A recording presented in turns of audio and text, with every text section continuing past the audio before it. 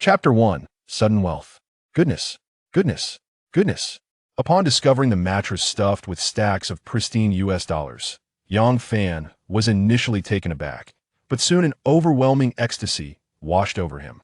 Just moments ago, having lost his job and been evicted from his apartment by his landlord, he had moved into a modest, inexpensive rental unit. It was so sparsely furnished that aside from a worn single bed, the room contained no other furniture. Fortunately, he still had some savings in his account. He could procure additional furniture once he secured employment. After a bit of self-soothing, he began to tidy the room, but when he attempted to shift the single bed, he noticed an unexpected weight. It was far heavier than he had anticipated. Lifting the mattress, he discerned that the weight emanated from beneath it. Upon inspecting the bottom of the mattress, he noticed stitches, and his curiosity compelled him to tear it open with some force. With a ripping sound, he was met with an astonishing sight. The mattress was filled to the brim with bundles of cash, the crisp bills exuding a faint scent of fresh ink. Could this be the essence of wealth? Elated, he began to count the fortune, and upon completion, he realized there was a total of 1 million US dollars. Having lived in Vladivostok for 3 years, Yang Fan converted the sum into rubles, the resulting figure nearly eliciting an audible gasp from him. 96.6 million rubles. For him, this amounted to an astronomical sum. At 26 years of age, Yang Fan hailed from the northeastern black soil of China, unmarried, with both parents alive and a younger sister currently attending university. His mother ran a small restaurant, while his father served as a martial arts coach. Influenced by his father, Yang Fan began practicing martial arts at the tender age of 5, mastering the 8 extremes fist. After a commendable performance in the college entrance examination, he secured admission to the Jilin Provincial Sports Academy due to his robust physical attributes and solid martial arts foundation. His journey to Vladivostok began 4 years prior, captivated by the intense promotional videos showcasing the rugged allure of the region.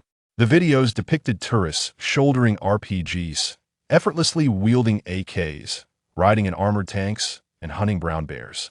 Each activity was something unattainable back home, igniting within him a desire to visit. His inaugural trip to Vladivostok allowed him to experience many of these thrilling ventures, further endearing him to the region's hunting lifestyle.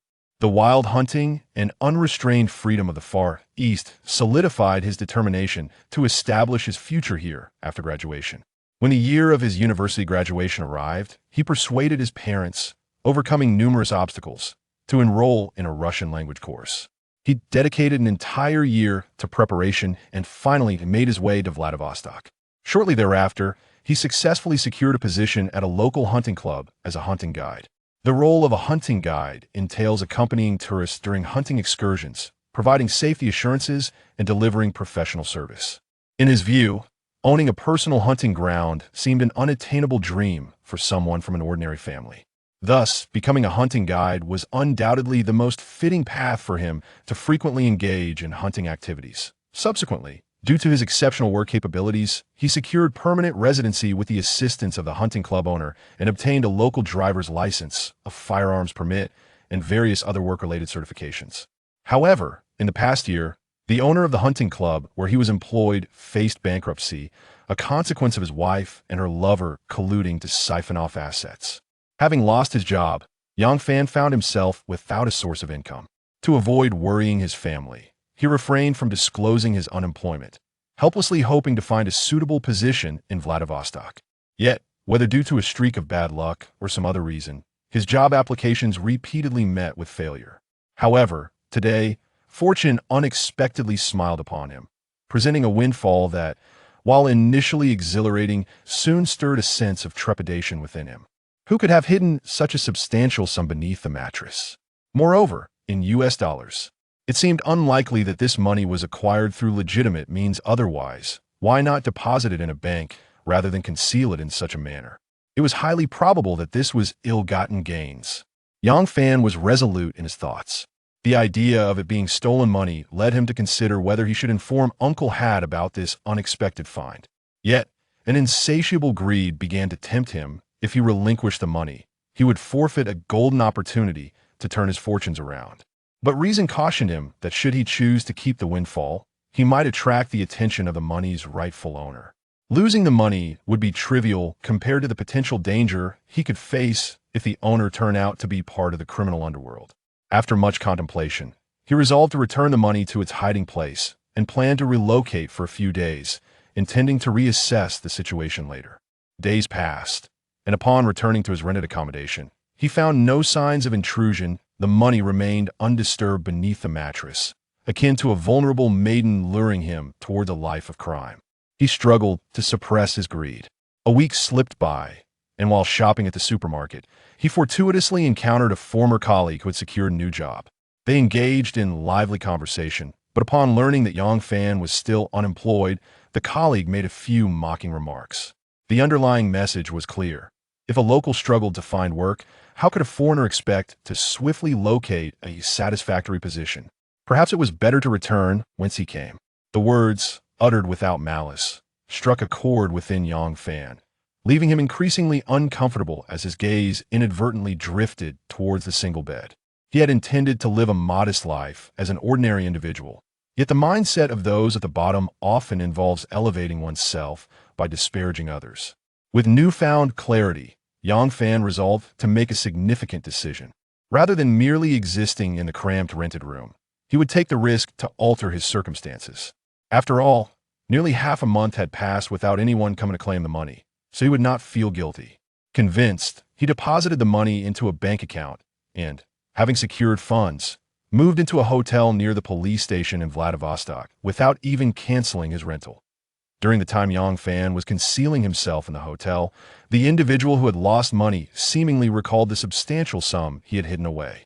Accompanied by accomplices, he arrived at the rental property, brandishing a firearm against the landlord's back to coerce him into opening the door, and subsequently commanded his subordinates to tear apart the mattress.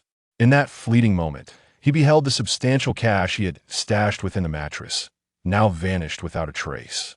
Enraged, he ordered his men to leave no stone unturned in locating the wretched thief who had pilfered his money. On the other hand, although Yang Fan had acquired wealth, he refrained from extravagance. Instead, he utilized his newfound capital to purchase a modest hunting ground he had frequented on several occasions, conveniently located near the city of Vladivostok. His initial intention was to employ skilled hunters and enlist several outdoor female streamers from his homeland to promote the venture, allowing him to settle down and manage the hunting grounds in peace. However, an unexpected turn of events soon unfolded. Due to the latest local governmental policies, the hunting ground he had barely occupied for a month was suddenly designated as a key development area. The compensation offered by the authorities surpassed the original price by several multiples. After settling various taxes, Yang Fan's initial investment of $1 million skyrocketed to $15 million. This windfall catapulted him into the ranks of a true billionaire. Upon learning this news, the former owner of the hunting ground was so incensed that he was admitted to the hospital. With this newfound fortune, Yang Fan contemplated acquiring a larger hunting ground. However, before proceeding, he realized he needed an assistant, for managing a large hunting ground was not a task he could shoulder alone. As he pondered where to find someone knowledgeable about the hunting industry and trustworthy, a particular individual sprang to mind, someone who had offered him considerable assistance in the past. Chapter 2. Happy New Year! January 1st holds profound significance for the fighting spirit of the Russian people. Not only does it mark the Gregorian New Year, but it also precedes another important holiday, the Orthodox Christmas on January 7th. On this special day, the streets are adorned with colorful lights and Christmas trees, while Vladivostok's alleys resonate with laughter and festive cheer. Yet, at this moment, beneath an old red brick building in the suburbs, a weary-looking man sat quietly on a bench, clutching a bottle of vodka. He appeared to have lost his soul, gulping down the alcohol as if to numb his spirit.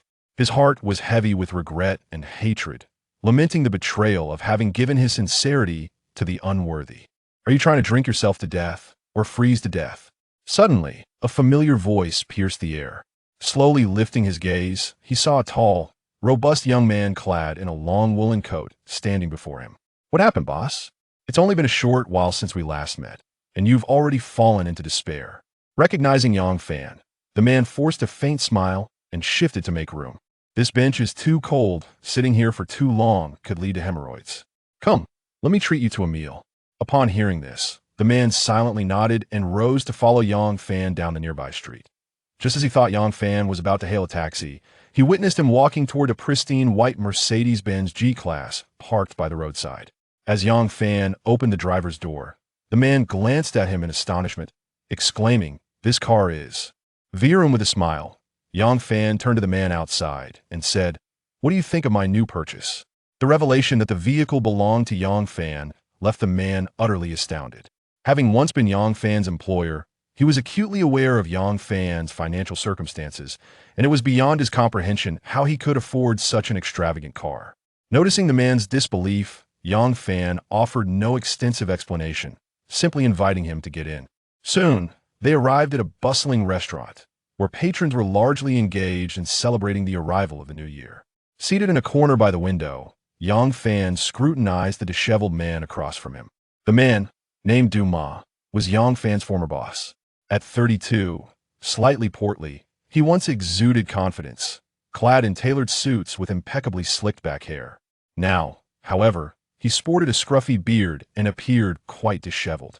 3 years prior, when Yang Fan had just arrived in Vladivostok and was seeking employment, he fortuitously encountered Dumas, who was then at the nascent stage of his career.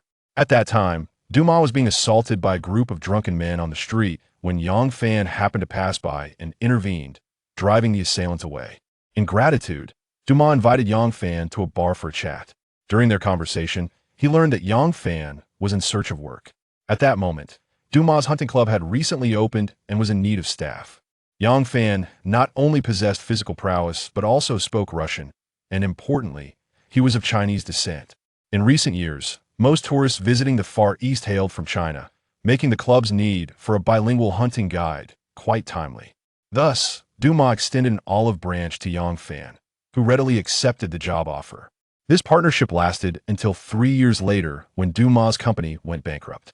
"You mean to say you purchased the Grashov hunting ground?" Dumas looked at Yang Fan in disbelief, but soon his expression shifted to one of suspicion. "That can't be right. I just heard that the hunting ground was designated as a new development zone." As he spoke, a realization dawned on him, and his face reflected shock. Could it be that the authorities only reclassified it after you acquired it? Yang Fan smiled silently, implying agreement. With confirmation, Dumas excitedly inquired about how Yang Fan had secured the funds to buy the hunting ground. Although he trusted Dumas to an extent, Yang Fan was no fool. Discussing a $1 million transaction with anyone was unwise. He fabricated a story, claiming that a wealthy relative in his homeland had lent him the money. Dumas, of course, was skeptical. If Yang Fan truly had such a generous relative, he wondered why he would be working abroad as a mere hunting guide. However, he chose not to press further, recognizing that everyone harbors their own secrets. "Boss, how have you been lately?" Yang Fan shifted the topic. Dumas managed a wry smile as he recounted the chaos that had unfolded since his bankruptcy. Yang Fan let out a sigh, abandoning any pretense and addressing the matter directly. "Boss, if an opportunity were to present itself before you, would you not wish to make a comeback?" "Ha, are you jesting? If such an opportunity existed, who would decline it?" Before the words had fully escaped his lips, Dumas quickly grasped the implication, lifting his gaze to Yang Fan with disbelief. "Are you suggesting that you are willing to assist me?" Yang Fan met his gaze with a silent smile and slowly replied, "Boss, you are an astute individual and a remarkably talented person. Given our camaraderie, I am inclined to offer you this chance." "Hey, race the thing. I intend to." He proceeded to share his vision of establishing a grand hunting ground with Dumas. Dumas listened intently, his hands trembling with excitement. He attempted to take a sip of wine to calm his nerves, only to find himself unable to lift even a small glass. Once his emotions settled, Yang Fan retracted his smile, adopting a serious demeanor. "The opportunity lies before you, but whether you can seize it depends on your future performance. I understand. From now on, you will be my boss, and I shall be your most loyal subordinate. I will strive to assist you in creating the largest hunting ground in the Far East. I have faith in your abilities." Yang Fan raised his glass. "However, I do not seek your assistance for myself, but for us." "We?" Dumas paused, contemplating the weight of Yang Fan's words. Moments later, a smile crept onto his lips. "Indeed, it is us." Yang Fan smiled as he lifted his glass. "Today marks the new year, So let us toast to the two of us who cannot return home. Happy New Year! I believe that when the clock strikes midnight, tomorrow will herald the beginning of a new chapter in our lives. The added embellishment could never compare to the timely aid in times of need. Yang Fan's appearance was like a beacon of light in the darkness, bringing hope and clarity to Duma. In that moment, Duma felt as if he had returned to his entrepreneurial beginnings. He silently vowed to wholeheartedly support Yang Fan in establishing the hunting ground. With tears of joy mingling with his laughter, he clinked glasses with Yang Fan. Happy New Year!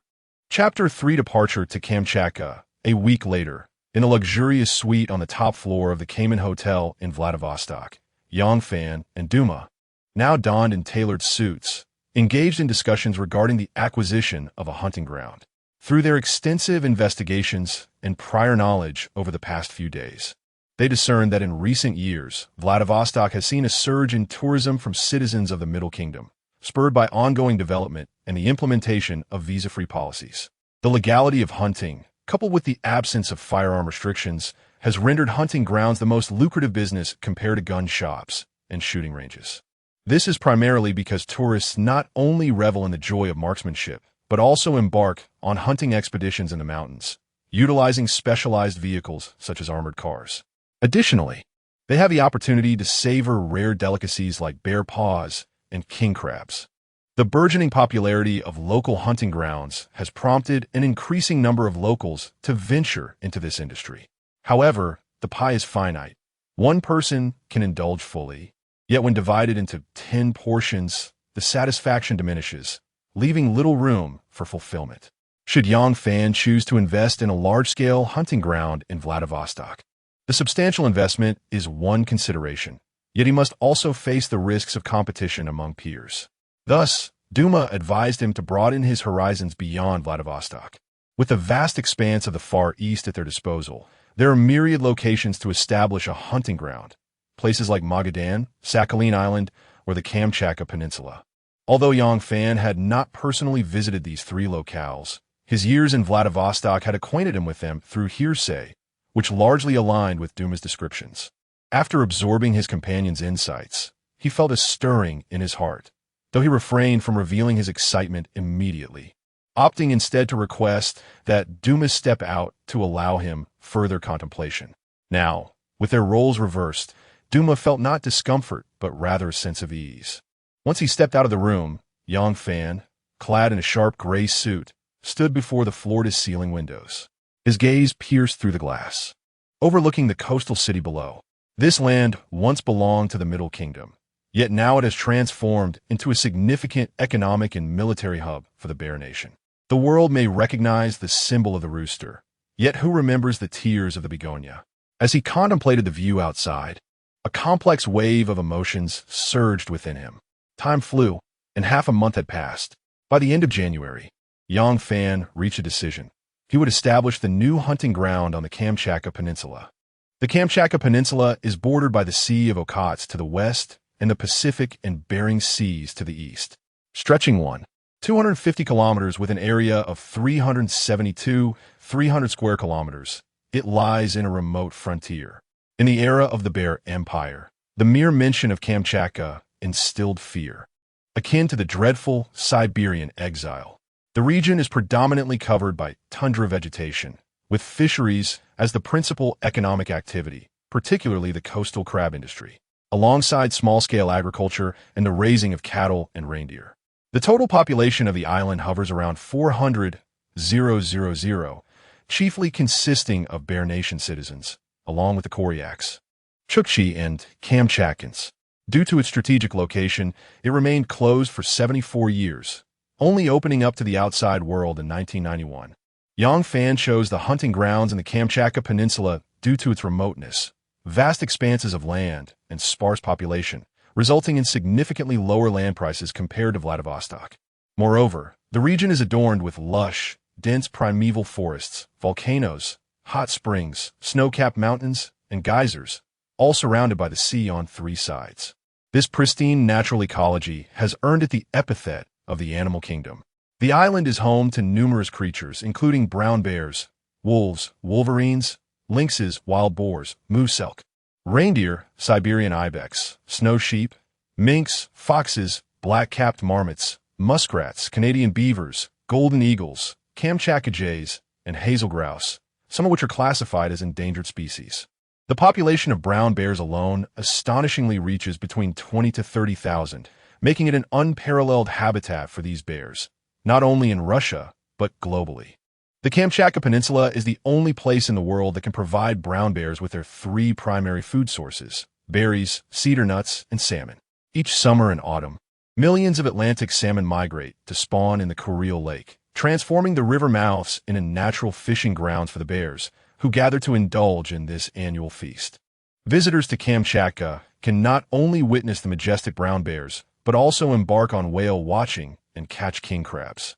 However, due to its remote location and sparse population, the cities in Kamchatka remain underdeveloped, significantly lagging behind Vladivostok. Establishing a hunting ground there not only allows for considerable savings in land acquisition, but also entails lesser competition. With 3 years of experience in the hunting industry, the duo believes that with adequate promotion and proper arrangements, an influx of tourists is certain. Over the past fortnight, Duma has already secured several promising forested areas for him in Kamchatka, and, a week ago, had shipped his Mercedes G-Class to the peninsula via cargo ship. On this day, the two of them were all set to embark, boarding a small passenger plane bound for Kamchatka. The quality of Bear Country Airlines speaks for itself. Mom, rest assured, I'm not up to any mischief. The $200,000 I sent you is all my hard-earned money. No worries, I have more here. Let me tell you, your son is thriving now and is preparing to open his own hunting ground. Once the hunting ground is ready, I'll have Yang Chi bring you and Dad over during her vacation, so my father can experience the thrill of hunting in the mountains. Huh. Given my father's skills and temper, I reckon even the brown bears would be frightened of him. All right, I understand. I'll talk to you later. The plane is about to take off. After concluding the call with his mother in the northeast, Yang Fan exhaled deeply. As the roar of the engine filled the air, the plane began to taxi slowly, gaining speed and altitude, piercing through the clouds and entering a sea of mist. After 3 hours of flight, navigating through layers of fog, the aircraft finally arrived over the magnificent and mysterious Kamchatka Peninsula. Outside the window, the deep blue sea transformed into majestic, desolate mountains, their snow-covered silhouettes starkly outlined against the azure sky. Some peaks are sharp and steep, while others are more gently undulating and rounded, resembling a magnificent white dragon winding majestically across the earth. Occasionally, one might behold an active volcano belching forth thick plumes of smoke, akin to the furious eye of the earth, expressing the fervor of this land to the skies above. The Kamchatka Peninsula is home to 29 active volcanoes and nearly 300 extinct ones. To the locals, volcanic eruptions are as commonplace as eating and drinking, hardly meriting any astonishment. Chapter 4. An inspection of the hunting grounds. The wind, unrestrained and free, swept in from the distant horizon, echoing between snow-capped mountains and volcanoes, roiling in the crashing waves, as if to remind all that each fleeting moment here is both ephemeral and precious. Duma informed him that the complex geological structure of the Kamchatka Peninsula encompassed several distinct landforms, and combined with volcanic activity and the influence of the nearby ocean, this region had developed a unique climate, markedly different from other areas of Bear Country. Each season held its own marvels. In winter, the frigid northern part of the peninsula could plunge to a bone-chilling -50 degrees, while the southern section experienced milder temperatures, rarely dropping below -20. In summer, the mercury could soar to nearly 30 degrees above zero. As the small aircraft approached the southeastern tip of the Kamchatka Peninsula, Yangfan finally caught sight of a city, a brilliant gem nestled within this icy realm. This was the capital of the Kamchatka Peninsula, Petropavlovsk, the largest city in the peninsula and the fourth largest in the far east, boasting a population of approximately 200,000. From a lofty vantage point, one would find the city devoid of towering skyscrapers, its scale reminiscent of a quaint town back home, built upon a hill and encircled by volcanoes. Each of these volcanic giants dwarfed even the majestic Mount Fuji. Due to the inconvenience of transportation to the outside world, access was limited to air or sea, rendering it the second largest city in the world, after Iquitos in Peru, unreachable by road. The plane descended at a modest airport. Although Yang Fan had never visited Foshan Airport in his homeland, he sensed that Kamchatka's airport could rival it. Stepping outside, the biting cold wind struck him like a blade. Upon exiting the airport, a striking sculpture of a fighter jet greeted him, with a tank visible nearby. The aged architecture of the surrounding urban area imparted to Yang Fan the impression of having stumbled into a city recently liberated from the ravages of war. Just as he raised his phone to capture the moment, Duma remarked, "I've already been in contact with Alexei from the agency. He should be waiting for us outside the airport." Yang Fan put away his phone, "I understand. But haven't you arranged for a vehicle to take us to the hotel?" It was now 9 in the morning, and it seemed they would have to postpone their inspection of the forested areas until the following day. Duma chuckled, "There's no need to wait until tomorrow. The weather appears favorable today. We should be able to cover everything in a day." Yang Fan expressed disbelief. "How is that possible? It's winter, and the roads into the forests are treacherous. If we drive in without mishap, I estimate it would take at least a week." Noticing his skepticism, Duma merely smiled enigmatically, offering no further explanation, stating that he would soon find out. It was not until they reached the parking lot outside the airport and encountered the young land broker named Alexei that Yang Fan finally comprehended Duma's assertion that one day would suffice for their exploration of all the forested regions. To facilitate the deal with Yang Fan, the agency had, in fact, rented a helicopter. The helicopter, a Mi-8 civilian model manufactured for the Bear Country, was a novel experience for Yang Fan. Its grand exterior and spacious interior, accommodating around 10 passengers, were striking, though the aging aircraft did bear some signs of wear and simplicity within. Nevertheless, this venture filled Yang Fan with excitement. Flying in a helicopter to conduct inspections certainly exuded a sense of grandeur akin to that of a prominent executive. Observing his curious expressions as he gazed around, Alexei smiled and explained that helicopters are a notable feature within the local hunting community, given the challenging transportation conditions. With much of the island covered in pristine forests and remote wildlife residing in high-altitude regions, conventional land vehicles often struggle to access these areas. Thus, the idea of hunting via helicopter emerged. This was an experience Yang Fan had never encountered during his time as a hunting guide in Vladivostok. As the helicopter's propellers began to rotate gently, stirring up a whirlwind on the ground, the Mi-8 ascended gracefully into the sky. Throughout the afternoon, the helicopter carried Yang Fan over several forested areas, offering him a panoramic view from above, allowing him to appreciate the full expanse of the landscape. During the final leg of their aerial tour, Alexei, seated inside the helicopter, informed him that the forested area below was approximately 105,000 acres available for sale. This forest was adjacent to Cuisine Lake and less than 30 kilometers from the coastline, backed by a volcano. In addition to the vast stretches of woodland, the vicinity also boasted tundra, abundant geysers, and natural hot springs, showcasing breathtaking scenery.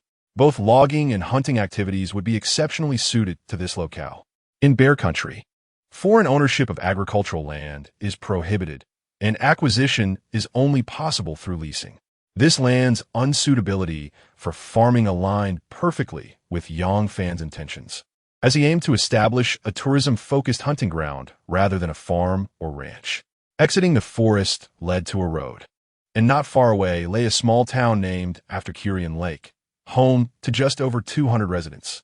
This location was more than 200 kilometers from Petropavlovsk. Yang Fan took the binoculars from Alexei and peered downward.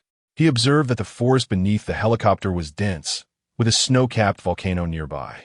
From this height, he could distinctly see the thick steam rising from the geysers atop the volcano. Geysers are intermittent hot springs that typically form in volcanic regions. The intense heat from the lava raises the temperature of surrounding groundwater, converting it into steam. When this steam encounters fissures in the rock layer, it rises along the cracks. And once the temperature drops below the boiling point, it condenses into superheated water, erupting at intervals to form a geyser. Alexei pointed towards Cuisine Lake. Every year, from July to August, Tens of thousands of salmon swim upstream to spawn in the lake, enough to clog the river. So many? Yang Fan exclaimed in astonishment. Following his gaze, there, the renowned Kurian Lake revealed a stunning sapphire blue hue during winter, resembling a colossal gemstone embedded in the earth, shimmering with a dreamlike brilliance under the sunlight. On the fringes of the lake, vast expanses of tundra flora abound. Alexei remarked that during the warm season, the diminutive plants, such as moss and low shrubs, would be adorned in hues of red, orange, and yellow. Interspersed among them are meandering rivers, babbling brooks, and marshes, creating a striking contrast with the desolate snow-capped mountains. Under the radiant sun, the scene resembles a breathtaking oil painting. At the southern edge of the forest, beneath a canopy of blue skies and white clouds, lies the deep blue sea, its waves cascading in layers upon the shore, eroding the ebony beach. The sands here are as black as ink, a unique feature attributed to the multitude of volcanoes in the region. Long ago, following volcanic eruptions, the cooled lava was fragmented by the sea into countless grains of black sand, thus giving rise to the extraordinary black beach.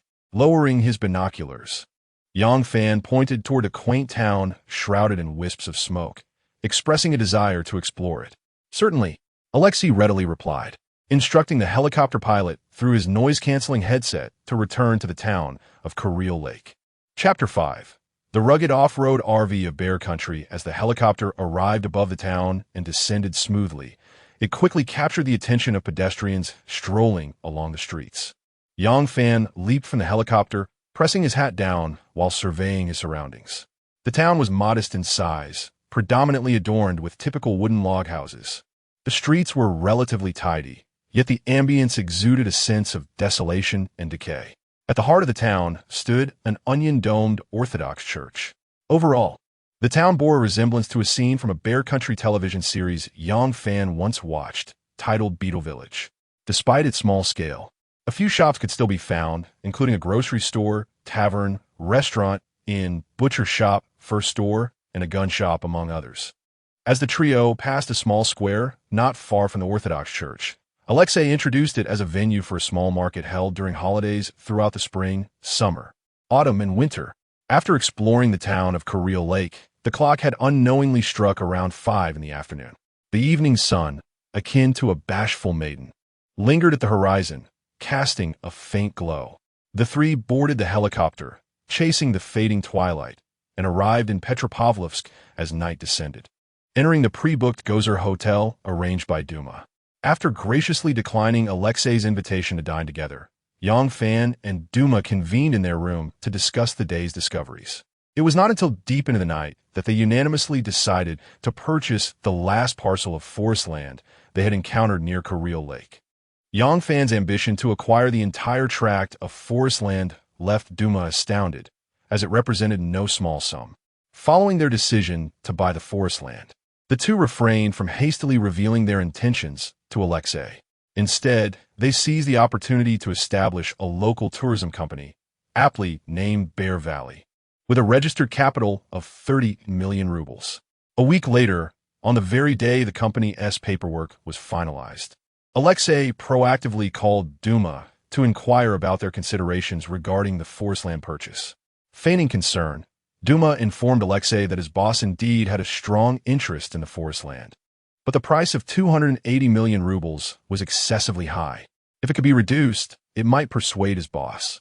Alexei, aware of Duma's intent to negotiate, clarified that he was merely an intermediary and lacked the authority to dictate the sale price. However, he could facilitate a meeting between the parties for further discussion. Duma consented, and after hanging up, he relayed this information to Yang Fan, who was seated before his laptop. Yang Fan nodded in acknowledgement and beckoned Duma over. Puzzled, Duma approached him, only to see Yang Fan pointing at a photograph of an RV on the screen. "I just spotted this RV for sale at a local dealership. What do you think?" "The Kamaz off-road RV?" Duma expressed a look of confusion. "I know this brand. It's a well-established local name. But why the sudden interest in purchasing an RV? I plan to enter the forest and live there once we acquire that tract of land." "What?" As dusk fell in the hotel restaurant, two impeccably dressed individuals met the seller at the introduction of Alexei. The seller, a grizzled man with a golden beard, was named Ruslan Alak and bore a rather intimidating demeanor. Upon their meeting, after a formal introduction devoid of idle chatter, they swiftly delved into the matter at hand. Initially, the old man, Ruslan Alak, was unyielding. However, Dumai, seasoned from years of navigating the marketplace, remained unfazed and began to argue in favor of the remote location of Kamchatka, emphasizing that the land in the Far East was traditionally undervalued. With Alexei, the eager land broker, lending his support, it seemed a formidable duo. Goodness, with such eloquence. You two should consider a career in stand-up comedy. Ultimately, under their combined persuasion, the old man reluctantly conceded, agreeing to sell 105,000 acres of land to Yang Fan at a price of 500 rubles per acre. After both parties signed the land transfer contract and paid the deposit, all handover procedures were completed within a matter of days. The total expenditure for Yang Fan amounted to 260 million rubles, securing permanent ownership of the land near Lake Kuriel under the name of his newly established travel company.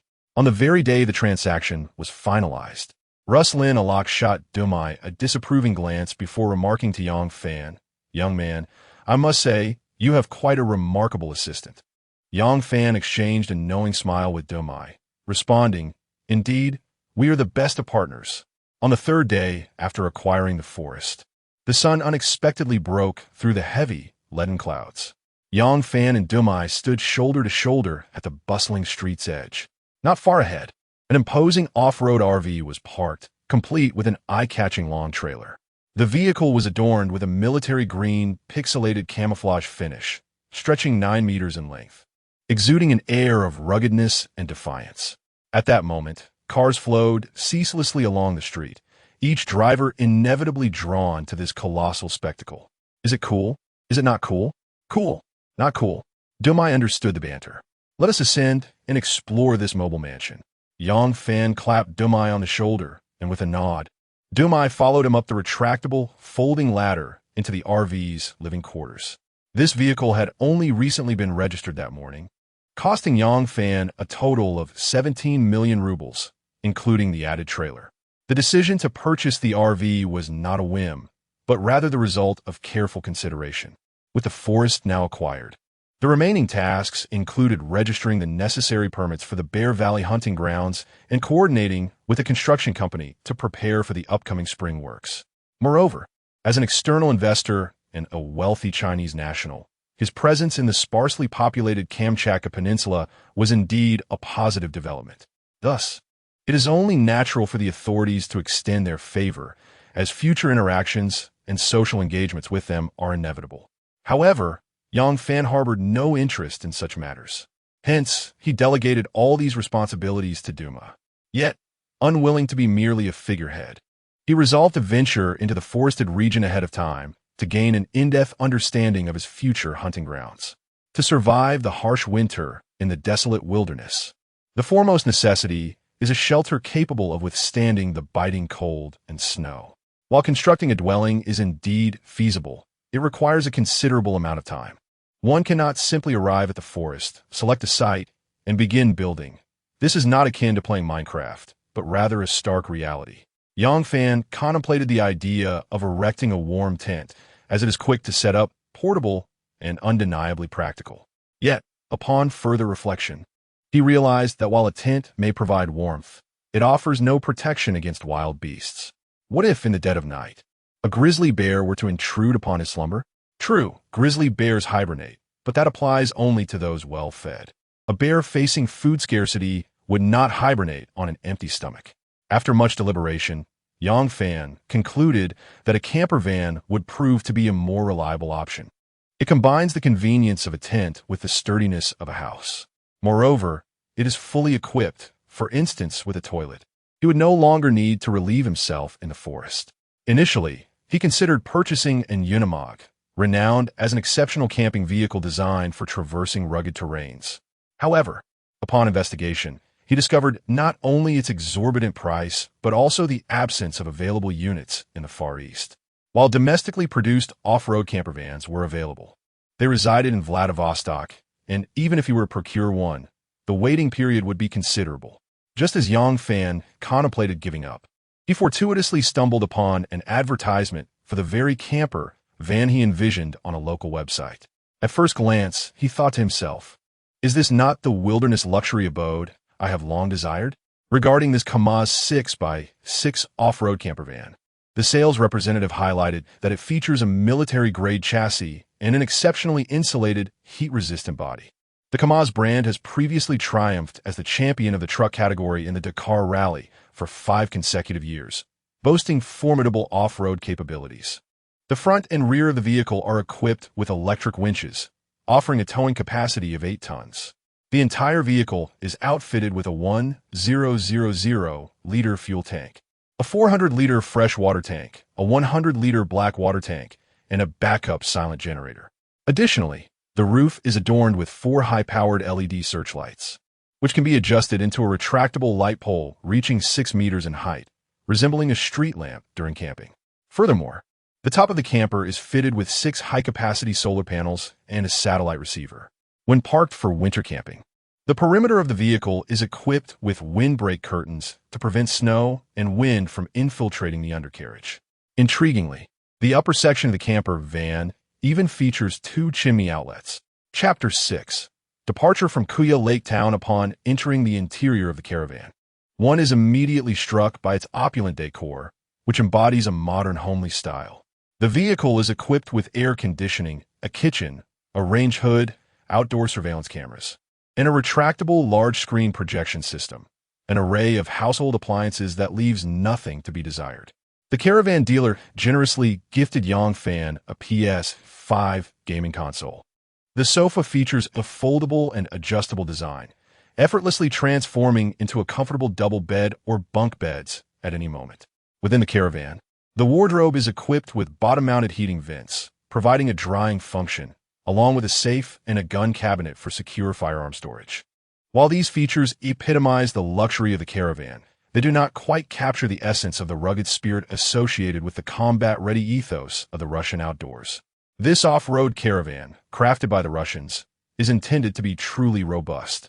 What astounds Yang Fan the most is the presence of a small fireplace adjacent to the entrance, a genuine fireplace that requires firewood, not merely a decorative piece. One can only wonder whose brilliant idea it was to incorporate a fireplace into a caravan. Nevertheless, this feature proves advantageous during winter camping. It can conserve electrical power for the vehicle. If the fireplace fails to convey the hardcore essence of the combat-ready spirit, how about adding a sauna? Indeed, this caravan, in addition to its independent bathroom, boasts a sauna that can accommodate 2 to 3 individuals. After a refreshing shower, the owner can indulge in the classic Russian sauna experience. The hallmark of the Russian sauna is its contrasting extremes of heat and cold. The designer of the caravan evidently took into account the local lifestyle needs, as he incorporated a back door leading to the outdoors in the independent bathroom, complete with a retractable small platform at the bottom. This platform serves a unique purpose during winter camping. After enjoying the sauna, one can step onto the platform and leap into a snowbank or an icy lake, a truly audacious feature that embodies the spirit of the combat ready. Adjacent to the independent bathroom is the master bedroom, furnished with a 1.5-meter wide double bed and a flat-screen television. The rear of the caravan is equipped with ample large storage cabinets and a small freezer, designed for the convenience of storing game meat during outdoor hunting excursions. Next to the substantial spare tire, a ladder leads to the roof. The front compartment, including the foldable bunk beds, can accommodate 6 to 7 guests simultaneously. The rear trailer, which Yang Fan opted to enhance with additional features, mirrors the front caravan's kitchen, bathroom, and heating and power systems. Inside, both sides of the trailer are fitted with foldable bunk beds for 4 occupants. The central area is devoid of seating, allowing ample space to store a snowmobile or ATV, accessible via an external hydraulic lift platform at the back, effectively creating a mobile mini garage. Yang Fan and Duma are seated in the L-shaped sofa nook. Duma surveys the surroundings, nodding in satisfaction. Given the performance and configuration of this caravan, I need not worry too much once you reach the forested area. Yang Fan chuckles. Why would a big man like you worry about me? I have no interest in you. You are now quite the significant figure. I must hold on tightly, haha. After sharing a light-hearted joke, the conversation between the two shifted back to the motorhome. Yang Fan turned his head to gaze out the window and said earnestly, "The purpose of purchasing this motorhome extends beyond mere personal enjoyment. I have other intentions." "What intentions?" Duma inquired curiously. "Once the hunting ground is established, I plan to offer this motorhome to tourists, allowing them to traverse the forest for hunting, preferably accompanied by a few charming ladies." "Ah, it sounds like you're creating a lively atmosphere," Duma remarked. "Indeed, we not only need to assemble an ambience crew, but also equip the motorhome with a DJ, a driver, and a chef, akin to the affluent individuals who charter yachts for ocean excursions." After hearing Yang Fan's vision, Duma chuckled. "If we proceed as you suggest, we'll have to raise the prices accordingly." He then glanced at his watch. It was already 10 o'clock in the morning. "You should be on your way soon. If you delay, it might be dark by the time you reach the hunting area." "Yes, I'll first head to the supermarket to procure some food and supplies, and then we shall set off. I'll accompany you." "Great." Entering the motorhome's cockpit, the dashboard exuded a distinctly rugged aesthetic, strikingly minimalist yet fully equipped. In addition to the electronic rearview mirror, the interior featured surveillance for the living quarters, all viewable on a display roughly the size of a tablet. The shock-absorbing seats were quite comfortable, though the steering wheel felt somewhat oversized, reminiscent of trucks. It appears to be a truck," he mused. Starting the engine, shifting gears, and pressing the accelerator, the motorhome began to move slowly forward, while Duma's white Mercedes G-Class overtook from behind, leading the way. Soon, the two vehicles arrived at a large shopping center in the area. In Petropavlovsk, numerous shopping centers abound, some owned by compatriots from Huaxia. However, Yang Fan had recently learned that very few of his fellow countrymen reside here. Given their deep venture into the hunting grounds, where an abundance of wildlife resides, he chose not to purchase excessive meat, primarily focusing on fruits and vegetables. Yet, considering the remoteness of Kamchatka, the prices of living essentials were somewhat higher than those in Vladivostok, with fewer varieties available, many of which were imported by air. During the summer, prices for fruits and vegetables were manageable, but in winter, they soared absurdly. A mangosteen could sell for over 130 rubles, papaya for 649 rubles, tomatoes for 200 rubles, a small bunch of lettuce for 100 rubles, and scallions for 216 rubles. Those who relish dried tofu wrapped in scallions might find themselves giving it up entirely in Kamchatka. In comparison, meat prices were considerably more reasonable.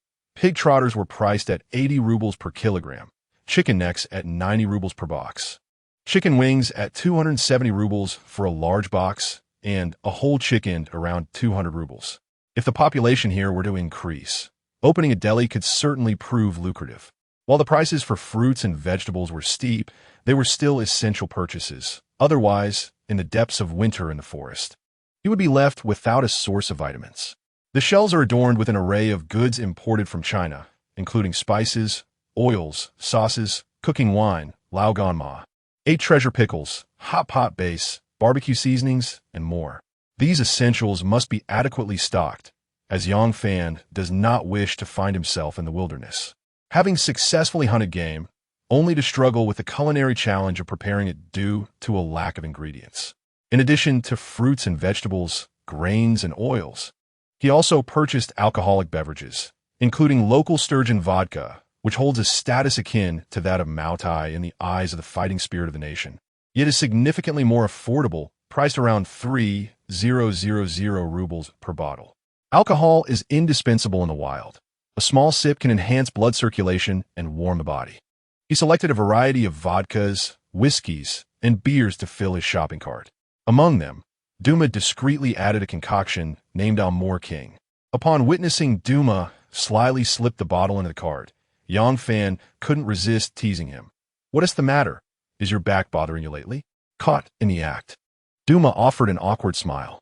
This particular beverage belongs to a category of health drinks from the Russian realm, crafted from 43 different herbal ingredients, and many spirited women of the nation often keep a bottle at home for their husbands. After thoroughly raiding the supermarket, Yang Fan ascended to the outdoor supply store above. procuring numerous pieces of gear that might prove useful in the wilderness. Additionally, he expended 695,000 rubles to acquire a domestically produced Foraging 550cc snowmobile. The engine cover boasts a distinctive deep cherry color, while the body is clad in black, presenting a substantial size that aligns with his aesthetic preferences. The purchase also included a hand axe inscribed with the Foraging Company logo. As he meticulously organized all the supplies into the storage compartments of the RV and declared, "All set," Duma, puzzled, inquired, "Aren't you forgetting to buy a shotgun? I noticed there's a gun shop near Sakhalin Lake. It wouldn't hurt to purchase it there." "All right then." Duma shrugged and extended his hand. "I wish you a safe journey." Chapter 7. The town gun shop. The off-road vehicle sped along the highway, flanked by snow-covered landscapes, where the hillsides were blanketed in white and the shrubs lining the road were concealed beneath a thick layer of snow. As noon approached, Yang Fan arrived at the quaint town of Lake Kareel. The gun shop was situated directly across from the police station, housed in a quintessential log cabin, its sign adorned with the image of a Kamchatka brown bear, beneath which lay the shop's name. As Yang Fan leapt from the vehicle, a customer emerged from the shop, a long fabric bag slung over their shoulder, and one could easily surmise its contents. Upon noticing Yang Fan, who had just disembarked from the off-road vehicle, the customer displayed a look of surprise. Such vehicles were a rare sight in Lake Kareel, suggesting that Yang Fan was likely a wealthy visitor from the city. "Jingle, welcome." Nevsky, an employee at the gun shop, was busy assembling and adjusting a hunting rifle for a customer. Upon hearing the bell above the door chime, he looked up to greet the newcomer, only to pause slightly upon seeing Yang Fan. Although initially taken aback by the presence of a foreigner in town, Nevsky quickly regained his composure and cheerfully asked, "Hey there, mate. How can I assist you?" Approaching the counter, Yang Fan surveyed his surroundings. The gun shop spanned approximately 200 square meters, with walls and shelves lined with an array of firearms. In addition to rifles and handguns, the shop offered compound bows, hunting knives, binoculars, PCP air guns, and various outdoor equipment. Even formidable weapons such as RPG rocket launchers and F-1 defensive grenades were conspicuously displayed with price tags. Surprisingly affordable, the grenades were priced at just over 600 rubles, equivalent to about 50 yuan, while the RPGs were listed at around 13,000 rubles. Although they appeared intimidating, the grenades and RPGs available here were all fitted with reduced propellant, akin to training rounds used in exercises, lacking the lethality of live ammunition, making them suitable for use in relatively safe environments. The price of an AK-47 was merely 65,000 rubles, a figure less than that of a designer handbag. The cost of ammunition varied by caliber. For instance, the 7.62 39mm intermediate cartridges used by the AK-47 were priced at less than 30 rubles each. Despite the low prices, Yang Fan, having once been a hunting guide, understood that for tourists visiting the shooting range, the cost per round would not be so economical. After all, tourists lacked the necessary firearms permits. Overall, the prices of firearms in the shop, including handguns, were relatively modest. Although the Bear Country prohibited ordinary citizens from possessing handguns, certain specific groups and departments were still permitted to own them legally. Consequently, handguns were available for sale in this establishment. In a corner, Yang Fan also caught sight of a Maxim machine gun, priced at approximately 150,000 rubles. "Please bring me a Leisure 2, a Winchester M70 sniper rifle, and a Remington M870, along with birdshot, buckshot, and slugs," Yang Fan stated, reciting the desired firearms with ease. Nevsky was momentarily taken aback, but quickly smiled and replied, "Hey buddy, we have all that you seek in our shop, but do you possess a gun license? If not, I can only provide you with a Leisure 2. The Leisure 2 is a type of PCP air rifle, originating from Russia. It is a stylish, elegantly designed, semi-automatic PCP airgun that can accommodate 8 steel BBs and allows for continuous firing. Equipped with a built-in offset silencer, it is convenient to carry. It boasts high precision and formidable power, enabling accurate shots at considerable distances, making it suitable for hunting various small to medium-sized animals, such as rabbits and foxes. Its compact and portable nature has earned it the nickname Forest Sprite within the PCP community, and it is Yang Fan's preferred model. In Russia, a citizen with a standard gun license is permitted to own only 5 shotguns. However, due to a series of legal regulations, PCP air rifles have been classified as non-restricted firearms. This means that one can purchase and possess such PCP air rifles without a gun license. And there are no limits on the quantity. Yang Fan, aware that the other party might assume he was a foreigner without a gun license, calmly retrieved his gun license and placed it on the counter. After a thorough inspection, the clerk confirmed his identity, shrugged, and turned to fetch all the firearms he had mentioned. However, while retrieving the ammunition from the counter, the clerk casually engaged Yang Fan in conversation. Are you planning to hunt here? If so, I suggest you stock up on some extra ammunition. Otherwise, once you run out, you'll have to venture into the city to buy more. What do you mean? There are gun shops in the town. Why would I need to go to the city? Upon hearing this, Nevsky, having seen off the last customer, opened up. It turned out that this gun shop was on the verge of closing down. The reason for the closure was reportedly due to the owner's elder relative passing away in Moscow, leaving him an inheritance that required him to relocate. The owner had intended to sell the shop, but despite offering a very low price, the townsfolk generally lacked the financial means to purchase it. Even those interested could not afford to take over the business. Thus, the owner planned to clear out all inventory and sell it to a city gun shop before shutting the doors for good. Yang Fan pondered for a moment, then said, "Could you help me get in touch with your boss?" Nevsky looked momentarily puzzled, but quickly realized, "Are you suggesting that you want to?" After waiting for approximately 10 minutes in the gun shop, the owner finally rushed in. The owner, a stout middle-aged man, greeted Yang Fan politely before discussing the matter of selling the gun shop. According to his introduction, the property of this shop is leased from the town mayor. Excluding the premises, the gun shop contains approximately 5 million rubles worth of inventory, with an anticipated monthly turnover of 440,000 rubles and a monthly profit of around 50,000 rubles. If Yang Fan is genuinely interested, he can acquire the establishment, along with its inventory, business license, and permits, for a sum of 6 million rubles. Upon hearing this price, Yang Fan realized that the seller was indeed eager to make a deal. He had already engaged in a brief conversation with the clerk, Nevsky, and garnered a preliminary understanding of the shop's circumstances. The information he received largely aligned with what the gun shop owner had conveyed. Having spent 3 years in the Far East and previously working at a hunting club, Yang Fan was well acquainted with the gun retail industry. Although the notion of a gun shop may seem prestigious, it is, in essence, akin to any ordinary store, merely offering more niche products. As for the alleged monthly profit of 50,000 rubles, it seemed plausible. A gun shop situated in a small town, devoid of an indoor shooting range and lacking tourist footfall, with a total population of merely over 200, primarily composed of local hunters. Achieving a break-even point would be quite commendable. Once the gun shop owner concluded his introduction, Yang Fan informed him that he needed to make a phone call and would provide a response upon his return. Outside the gun shop, Yang Fan stood in the cold wind as he contacted Duma. He briefly outlined his situation, and upon learning of Yang Fan's intention to purchase the gun shop, Duma initially expressed surprise. However, once he realized that Yang Fan was serious, he pondered for a moment before responding thoughtfully. The price is quite reasonable. Acquiring it would not be a loss, especially since we will need to procure firearms for our future hunting grounds. And sourcing from the gun shop could save us substantial costs. Seeing Duma's approval of his acquisition plan, Yang Fan smiled, but then furrowed his brow. What about the supply channels in the future? From what I just learned, the gun shop owner primarily sources inventory from a shop in Petropavlovsk.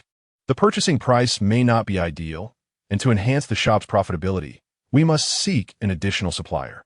Duma chuckled. Did you not mention that the shop has over 5 million rubles of inventory? We can sell that for now. During our time managing the hunting club, I had dealings with several firearm suppliers. I will reach out to them and request a quotation. The reason Yang Fan called Duma was precisely for this reason. Now that Duma willingly offered to leverage his previous connections, Yang Fan felt a sense of relief and smiled. In that case, I shall go in and discuss the acquisition further with him. Chapter 8. Acquiring the gun shop.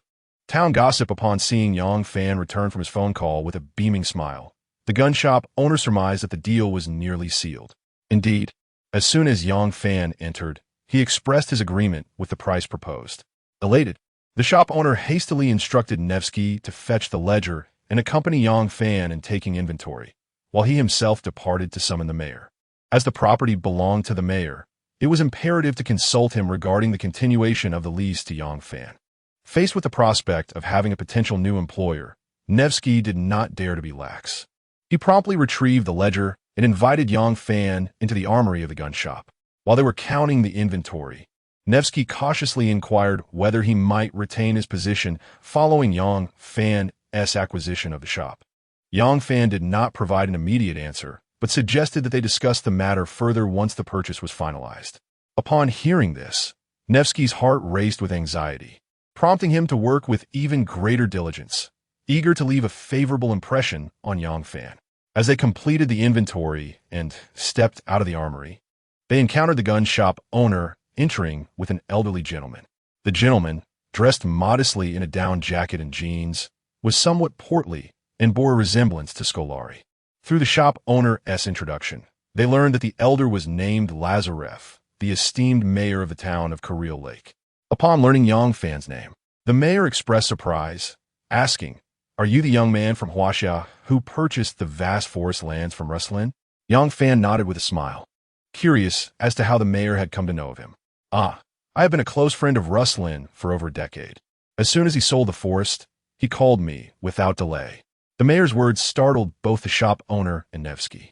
The forest in question spanned over 100,000 acres, and acquiring it would undoubtedly require several hundred million.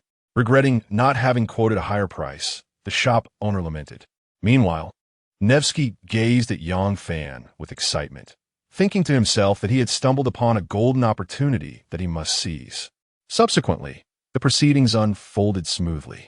The landlord, Lazarev, showed no inclination to reclaim the property. With the real estate matter settled, the shop owner produced the prepared transfer contract for the gun shop. The document was meticulously detailed, and after reviewing it, Yang Fan signed with a flourish before retrieving cash from his RV. Considering the absence of banks and convenient payment methods in the small town, he had prudently withdrawn a substantial amount of cash, approximately 1 million Huaxia yuan, prior to his arrival, securing it in the RV's safe. While the transfer contract was signed, the shop's licenses and permits would still require modification. To simplify matters, Yang Fan drafted a power of attorney, entrusting all these administrative details to Duma. Recently, the owner of the gun shop needed to make a trip to Petropavlovsk, and it was arranged for him to contact Duma directly, thus avoiding the necessity for Yang Fan's involvement. The two could complete the necessary formalities independently. Having finally transferred ownership of the gun shop, the proprietor felt an overwhelming sense of relief and eagerly suggested to Yang Fan that they celebrate with a couple of drinks at the tavern. However, as Yang Fan was preoccupied with his journey to the forested area, he politely declined the invitation from someone he barely knew. The gun shop owner did not press the matter further. After casting a final glance at the shop, he waved goodbye as the three exited the premises. Once he departed, Mayor Lazarev patted Yang Fan on the shoulder with a smile. "Young man, you have acquired that expanse of forest and the only gun shop in our town. Henceforth, you will be a part of our community here in Cuisine Lake. On behalf of the town, I extend a warm welcome to you." "Thank you, Mr. Mayor." After exchanging pleasantries, Mayor Lazarev took out his mobile phone and they exchanged numbers, with him adding Yang Fan as a friend on VK. VK in Russia serves a purpose akin to WeChat in China, allowing users to not only chat, but also share updates, images, and videos. Having added Yang Fan as a friend, Mayor Lazarev looked down at his phone while saying, "I will add you to the town's group chat. Should you have any questions or require assistance, the residents of the town will be more than willing to help." As he spoke, he included Yang Fan in the group chat. Suddenly, the addition of a new member sparked surprise among the townsfolk engrossed in their phones, prompting a flurry of inquiries about the identity of the newcomer. Mayor Lazarev brought his phone closer to his mouth. "Everyone, allow me to introduce you to our newest member, who has just joined our town. He is the one who purchased the Ruslan forest area and will be living here, so I hope you all extend your support." After concluding his introduction, he gestured toward Yang Fan. encouraging him to present himself to the group. Although feeling somewhat awkward, Yang Fan picked up his phone and typed a brief introduction in the chat box. Upon learning that he was indeed the mysterious buyer of the vast forest near Kyuhei Lake, the townspeople were taken aback, and their curiosity piqued even further upon discovering that he hailed from China. "Young man, I am the owner of the Czech Tavern. Do you enjoy vodka? My wife brews a superb 70-proof vodka that I am sure you will love." "Hey, Valerie, that is a bit much. The man has just arrived, and you're already promoting your homemade vodka," interjected another. "Hi, Yang, may I call you that? I am Markov, and I run a fur shop. If you happen to hunt any wild game in that forest, I would be interested in any suitable pelts you might acquire. Greetings, I am Elena Satin, the owner of a restaurant. Like you, I am a foreigner from Georgia, and my restaurant serves authentic Georgian cuisine. You are more than welcome to come and taste. I am Novikov, the proprietor of the grocery store, and I am Ivanovich, the owner of the Ivanov hunting grounds. You can call me Ivan." Upon observing the myriad of advertisements flooding the group chat, Mayor Lazarev could not help but feel a twitch at the corner of his mouth. Awkwardly addressing Yang Fan, "They're all merchants from our small town, so." Yang Fan chuckled softly, reassuring him that it was of no concern, and sent an OK emoji in the group chat before temporarily setting his phone aside. Noticing that there was little left for him to attend to, Mayor Lazarev decided to take his leave. Once the shop was left with only himself and Yang Fan, Nevsky promptly brought forth a cup of hot tea. Presenting it to Yang Fan, "Boss, standing for so long must have made you thirsty." Yang Fan pondered the peculiar connection between standing for an extended period and thirst. Understanding Nevsky's implications, he assured him not to be overly anxious, as he had no intention of dismissing him. "Really, boss?" Nevsky inquired with palpable excitement. Yang Fan nodded affirmatively. He had never contemplated terminating Nevsky's employment, as there was simply no reason to do so. After all, Nevsky had not wronged him, and it seemed unnecessary to sever ties. Moreover, when he had recently entered the shop and mentioned purchasing a firearm, Nevsky had dutifully requested to see a gun permit before proceeding with the sale, evidencing his serious approach to his responsibilities. Indeed, he could not afford to be negligent. Firearms are perilous commodities, and failing to check permits before selling could lead to dire consequences for him. Additionally, as a newcomer to this place, with no acquaintances, dismissing Nevsky would necessitate the arduous task of hiring a replacement. "I must soon venture into the forested area. I will return when I can. While I am away, it is imperative that you diligently maintain the ledger and accounts. I shall review them at the end of the month, and should I discover any discrepancies, it will not merely be a matter of your dismissal. Understand?" In response to Yang Fan's admonition, Nevsky fervently nodded, affirming his commitment to diligent work. Yang Fan patted him on the shoulder and instructed him to create a new sign in the coming days, retaining the original design, but altering the shop's name to Bear Valley Gun Store.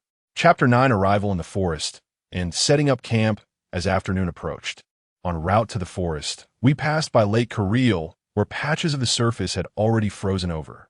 In the distance, the snow-capped mountains were blanketed in white, diligently storing snow throughout the winter, providing ample water supply for the rivers when spring thaw arrived. Departing the highway, the rugged RV came to a halt at the edge of a dense forest.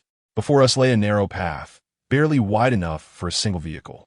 Snowflakes clung to the lush pine trees lining the road, accumulating to a thickness of over 10 centimeters, revealing only glimpses of green. A squirrel nestled within a tree hollow cautiously peeked out, feeling the temperature. The gusts of wind caused it to shiver, prompting it to retreat quickly, turning around to block the entrance with its bushy tail. Yang Fan, seated in the driver's seat, removed his sunglasses and gazed at the thick snow covering the forest path. Without hesitation, he shifted gears and pressed the accelerator, charging towards the road entirely enveloped in snow. No trace of tire tracks marred the pristine surface, indicating that no vehicles had traversed this area for some time. The RV, resembling a formidable beast, effortlessly crushed through the dense snow, slowly advancing deeper into the forest. Despite the vehicle's commendable off-road capabilities, its considerable weight and towing capacity occasionally caused it to become ensnared in the snow, rendering the wheels powerless to escape. In such instances, Yang Fan had no choice but to come to a halt, step out to the front of the vehicle, and adeptly operate the electric winch. As he secured the steel cable to a robust tree not far ahead, the winch sprang to life, gradually tightening the rope. With the force of the pull, the stranded RV was liberated inch by inch from its snowy confinement. Thus, the cycle continued again and again. With the RV's exceptional off-road performance and the assistance of the winch, Yang Fan persevered, navigating through the forest path until he finally came to a more open clearing. With a loud thud, he flung open the car door and leaped out, braving the biting wind as he surveyed his surroundings. This location was quite agreeable, sheltered by the surrounding forest, resulting in a gentler breeze. He pulled out his phone. Although the signal was faint, it remained sufficient for communication with the outside world. In the group chat, a few residents from nearby towns were still engaged in conversation. Eliana Satin, the owner of a local restaurant, noticed Yang Fan's introduction and reached out to him. "Hi, where do you plan to stay tonight? At the town's inn?" Upon seeing her message tagged to him, Yang Fan clicked on her profile, revealing a striking image of a blonde, fair-skinned beauty. It was said that Georgian women were traditionally demure, maintaining decorum before marriage and refraining from overly intimate relationships with men. Rumors circulated that Georgian girls were expected to marry as pure maidens. After marriage, they typically embodied the role of devoted wives, renowned for their culinary skills. A girl who lacked cooking abilities would often face mockery and might even struggle to find a husband. Their average height hovers around 1.7 meters, earning them the moniker Caucasian Roses. With their gray-blue eyes, golden long hair, statuesque figures, and exquisite features, each aspect radiates their allure. I wonder if this woman, named Elena, resembles the Georgian girls described. I have already arrived in the forest area without heading to a hotel, planning to camp here tonight. Shortly after I sent the message, the townsfolk began to emerge, engaging in lively discussions. I seem to recall that there are no houses in that forest area. "So where will you sleep tonight? Will you set up a tent?" My goodness, the temperature outside has plummeted to minus 23 degrees Celsius today, and it will be even colder at night. In such frigid weather, young man, did you bring a heater? If you're camping, be sure not to sleep too soundly. Remember to keep your shotgun nearby, and watch out for wild beasts. Touched by their concern, Yang Fan was about to reassure them not to worry when someone chimed in the group chat. "You all probably don't know, but he has a fantastic off-road RV. Also, I must inform everyone that my gun shop has been transferred, and the new owner is this young man." Clicking on the profile of the person, Yang Fan realized he was the former owner of the gun shop. This fellow, without seeking his consent, has disclosed his information. What a talkative character. "An RV, you say? That sounds splendid. What model is it? May I have a look? I recall seeing a super cool vehicle pass by me earlier on the street. Could that be yours?" Upon hearing that Yang Fan possesses an outstanding off-road RV, the townsfolk eagerly wished to glimpse it through their screens. Considering he would inevitably interact with the townspeople, Yang Fan decided to ask them to hold on for a moment while he finalized the camping site, promising to send photos once he was done. Putting away his phone, Yang Fan walked to the rear of the vehicle, disconnecting the hitch. He then parked the RV alongside the trailer. Once the RV was secured, he exited and opened the side awning, connecting it to the trailer park beside it. He then raised the 6-meter telescoping floodlight pole. Lowering the windbreak curtains around the base of the vehicle, he completed the setup of a campsite formed by the RV and the trailer. Entering the RV, he activated the camera function on his phone, capturing images of both the interior and exterior, which he promptly shared in the group chat. The responses flooded in, filled with awe. "This RV is simply stunning. Compared to this, my home looks like a doghouse," exclaimed one. "It even has a fireplace and a sauna." From the outside, it hardly resembles an RV. It's clearly a luxurious wilderness mansion. "Yang, I feel you could run a jungle inn with it in the forest." As the RV's interior was a bit chilly due to the air conditioning not being on, he adjusted the temperature to a comfortable setting using the remote control. Rather than hastily seeking rest, he approached the gun cabinet. Upon opening it, he beheld 3 hunting rifles meticulously arranged within. These were the very rifles he had mentioned upon entering the gun shop. In addition, there were several boxes of assorted ammunition stacked in the corner, alongside 5 disposable RPG launchers and 5 RPG rockets. Beneath, a box contained 10 F1 grenades. although these were reduced in powder capacity and lacked the lethality of live ammunition. They could serve to deter wild beasts. He retrieved the Winchester M70 sniper rifle, recently acquired from the gun shop. This firearm, hailing from the United States and colloquially known as a hunting rifle or a repeating rifle, was first introduced in the 1930s. Following numerous enhancements, the modern M70 can fire 7.62 by 51 millimeters ammunition, and its top can accommodate various scopes, boasting an effective range of 600 meters. Due to its relatively affordable price, it has garnered the affection of many hunters. After purchasing the entire gun shop, Yang Fan had fitted the 3 rifles with scopes. The Winchester M70 was equipped with an EPL 4 scope, sufficient for hunting purposes. The second rifle, a Leisure 2, was outfitted with an Aiken P2 or night vision scope, enabling nighttime hunts for smaller animals. To guard against the intrusion of larger beasts during the night, Yang Fan equipped another Remington M870 with a similar night vision scope. Grasping the firearms, he resolved to venture out and patrol the surroundings of the camp before darkness fell, intending to gather firewood and search for any nearby hibernating bear dens. Chapter 10. The Elusive Brown Bear. Hunting and logging. Hunting has always been a cherished pastime in Bearland, both for locals and foreign enthusiasts. The legal hunting season spans from September to May of the following year, during which individuals may engage in hunting provided they possess a valid hunting license. However, this period entails numerous stipulations. Notably, hunters aspiring to pursue brown bears must first secure a quota. Generally, the quota for brown bears is allocated through additional hunting licenses. The local Wildlife Management Authority issues a mere 500 brown bear hunting licenses annually, each priced around 1 million rubles. Only with such a license may one legally hunt the brown bear. Moreover, the annual limit on the number of brown bears that can be hunted is strictly regulated. For instance, last year, the quota for brown bears in Kamchatka was set at 714. While this may seem ample, the actual number of brown bears hunted locally each year hovers around 600, failing to meet even half of the established quota. Wealth can be a powerful ally. What appears as an exorbitant price for a brown bear hunting license in the eyes of others was promptly acquired by Yang Fan the day after he signed a land transfer contract with Russlin. He obtained his brown bear hunting license just yesterday.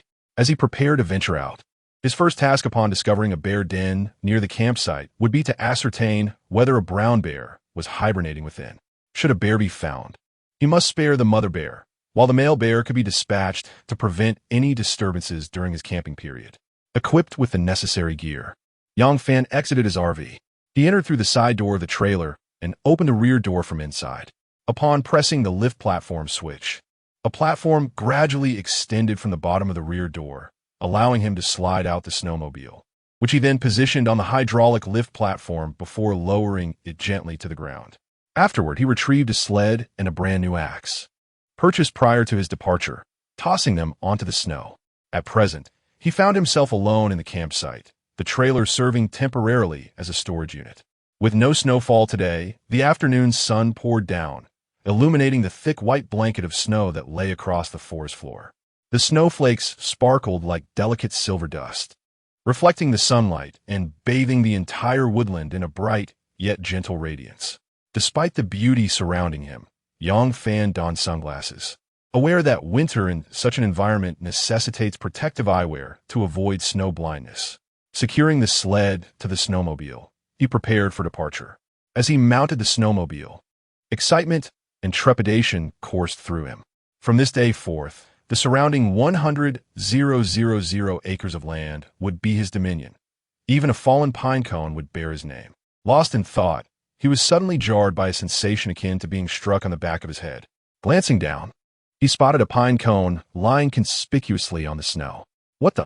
He looked up toward the treetops, only to find a pitch-black squirrel perched high above, noisily munching away.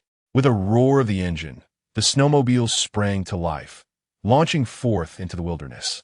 In the midst of February, Yang Fan contemplated that he would be living in this forest alone for at least 2 months. During this period, he could not afford to squander time. He must engage in endeavors of significance. The forest was shrouded in a snowy mist, with the branches of the white birch trees adorned with crystalline ice, resembling the delicate blossoms of pear trees. As a gentle breeze passed, the branches swayed softly, and snowflakes fell like whispers. The snowmobile raced through the silver-clad woods, its rear tracks spinning rapidly, sending flurries of snow into the air. A pristine, diminutive Arctic fox, curious by nature, lifted its head and, upon spotting the approaching figure, startledly dove into a nearby snowbank, blending seamlessly with the white surroundings. Soaring over a snowbank, the snowmobile landed smoothly and continued its journey. An hour later, Yang Fan meandered near the campsite, diligently scanning his surroundings, striving to leave no potential hibernation den of a brown bear unnoticed. However, after a thorough search, he found nothing. Approximately 3 kilometers from the campsite, Yang Fan slowed his pace and came to a gentle halt, removing the fleece-neck gaiter that covered his mouth and nose. The air, though somewhat brisk, carried a hint of sweetness amidst its freshness. Breathing deeply, he felt invigorated. He slung his gun over his shoulder, grasped his axe, and dismounted from the snowmobile. In the Kamchatka forest, a myriad of tree species flourished, including white birch, larch, and spruce, among other deciduous trees. The trees stood tall and lush, their canopies thick with foliage, while shrubs thrived beneath them. In the shaded areas, the snow blended with fallen leaves, creating uneven patches beneath his feet. He approached a dead, peeling spruce and lifted his axe, anchoring himself and adjusting his stance, preparing to strike the lifeless trunk. Felling a tree was no trivial task. It required genuine skill, not merely a few careless swings. Before commencing, one must carefully observe the tree's growth direction and center of gravity. Determining the felling direction was crucial to avert the peril of having the tree crash down toward oneself during the cutting process. Just as he was about to swing his axe, a sudden noise erupted from not far behind him. Startled, Yang Fan swiftly turned his head, tossing aside his axe and drawing his gun in one fluid motion, his gaze scanning the vicinity with heightened vigilance. Soon, he discerned that the sound originated from a tree about 10 meters away, its treetop still quivering slightly. Conjecturing that the creature in the tree was likely a small animal, such as a squirrel or hazel grouse, he switched to his leash .2, aiming through the night vision scope. Indeed, he spotted a shadow flitting among the branches, and upon closer inspection, confirmed it to be a hazel grouse, fluttering its wings at the treetop. Bang! Yang Fan decisively pulled the trigger. The leash .2 emitted a faint report, and the steel pellet successfully struck its mark. The hazel grouse tumbled from the tree and landed on the ground. Approaching through the snow, he retrieved the lifeless bird, having delivered a precise shot to its chest. A single shot, a perfect hit, although merely a hazel grouse, which was not particularly remarkable in this forest. Succeeding in securing a catch on his very first day within the woods brought him considerable joy. Weighing the hazel hen in his hands, it seemed to weigh around 3 pounds. After evisceration, it would likely yield approximately 2 pounds. Dinner was secured. He unfastened the genuine leather sheath bound to his leg and drew forth a sharp dagger. With a swift motion, he made a cut across the hen's neck, subsequently lifting its feet to allow the blood to flow gently. The dark crimson liquid dripped, leaving splotches of deep red upon the snow. Once the blood had nearly drained, he casually tossed the lifeless hen into the adjacent sled. To prevent the scent of the spilled blood from attracting ferocious beasts, he covered it with snow, thus mitigating the odor. Next, he hastened to fell a tree. Fortunately, the recently discovered dead tree was not overly thick, and it soon succumbed to his efforts. He then proceeded to clear the branches from the trunk before chopping it into manageable sections. For ease of transport, he sliced the trunk into segments of over 2 meters, ultimately producing 2 logs. His intention was to return with these logs sufficient for the evening's hearth, saving the remainder for tomorrow's endeavors. Due to a prolonged absence from physical labor, Yang Fan found his strength waning. By the time he hoisted the 2 logs onto the sled, he was already drenched in sweat. Had he known beforehand to prepare a chainsaw before departing from the small town, he would not have expended so much energy or time wielding an axe. After securely binding the 2 logs, Yang Fan paused to catch his breath muttering to himself. The warm air he exhaled crystallized in the frigid temperature, forming a white mist that dissipated into the atmosphere. As dusk approached, the remnants of a setting sun cast a faint orange-red hue upon the snow. He started the snowmobile and retraced his route. By the time he returned to the campsite, darkness had enveloped the landscape. After entering the RV by inputting the code, a wave of warmth immediately enveloped him. He turned on the lights. The bright illumination instantly filled the space. Although the RV's interior was not as spacious as his home back in his homeland, it bestowed upon him a sense of warmth and comfort amidst the desolate wilderness. Chapter 11. The first night in the wilderness RV within the confines of the RV. A pot of water was brought to a boil, preparing a full-body spa treatment for the freshly caught hazel hen. After the scalding water had worked its magic, the once vibrantly feathered bird now appeared as a plucked specimen. Observing its firm thighs, one could not help but find a certain allure in its appearance. Yang's mother, being the proprietor of a small restaurant, had imparted her culinary skills to Yang Fan during his time in the homeland. With the plucked hen in hand, he wielded a chef's knife to chop it into pieces, first blanching them in clear water to eliminate any blood scum, then rinsing them with cold water to ensure the meat would be firmer. Finally, the chicken pieces found their place in a pressure cooker, accompanied by scallions, ginger, garlic, salt, a hint of goji berries, and a few jujubes. The paisita assistance was the dried chicken fat mushrooms purchased from the supermarket. Once all the ingredients were combined with an adequate amount of water and the lid secured, the potion began to simmer gently. For wild hazel hens, the most exquisite method of preparation is indeed a simple stew, as it preserves the bird's inherent nutrition to the fullest extent. While the chicken simmered, Yang Fan donned his jacket and stepped outside the RV. The night enveloped him like a dark curtain, obscuring the sky. Stars twinkled in clusters, forming exquisite constellations. The 6-meter spotlight, ignited by Yang Fan, illuminated the surroundings as brightly as day. He retrieved an axe and 2 logs from the sled, intent on chopping them into smaller pieces suitable for the fireplace.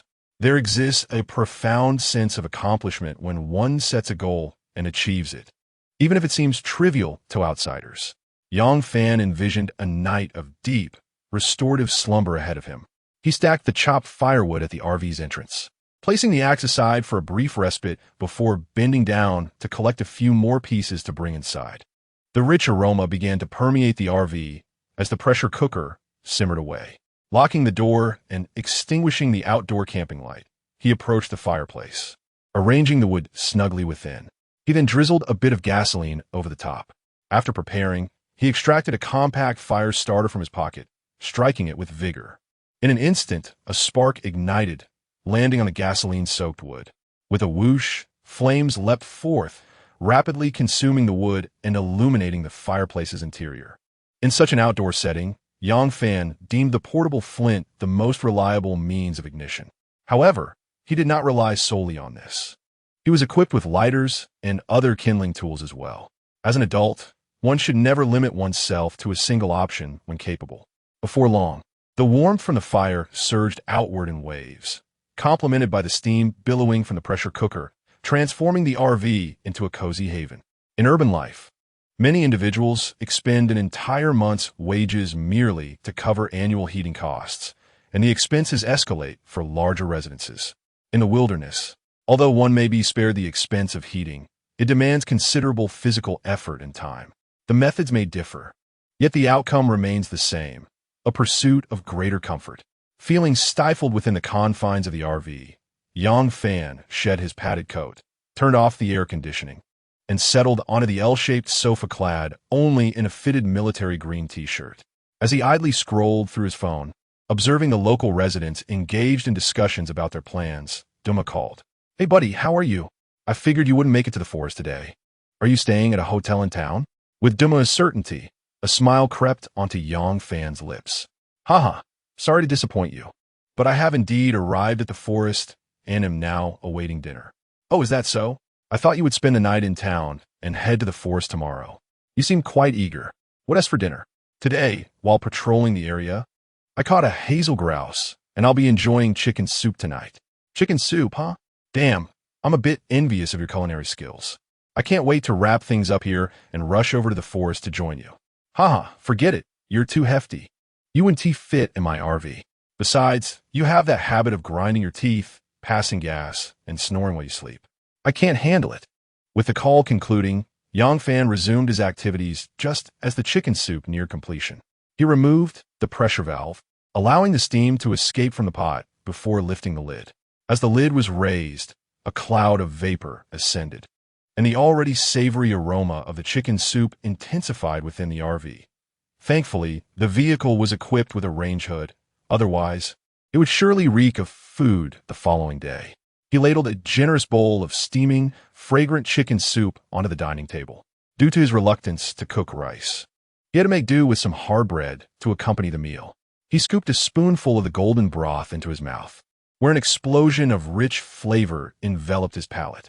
The natural delicacies of the hazel grouse and chicken fat, having melded together through long hours of simmering, transformed into a concentrated essence that rendered the soup irresistible. The chicken itself had become tender and juicy, easily falling from the bone with the slightest bite. Tearing off a piece of the hard bread, he submerged it in the chicken soup, allowing it to soak up the flavors, making it far more palatable than before. After dinner, he washed the dishes and tidied up the RV's interior before adding more firewood to the fireplace. Feeling weary from a day of labor, he quickly rinsed off in the bathroom, donned a warm cotton pajama set, and wrapped himself in a blanket as he made his way to the living room. As he turned off the lights, darkness enveloped the room. However, upon activating the projector, a bright beam of light illuminated the space as the screen descended. Yang Fan unfolded the sofa into a spacious double bed, neatly arranging the blanket atop it. Retrieving a chilled can of cola and a bag of chips from the refrigerator, he settled cross-legged on the sofa, grasped the game controller, and began playing the Russian version of Black Yukon. With the sensational launch of Black Myth, a fervor has swept through the battleground nation. However, the locals, while aware that this game is inspired by the 4 great classical novels of China, find themselves utterly perplexed by the narrative. The absence of voiceover translations leaves those unfamiliar with the Chinese language in a state of bewilderment. Consequently, many young individuals in the area have begun to embark on the journey of learning Chinese. As night deepens like ink, the cold wind howls outside, ruthlessly battering the windows of the vehicle. Yet within this modest caravan, a contrasting scene unfolds. The flames in the fireplace blaze fiercely, emanating warmth and a soft, amber glow. Each piece of wood crackles crisply as it burns, creating a serene and cozy atmosphere amidst the chill of the night. Damn it, I've lost again.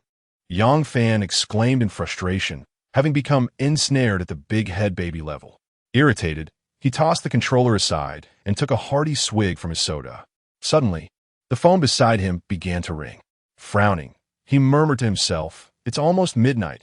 Who could be sending videos at this hour?" With curiosity piqued, he picked up the phone, and upon seeing the profile picture on the screen, a smile spread across his face. "Hey, what are you up to?" Chapter 12. The Fine Cabbage of the Yang Family. In the video, a girl with an enchanting visage appears, her small, curly hair cascading gracefully over her shoulders.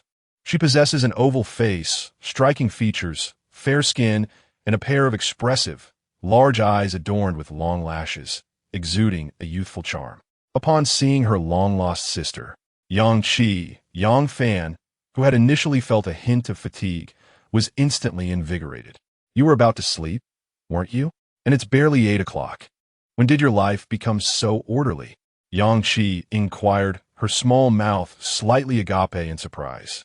"Oh, silly girl, it's 8 o'clock in China, but here it is already midnight." As he spoke, Yang realized the 4-hour time difference between Kamchatka and her homeland. Feeling a bit embarrassed as she stuck out her tongue, admitting she had forgotten, she then replied to Yang Fan, explaining that she was on her way back to the dormitory and, while walking, had thought about how long it had been since they last communicated. Hence, she decided to try sending a video to see what he was up to. "Ah, child, by the way, whatever happened with the money I transferred you a while ago? Did you not receive it? Money? What money?" Yang was momentarily taken aback, but then quickly recalled, "Oh, you mean that 5,000 yuan? I was just wondering why you suddenly transferred me such a large sum." Of course, The money is for you to spend. You silly. I think you're the one being silly.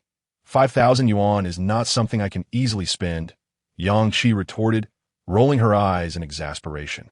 You foolish girl. 5,000 is not 50,000. Seeing Yang Fan about to launch into another lengthy lecture, she hastily interrupted. Stop right there. Let's not quarrel over this topic. I have my own money, and I don't need to be constantly reminded about it. Earning money abroad isn't easy for you either. Besides, I heard from Mom that you've opened a hunting ground, which surely requires more funds, so you should keep it for yourself. Although Yang Qi's tone seemed slightly impatient, Yang Fan understood that she was genuinely concerned for him. Yang Qi had always excelled academically, unlike Yang Fan, who often relied on his father's martial arts training and found himself embroiled in fights during school. Not only did Yang Qi achieve outstanding grades, but she also exhibited remarkable maturity, never causing trouble for the family, and even working part-time during holidays. Throughout their lives, the bond between the siblings had deepened significantly. This is a sentiment many can relate to. Generally, brothers tend to take care of their sisters, while sisters express their affection for their brothers, albeit rarely voicing heartfelt words, embodying the saying sharp-tongued yet tender-hearted. Yet, the dynamics differ between brothers and between sisters. All right then, remember, if you ever find yourself short on money, call your brother immediately. I have the means to support you without difficulty, and you must focus on your studies. No dating allowed. It's always the same few phrases with you. You're more nagging than our mother. Just remember, you are a precious gem of our family, and with our parents aging, they cannot bear too much worry. Thus, I must take more responsibility for you. Should you encounter insurmountable troubles, do not hesitate to contact your dear friend Daquan. Daquan, as mentioned by Yang Fan, is his childhood companion, and their bond runs deep. Even after Yang Fan went abroad, they maintained their connection, making him one of the few steadfast friends he has left in the country. Hey, brother, have you forgotten what our father does? Though my skills may not rival yours, I am not someone that an ordinary delinquent can easily confront. All right, brother, why is it so dark on your end? Need I say more? It's pitch black at night with the lights off. By the way, let me show you. Yang Fan chuckled, just about to turn on the lights to showcase his newly purchased RV, when Yang Qi suddenly interrupted. Brother, I've reached the dormitory. I'll talk to you later. It's cold here. Remember to dress warmly. We'll connect again when I have time. With that, she tossed in a playful bay and decisively ended the video call, leaving Yang Fan in a state of bewilderment.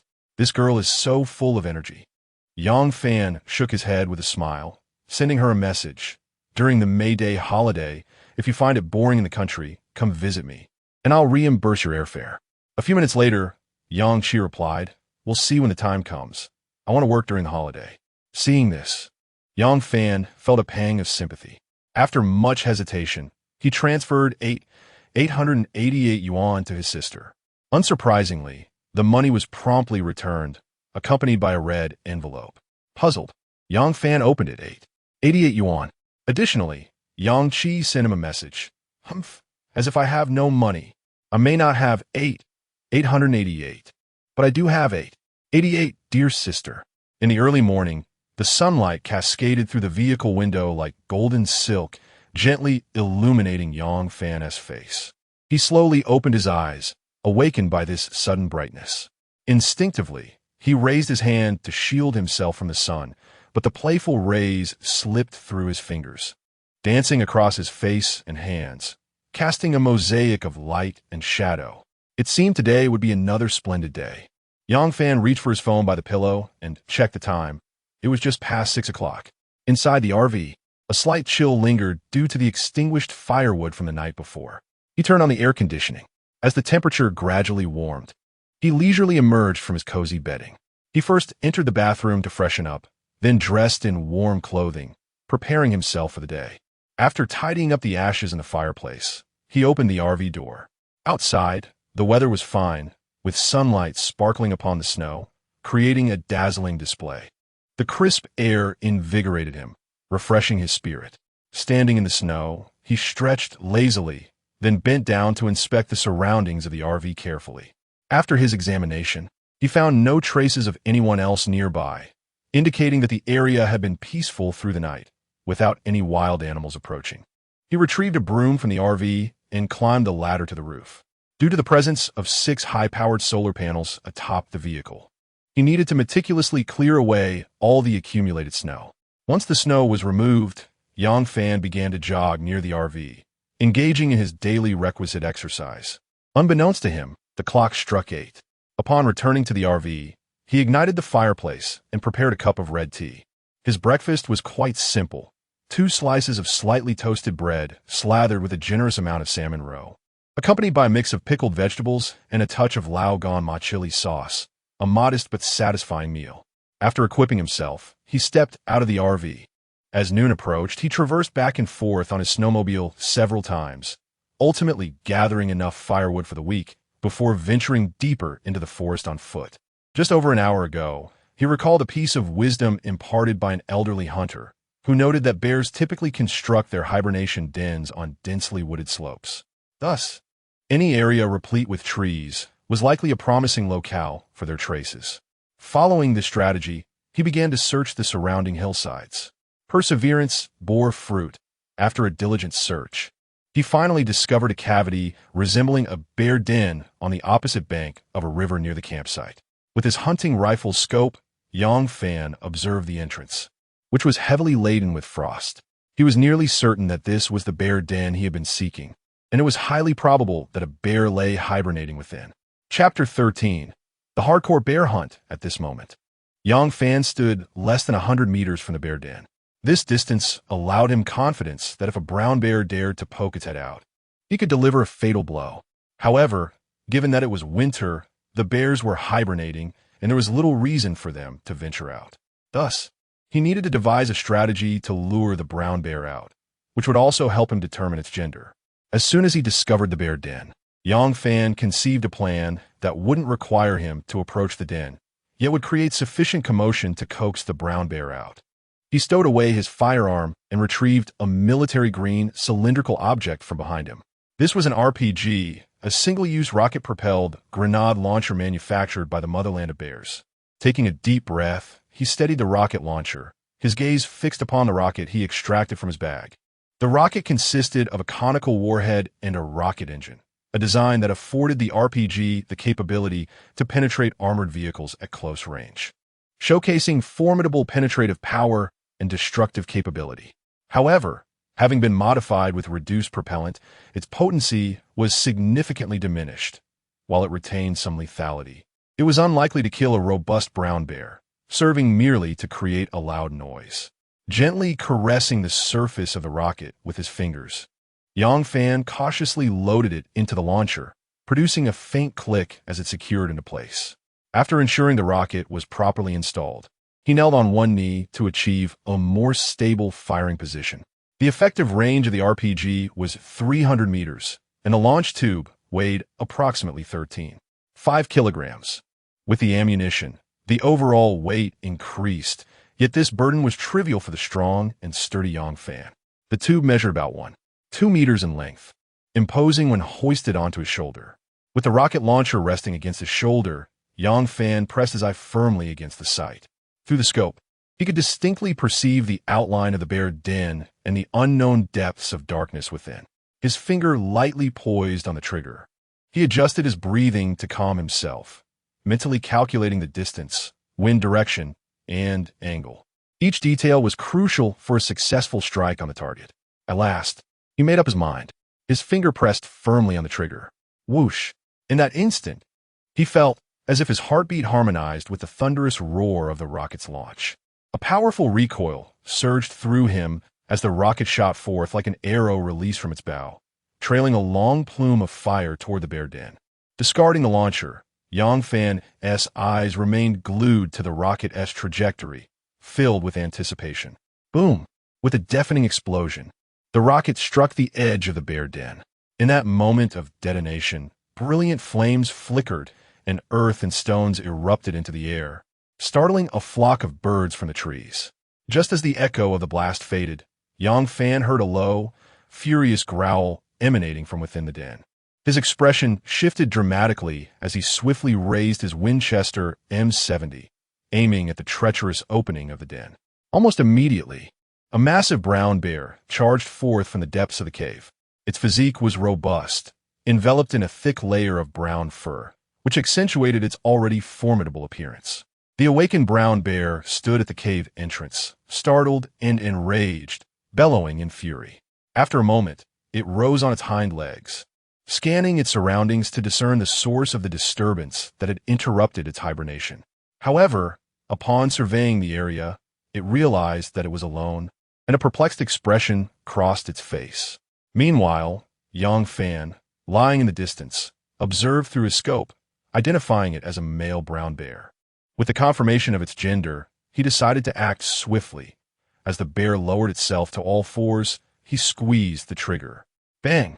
The sound of the gunshot pierced the air, and the bear let out a deep, mournful cry before collapsing heavily onto the snow. Navigating around the winding river, he approached the bear's den. The creature lay lifeless in the snow, serene in death, likely to enjoy an uninterrupted hibernation henceforth. Its massive form stood out starkly against the white backdrop. Powerful limbs sprawled, as dark red blood pooled and spread around it. After a brief assessment, Yang Fan estimated the bear's weight to exceed 350 kilograms. The Kamchatka brown bear is a notably large subspecies, recognized as one of the largest mammals on the Eurasian continent, averaging 650 kilograms in weight, with males second only to the Alaskan brown bear, which can weigh up to 780 kilograms. With a length of 2.4 meters and a standing height of 3 meters, its large, rounded head and robust physique, characterized by a pronounced shoulder and dense fur, closely resemble that of the Kodiak bear, primarily in dark brown hues, with lighter variants being rare. The Kamchatka brown bear can reach weights of up to 900 kilograms, possessing a thick layer of fat beneath its skin to withstand the harsh winter cold, and exhibiting a varied diet, capable of running at speeds up to 56 kilometers per hour. During hibernation, females give birth to 1 to 4 cubs, often seen playing in the woods with their young in spring. Though the bear before Yang Fan was not the largest, it was sufficient for his needs, estimating a net meat yield of approximately 160 kilograms from a 350-kilogram carcass. After accounting for internal organs, fur, and bones, he anticipated a considerable supply of bear meat. The shot had created a hole in the bear's chest, striking its heart and resulting in an instant demise, which also preserved the bear's pelt from significant damage. Yang Fan drew his hunting knife from his leg, promptly extracting the bear's gallbladder, tightening the opening with a string, and stripping away the fat, intending to hang it in a cool, ventilated area to dry upon his return, a process known as galing or gallbladder drying. After completing this task, he began contemplating how to transport the massive creature back. Previously, he had refrained from using his snowmobile, fearing the engine noise would disturb the hibernating bear, but it appeared he would need to return to camp. Before doing so, however, he needed to gather some branches to cover the bear's carcass. The scent emanating from the bear's den suggested that nearby beasts, even if they caught a whiff of blood, would be deterred from approaching the lair. With a hunting rifle slung over his shoulder and a hand axe procured as a complimentary gift with his snowmobile drawn from his waist, he commenced to clear the surrounding underbrush. Once the carcass of the brown bear was entirely concealed, Yang Fan straightened, brushing off the earth and grass clippings from his hands, and retraced his steps. As he passed the spot where he had previously fired the RPG, he made sure to collect the now useless launch tube. Regardless of whether this forest belonged to him or not, cherishing nature and safeguarding the woods is a duty every hunter must uphold. After considerable exertion, he ultimately transported the brown bear's carcass back. Standing upon the snow, Yang Fan turned the bear onto its back, its 4 limbs skyward, and then mounted it, using his dagger to slice open a gash between its abdomen and chest. Skillfully peeling back the bear's hide until it lay flat, he proceeded to eviscerate it. The damaged heart, liver, and foul-smelling intestines were extracted one by one and discarded onto the snow beside him. Regrettably, he could not bring the bear's genitalia back home, as he would have liked to treat old Yang to a taste, finding the bear's entrails too odorous and cumbersome to handle. He opted to drag them away on a sled and dispose of them in the previously discovered unfrozen river. Chapter 14. The Braised Bear Paw tempts old man Yang during his 3 years working in Vladivostok. Yang Fan frequently accompanied tourists on hunting expeditions. Thus, he was no stranger to the art of butchery. He meticulously packaged the cleaned meat, bones, and entrails into several bags, securing them tightly with zip ties, and hoisted a sizable bundle of bear meat onto his shoulder. He entered the trailer and placed the bags in the vacant space at the center. After weighing the processed brown bear with a handheld scale, he discovered it yielded nearly 200 kilograms of clean meat, surpassing his initial estimates.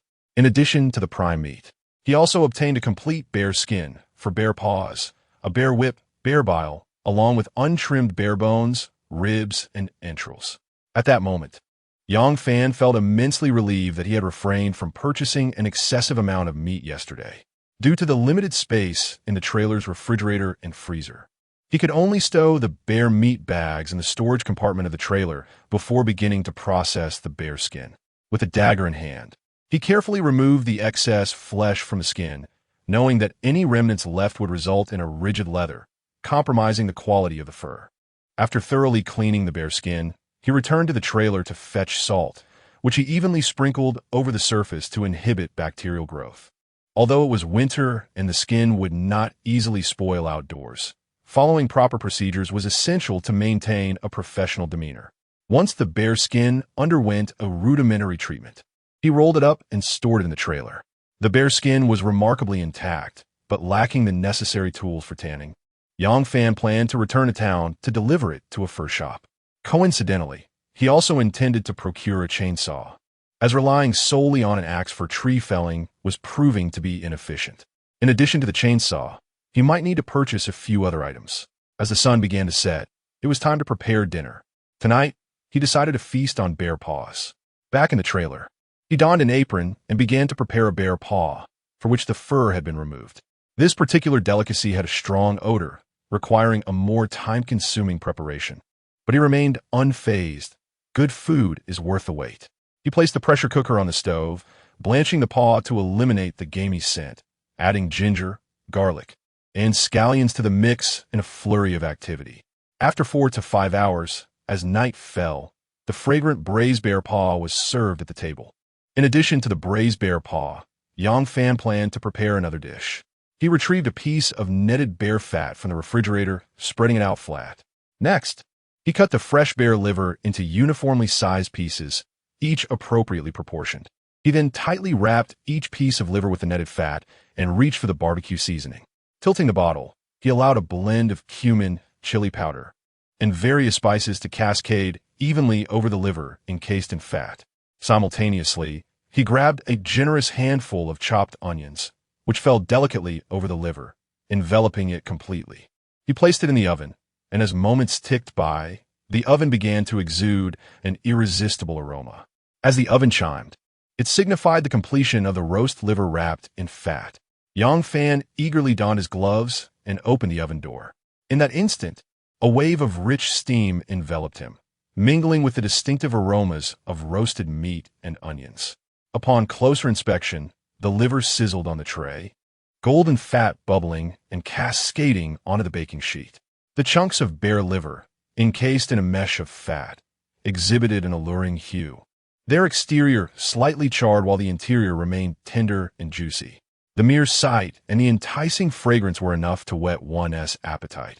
How could a splendid dish be enjoyed without fine wine? He poured himself half a glass of chilled whiskey and picked up his knife and fork to indulge. During dinner, feeling a tad bored, he lowered the screen and tuned in his satellite television. At that moment, a series titled The Ivanov Family was airing, depicting two families with the same surname, yet starkly contrasting social standings. 16 years prior, a twist of fate led to a mix-up of their children, and now, after unexpectedly reclaiming their biological sons, the two families navigated a comedic journey of becoming one. The storyline was both humorous and absurd, yet also encompassed themes of familial bonds, friendship, and love, truly captivating. However, what truly held Yang Fan's attention were the array of beautiful and alluring characters within the show. While savoring his meal and watching television, his phone buzzed, revealing a message in the group chat from Markov, the fur shop owner, to whom he promptly tagged. Upon noticing the mention, Markov quickly replied, "Hey buddy, what is up? Yang Fan wasted no time and delved straight into the subject, recounting his successful hunt of a brown bear that day and inquiring whether the fur shop could assist in tanning the hide. Upon sharing this news, the chat fell eerily silent. Seconds later, it erupted like a pressure cooker, filled with astonishment. "My goodness, boss. You bagged a brown bear on your second day in the woods? That's incredible," exclaimed Nevsky, a gun shop employee and one of Yang Fan's few acquaintances in town. Alongside the mayor he had met the day before. "A brown bear, huh? Quite the stroke of luck.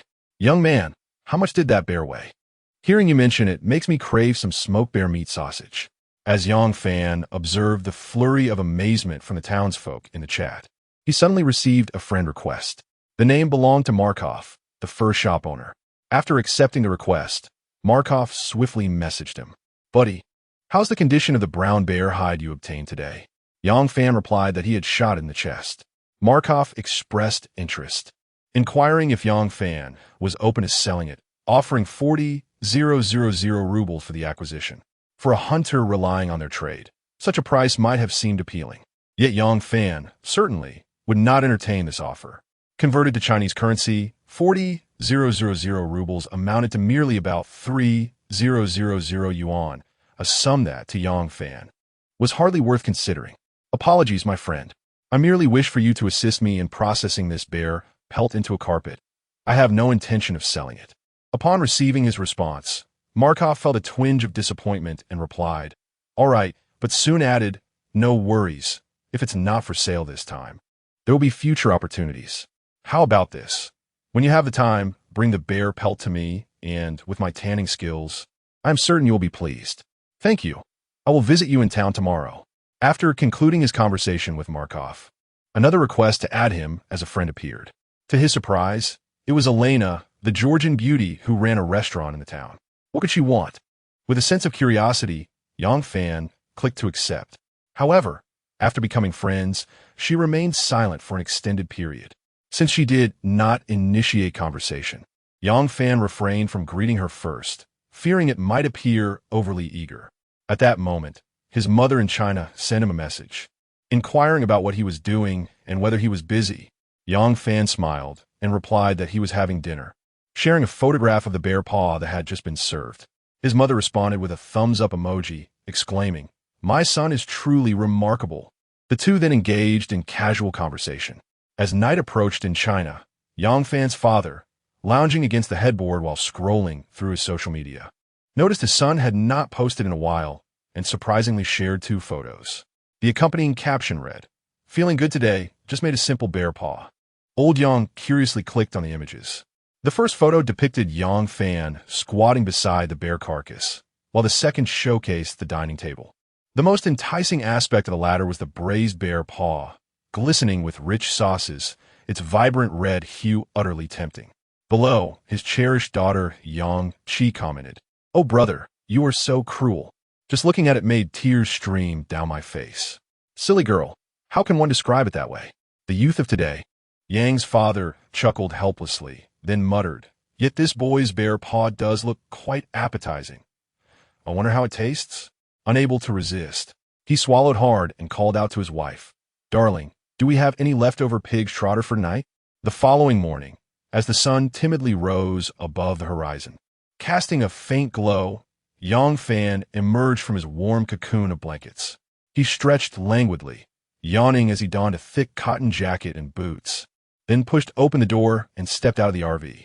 The moment he crossed the threshold, a sharp, biting wind swept past him, causing him to shiver involuntarily. It was then that he noticed an array of animal tracks surrounding the RV. Though small in size, the prints were densely scattered. Yang Fan crouched down to examine them closely. Judging by their size, he quickly ruled out the possibility of them being left by a brown bear. Moreover, he had not heard any wolf howls during the night, thus eliminating that option as well.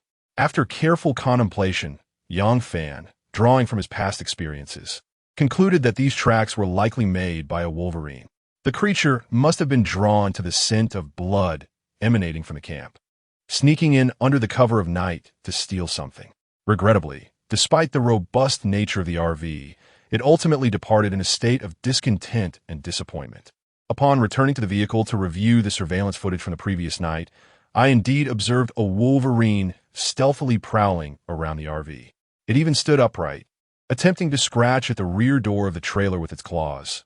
However, due to its insufficient height, it was unsuccessful after several attempts. Chapter 15. The wolf fur coat. After having breakfast, Yang Fan drove the off-road RV out of the campsite. The weather in Kamchatka was as changeable as the countenance of a beloved. One moment it was bright and sunny, the next it transformed entirely. The previously azure sky was veiled by heavy, leaden clouds, while the biting wind whipped up the snow, sending flakes dancing through the air. The nearby Sakhalin Lake churned with waves as he passed by. Upon reaching the small town, the streets lay deserted. Following the coordinates provided by Markov, he arrived at the first shop. From the outside, it appeared to be a quaint two-story wooden cabin. Stepping inside, he was met with an unpleasant odor of animal pelts. Yang Fan surveyed his surroundings. The shop was modest, approximately 100 square meters, with walls and counters adorned with an array of furs crafted from various animals. A cursory glance revealed bear coats, wolf fur coats, fox hats, and mink gloves, among others.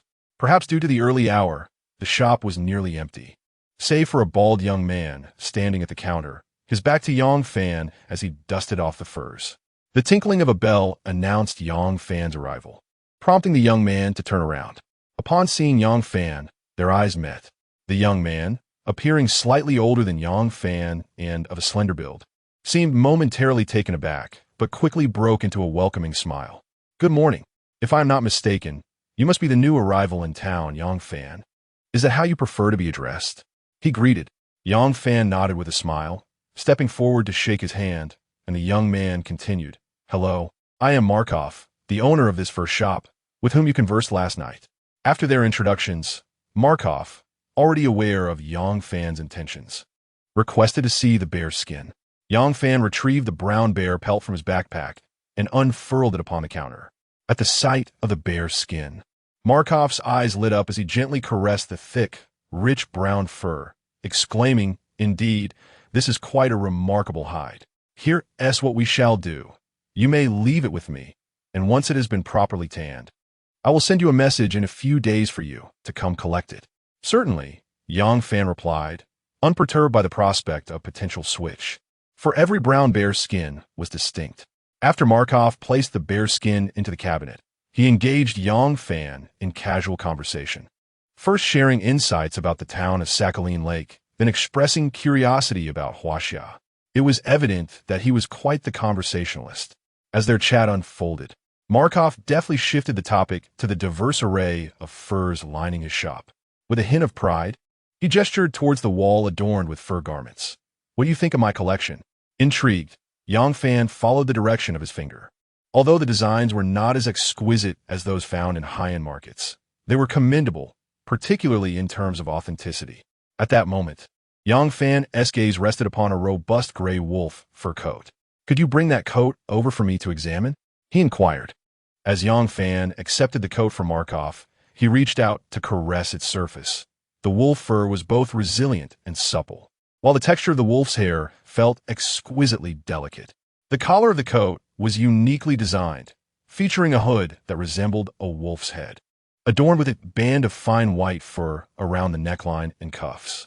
Markov informed him that the collar and cuffs were crafted from Arctic fox fur. The entire coat was tailored with a three-dimensional cut, enhancing its fit and accentuating the body's perfect lines. The sleeves were long and straight, with wolf fangs serving as buttons, adding both functionality and a wild aesthetic. The hem of the coat flowed loosely, reminiscent of a wolf's tail.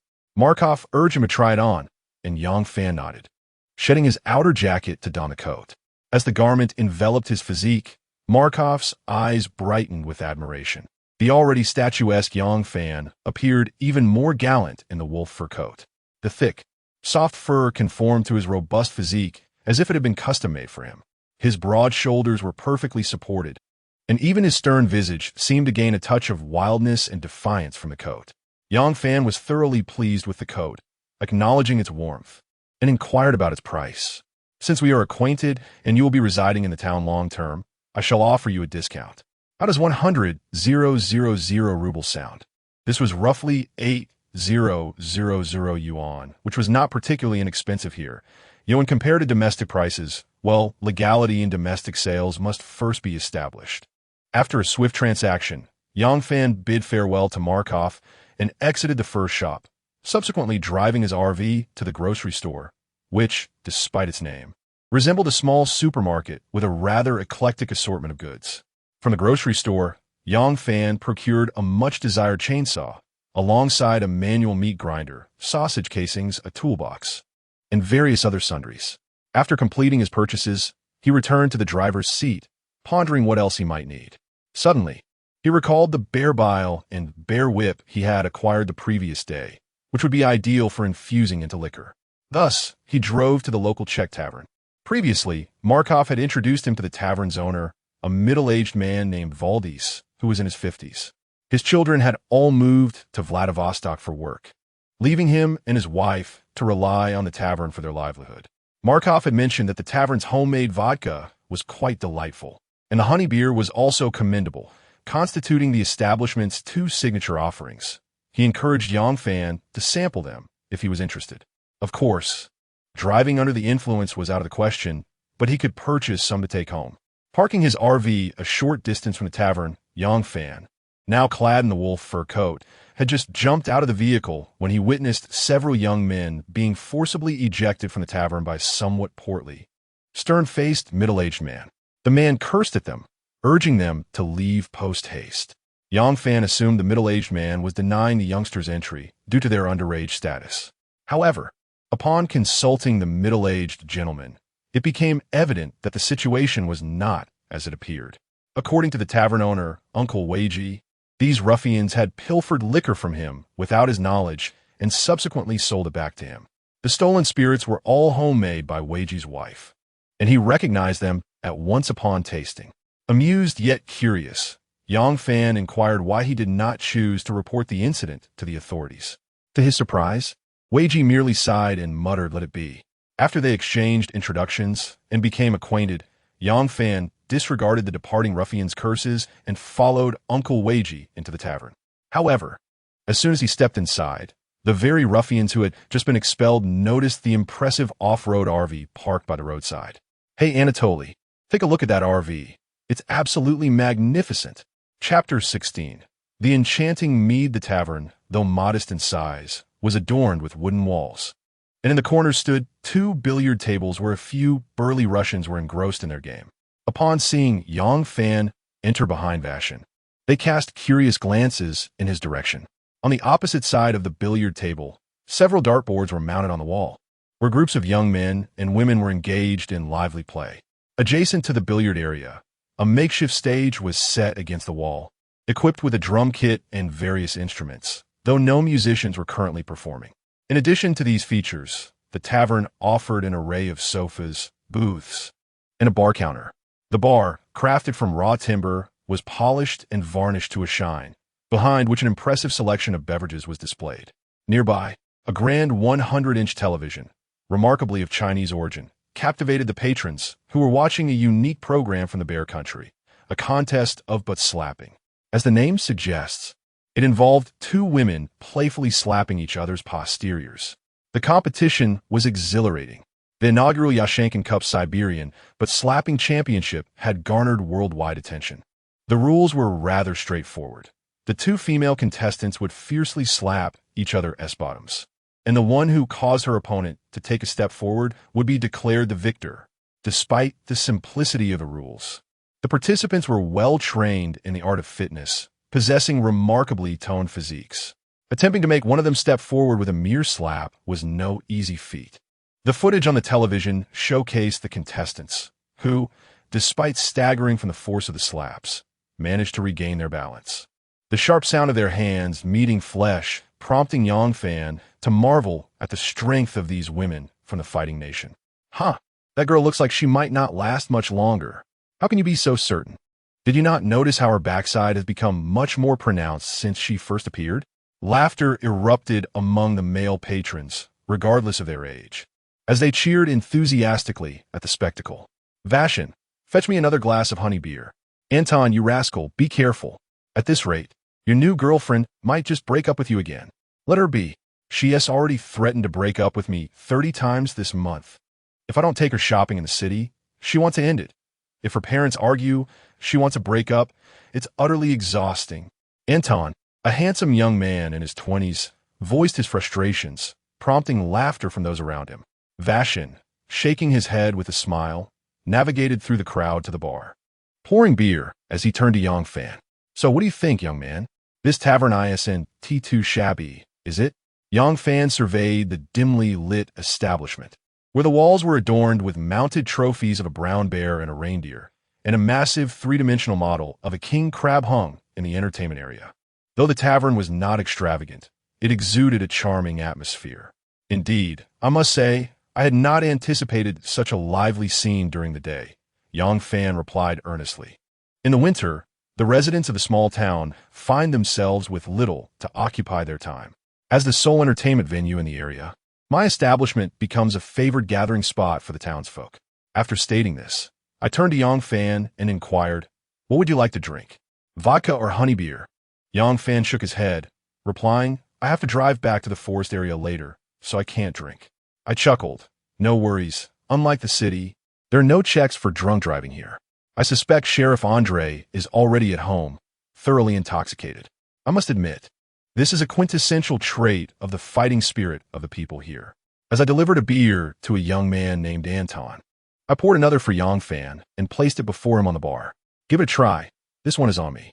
Unable to refuse such hospitality, Yongfan, not one to be overly coy, smiled in resignation and expressed his gratitude. He lifted the frosted mug, hesitating briefly to inhale the rich aroma of honey wafting from it. Having had honey beer before, he did not expect it to be particularly extraordinary. However, upon taking a sip, the delicate flavor cascaded over his palate like a gentle stream, prompting him to savor it more intently. It seemed that I had anticipated his reaction, as a faint smile appeared on my wrinkled face.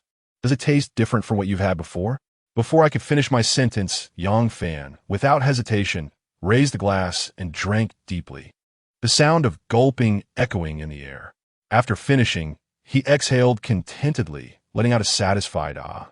He then set down his glass and unabashedly exclaimed, "This beer is undoubtedly the finest I have ever tasted in the Far East. There is no comparison." Hearing his praise, I burst into hearty laughter. Although this brew is called honey beer, its sweetness is perfectly balanced, avoiding any cloying sensation. The robust honey aroma nearly eclipses the malt fragrance typical of beer, with an estimated ratio of about 7:3. The honey beers he had previously encountered often had a milder taste, lacking the distinctive crispness of beer, leaving one wanting more. In stark contrast, the honey beer crafted at my tavern retains the original beer's refreshing clarity while offering a smooth and velvety mouthfeel. Remarkably, the flavors of honey and beer intertwine seamlessly, nearly achieving a perfect balance. Furthermore, upon reflection, one can detect a subtle hint of caramel flavor. Seeing his satisfaction, I was eager to pour him another glass, but Yongfan graciously declined. I did not press the matter further, resting my hands on the bar and curiously asked him what had brought him to see me. Yongfan smiled and replied, "I came here to buy some liquor." Initially, he intended to purchase some of our homemade vodka, but he had now changed his mind. He wanted to take some of this honey beer as well. "Certainly. How much do you need? I can prepare it for you right away." Hearing the inquiry, Yongfan pondered for a moment before responding. "I would like 5 kilograms of vodka and 10 kilograms of honey beer. I shall return once I have finished." "No problem. Please wait a moment," replied Valdek, gesturing an OK sign before turning to fetch the drinks. Meanwhile, Yongfan lifted his gaze to the television. At that moment, the young man previously referred to as Anton approached and sat beside him, initiating a conversation. "Greetings, I am Anton Newman. It is a pleasure to meet you." Chapter 17. The troubled youth of the town Yongfan, a native of Huaxia, shook hands with Anton. "Haha, I know you. You have become quite the celebrity in our town of Kareel Lake these past few days. We were just discussing you." Anton gestured toward a group of young men and women of similar age who had been drinking with him moments earlier. Yongfan turned to follow his gaze and noticed a few people at the neighboring table smiling and waving at him, acknowledging him. Retracting his gaze, he curiously inquired of Anton, "Oh, what did you all discuss about me?" "Nothing much, really. Everyone is just quite curious about you, Anton replied with a smile. Raising his beer. Care for a drink? No, I have to drive back soon, Yang Fan declined. Not insisting, Anton called out to a youthful bartender polishing a glass. Novich, prepare a glass of Moors for our friend here and put on my tab. Moors is a traditional non-carbonated beverage from the Fighting Nation, made by diluting berry juice with water and adding sugar or honey along with various spices, often utilizing cranberries. Other berries, such as cherries, blueberries, red currants, raspberries, blackberries, and sloe berries can also be used. According to Anton, the Moors at the Czech Tavern is crafted from Russian cherries, giving it a deep, clear red hue. The taste is not only sweet and sour, but also refreshingly cool with a hint of spicy woodiness, attributed to the addition of cinnamon and mint. Yang Fan expressed his gratitude, clinking his drink with Anton's, and the two engaged in light conversation. Through their chat, Yang Fan learned that Anton was 27 years old, with his parents residing in Kuriel Lake. He had recently returned from military service in the Kamchatka region less than a year ago. Upon hearing about Anton's military background, Yang Fan curiously asked if he had been to the Western battlefield. Anton's previously cheerful demeanor vanished instantly, his smile replaced by a furrowed brow, as if recalling some unpleasant memories. Yang Fan realized he may have overstepped and quickly offered an apology, to which Anton shook his head and forced a faint smile, assuring him it was all right. Just as the atmosphere grew awkward, Vachkin returned with the drinks. The 70-degree vodka was poured into unmarked glass bottles, each containing a pound, neatly arranged in a cardboard box. The honey beer was stored in a sealed wooden barrel, equipped with a tap for easy access. As for the price, it was quite reasonable, comparable to average supermarket liquor prices. After sampling the tavern's homemade Moors, Yang Fan requested Vachkin to fill a large barrel, approximately 5 kilograms, sufficient for a considerable time. As he retrieved his wallet to settle the bill for the 2 drinks he had consumed, Yang Fan was about to lift the box of liquor and take his leave when Vachkin called out, Anton, you rascal. Help our new friend carry the drinks to his car. No need to trouble yourself. I can manage alone, Yang Fan remarked with a smile. Well, let me assist you, Anton replied, shrugging his shoulders as he rose to lift the case of wine from the bar. Thank you, Yang Fan said, feeling a bit embarrassed. Oh, it's no bother. Don't take it to heart. I merely recalled some unpleasant memories, Anton reassured him. Once he sensed Yang Fan's spirits had lifted, he nodded with a smile. After bidding farewell to Valjean, the two exited the tavern together. As they stepped outside, preparing to approach the camper van parked by the roadside, they suddenly noticed several shadowy figures lurking around it. Is that your vehicle? Anton inquired, furrowing his brow. Yang Fan nodded in affirmation. Those rascals seem to have set their sights on your car. Do you know them? Well, somewhat, Yang Fan replied. These little delinquents are quite a nuisance in our town. They're always causing trouble, stealing, brawling. There's nothing they won't do. Even Sheriff Andre is a loss with them. Why is that? Yang Fan asked, his expression one of surprise. After a moment's hesitation, Anton explained that the parents of these delinquents had tragically perished in a forest fire years ago. It was this very incident that spared Cuisine Lake Town from the horrors of that blaze, making their parents heroes of the community. In gratitude, some residents sought to adopt the orphaned children as a gesture of thanks. However, the children not only refused adoption, but also blamed the entire town for their parents' demise. From that point onward, they began to wreak havoc throughout the town. Yang Fan listened, realization dawning upon him. But do not fear. I shall take care of those rascals for you, Anton stated resolutely. Without waiting for Yang Fan's response, he set down the wine case and strode purposefully toward the group of troublemakers. What? Do I appear weak?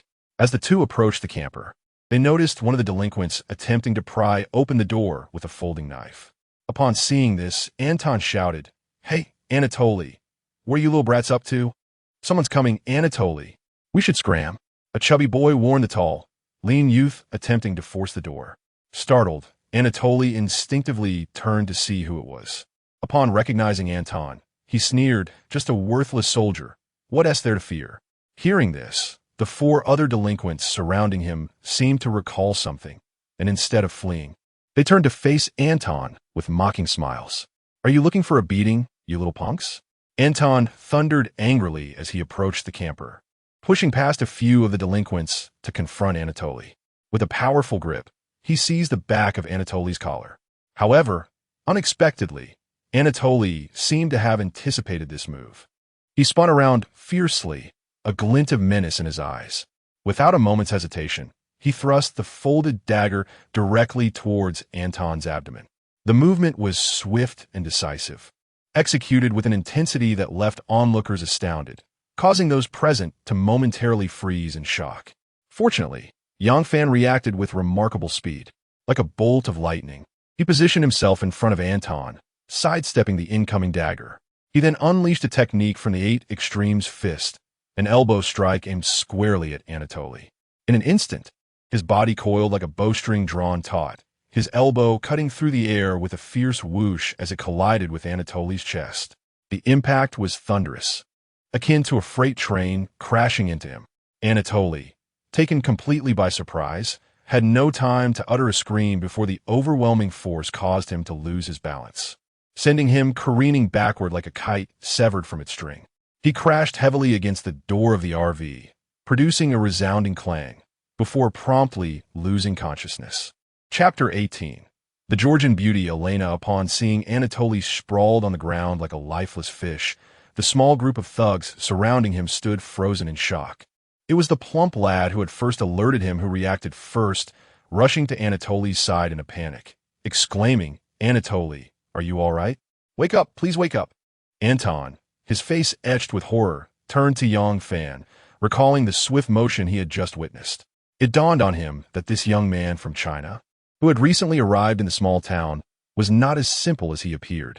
Yet, seeing that Anatoly remained unresponsive, he frowned and asked, "He can't be dead, can he?"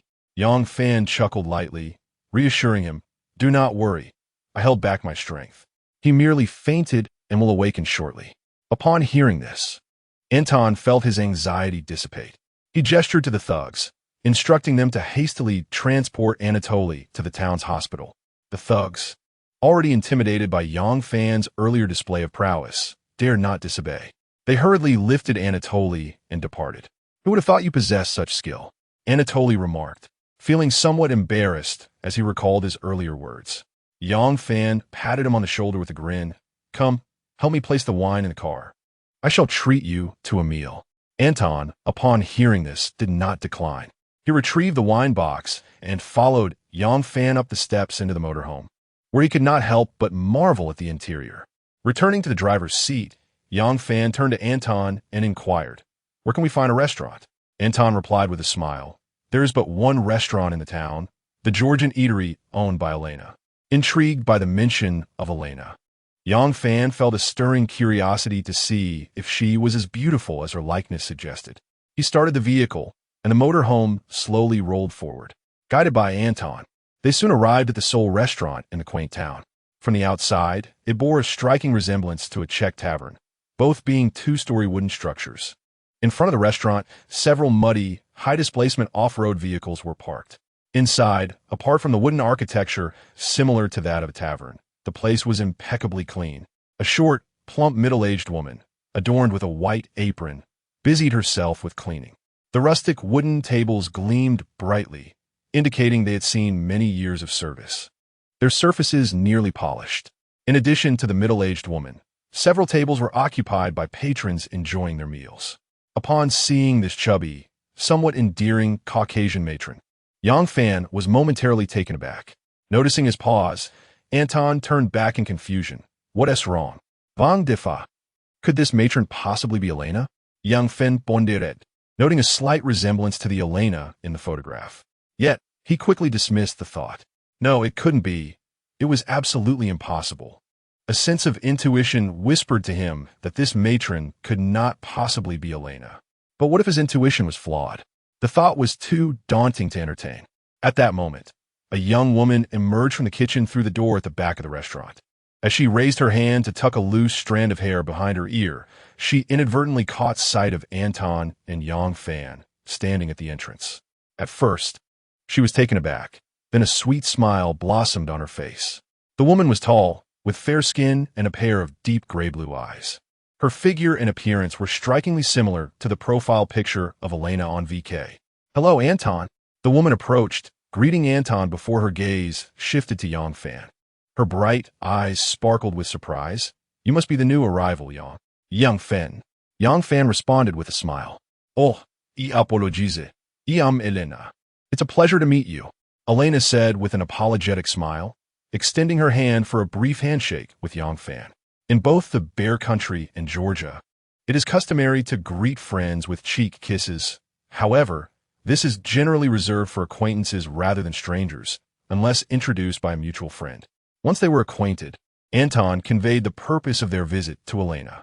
She listened, then smiled at Yang Fan, saying, "I didn't expect you to make new friends so quickly. Since you are here to dine, let us find you a seat." She led them to a window-side table and handed them the menu. Although Yang Fan had been in the Far East for 3 years, this was his first encounter with authentic Georgian cuisine. Perusing the menu filled with various dishes, he momentarily lost his direction and asked Elena to select a few delicious items before returning the menu to her. "All right, please wait a moment," she said. After Elena departed, Anton leaned closer to Yang Fan and whispered, "So, is Elena not stunning?" Watching her walk into the kitchen, Yang Fan nodded. "Indeed, she is quite remarkable. You have no idea. She is the most beautiful girl in our town of Kareel Lake." "Haha, are you smitten?" Yang Fan shot him a teasing glance. Misunderstanding the jest, Anton quickly clarified, "No way. I already have a girlfriend." "Ah, yes, the one you've mentioned breaking up with 30 times this month," Yang Fan chuckled. Feeling slightly embarrassed at the mention of his predicament, Anton smiled awkwardly. "Does this restaurant belong to her and her mother?" Yang Fan inquired, glancing towards the white woman who had followed Elena into the kitchen. "Yes. What about her father?" Yang Fan asked curiously. Noticing Yang Fan's keen interest in Elena, Anton began to elaborate. It turned out that Elena had moved to Kamchatka with her parents during her childhood. They relocated because Elena's father struggled to find satisfactory employment in Georgia. Hearing that Kamchatka offered lucrative wages for crab fishing, the family moved here, and they have been residing here for over a decade. Due to her father's frequent absences at sea, Elena grew up with only her mother, which made her resilient and optimistic, qualities reminiscent of the women from the fighting nations. During their conversation, Elena returned with a platter of dishes and a beautifully crafted ceramic pot. "What are you two discussing?" Upon hearing this, the two hurriedly clarified that they had not discussed anything significant. Elena chuckled lightly and did not probe further. She turned to Yang Fan and said, "This bottle of wine is a specialty from our beloved Georgia. Please allow me to offer it to you as a complimentary tasting, a token of our acquaintance." Chapter 19. Crabs for bear meat. The world is well acquainted with Bordeaux, France, yet few are aware that Georgia is, in fact, the cradle of winemaking. This narrative traces back to 8 millennia ago. Nestled along the enchanting and enigmatic shores of the Black Sea, at the foothills of the towering Caucasus Mountains, lies the nation of Georgia, covering a modest area of merely 70,000 square kilometers, with a population of under 4 million. It appears as an inconspicuous grain of sand on the vast Eurasian continent. However, this understated realm possesses unparalleled conditions for viticulture. Georgia's winemaking heritage is not only ancient, but has also been recognized by UNESCO as the birthplace of wine. It was not until nearly 5,000 years later that the Greeks transported grapes to France. Unlike the conventional oak barrel fermentation, Georgian wine employs a time-honored method, fermentation in clay vessels. These clay pots, shaped like water droplets, are buried underground with only the opening above ground, allowing the grape juice to ferment and mature at a consistent temperature of 14 to 15 degrees Celsius. This process harnesses the power of natural fermentation, preserving the grape's intrinsic flavors. The resulting wine boasts a velvety texture and an intense fruit aroma. The ancient Georgian clay pot wines have captivated enophiles worldwide, with the French particularly enamored. During the era of the former Soviet Union, it was even regarded as the wine of state banquets, favored by the benevolent Stalin. After sharing insights about her homeland's wine, Elena opened a jar and poured a modest amount for each of them, gently swirling the goblet to allow the wine to breathe and mingle with the air. It released a subtle bouquet. Upon tasting, the wine was exceptionally smooth, devoid of the usual bitterness found in many wines. Its rich fruitiness classified it as a semi-sweet wine. The taste is indeed delightful, Yang Fan remarked sincerely. Sitting opposite him, Anton smirked, internally believing that the honey beer from the Czech tavern surpassed it. Elena, pleased by Yang Fan's compliment, brushed aside the loose strands of hair from her forehead, revealing a sweet smile as she said, "You two enjoy. I shall check on how my mother's dish is progressing." Yang Fan nodded with a smile, his gaze returning to the table. At that moment, Anton leaned closer, inquiring curiously why Yang Fan seemed transformed in Elena's presence, appearing suddenly more suave. "Was I not suave before coming to the restaurant?" Yang Fan squinted, locking eyes with him. Anton promptly shook his head, "Not at all." "Ah, well," Yang Fan sighed in defeat, "you wouldn't understand. When in the presence of a beautiful woman, one must exude maturity and composure." Anton elongated his tone with a playful, "Oh," before replying, "I see. Is this what you Huaxia people refer to as showing off?" As Yang Fan savored a sip of red wine, he couldn't help but expel a spritz of it upon hearing the phrase "showing off" escape from his lips. "Where did you learn that?" he inquired, to which Anton replied, "Well, I recently met an online friend. She is from your land, Huaxia." "All right then, enough of that. The food is getting cold. Let's eat," Yang Fan said as he picked up his knife and fork. During the meal, Anton introduced a dish that seemed to be laden with cheese. He explained that it was called khachapuri, a type of baked bread and one of Georgia's most common staples. Also known as cheese bread, it is an oval-shaped flatbread topped with melted cheese, butter, and a raw egg. Before indulging, one must mix the cheese, butter, and egg together and then dip the bread into this delightful concoction. Yang Fan took a bite and found the flavor delightful, rich with a creamy essence. Soon after, Elena brought forth several other dishes, including small dumplings reminiscent of Huaxia's soup dumplings, known as kinkali, a famous Georgian delicacy. Each dumpling was adorned with a small flag indicating its filling. There were two varieties, one filled with cream and scallops, and the other with crab meat. Yang Fan preferred the crab-filled ones, while Anton leaned towards the cream and scallop variety. Additionally, there was a platter of grilled meats, featuring chicken, steak, sausages, and tomahawk lamb chops, garnished with an array of spices, fresh onion rings, pomegranate seeds, and a distinctive Georgian spicy sauce. The meat was succulent and tender, and both men thoroughly relished their lunch. When it came time to settle the bill, Elena approached. After Yang Fan paid in cash, he noticed she seemed hesitant, prompting him to ask what was on her mind. After a moment of deliberation, she said, "I saw in the group chat last night that you hunted a brown bear. Is that true?" Yang Fan nodded, and she continued, somewhat bashfully, "Could I perhaps trade for some bear meat? I wish to experiment with it in creating new dishes." Intrigued, Yang Fan asked what she intended to offer in exchange. "Well, my father just returned from the sea with a bounty of snow crabs. If you're interested, I would like to barter with them." Snow crabs, also known as Matsuba crabs, are large crabs native to the waters surrounding Bear Country and the land of the rising sun. Their meat, when cooked, displays a leaf-like texture, hence their name. The flesh is exquisite and tender, especially during the winter breeding season when the roe and crab fat are deemed exceptional delicacies.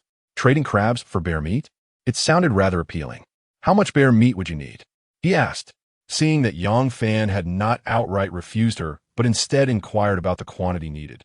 Elena's heart leaped with joy, and she exclaimed, "The more, the better. The more, the better?" Yang Fan mused for a moment before responding, "To be frank, the brown bear I hunted yielded nearly 200 kilograms of net meat, and I could part with a maximum of 100 kilograms. 100 kilograms? Elena gasped in astonishment and delight. "Is that not enough?" "Enough, enough. How many crabs do you intend to exchange? Is this quantity acceptable?" Elena raised her hand, extending 5 fingers. 5? Yang furrowed his brow, pondering whether this woman truly regarded him as a fool. Merely 5 crabs, and she expected to trade for 100 kilograms of bear meat? Elena quickly shook her head, clarifying, "No, I meant 50. Chapter 20. The foolish son of the Yang family. As afternoon approached, Yang Fan, having exchanged for 50 leaf crabs from Elena, bid farewell to Anton and returned to the campsite in the forest where he had previously set up. Upon his arrival, He meticulously organized the items he had procured that day, filled the fireplace with wood, ignited it, and closed the draft before commencing the preparation of the 50 large crabs. Though he had traded away half of his bear meat, he deemed the exchange worthwhile, as each crab weighed approximately 1.5 kilograms, large and succulent. Yang Fan felt fortunate, for he was guardian to a vast forest rich in animal resources. Whenever he craved meat, he could venture into the woods to hunt.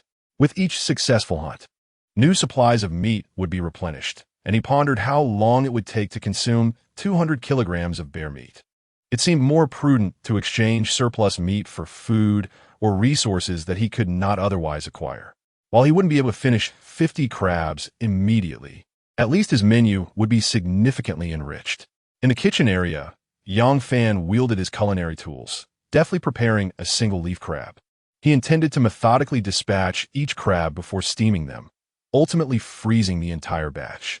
This cooked and frozen crab could be preserved for approximately 3 months. However, during the handling of the lively crabs, Yang Fan found himself occasionally furrowing his brow, not out of reluctance to proceed, but rather due to the repugnant sight of numerous black parasites, resembling green beans, scattered across the shells of the crabs. These parasites were the egg sacs of crab leeches, appearing as densely packed as pearls in milk tea. Those with a fear of clusters would undoubtedly feel a shiver run down their spine upon witnessing such a sight. Nevertheless, these egg sacs were harmless to both humans and crabs and were often considered a sign of superior quality in crabs. This indicated that a considerable time had elapsed since the crab's last molting, resulting in more plump and firm flesh within. As time ticked away, Yang Fan took the opportunity to prepare himself a pot of crab meat congee. Just before serving, he sprinkled a handful of vibrant green scallions atop.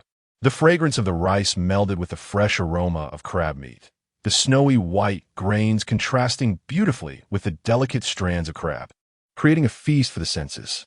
On the dining table lay an empty crab shell, within which a mixture of crab roe and eggs had been steamed to perfection.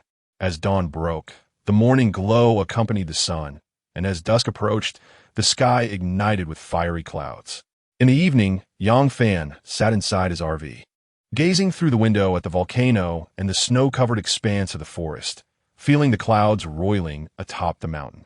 As the sun descended slowly, he cradled a warm cup of tea, stepped outside, and looked up at the starry sky where the Milky Way shimmered, as if within reach. Meanwhile, in a classroom back home, Yang Chi felt the vibration of her phone on the desk. Upon picking it up, she saw a message from her brother, Yang Fan. With a smile, she opened it, only for her expression to freeze in an instant. The message contained no words, only a few photographs. Upon opening the first photograph, one is met with a vision of Yang Fan, clad in an apron, diligently tending to a pile of freshly cooked matsuba crabs in the kitchen. In one corner of the countertop, a dozen or more crabs await, their enticing appearance enough to make one's mouth water. Faced with such delectable creatures, Yang Chi instinctively bites her fingernail in anticipation. The second image reveals Yang Fan seated at the dining table, savoring his dinner while admiring the scenic view outside the window. Ah, my brother, the narcissist, has taken to posing for the camera. Yang Chi chuckles to herself as she swipes to the third image. Instantly captivated, her gaze is drawn to the content of the photograph. Under a canopy of twinkling stars and the vast expanse of the Milky Way, Yang Fan reclines against an RV, perched comfortably in a folding chair, a steaming cup of tea in hand, exuding an air of serene contentment. After a while, Yang Chi snaps back to reality. Her curiosity about the origins of Yang Fan's RV momentarily overshadowed by her irritation. Why is he sending her these photos? Is it to flaunt his good fortune? Infuriating. Such sizable crabs. He has boiled a dozen at once. Can he possibly consume them all? The thought of the Matsuba crab's hefty price tag stirs her frustration further. Wow. Kiki, who is this person? The photographs are truly evocative. Her friend comments just as Yang Chi prepares to respond to Yang Fan with a snarky retort. Suddenly, her friend gasps in awe. Where is this? The scenery is breathtaking. Kamchatka. Yang Chi replies tersely, unwilling to indulge in her sisterly rivalry. He never misses a chance to tease me about his culinary delights. Far East. Her friend inquires, puzzled. Hey, you still haven't told me who this person is. Oh, him? Just the foolish son of the Yang family. Huh? With a rumble of engines, a snowmobile races across the thick blanket of snow, pulling a sled behind it. Not long after, Yang Fan arrives near the river where he had previously discovered a bear den. Today, he intends to utilize a chainsaw to harvest more timber, with plans to construct a smokehouse specifically for curing food, an ideal solution for preserving the remaining bear meat. Fortuitously, he had purchased a meat grinder and casings from the general store yesterday, allowing him to craft smoked bear sausages. As the snowmobile comes to a gentle halt, Yang Fan's gaze drifts toward the nearby river, which remains unfrozen. Recalling his prior focus on hunting the brown bear, he had neglected to observe the river closely. However, this chance encounter reveals an anomaly. The river flows steadily from a higher elevation, its width modest, and in the shallower areas, stones are visibly exposed. Logically, given the river's dimensions and the frigid season, it should have frozen over by now. Approaching the riverbank, he dips his hand into the icy water, which, while cold, has yet to reach freezing point. Suddenly, a thought strikes him. He decides to investigate upstream. With renewed determination, he remounts the snowmobile and steers along the riverbank, heading towards the source. Half an hour later, Yang Fan's vision was suddenly enlightened as a vast expanse, even more spacious than that of the camp, unfolded before him. This clearing was enveloped by the valley, flanked by steep terrains, and surrounded by picturesque scenery. A crystal-clear stream meandered gracefully, cascading down from a height. Due to the topographical variations, the water surged downwards, forming a continuous, gentle waterfall not far away. The stream converged into a lake, amidst a scatter of pebbles of various sizes. The surface of the lake was shrouded in mist, exuding an ethereal ambience. Notably, the temperature here was significantly warmer than before, with a faint whiff of sulfur permeating the air. AI reference image, hot spring. Yang Fan's eyes sparkled with delight. This geothermal lake was indeed considerable in size, comparable to that of a football field. He stepped on the pebbles and approached, crouching down once again to test the water temperature, which was slightly warm, yet quite tolerable. Chapter 21. The mysterious animal calls. He had just been pondering whether there might be hot springs upstream, and to his surprise, he was correct. Not only was there the waterfall, but several springs were bubbling in the middle of the lake as well. The water of the hot springs was crystal clear, revealing the rocks beneath, varying in depth. The shallow area barely reached the tops of one's feet. He tossed a stone into the distance, and upon striking the surface, it sent splashes flying, creating ripples that danced outward before settling into tranquility. Hearing the muffled sound of the stone hitting the water, Yang Fan estimated that the water was quite deep. He took out his phone, and the signal was even better than that at the campsite. Just as he was excitedly planning to drive the RV to this spot and establish a new campsite, Dumas suddenly sent a video. Hey, my boss. You. Before he could finish, Yang Fan jumped in. Hey, buddy, look what I found. He turned the camera to reveal the waterfall, the lake, and the river, prompting a look of confusion from Duma. Are you asking me to admire the scenery? It is indeed beautiful here, but it's just a body of water. Why are you so excited? Haha, if I told you that the water is warm, would you feel the same excitement as I do? Warm?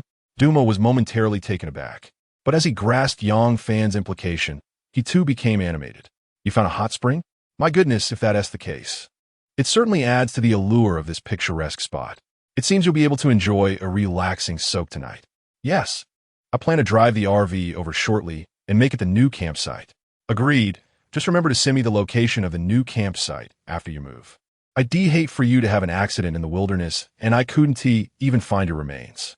Suka. Hearing Duma's jest, Yang Fan retorted in mock annoyance before recalling to ask what prompted him to send the video. Ha, nothing much, just a routine greeting, Duma chuckled in the video. Rest assured, even if I were to encounter some misfortune, you wouldn't be my first choice for an heir, unless you start calling me dad. This time, Duma appeared dejected. The two exchanged playful banter until Duma, unable to keep up, conceded defeat. Upon returning to the campsite, Yang Fan had just parked the snowmobile when a series of peculiar animal calls suddenly reached his ears.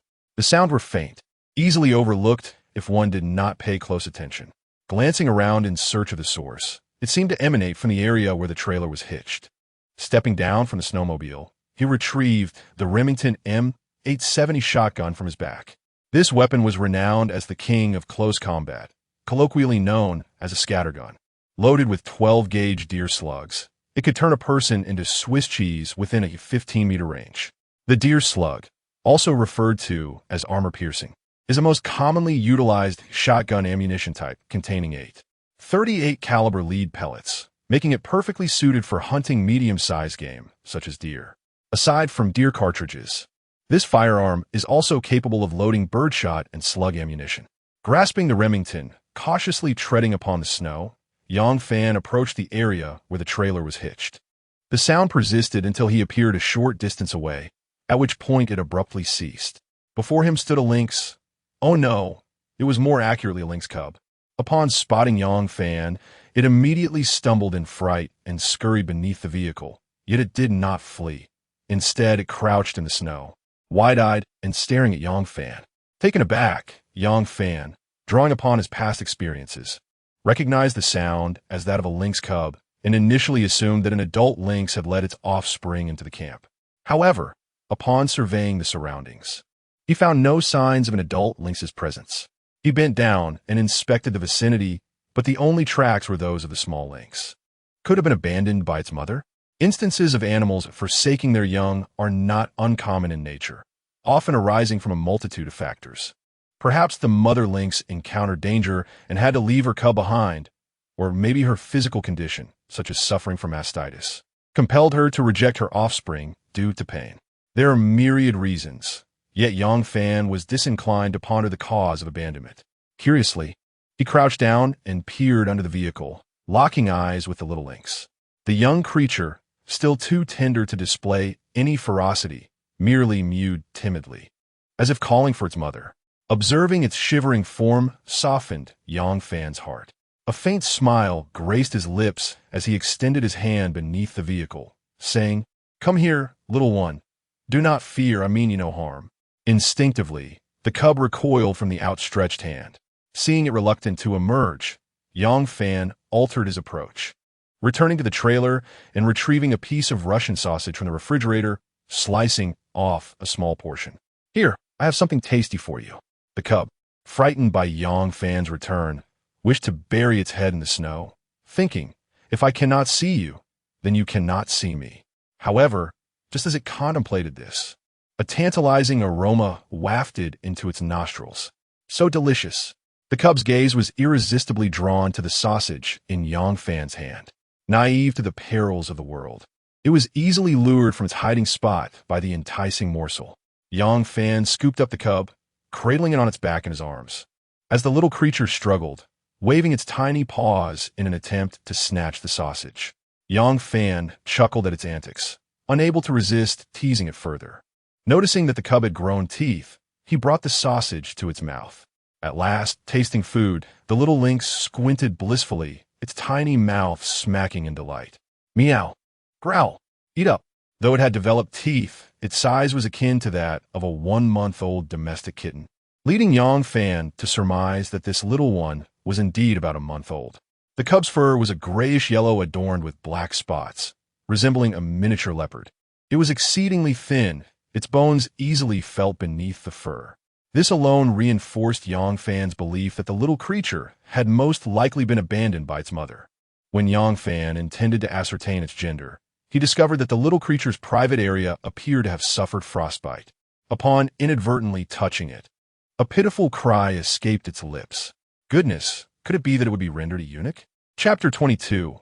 A Meaning Beyond Steel. The animal protection station in the town after a thorough examination by the veterinarian. It was determined that the little creature had inadvertently sustained injuries from sharp objects like branches while wandering through the forest, subsequently suffering from the biting cold. Fortunately, it was brought in just in time, sparing it from the grim fate of sterilization. Following a simple bandaging, the veterinarian informed Yang Fan that this young lynx was nearly 2 months old. However, due to its frail physique, it appeared as though it were merely a 1-month-old kitten.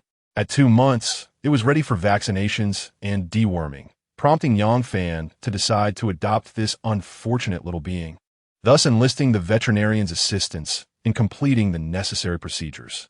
Observing Yang Fan as he playfully engaged with the lynx in his arms, Elena smiled gently and inquired, "What do you intend to name this little one?"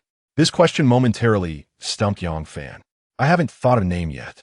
Elena, gazing at the lynx's adorable expression, affectionately scratched its chin and suggested, "How about calling it Misha?" "Misha?" Yang Fan replied, puzzled, as he looked up at Elena. The name Misha is a diminutive form of Mikhail in Russian. Mikhail is a common Russian name, often informally shortened to Misha, a name frequently used among friends and family in the fighting spirit of the nation. It can also refer to a little bear. Moreover, Mikhail in Hebrew signifies like God. Yang Fan furrowed his brow and shook his head, clearly unimpressed by the suggestion. After a moment of contemplation, a whimsical idea struck him. "What about Steel Egg? Wouldn't that be quite fitting?" "Steel Egg?" Elena queried, her brow furrowing in confusion. "What does that mean? What is its significance?" Yang Fan chuckled as he looked at the lynx nestled in his arms, responding, "It signifies that it's harder than steel." At that moment, the veterinarian, who had just taken a sip of tea, found himself choking on it, unable to contain his laughter at Yang Fan's metaphor. Initially, Elena did not grasp the meaning, but upon reflection, her fair complexion flushed with a rosy hue as she understood the implication. After returning Elena to the restaurant and expressing his gratitude for guiding him to the animal protection station, Yang Fan drove away from the town in his camper. Along the way, the little Steel Egg sat in the passenger's seat, its innocent eyes curiously surveying everything within the vehicle, finding wonder in every detail. The lynx, belonging to the Felidae family, is categorized into 4 extant subspecies: the Eurasian lynx, the Canadian lynx, the Iberian lynx, and the bobcat. The little Steel Egg is a member of the Eurasian lynx. Upon reaching adulthood, the Eurasian lynx typically measures between 85 to 110 centimeters in body length, with its tail roughly 1/3 of its body length. Female lynxes generally weigh between 13 to 21 kilograms, while males range from 11.7 to 29 kilograms. The lynx is characterized by its distinctive round face, prominent cheek tufts, and triangular ears adorned with noticeable tufts of fur. The lynx is indeed a formidable creature. They are renowned among hunters for their cunning and caution. Capable of capturing snow hares, small wild boars, and diminutive elk, their hunting prowess is exceptional, earning them the moniker of little tigers. They even dare to attack wolf pups, thereby reducing the population of adult wolves, earning them the title of wolf-slaying machines in the world of the wilderness. However, this applies only to mature lynxes. The young Steel Egg at this stage is not yet ready to confront wolves. It might struggle even to catch a cockroach, potentially causing itself harm in the process.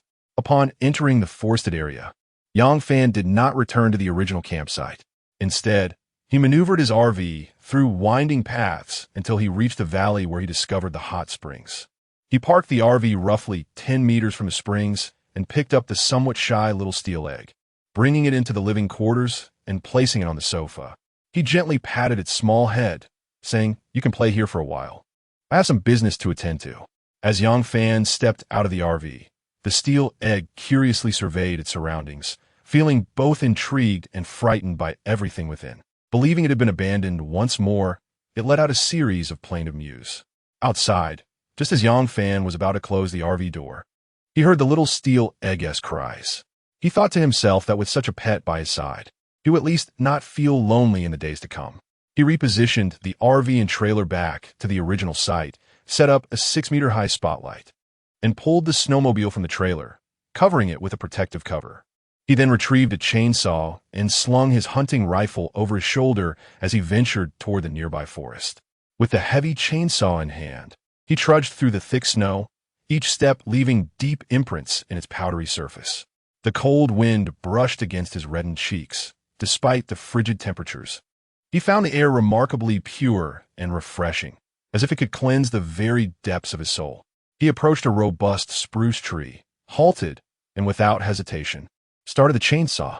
The deafening roar resonated through the silent forest, startling a flock of birds that had been perched upon the branches, sending them flapping chaotically into the sky. With the aid of the chainsaw, Yang Fan's lumberjack efforts were significantly accelerated. Soon, the spruce tree crashed to the ground. He wielded the chainsaw to clear the branches, and once all were removed, he planned to cut the tree into planks. After gathering sufficient timber, he intended to construct a smokehouse. This marked his first attempt at building a wooden structure in the forest. He had only ever seen such constructions in short videos before. He was uncertain of his success. Yet he reasoned that constructing a smokehouse should be less challenging than building a dwelling. Before he knew it, an entire day passed in a flurry of activity. Exhausted, he set down the chainsaw and returned to the RV, only to find no sign of the steel egg. He called out, "Steel egg, where are you?" "I'm back." The little steel egg, somehow having burrowed into the wardrobe, heard this seemingly derogatory name and, feeling indignant, thought to itself, "I'm not coming out. Who is this steel egg? It's certainly not me." The space within the RV was limited, and the doors to both the suite and the bathroom were firmly shut. Thus, Yang Fan swiftly located the little steel egg hidden within the wardrobe. After retrieving it and placing it on the floor, the tiny creature immediately limped toward the litter box that Yang Fan had purchased for it. "Be careful, do not pull on the egg." Chapter 23. It's just a little cat once again. It was time for dinner. After a long day, Yang Fan felt a bit lethargic. He hastily prepared a dish of steamed crab with garlic and a pot of braised bear ribs, and settled down to a simple meal. As was his custom, he snapped a photo of his meal before eating and sent it to his sister, Yang Chi, who responded with an expression of fury.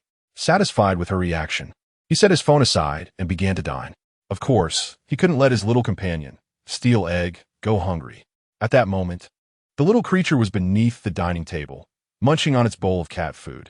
In Yang Fan's eyes, a lynx was also a feline, so he treated it like an ordinary house cat. After filling his belly, he shed all his clothing, save for a pair of underpants, and slipped on his slippers before walking to the gun cabinet to retrieve his Remington M870. He then opened the door of his RV. As the door swung open, a biting cold wind rushed into the vehicle. Yang Fan instinctively shivered, clutching the shotgun tightly as he made his way, trembling, towards the hot spring lake, illuminated by the powerful beam of a 6-meter-high searchlight. At last, he reached the lake's edge, setting his shotgun down on a dry rock before slowly stepping into the water. The warm spring water gradually enveloped his feet, calves, and knees. Earlier that afternoon, Yang Fan had measured the water temperature with a thermometer, finding the shallow area pleasantly warm, while the deeper sections were increasingly hotter. The temperature where he now stood was approximately 35 to 36 degrees Celsius. He settled comfortably into the water, relishing the soothing warmth against his skin, and soon began to swim in the hot spring lake. Meanwhile, back in China, Yang's mother stood behind the bar of a restaurant, idly scrolling through her phone. The restaurant was not busy, allowing her the luxury of time to indulge in her device. A familiar voice broke her reverie, and she looked up to see her husband entering. She shot him an annoyed glance, exclaiming, "You startled me, you old fool. What are you so engrossed in?" Yang's father asked with a smile. "Our dear son, of course. What else could it be?" she replied, her tone laced with a hint of exasperation. Upon hearing Yang Fan's name, Yang's father couldn't help but recall the bear paw from that day, clearly still longing for the exquisite delicacy he had not tasted. Curiosity piqued. He asked, "What has that rascal posted today?" "Nothing much, just that he adopted a cat. Look, this little tabby is rather cute." Before she finished speaking, Yang's mother had already thrust her phone towards Yang's father. He grumbled, "I don't want to see it. It's just a kitten, not a grandchild. What's so fascinating about it? That rascal has been abroad for 3 years without returning home, and I wonder what he does all day over there. His career is still unfulfilled, and he hasn't even found a wife. Just thinking about him makes me furious." Despite her complaints about Yang Fan, Yang's father's gaze instinctively drifted towards Yang's mother's phone screen. When he saw the photo of Steel Egg nestled in Yang Fan's arms, playfully nibbling on his finger, he frowned and muttered, "That kitten looks rather peculiar. What's strange about a little cat?" She retorted, "Wait, give me the phone. I want a closer look." Yang's father took the phone from Yang's mother. Upon seeing the phone snatched away, Yang's mother complained, "Look at you, a man over 50, getting all worked up over a little kitten." Yang's father ignored her and scrutinized the phone closely. After a moment, he couldn't help but exclaim, "What on earth is this? It's clearly a lynx. A relic?" Yang's mother innocently chimed in. You silly woman, always blabbering nonsense. Yang's father shot her a glare and explained. The lynx I'm referring to is what we commonly call a mountain cat in our village. It's a nationally protected species. What nonsense? Yang's mother gasped, quickly snatching the phone back and muttering, You can't keep something like this. It bites. Observing his mother's flustered demeanor, Yang's father began to scold. That brat is just like you, always getting into trouble, with a boldness exceeding that of a donkey. He dares to keep any creature. At least Yang Chi is the one who gives me less trouble. Are you done rambling? Keep it up, and I'll give you a whack. After enjoying a relaxing soak in the hot springs, Yang Fan returned to the RV, rinsed off briefly, and emerged from the bathroom clad in his pajamas. He approached the refrigerator and retrieved a chilled bottle of honey beer he had prepared earlier. The beer, just taken out, was cloaked in a thin layer of condensation due to the cold. He twisted off the cap and gulped down a hearty swig, letting out a satisfying burp. Hearing his phone ring, he bent down to pick up the little steel cannon, who was limping around on the floor, and settled onto the sofa. Upon seeing that it was a video call from his mother, he casually clicked to answer. Just as he was about to greet her with a smile, he was met with an onslaught of scolding from Yang's mother. The sudden loud voice startled the little steel cannon, who had been struggling to escape from Yang Fan's grasp. Initially bewildered by the tirade, Yang Fan soon realized the cause of his mother's ire. He could only chuckle helplessly as he explained that lynxes could be kept as pets in the land of the bear, and once trained, they behaved just like ordinary cats and dogs. Not only lynxes, but even brown bears could be kept. Though Yang's mother was reluctant to let him keep such a potentially dangerous creature as a pet, she knew that being far from home, she couldn't impose her wishes at that moment. Ultimately, she had to concede, but still cautioned him to prioritize safety.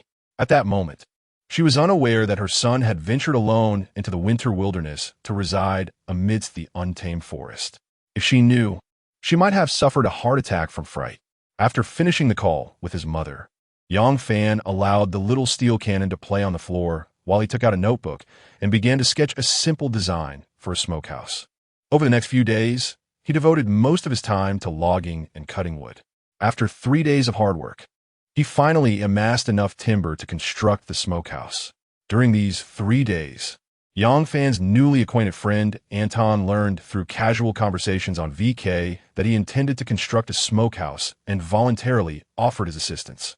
Yang Fan, appreciating the prospect of having help, readily accepted, believing that an extra pair of hands would expedite the building process. That evening, after making arrangements with Anton, he set off in his RV early the next morning towards the town.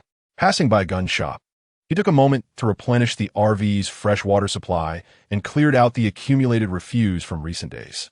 Upon arriving at Anton's home, Anton displayed little surprise upon seeing Yang Fan's pet lynx, Steel Egg. It was understandable, given that while keeping a lynx, a rather formidable feline, might be uncommon in their homeland, it was far from unusual in this rugged nation. After refueling at a gas station, they soon drove back to Yang Fan's hot springs campsite. Anton could not help but feel envious as he observed Yang Fan residing in a fully equipped RV beside a tranquil hot springs lake. To Anton, Yang Fan's life appeared extraordinarily carefree, living in the frigid, snow-laden forests without a care in the world. He could hunt at leisure and soak in hot springs when fatigue set in. Most notably, he had a mobile sauna, a cherished indulgence for any man from this bold nation. On the day they arrived at the campsite, Yang Fan chose not to rush into construction. Instead, he took the opportunity to showcase his culinary skills to Anton within the confines of the RV. Utilizing the limited ingredients at hand, he prepared a few of his signature northeastern dishes, including braised chicken with mushrooms, 3 delicacies from the earth, northeastern-style pork ribs, and red braised pork, for simple yet delightful dishes. Notably, the pork ribs and red braised pork were made from bear meat. The high-fat content of bear meat renders it tender and succulent after braising, akin to beef, though it does carry a distinct gamey flavor. However, through Yang Fan's meticulous preparation with cooking wine, scallions, ginger, and garlic, any lingering gaminess was nearly imperceptible. After relishing a sumptuous meal of authentic Chinese cuisine, Anton willingly helped Yang Fan tidy up the RV. Once the cleaning was completed, the two settled onto the sofa and engaged in some gaming. Such recreational activities are far more enjoyable when shared. After an afternoon immersed in playing pro evolution soccer, evening fell upon them. For dinner, Yang Fan prepared a simple crab meat porridge. After satisfying their appetites with a hearty meal and enjoying a few drinks, they joyfully plunged into the hot springs, concluding the day with a refreshing sauna session. Thus, the day passed in delightful leisure. The following morning, as dawn broke, the two emerged from the RV to embark on the construction of the smokehouse. Chapter 24. The construction of the smokehouse this morning dawned beautifully, though the air was crisp. The sun radiated warmth. Yang Fan retrieved his design blueprint, which was rather straightforward. The first step involved erecting 4 sturdy wooden pillars, each approximately 4 meters in height, positioned in a square formation upon the vacant land. At a height of 3 meters, an open platform was to be constructed. The second step entailed affixing wooden planks around the platform's perimeter. To shield it from inclement weather, he opted for a gabled roof. This design, commonly referred to as a ridge roof, offered the advantage of preventing the accumulation of snow that could potentially compromise the structure's integrity, while also presenting an aesthetically pleasing appearance. Although it was merely a smokehouse, Yang Fan's character compelled him to pursue a creation of beauty rather than a mere utilitarian structure. Hence, from the outset, he dismissed the notion of constructing a rudimentary smokehouse from corrugated metal. After completing the wooden structure on the terrace, he left an entrance for a single person, beneath which he constructed a wooden ladder for easy access into the smokehouse. The final step involved sealing any gaps in the wooden structure to ensure optimal smoking conditions, with a smoke stove to be placed centrally within the house. Yang Fan's decision to elevate the smokehouse was primarily to deter wild animals. Additionally, he envisioned it serving as a storage facility for meat when not in use as a smokehouse. Upon reviewing Yang Fan's design, Anton offered a few minor suggestions. "My friend, I wholeheartedly agree with your decision to construct the smokehouse at a height, but have you considered that transporting meat to such an elevation after completion may prove inconvenient? Furthermore, placing the smoke stove within the wooden structure poses a fire hazard due to the high temperatures produced during combustion." Yang Fan furrowed his brow and pondered with one hand on his chin, recognizing the validity in Anton's observations. Realizing the blueprint's shortcomings, the two did not rush into construction, but instead deliberated on revisions to the design. After a series of enhancements proposed by Anton, a new plan emerged swiftly. The smokehouse would remain elevated, and the wooden structure would remain unchanged, yet the primary alteration involved relocating the smoke stove from the interior to the exterior. Adjacent to the 4 supporting pillars, they would construct an outdoor barbecue grill with a long flue inserted at the smoke outlet, extending directly into the smokehouse. Thus, when the barbecue grill was ignited, the resultant smoke would flow into the smokehouse. Moreover, the outdoor barbecue could double as a cooking facility for roasting meat. Additionally, the two decided to carve out a lift platform in the center of the elevated wooden house, with a pulley system affixed to the ceiling. With this lift, Yang Fan would later be able to ascend to the smokehouse as if riding an elevator. "Let us commence our work," Yang Fan exclaimed. "You go ignite a bonfire, while I transport the 4 logs that will serve as the supporting pillars and treat their bases with carbonization." The purpose of carbonizing wood is to prevent it from suffering erosion and decay, thereby extending its lifespan. Upon hearing Yang Fan's arrangement, Anton began to gather firewood around the campsite. Meanwhile, Yang Fan mounted his snowmobile and, accompanied by the roar of the engine, ventured into the forest. He intended to drag back the timber he had painstakingly felled, using the snowmobile to transport it to their camp. The 4 stout, load-bearing pillars, intended for the construction of the house, had been stripped of their bark and meticulously cut into uniform squares with a chainsaw. As Anton ignited the bonfire, the surrounding snow quickly melted into water, soaking into the frozen ground under the intense heat of the flames. Together, they lifted one of the pillars and placed its base over the vigorous fire for roasting. As moments passed, the searing flames continued to caress the bottom of the pillar, gradually altering its surface, which became coated with a glossy layer of char. After completing the carbonization of the 4 pillars, the duo resumed their task, wielding shovels to clear the snow from the designated site for the smokehouse. With each shovelful, the previously concealed black earth began to emerge. Once the snow was cleared, Yang Fan took a small hammer and selected several evenly sized iron nails, securing them around the chosen area. Subsequently, he connected the nails with a thin rope, forming a neat square. This delineated the approximate area for the smokehouse. The next step was to excavate 4 deep pits to firmly anchor the pillars. However, the ground was frozen solid due to the biting cold, making it far more challenging to dig deep holes than anticipated. Fortunately, Yang Fan had Anton to assist him. They worked in tandem, one wielding a shovel to break through the frozen surface while the other swung a pickaxe to dig deeper. After considerable effort, they finally managed to excavate 4 adequately deep pits. After a brief respite, seated on a wooden stump with a warm cup of tea, they began to insert the load-bearing pillars one by one into the holes. To ensure the pillars were secure, Yang Fan also gathered appropriately sized stones to fill around the bases, compacting them firmly. After a busy morning, Yang Fan glanced at the time. It was nearly noon. "All right, my friend, let's head back to the RV for a rest. I'll prepare lunch," he said. Anton set down his tools, wiped the sweat from his brow, and nodded in agreement. Upon returning to the RV, Yang Fan was contemplating what to cook for lunch when Anton emerged from the bathroom after freshening up and offered to take over the cooking. Yang Fan looked at him in surprise, not expecting Anton to be adept in the kitchen. Anton sheepishly admitted that he only knew how to make borscht, a recipe he learned from his mother, and insisted it was quite delicious. As a guest who had also assisted in building the smokehouse, Yang Fan felt it was inappropriate to let him cook. However, without uttering a word, Anton proactively tied the apron around his waist and then turned to Yang Fan, inquiring whether there were any beetroots in the camper. Observing this, Yang Fan had no choice but to lead him out of the vehicle.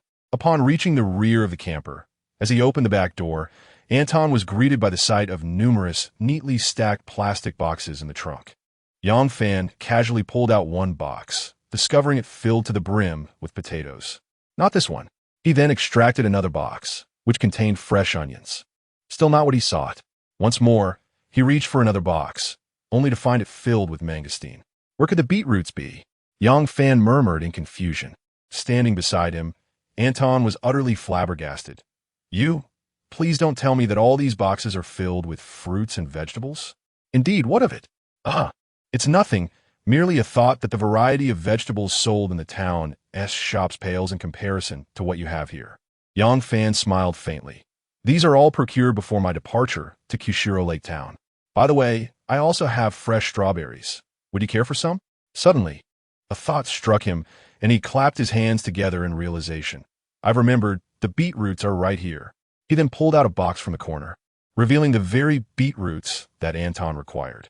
The ample storage space is indeed a notable feature of this mass off-road camper.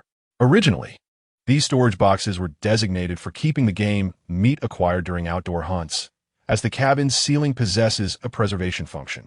However, considering the challenges of winter camping and the limited selection of fruits and vegetables available in the town's shops, Yang Fan decided to repurpose the space intended for meat storage entirely for vegetables. Chapter 25. Completion of the smokehouse borscht is a dish that enjoys widespread popularity in Eastern Europe.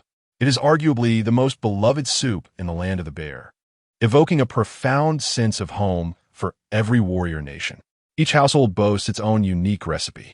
Notably, one need not rely solely on beef or pork broth. For instance, Anton prepares his with bear meat and bones. In the confines of the camper, bear meat is the only available option for crafting a hearty soup.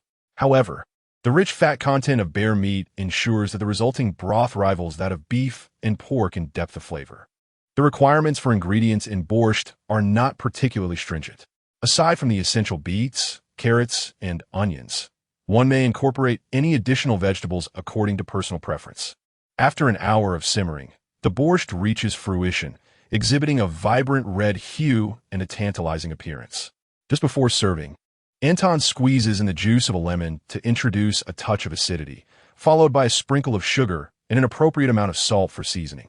A sprig of thyme is added and simmered for another 5 minutes. Thus, this quintessential dish of the warrior nation is completed. At the dining table, both individuals add a dollop of sour cream to their bowls. The unique sweet and sour profile of the borscht melds beautifully with the rich, aromatic bear broth, complemented by the subtle sweetness of the vegetables and a hint of spice. It may be difficult to envision the flavor, yet one must trust that as the national soup of a renowned warrior nation, it is undoubtedly remarkable. Enjoying a bowl of steaming borscht alongside freshly baked rye bread in the frigid winter while nestled in the warmth of the camper is an unparalleled delight. Yang-Chi, what are you having for lunch? On a weekend, Yang-Chi, just awakened from her dormitory slumber, gazes at her mischievous brother, tempting her with delicious food. With a resigned sigh, she responds, I sent it just borscht. I've had it before. Hee, this is made with bear meat. Yang Fan. Yang-Chi's irritation is palpable as her brows furrow and nostrils flare. Is this how a brother should behave? Just wait. During the May Day holiday, I want to be working. I'll be coming for you.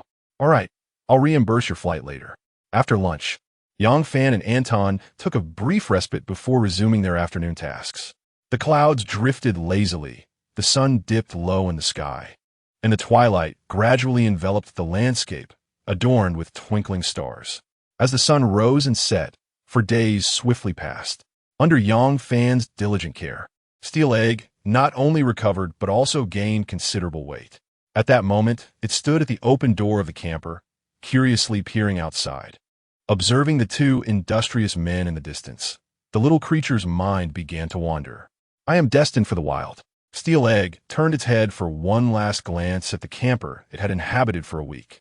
This was not where it belonged.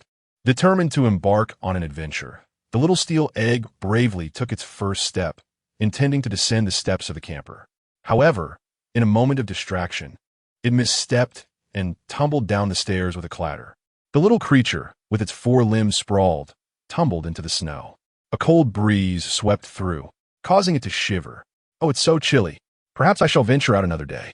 Steel Egg, having clambered back up from the snow, looked up in bewilderment. What? So high.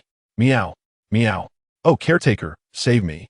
Yang Fan, who was finishing up the work on the smokehouse, heard the call of Steel Egg. He turned his head and saw the little one struggling to ascend the ladder at the entrance of the trailer. This little rascal never seemed to settle down. With a resigned sigh, Yang Fan approached from behind and unceremoniously lifted it, giving its tiny behind a playful pat. Stay put in the trailer and stop running around. Once thrown back into the trailer, little Steel Egg sat at the door, watching as Yang Fan gradually closed it. In its youthful heart, it silently vowed, just you wait. One day I shall leave this place. Mission accomplished. As noon approached, the smokehouse that had taken 4 days to construct was finally complete. Thanks to their joint efforts. Let us test its smoking capabilities, Anton suggested with a smile. Indeed, Yang Fan nodded. I shall fetch the meat. You can start the fire. No problem. Before long, Yang Fan returned with a robust bear leg, standing on the square platform at ground level. He gripped a rope firmly and slowly pulled himself up into the 3-meter-high smokehouse. The interior of the smokehouse spanned approximately 20 to 30 square meters, with simple wooden racks lining the walls, ready to hold the meats for smoking. On either side of the gabled roof, square glass windows were installed, allowing light to filter in. When not in use for smoking, the windows could be opened to let in cold air, aiding in the preservation of the stored meat. After hanging the entire bear leg on the rack, Yang Fan descended back to the ground via the lifting platform. At that moment, Anton had already ignited a brand new barbecue grill, which he had procured from the general store in town, using pine wood. As the flickering flames gradually ascended, it wasn't long before the wood within the grill was ablaze. Thick smoke billowed up the chimney and then aggressively surged into the smokehouse. Looks promising, Anton remarked, tilting his head to observe the smokehouse closely, noting every subtle change. He saw wisps of smoke gently wafting out through the crevices of the walls. Let us smoke for the afternoon and see the results tonight. Since the barbecue grill is lit, why not prepare something to eat? Yang Fan proposed enthusiastically. Anton teased, more bear meat? Well, there's also some spruce crab and vegetables. Ha! All right, I'll gather some branches and we'll make some bear meat skewers. A splendid idea. I'll go marinate the meat. As night fell, the afterglow bathed the snowy mountains, and within the camp, a 6-meter searchlight illuminated the surroundings. Yang Fan and Anton sat leisurely beside the outdoor barbecue grill, holding skewers of freshly roasted bear meat, savoring each bite, the aroma wafting through the air, tantalizing and irresistible. On the grill lay the shell of a pine crab, filled with delicate strands of crab meat mingled with creamy, melted cheese, while a smoked bear leg continued to roast. The trial of the smokehouse had proven quite satisfactory. In the days to come, Yang Fan will be able to utilize the smokehouse to preserve the game he had captured. "Cheers!" they exclaimed, raising their glasses filled with homemade vodka purchased from Czech Tavern, downing it in one gulp. The spirit entered their throats with a fiery warmth, soon enveloping them in a comforting sensation as if dispelling the chill of the night. In Yang Fan's embrace, the well-fed lynx cub, Gangdan, had peacefully drifted into slumber, curled up with its tiny head resting against Yang Fan's chest, sleeping soundly. Occasionally, it would twitch its ears or stretch its little paws in its dreams. By the way, what happened to those rascals from last time? As they chatted over drinks, Yang Fan suddenly recalled the young man he had knocked out. Anton paused for a moment, then chuckled and replied, "I had almost forgotten. Those little brats have been quite well behaved since you taught Anatoly a lesson that day. They haven't stirred up trouble in town since you brought me here. As for how they are now, I'm not quite sure." After discussing the troublesome youths of the town, curiosity struck Anton as he inquired about Yang Fan's remarkable skills in handling such situations. He wondered where Yang Fan had learned the art of combat. Yang Fan, without reservation, recounted his childhood experiences of being compelled by old Yang to practice martial arts. Anton listened with envy. Through their heartfelt conversation, Yang Fan came to understand the reason behind Anton's sudden silence when he had previously asked if he had ever been on the battlefield. Anton revealed that he indeed had served, but during one mission, shrapnel from shell had struck his right arm. After a long and arduous recovery, although the wound had healed, the nerves had suffered severe damage. Since then, his right arm had lost its strength, and even the slightest movement would send waves of excruciating pain coursing through him. In his post-retirement life, Anton had attempted to pick up a gun again, but each time he touched one, his arm would involuntarily tremble, and the pain would surge like a tidal wave. Reluctantly, he had to accept the harsh reality of becoming incapacitated. Upon hearing this, Yang Fan found himself at a loss for words to comfort him. It was no wonder that Anton had declined his invitations to hunt in recent days. Now he understood the underlying reason. With a deep sigh, he placed a reassuring hand on Anton's shoulder, and they clinked their glasses together. "I believe in you. One day, you will overcome both the physical and emotional challenges, and once again, pull the trigger." Chapter 26. Sheriff Andre of the town. On the morning following the completion of the smokehouse, Anton resolved to depart. To be candid, over the past week, the two had forged a bond through shared labor, communal meals, leisure gaming, and casual drinks, discussing women and life, which had inextricably drawn them closer. The camaraderie between men can often be so uncomplicated. Like-mindedness breeds kinship. Therefore, when Yang Fan learned of Anton's impending departure, a twinge of reluctance stirred within him. Yet, there was little he could do. Anton had his own life to return to, and as adults, Yang Fan had no grounds to insist he remain to share the solitude of the wilderness. Besides, the joys of wilderness living are best appreciated in solitude. Thus, after a simple breakfast, Yang Fan drove the RV to return Anton to town. "Buddy, feel free to message me whenever you need assistance," he said with a smile, bidding farewell to Anton before heading to the gun shop. Upon entering, he found the clerk, Nevsky, diligently polishing the firearms on display. Hearing the bell chime, Nevsky turned and greeted Yang Fan with a cheerful, "Good morning, boss." "Good morning. How has business been lately?" Yang Fan inquired. Nevsky shrugged, indicating a lukewarm situation. "Still the same." Approaching the cash register, Yang Fan took the ledger from Nevsky, who stepped aside to allow him to tally the accounts. Just as Yang Fan finished reconciling the records, Mayor Lazarev entered with a portly middle-aged man, whose stature was modest and whose nose bore the unmistakable mark of rosacea. "Hey there, young man, good morning. I spotted your RV outside and guess you would be here," the mayor greeted. "Good morning, Mr. Mayor. What brings you here so early?" Yang Fan asked. Lazarev and the middle-aged man approached. "I have an appointment with Sheriff Andre today for a bighorn sheep hunt, and it turns out we're short on ammunition. which is why I came to you. Oh, by the way, this is our town sheriff, Andrei Voробyev. I presume you two have yet to make each other's acquaintance." Young Fan turned his gaze to the middle-aged man, recalling the tales recounted by Vachik in the tavern regarding the town sheriff. According to him, Sheriff Andrei was a gregarious man with a fiery temperament, well-liked in the town. His only flaw was a penchant for alcohol, often carrying a small flask to indulge in sips even while driving. Eventually, his wife could no longer tolerate it and forbade him from driving. Young Fan had found it curious. Shouldn't the prohibition be on drinking instead? "Hello, Sheriff Andrei." Young Fan greeted him warmly. "Huh. I've heard from the mayor and others about a commendable young man from Huaxia who recently arrived in town. I've been busy and haven't had the chance to meet you until now." "Busy?" Lazarev shot a sidelong glance at Andrei, thinking to himself, busy with what? Drinking all day? With an outsider present, he refrained from voicing his thoughts, opting instead for a constrained chuckle. However, Andrei seemed unaware of the mayor's skepticism. After becoming acquainted with Young Fan, Sheriff Andrei abruptly suggested, "The weather is splendid today, young man. How about we head to the tavern for a few drinks?" Young Fan was puzzled. How could pleasant weather be linked to drinking? "Sheriff, weren't you scheduled to go hunting for bighorn sheep with the mayor?" Razilev chimed in. "Indeed, Andrei. Surely you are not contemplating another cancellation? We've made plans for a month now, and if we delay any longer, spring will have arrived." Andrei pouted, muttering about the exhausting nature of bighorn sheep hunting, with its requisite mountain climbing. Even if they ascended the heights, finding prey was not guaranteed. He would much prefer to remain at home with a drink in hand. Upon hearing Razilev mention bighorn sheep, Young Fan suddenly felt intrigued and inquired, "By the way, where do you intend to hunt for the bighorn sheep?" "Oh, we plan to try our luck at Ivan's hunting grounds," Razilev replied. Recently, through casual chats with Anton in their group chat, Young Fan had garnered a general understanding of the town. The Ivan Razilev spoke of also operated a hunting ground, albeit one that was not open to the public.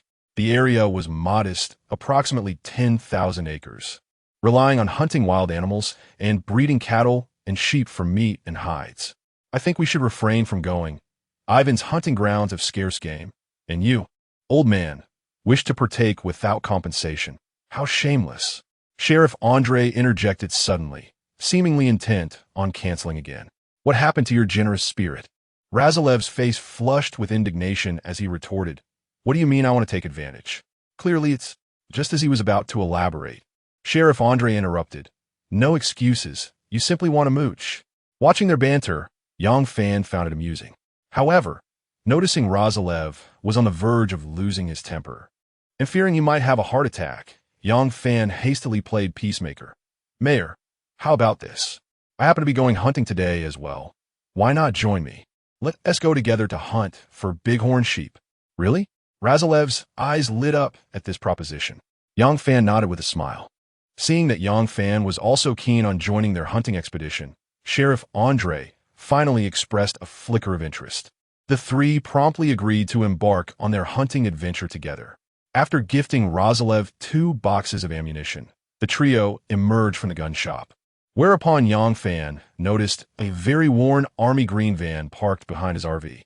It was a VZ Traveler, a retro and stylish off-road vehicle produced in the Soviet Union. "What do you think, young man? Isn't my vehicle quite impressive?" Through the introduction, Young Fan learned that this vehicle belonged to Razilev. Its boxy design was distinctly characteristic of a bygone era. Beyond its weathered, battle-scarred exterior, the interior was extraordinarily Spartan. The rear had undergone some modifications, featuring a small table, a modest stove, and a single bed. After Razilev guided Young Fan on a tour of his vehicle, he explained that hunting was his sole passion, which inspired the transformation of his beloved car. After a brief exchange of pleasantries, the three set off from the town, making their way toward the forested region. Chapter 27. I am quite proficient at shooting moving targets. Upon returning to the forested region, 2 vehicles made their way deep into the wilderness, heading towards a towering peak. The Siberian ibex, a large mammal inhabiting the Siberian territories, is also found in Kamchatka. It boasts impressive, spiraled horns and a robust physique, with females lacking horns or possessing only diminutive ones, residing in remote, rugged mountains. Agile in navigating treacherous rocky terrains, they often form small groups of a dozen or so, led by one or a few dominant males who guide the females and young. Adult males frequently choose high, prominent rocks for rest and surveillance, their keen eyesight enabling them to detect distant threats. To hunt such an elusive creature, one must either trek up steep inclines or take a helicopter straight to the summit. After a challenging journey, the two vehicles halted a few kilometers from the mountain's base, and the trio decided to abandon the vehicles to ascend on foot. Retrieving a Winchester rifle stocked with ammunition from the gun cabinet, Yang Fan prepared for departure, but at that moment, Steel Egg clung to his leg, insisting on accompanying them. Amused by the fluffy, soft little creature, Yang Fan lifted it and tucked it into his backpack. Reuniting with the two others, the three ventured forth, treading through the thick blanket of snow towards the lofty peak, while the little steel egg poked its head out, its round, curious eyes surveying the surroundings. After several hours of arduous climbing, they finally reached the ridge, where the entire mountain was composed of rugged, loose shale. As they ascended, the terrain grew increasingly steep, and the wind intensified. Standing at this vantage point, they could behold the breathtaking forest below, yet there was no time to pause for admiration. With his extensive hunting experience, Mayor Lazarev halted the two, following him upon discovering some dried animal droppings. Squatting down, undeterred by the dirt, he solemnly pinched a piece of excrement while removing his neck scarf to bring it to his nose for a sniff. Upon confirming it to be ibex droppings, a silver flask suddenly appeared before him. With a puzzled expression, he looked up to see Sheriff Andre, flushed with color, offering, "Care for another sip of vodka?" Both Lazarev and Yang Fan were momentarily bewildered, not grasping the sheriff's jest. "Huh, your earlier action resembled how I indulge in vodka with some Salo," Andre chuckled. "I thought you were planning to pair that sheep dung with your drink." At this remark, Yang Fan recalled the drinking customs of the warrior nation.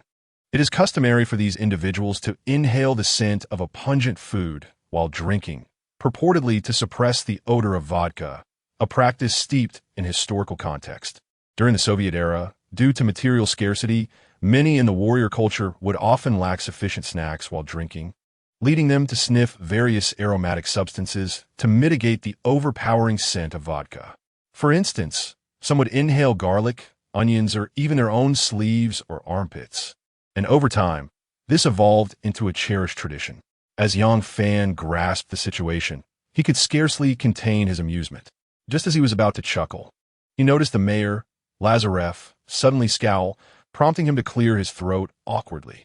"Oomph." Lazarev huffed in annoyance, casting aside the sheep dung and continuing on his path. Observing the mayor's irritation, Andre shrugged it off and leaned closer to Yang Fan, whispering, "This old fellow is just putting on an act. Even a fool could tell that lump is sheep dung, yet he insists on sniffing it." Yang Fan found Andre's remarks rather entertaining. Yet the next comment extinguished his amusement. "Hey, young man, how do you say sheep dung in Chinese?" Unaware of the impending hilarity, Yang Fan taught him the phrase. Upon mastering it, Andre paused in surprise, gazing at him incredulously. "Sheep dung, Yang Fan? How could your name be the same as sheep dung?" After hearing this, Yang Fan instantly lost the desire to converse further with Andre. After an hour of trekking, the trio arrived at a precipice steep and barren, devoid of trees, surrounded instead by a blanket of glistening white snow and oddly shaped stones. Both Lazarev and Yang Fan held high-powered binoculars, scanning the surroundings for any sign of the elusive bighorn sheep, leaving no potential hiding place unchecked. The biting cold wind howled past, stinging their cheeks, yet they remained oblivious, their minds solely focused on the hunt. Achoo! The little steel egg peeking from the backpack sneezed, startled by the frigid gust, and quickly withdrew into the warmth of the pack. In contrast, Sheriff Andre appeared quite at ease, leisurely making his way behind a large stone shielded from the wind, where he settled himself comfortably. He then set his shotgun aside and produced a silver flask from his coat, savoring a sip as if indifferent to whether the trio would succeed in their hunt that day. "Found them. There are 5 in total," Yang Fan suddenly exclaimed with delight. "Where?" Lazarev inquired urgently, as Yang Fan lowered his binoculars, ready to indicate the location, when Andre interjected from a distance. Don't kid around. Bighorn sheep aren't that easily spotted. Hunters typically wait on the mountains for days to encounter them. We've barely begun our ascent. How could we be that fortunate? Yang Fan chuckled resignedly, acknowledging the truth in Andre's words. Hunting in the wild was indeed not as simple as it seemed. One could not merely encounter an animal at will. Hunters must seek and patiently wait. Only then might they have a chance to encounter their quarry. Yet, fortune played its part, and today, it seemed that luck was on Yang Fan's side. Ignoring Andre, the inebriated one, Lazarev lifted his binoculars toward the direction Yang Fan had indicated. Sure enough, at a distance of 400 to 500 meters, he spotted 5 bighorn sheep moving along the mountainside, led by a mature ram, accompanied by 4 others of varying sizes. Andre, you insufferable fellow, cease drinking at once and come over here. Upon confirming, Lazarev urged Andre, who, upon seeing this, reluctantly tucked the flask away. Let's each aim for a different target. Yang Fan, your marksmanship is commendable. The largest ram shall be your responsibility. Andre and I will handle the other 2, ensuring each of us returns home with a trophy. Lazarev excitedly devised a hunting strategy. Yang Fan nodded in understanding, while Andre, somewhat disgruntled, remarked, among the 3 of us, my shooting skills are the finest. The largest should rightly be mine to dispatch. Neither Lazarev nor Yang Fan paid him any heed as they readied their weapons and sought suitable positions for a shot. The trio stood at a considerable distance from the flock, necessitating not only exceptional shooting skills, but also careful consideration of environmental factors such as wind direction and velocity, which could affect the trajectory of their bullets. A moment's inattention could lead to a missed opportunity, allowing their quarry to escape. After carefully lining up their sights on the lead ram, Yang Fan signaled an OK gesture to Lazarev and Andre. The 3 silently counted down 3, 2, 1. Almost in unison, they squeezed the triggers. Bang, bang, bang. With the sound of 3 gunshots, Lazarev successfully struck his target. Yang Fan's shot also found its mark, piercing the chest of the lead ram, delivering a fatal blow. However, Sheriff Andre's shot merely struck a stone at the feet of his intended target. The gunfire startled the remaining 3 rams, prompting them to scatter in alarm upon witnessing one of their kind fall. Damn it!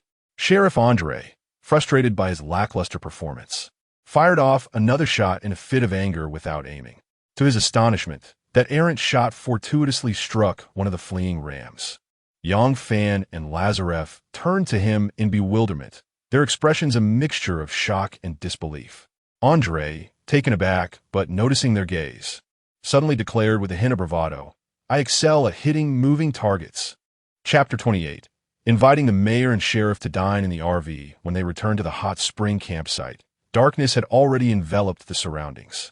Lazarev and Sheriff Andre followed Yang Fan into the RV, and upon witnessing the interior, the 2 elderly gentlemen were utterly astonished.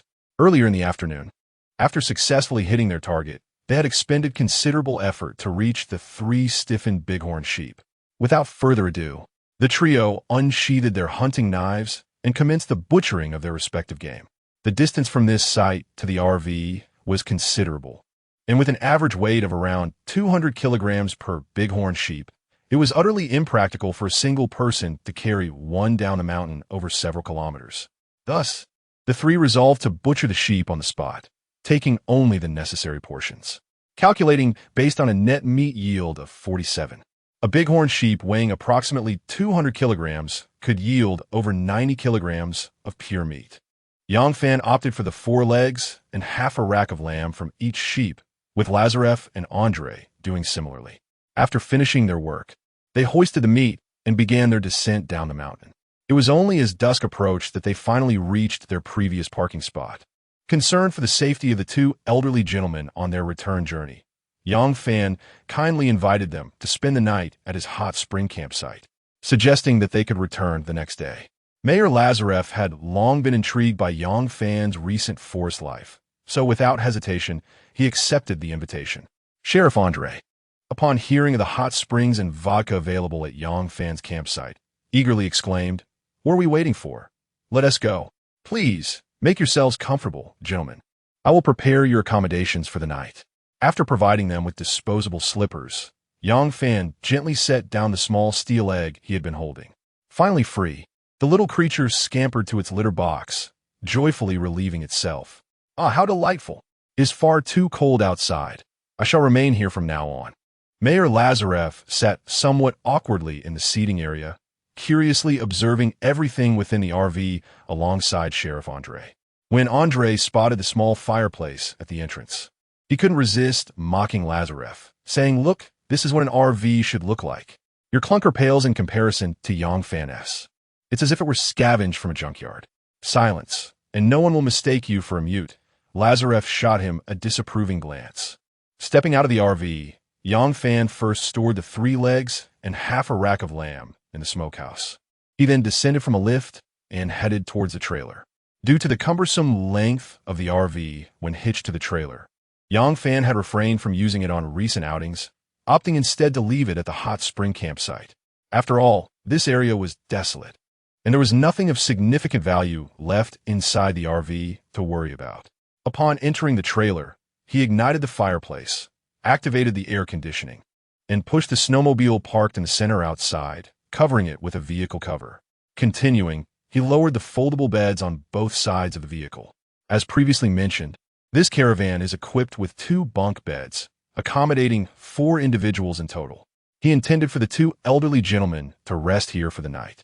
After retrieving clean bedding for them, Yang Fan returned to the caravan to commence preparations for dinner. Due to the lateness of the hour, he resolved to prepare a hot pot to entertain Lazarev and Andre. With deft hands, he swiftly deboned a leg of lamb, slicing it into thin, delicate pieces. Given the ample quantity of meat from a whole leg, along with an assortment of vegetables, it was surely sufficient for the 3 of them this evening. As he arranged the induction cooker, pot, and plates of raw meat alongside various vegetables on the dining table, Lazarev and Andre exchanged puzzled glances, inquiring what he was about to concoct. With a swift motion, Yang Fan tore open the vacuum-sealed package of beef tallow hot pot base, dropping it into the boiling pot. Smiling, he elaborated, "This is a renowned delicacy from Huaxia. Hot pot. Hot pot." The 2 men looked bewilderedly at the steaming pot before them, exuding an enticing aroma. Having never encountered Huaxia culture, they were unfamiliar with this culinary delight. Noticing their confusion, Yang Fan proceeded to demonstrate while explaining.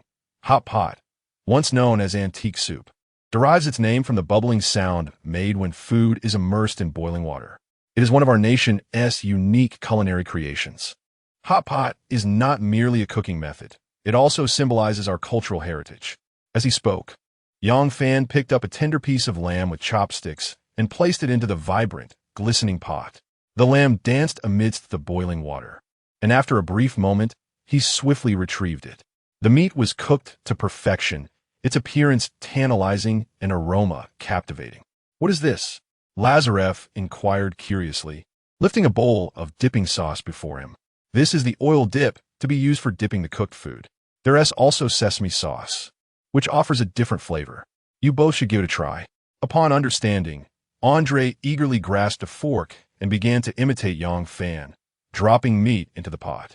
Observing the cautious manner in which the 2 elderly men approached the meal, Yang Fan smiled subtly and savored a piece of the freshly cooked lamb.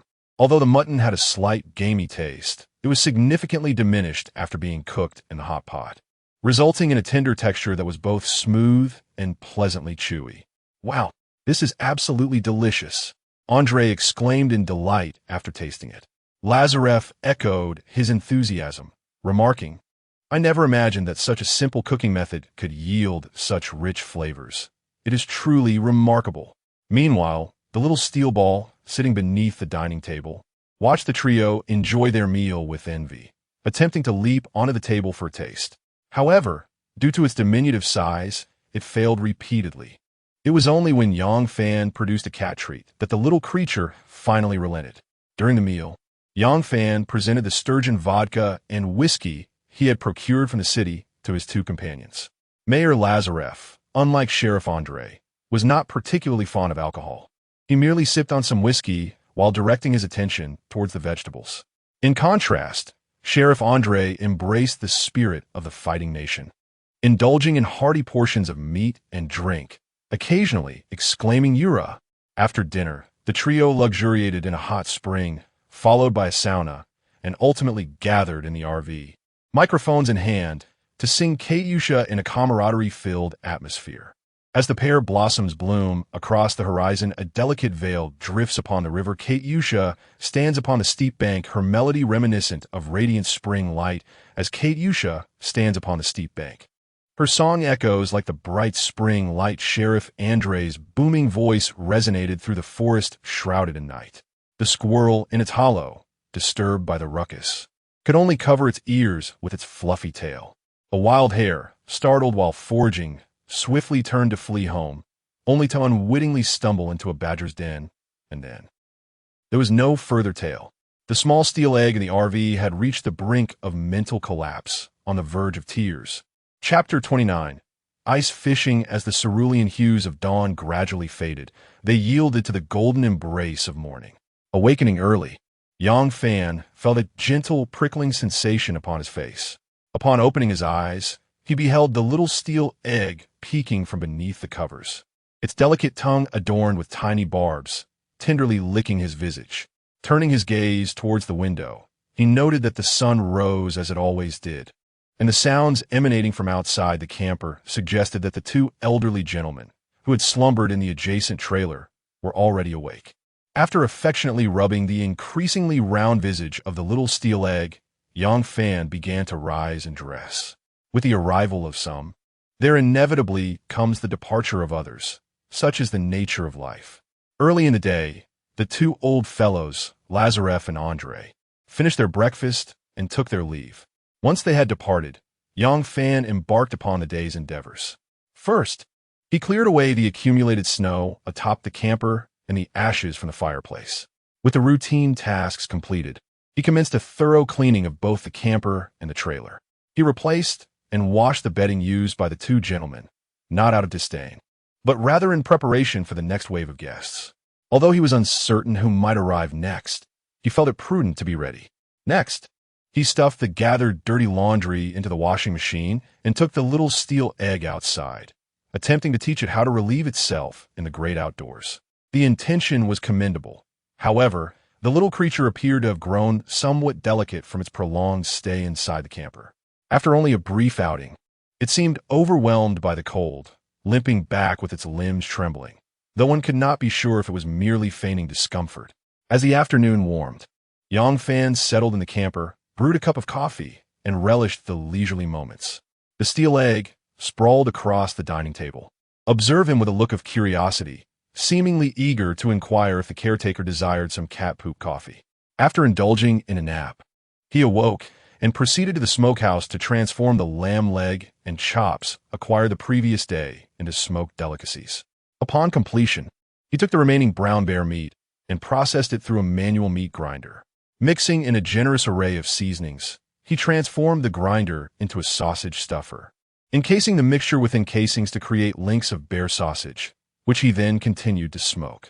Once finished, he paired the sausages with a hearty loaf of bread, effortlessly resolving the evening meal. The crackling of firewood filled the air as Yang Fan reclined in bed, engrossed in a film. Meanwhile, the little steel egg frolicked upon the bed, seemingly determined to avoid a languid existence by self-teaching its hunting skills. As the moon ascended above the treetops, a female owl, in pursuit of love, cast flirtatious glances at a male owl peeking from a tree hollow. Thus, another day of ease slipped by. With the dawn of a new day, Yang Fan rode his snowmobile to survey the surroundings. Several kilometers from the campsite, he stumbled upon a river that had frozen over, its icy surface thick and glistening.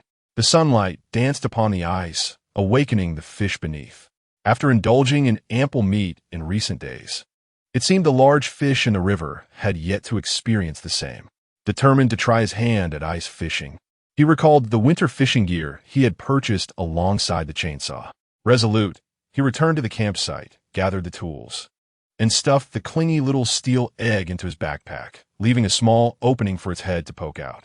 The engine of the snowmobile roared to life. The steel egg, originally content within the confines of the backpack, was jolted about due to the bumps, nearly succumbing to nausea. Unable to endure any longer, it poked its head through a small opening. The cold wind struck its little round face mercilessly, yet rather than discomfort, it seemed to revel in the sensation. Before long, Yang Fan returned to the riverbank, now thickly coated with ice. As he prepared to dismount and retrieve his backpack, he was taken aback by the sight of the steel egg peeking out. Prolonged exposure to the frigid air had resulted in a delicate icicle forming on its tiny nose. "What on earth are you doing?" Yang Fan exclaimed, wiping its nose with his sleeve before cradling it from the backpack and tucking it into his embrace. However, the little creature appeared uninterested in his warmth, scrambling onto his shoulder, and in a moment of distraction, it tumbled into the hood of his wolf fur coat. As it perched on his shoulder, licking his cheek with its tiny tongue, Yang Fan couldn't help but chuckle. "You little rascal. You certainly know how to find a cozy spot. Very well, you can stay in my hood for now." With a gentle meow, Yang Fan halted the snowmobile by the riverbank, dragging along a sled laden with tools, and stepped onto the thick ice in search of what he deemed a suitable fishing spot. In winter, when the weather turns cold, fish typically reside in deeper waters. Although the day was still chilly, the wind was mild, and the sun cast a warm glow. Under such conditions, one ought to seek shallower waters for fishing. After selecting a promising location, Yang Fan retrieved an electric auger from the sled, directing it towards the ice beneath his feet to bore a hole. As the ice was pierced, clear water, adorned with shards of ice, surged forth. Removing the floating ice, he unveiled a fishing marvel, an automatic fishing device. This contraption, consisting of a plastic disc adorned with a small flag and equipped with fishing line and hooks at its base, would spring into action whenever a fish took the bait, causing the flag to rise, thus signaling a catch. With this tool, Yang Fan could manage multiple fishing lines solo, significantly enhancing his chances of success. After setting the automatic fishing device over the hole, Yang Fan employed the electric auger to drill 4 additional holes nearby. Following this flurry of activity, he produced a thermos from the sled and poured himself coffee, settling down to await the fish. Fishing is inherently an activity that demands patience for a rewarding outcome. Yet, in Kamchatka, this leisurely pursuit had taken on a different flavor. Just as Yang Fan poured his coffee into a cup and lifted his gaze, he spotted a flag suddenly standing upright. Hastily abandoning his thermos, he rushed over to the automatic fishing device, tugging the line and feeling the pull of a catch, his face lighting up with delight. As he slowly reeled in the line, he beheld a lively pike wriggling on the hook. Goodness, this one must weigh over 5 pounds. With excitement, Yang Fan grasped the fish, unhooked it, and despite its desperate attempts to escape, he unceremoniously tossed it onto the ice. As the cold wind swept in, a delicate layer of ice swiftly formed upon the fish's body, and soon the pike lay still, rigid against the frozen surface. Before Yang Fan could retrieve it, another small flag emerged not far from him. One after another, the flags multiplied, signifying the continuous catch of fish. Yang Fan dashed back and forth between 5 ice holes, akin to a game of whack-a-mole. An hour later, he collapsed onto the ice, gazing at a distant flag that stood erect, muttering in despair to himself. How has it begun again? Will this never end? Chapter 30. The helicopter arrives. The water splashed as a sizable northern pike was dragged from the depths. Its weight estimated to be no less than 10 pounds. The pike is a common freshwater fish found in the rivers of the Far East. This fish possesses thick flesh with few bones, its tender, pristine white meat offering an exquisite flavor. Seizing the opportunity, Yang Fan grasped the fish by its gills and hoisted the large pike onto the shore, casting it aside onto the icy surface. Once out of the water, the pike thrashed violently on the ice, prompting Steel Egg to leap from Yang Fan's shoulder and pounce on the struggling fish, attempting to pin it down with its tiny paws. However, the pike retaliated with its tail, delivering several merciless slaps that left the little creature dazed. 1, 2, 3. In total, there were 18 pikes. Each one was plump and robust, with each weighing at least 4 or 5 pounds. While Yang Fan counted his catch, the slightly bruised Steel Egg began to contemplate revenge, squatting on the ice and curiously eyeing the freshly caught pike. Unfortunately, faced with a fish whose mouth was larger than its own head, Steel Egg could only salivate in frustration. Its ambitions were thwarted by its diminutive jaws. If the pike had thoughts, it would surely consider the little cat quite ridiculous. As Steel Egg watched the pike being lifted away, a fish it could not avenge, its irritation boiled over, and it leaped up, clinging tightly to the fish's body. "Give it back. This great fish is mine." "All right, enough of this.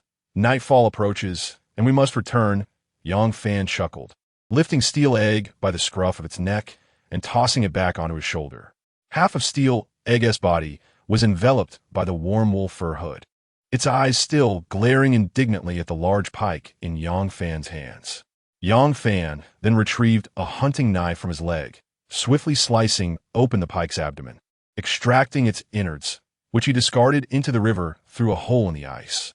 Watching the pike meet its fate, Steel Egg felt a sense of vindication.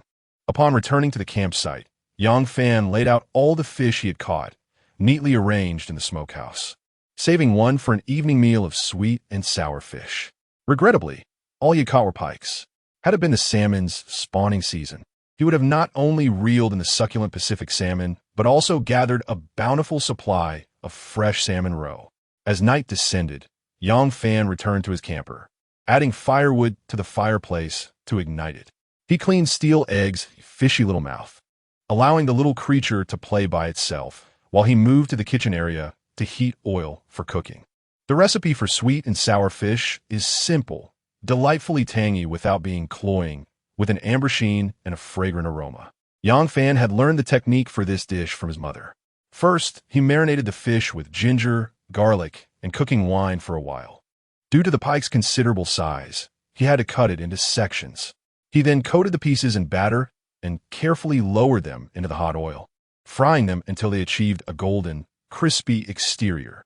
Once plated, he evenly drizzled the fried fish with a prepared sweet and sour sauce, finally garnishing the dish with chopped scallions and slivers of red pepper. Thus, the grand task was accomplished. Under the night sky, Steel Egg delighted in a piece of fried fish devoid of sweet and sour sauce, relishing every bite, for in its mind, a cat's destiny is to feast upon fish. Well, the lynx, raised by Yang Fan as if it were a feline, had wholly embraced its identity as a cat. Before retiring for the night, Yang Fan ventured outside with his firearm, making his way to the smokehouse. At that moment, the wood in the barbecue grill had long extinguished, and the air was suffused with a subtle, refreshing aroma of pine. The essence of smoked meat or fish lies in the fragrant smoke produced by the burning wood. Different types of wood impart distinct flavors to the smoke. Yang Fan personally favored cherry wood for smoking food. Meat smoked with cherry would not only exude a tantalizing aroma, but also infuse the dishes with a hint of fruity sweetness, rendering the smoked meat a beautiful red hue that enhances its appeal. The following day, a buzzing sound greeted Yang Fan as he stepped out of the camper. He suddenly heard the whir of a helicopter rotor. Looking up in the direction of the sound, he spotted a helicopter soaring above the forest, approaching the hot spring camp. Upon witnessing the helicopter, Yang Fan displayed no surprise. Instead, a subtle smile graced his lips, as if he had anticipated this moment. The helicopter swiftly descended upon the campsite, landing gently on a clear patch of land. The door of the cabin swung open, revealing a somewhat portly man clad in a black trench coat, stepping out. It was none other than Duma, whom he had not seen for several days. Following him were 4 individuals, 3 of whom appeared to be representatives from a construction company, while the 4th was someone who took Yang Fan by surprise. It was Alexei, the land broker Duma had contacted during the purchase of the forest area. What brought Duma and him together? "Hello, my dear boss," Duma exclaimed as he approached Yang Fan, enveloping him in a warm embrace. Yang Fan, somewhat disdainful, pushed him away. "Damn it, I'm not one of those strippers you fancy. No need to hug so tightly. Ha. In my eyes, you are far more beautiful than any stripper. Look at you, it seems your chest muscles have become even more robust in just a few days. You're not doing too badly yourself. Your abs are rounding out as if you were a pregnant woman." The 2 old friends exchanged playful banter before Duma cheerfully introduced the individuals accompanying him. He pointed to a young blonde beauty beside him, saying, "This is Miss Natalie, the designer from the construction company I mentioned last night. The other two are her assistants. Upon hearing Duma's introduction, Yang Fan turned his gaze towards the lovely Natalie. She appeared strikingly beautiful, with fair skin and well-defined features, complemented by a pair of black-rimmed glasses that lent her an air of elegance and poise. Despite the frigid winter, Natalie seemed undeterred by the cold, donning only a long beige trench coat over a loose white shirt and black leather pants, her legs adorned with over-the-knee leather boots, exuding both fashion and competence. Yang Fan extended his hand with enthusiasm, greeting, "Hello, Miss Natalie. My name is Yang Fan, and I hail from Huaxia." Natalie gracefully adjusted her black-framed glasses perched on her nose, a subtle smile gracing her lips as she extended her hand to gently shake his. After their introductions, Duma interjected, "Boss, do not underestimate Miss Natalie simply because of her youth. She is a distinguished graduate of St. Petersburg State University. During her time there, she distinguished herself, earning numerous design awards. She has become quite notable in the realm of architectural design in the Far East." "You flatter me, Mr. Duma," Natalie replied modestly with a smile. Just as Duma was about to introduce Alexei to Yang Fan, Alexei stepped forward, grasping Yang Fan's hand, saying, "Boss, it is good to see you again." "Boss." Yang Fan looked quizzically at Duma beside him. Chapter 31. Seeking a construction site for the hunting ground in response to his doubts. Duma smiled and explained that during the acquisition of this forested area, he discovered Alexei to be quite capable and intelligent, prompting him to recruit him as his assistant.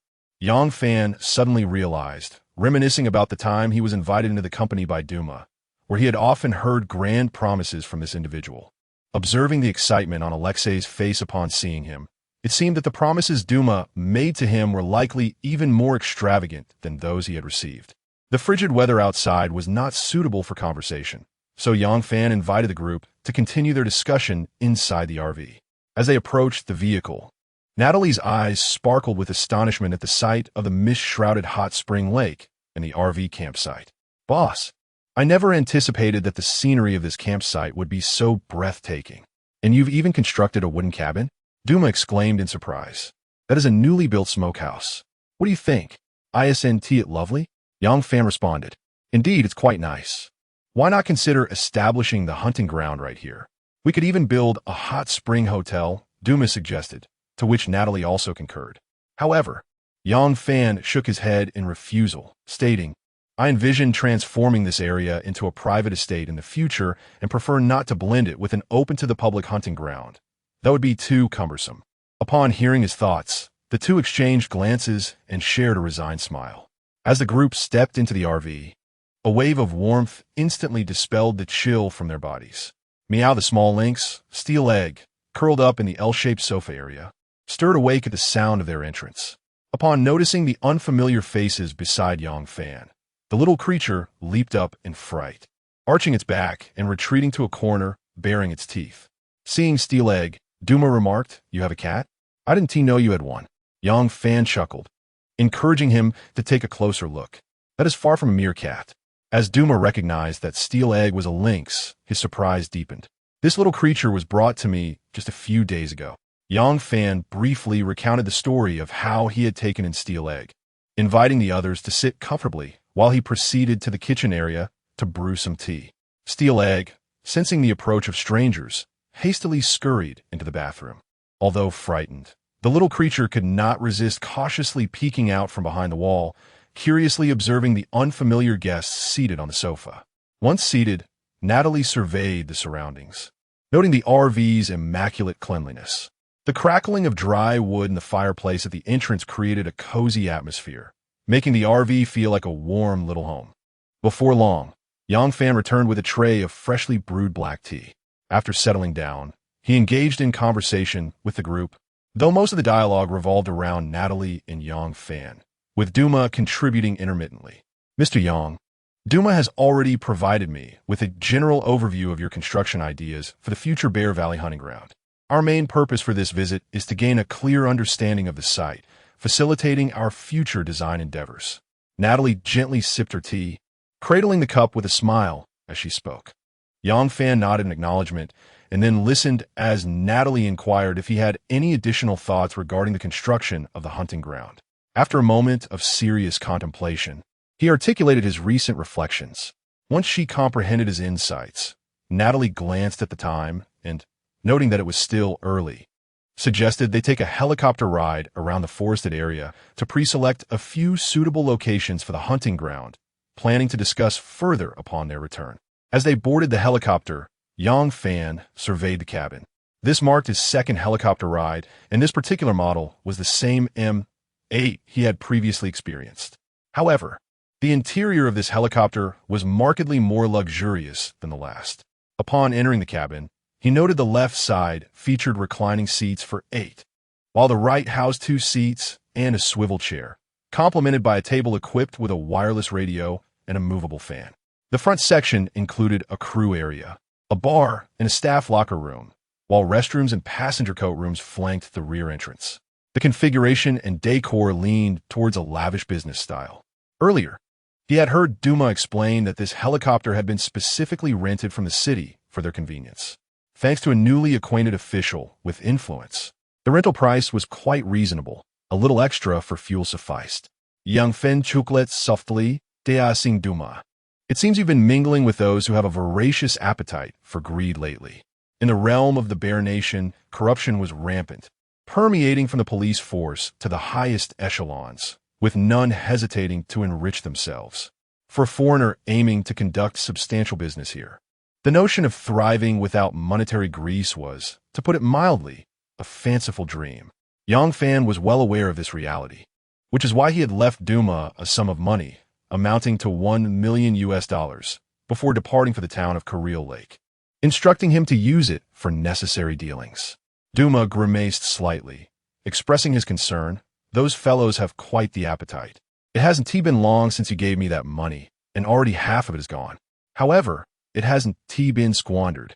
I've successfully connected with a few individuals of considerable influence. With a chuckle, he added, money should be spent wisely, as long as it is utilized effectively. There is no need to fret.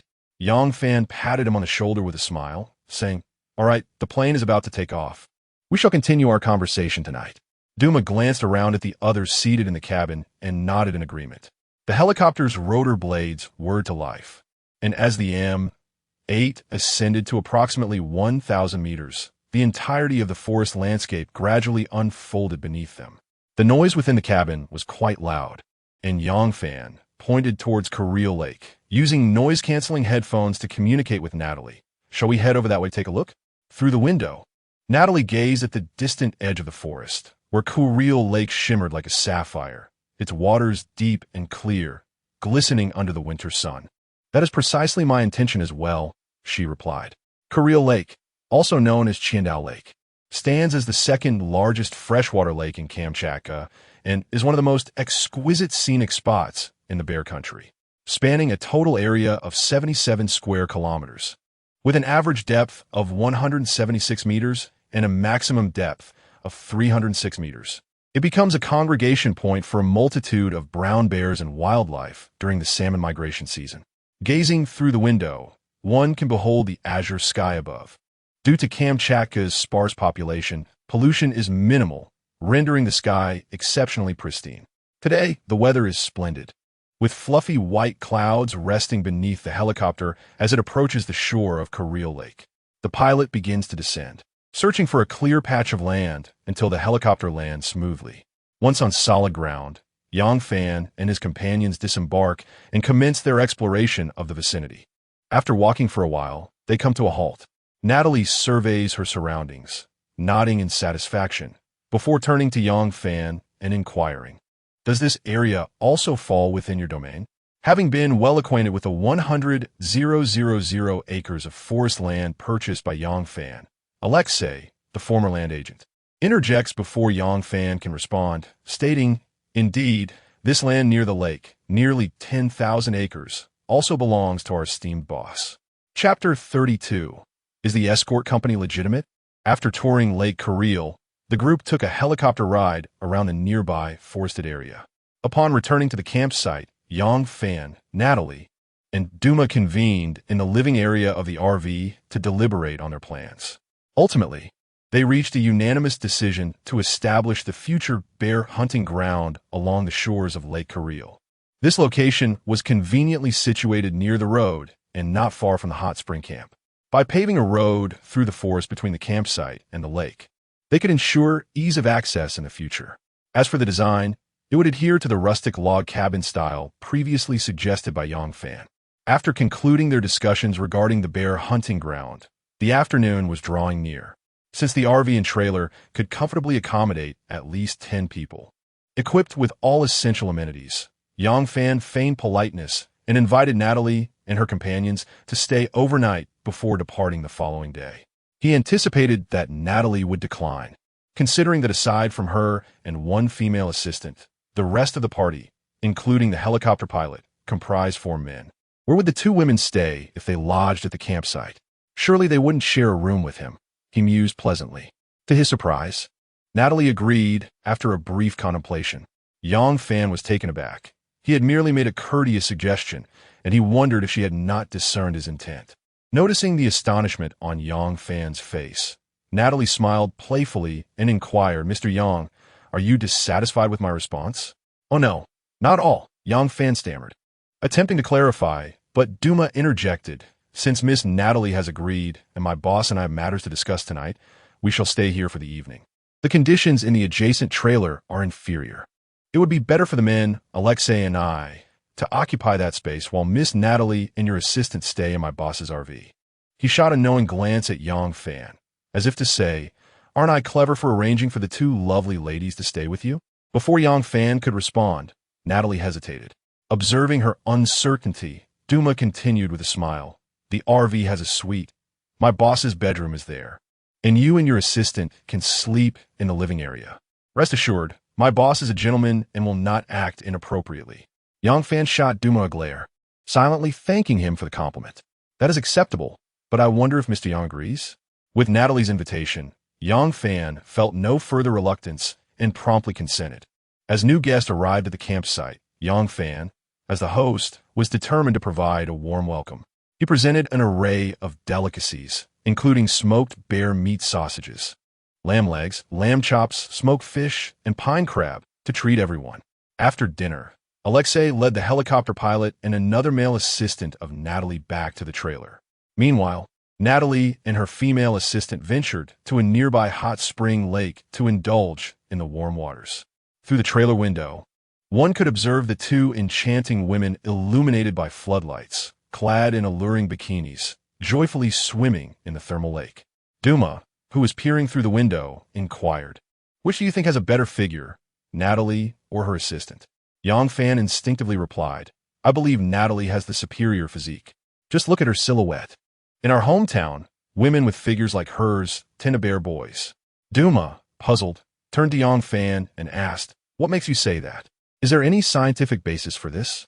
"Oh, that's a rather profound topic, one that I cannot elucidate on at the moment," Yongfan impatiently retorted, then suddenly realized the nature of their current activity and turned to Duma, saying, "Isn't this a bit inappropriate for us?" "Yes, it does seem rather so." Duma concurred, nodding vigorously. Clearing his throat to alleviate the awkwardness, Yongfan turned around and said with seriousness, "All right, let us focus on more pressing matters." Duma responded, returning to his seat across from Yongfan. Although their bodies had turned away, their eyes still occasionally darted towards the window. "Cough. Have all the formalities at the gun shop been completed?" Yongfan casually broached a new topic to shift their thoughts. Upon hearing this, Duma picked up a black leather briefcase from beside him and pulled out a stack of documents. "Everything is here. Take a look." After a brief perusal, Yongfan nodded in approval. "Very well. What documents are still outstanding?" "We still need the operating license for the Bear Valley hunting grounds, as well as some necessary permits for firearm collection," Duma replied, his thoughts quickly shifting to the matter at hand. "By the way, I recently met a friend who runs an escort agency at a banquet. He expressed keen interest in collaborating with us on our plans for the large hunting ground." "An escort agency?" Yongfan paused, momentarily halting his examination of the gun shop documents, and raised his eyes to Duma. "In such a remote area like Kamchatka, there's an escort agency?" Duma chuckled and explained, "I was equally astonished at first, but upon hearing his account, I learned that his agency is relatively new and hasn't gained much traction yet. Yang Fan's understanding dawned, and a subtle smile graced his lips. Oh, that makes sense. What type of escorts does he employ? Are they adventurous or more traditional? Certainly, both types, Duma replied candidly. Naturally, if he aims to make a fortune, his focus will lean more towards the adventurous clientele. He elaborated, according to him, he currently has at least a dozen escorts, some of whom hail from South Korea and Japan. He also revealed to me that he plans to travel westward soon, intending to return with a new batch of women. Ha! It seems your friend harbors considerable ambition. Yang Fan teased with a smile, then fell into contemplation. After a moment, he remarked, collaboration could be beneficial. Partnering with him would save us the trouble of assembling an atmosphere group once the hunting grounds commence operations. However, it is prudent to maintain a distance from him. Those who run escort services are rarely virtuous. The escorts he controls are strictly off-limits, so be wary of any leverage he might use against you. Rest assured, I am well aware of this. Recently, I have devised a plan. Should I find myself unable to restrain my impulses, I will seek out a blacksmith to fashion a pair of iron undergarments, complete with a lock, the key of which I shall entrust to your safekeeping. Ha! Let us abandon that notion. I certainly do not wish to make a special trip to unlock you when you are off gallivanting with a beautiful woman. Chapter 33. Sharing a caravan with two enchantresses. The companionship service that the two women incessantly discussed was aptly named. Its euphemistic title belied the more sordid reality beneath. Akin to the profession of a procurer, conversations among men invariably revolve around women. And just as the two were becoming engrossed in this topic, the door of the caravan swung open unexpectedly. The sound of the door startled them, prompting their gazes to drift towards the entrance. It was then that they beheld Natalie and her assistant, shivering as they stepped inside. One must commend the resilience of women from the frostbitten north, as they returned barefoot in the frigid night air, where temperatures plummeted below 20 degrees Celsius. Draped in bath towels, their hair still damp from the hot springs. Droplets cascaded down their locks. The assistant donned a delicate pink bikini that accentuated her porcelain skin. In contrast, Natalie wore an exquisitely alluring black bikini, which perfectly showcased her voluptuous and captivating figure. Yang Fan's gaze initially lingered on Natalie's alabaster ankles, and then, as if drawn by an invisible force, it gradually ascended along her long, elegant legs. He paused momentarily at her stunning silhouette before swiftly traversing her enticingly defined waist. The gentle curves of her side profile exuding sensuality without crossing into vulgarity. Ultimately, his eyes fixated on the mosaic that veiled her modesty. In the face of the two men's intense scrutiny, which seemed to emit palpable heat, both Natalie and her assistant remained remarkably composed. They exchanged knowing glances and shared a subtle smile, one that bore a hint of satisfaction, as if they were pleased with Yang Fan's and his companion's reactions. Upon reflection, their demeanor was not difficult to comprehend. While many women might find such ravenous gazes disconcerting, it simultaneously underscored their own allure, suggesting that their physical charms were indeed sufficient to elicit such fervent interest from men. It was unlikely that a woman of less appealing appearance would provoke such a response. Isn't soaking in the hot springs delightful? Are you two not tempted to join? Upon hearing Natalie's inquiry, Yang Fan was jolted back to reality, awkwardly expressing his fatigue and desire for an early night. No sooner had he spoken than he yawned, bid them good night, and made his way toward the bedroom. Little Steel Egg, recalling the earlier playful antics of the two women, eagerly followed suit. Well then, I wish you two lovely ladies sweet dreams tonight. Good night. Duma chuckled awkwardly as he rose, carefully maneuvering past them. However, as he exited the caravan, he clumsily stumbled, earning a fit of laughter from both women. The night unfolded in silence. As dawn broke on the second day, in the heart of the forest, a rather clumsy bear, affectionately known as Bear 2, ascended a white birch tree. While it was gazing about curiously, the tree suddenly trembled in its embrace. Baffled, Bear 2 lowered its gaze to the ground, only to discover a plump beaver gnawing at the trunk with its formidable incisors. What on earth? Bear 2's beady eyes widened in utter disbelief. Before it could react, The birch tree toppled over, taking Bear 2 down with it. After a moment of stunned silence, Bear 2, nearly meeting its demise, sought a reasonable explanation from the beaver. The beaver declared, "I am a beaver, and my explanation is inherently reasonable." Bear 2, infuriated, chased after the beaver, intent on exacting revenge. But the beaver hastily retreated into the river. Indeed, all bears hold a deep-seated animosity toward tree cutters. Legend has it that 2 bears once clashed with a lumberjack, an incident that even made it to television. Unwilling to relent, Bear 2 positioned itself at the entrance of the beaver's den, resolute in its quest to dismantle its abode. Daily, the forest bore witness to various amusing escapades, reminiscent of Yang Fan's own life. At that moment, he had just awakened, groggy as he emerged from his bedroom, only to be greeted by a scene that set his pulse racing. There, in the living room, were Natalie and her assistant, both clad in loose-fitting t-shirts, the soft fabric draping casually over their forms, with the hem perfectly concealing their thighs while revealing their long, slender legs. The 2 women were entwined in a rather intimate embrace, their legs interlaced, creating a rather sizzling tableau. Outside, the chill of winter permeated the air, yet within the RV, the climate was as warm as spring, thanks to the air conditioning that had been running all night. What if they caught a chill from sleeping without covers? Contemplating this, Yang Fan picked up the remote control for the air conditioner and switched it off, satisfied with his decision, pondering that perhaps next time they would remember to cover themselves properly while sleeping. Meanwhile, a blissfully sleeping Natalie began to feel the RV's temperature dropping.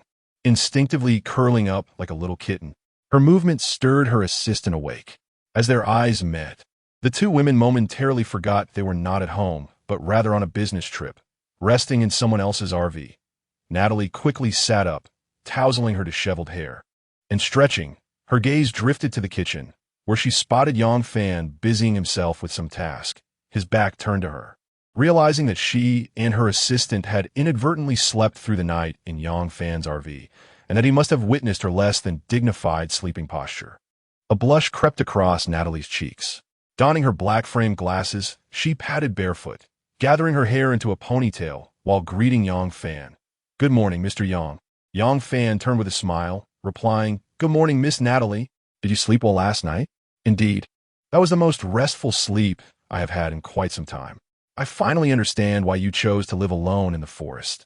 This feeling is truly splendid." Yang Fan smiled lightly, refraining from further conversation. At that moment, Natalie's gaze fell upon Yang Fan's hands, where he was slicing a large loaf of bread.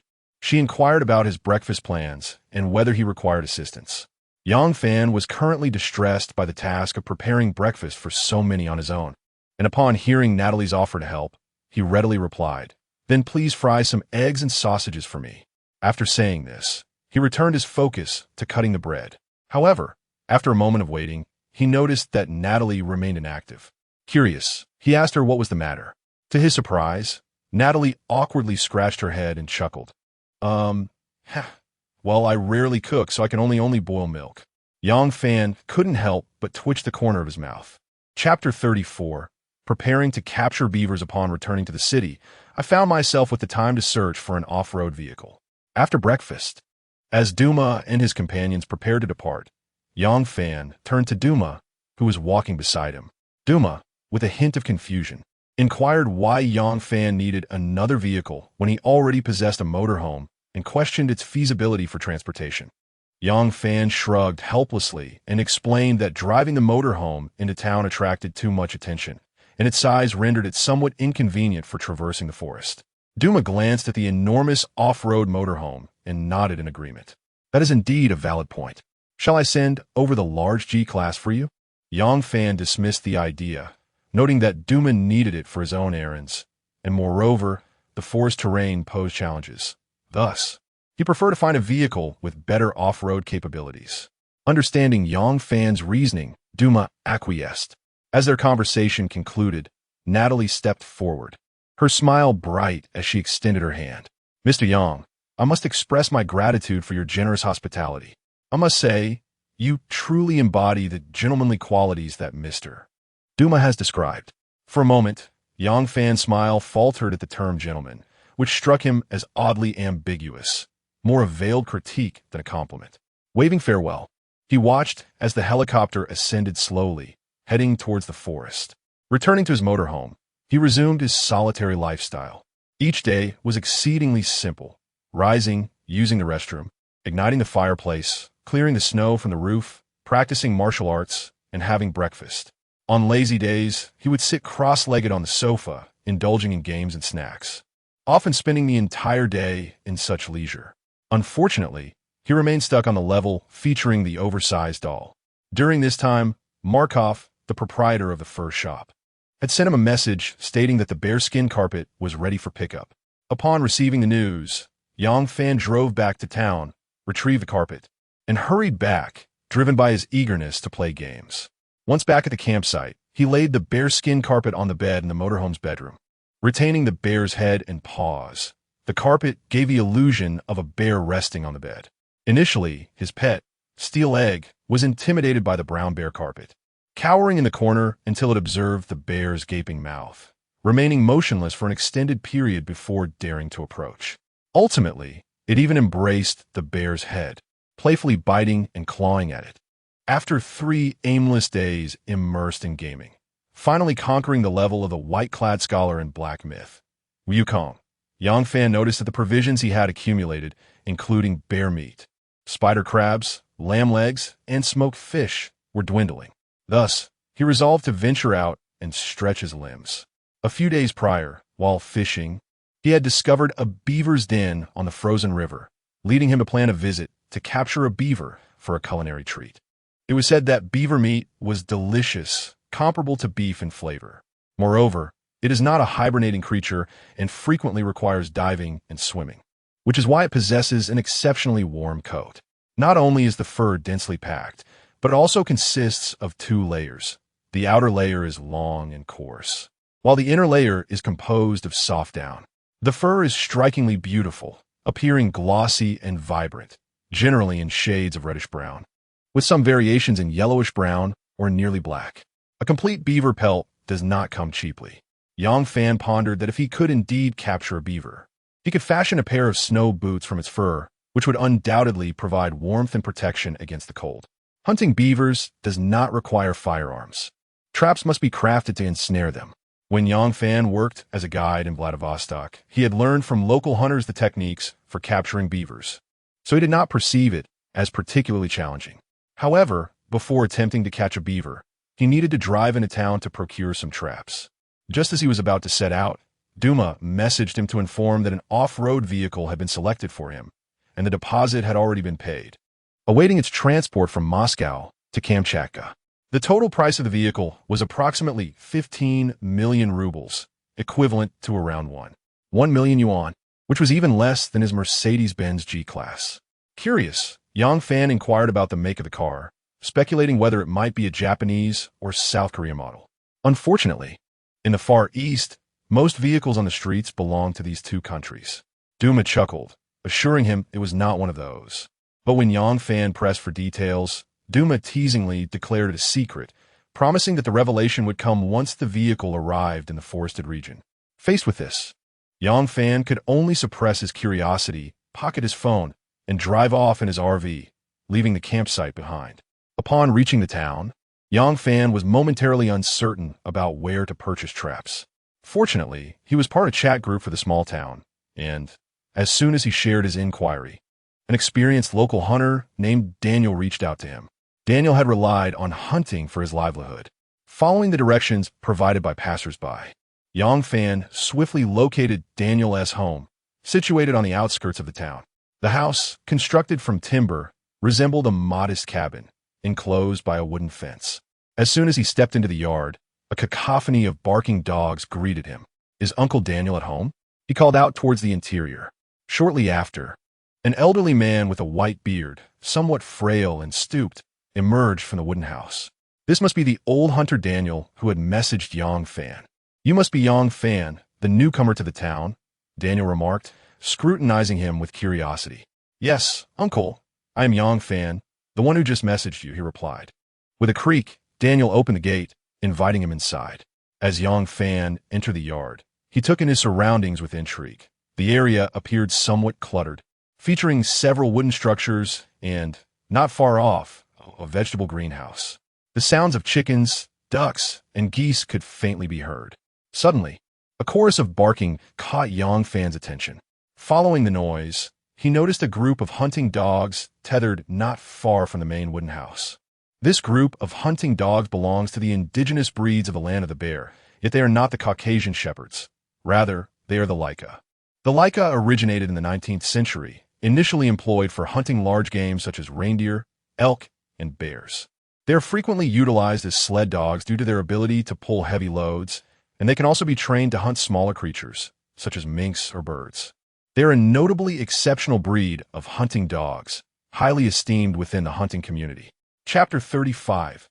Brothers, let us do this. Upon reflection, this group of Laika dogs comprises a total of 8. The Laika resembles a wolf in form, yet lacks the sharpness of a wolf's gaze. Instead, their eyes are lively and intelligent. These medium-sized canines are adorned with a thick, plush coat, exhibiting hues of pale yellow, red, black, and black and white patterns. In Russian, the term Laika signifies barking. Due to their lively and energetic disposition, Laikas require ample exercise daily to maintain their physical and mental well-being, thriving in cold climates while being sensitive to heat. When hunters venture into the mountains for game, they typically take along 4 or 5 Laikas. Yang Fan has harbored a fondness for dogs since childhood, particularly for medium to large breeds. But his mother had always disapproved of him having one during their time in the homeland. Upon arriving in the Far East, although he frequently encountered hunting dogs, he never had the opportunity to fulfill his desire. Thus, when he chanced upon the 8 Laikas at Uncle Daniel's home, he could not resist halting to observe them with curiosity. As he gazed at the 8 Laikas from a distance, a melodious and youthful bark reached his ears. Subsequently, 3 puppies, each with distinct fur colors, leisurely emerged from one of the doghouses behind the Laikas. One was pure white, another black and gray, and the last one bore a black and white coat. The trio initially ventured out to seek their mother, but upon noticing the unfamiliar figure of Yang Fan, they froze momentarily. Almost immediately, as if struck by overwhelming fright, they let out a collective yelp and scampered back into the safety of their doghouse. Before long, the black and white puppy could no longer contain its curiosity. Cautiously, it poked its head out, round eyes fixed intently on Yang Fan, as if trying to discern who this person might be. Following closely was the white puppy, tilting its head adorably. Faced with these 2 charming little creatures, Yang Fan crouched down and softly called to them, hoping to coax them out. Unexpectedly, the black and gray puppy, which had been hiding, dashed out at that moment. It raced forward, barking loudly, woof, woof, woof. Just as it was about to reach the 8 adult Laikas, it abruptly skidded to a halt. After stopping, it continued to bark at Yang Fan with an endearing yet fierce tone. Seeing this, Yang Fan stamped his foot, startling the little creature, which promptly tucked its tail and hastily retreated back into the doghouse, barking in a flurry. Yang Fan turned to Uncle Daniel with a smile, remarking on the amusing antics of the trio. Noticing Yang Fan's evident fondness for dogs, Uncle Daniel chuckled and said, "Well, they are weaned now. If you like them, you may take them all with you." Yang Fan was momentarily taken aback, incredulous at the proposition. "Really?" Uncle Daniel nodded, expressing a hint of exasperation as he explained that having these 8 adult Laikas was already quite enough for his household, and he could not manage any more. Through their ensuing conversation, Yang Fan learned more. Uncle Daniel's household consists of himself, an elderly companion, and a grandson who has just turned 20. Tragically, his son and daughter-in-law departed from this world due to a car accident when the grandson was still quite young. The grandson, facing certain intellectual challenges, has been unable to seek employment outside the home and has instead accompanied his grandfather into the mountains for hunting. Currently, their daily expenses rely solely on the fruits of their hunting endeavors. Yet such pursuits do not guarantee success every day. They are unable to afford the exorbitant fees for a brown bear hunting permit and lack suitable transportation, relying instead on dog sleds to traverse the rugged terrain. Consequently, Uncle Daniel's family lives in modest circumstances. Understanding their plight, Yang Fan nodded in acknowledgement, and the two refrained from delving deeper into the topic, proceeding directly into a small wooden shed where Uncle Daniel stored his traps. The shed was modest in size and drafty, furnished simply with a wooden table against one wall, upon which various jars and small tools were haphazardly arranged. Opposite the table stood a shelf housing several traps along with tools, such as scrapers used for tanning leather. A cursory glance revealed a comprehensive array of equipment. On another wall hung several animal pelts, some already tanned, while others awaited processing. Approaching the wooden table, Yang Fan picked up a metal canister. Upon opening it, a foul stench instantly invaded his nostrils. He furrowed his brow. This odor was all too familiar to him. It was the scent of decaying flesh. This concoction, made from ground mouse meat, served as bait, and the more pungent the aroma, the more effective it was in luring animals. Uncle Daniel, underestimating Yang Fan's knowledge, was unaware that he had encountered such bait during his time in Vladivostok. He recalled his initial exposure to this repugnant odor, which nearly made him retch on the spot, yet with time, he had grown accustomed to it. In addition to this particular bait, there were others crafted from fish oil, exuding a similarly acrid scent, rendering canned herring trivial by comparison. Among the jars were various animal urines collected painstakingly by Uncle Daniel, each clearly labeled to identify its source. While some might find this off-putting, it often proved invaluable during outdoor hunting excursions. After Yang Fan had surveyed Uncle Daniel's workspace, he watched as Uncle Daniel retrieved 2 handmade traps from the shelf and handed them to him. "I crafted these myself. They are of little value, so please accept them." "That is not acceptable," Yang Fan replied promptly upon hearing that no payment was required. Everyone appreciates a good bargain, yet some opportunities should not be taken, especially not in the context of Uncle Daniel's circumstances. Thus, Yang Fan retrieved his wallet and extracted several thousand rubles, equivalent to approximately 400 or 500 Chinese yuan, and insisted on giving them to Uncle Daniel. "This is far too generous." "No worries, my dear uncle. Consider the extra as payment for your 3 little Laika puppies. How's that sound?" Upon hearing this, Uncle Daniel, who had initially been somewhat hesitant, pondered for a moment before ultimately accepting the money. As Yang Fan emerged from Uncle Daniel's home, he cradled the 3 puppies of varying coats in his arms and made his way into the living quarters of the RV.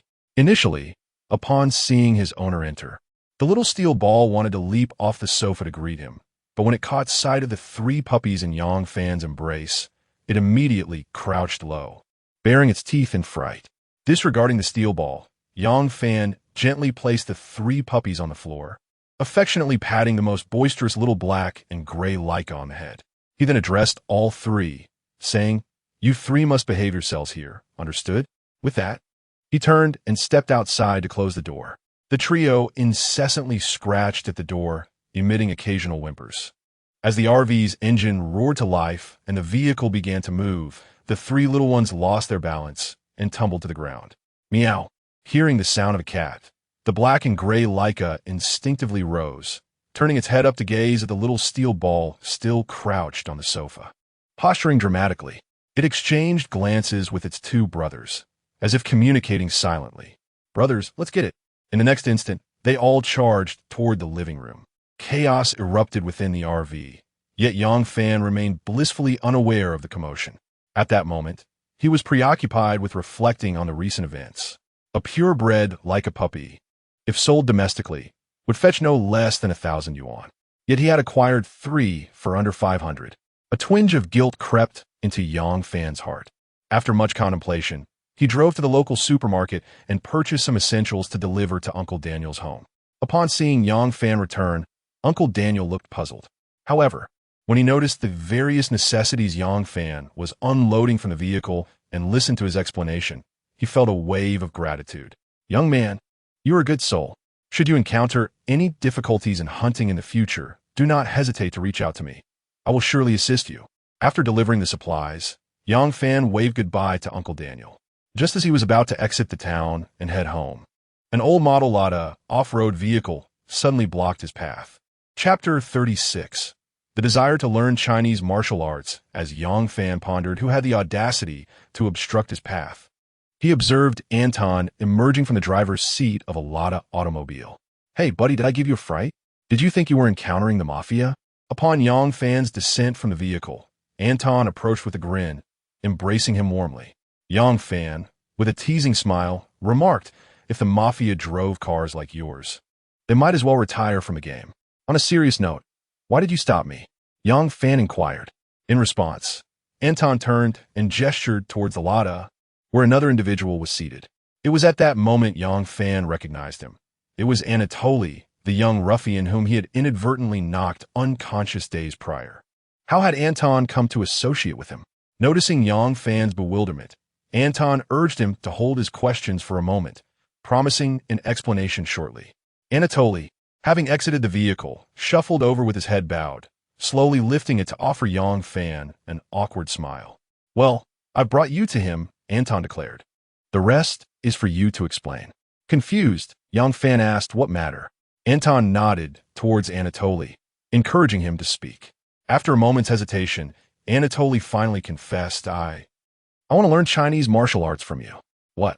Yang Fan was taken aback, unable to comprehend why this young thug would suddenly seek to study martial arts with him.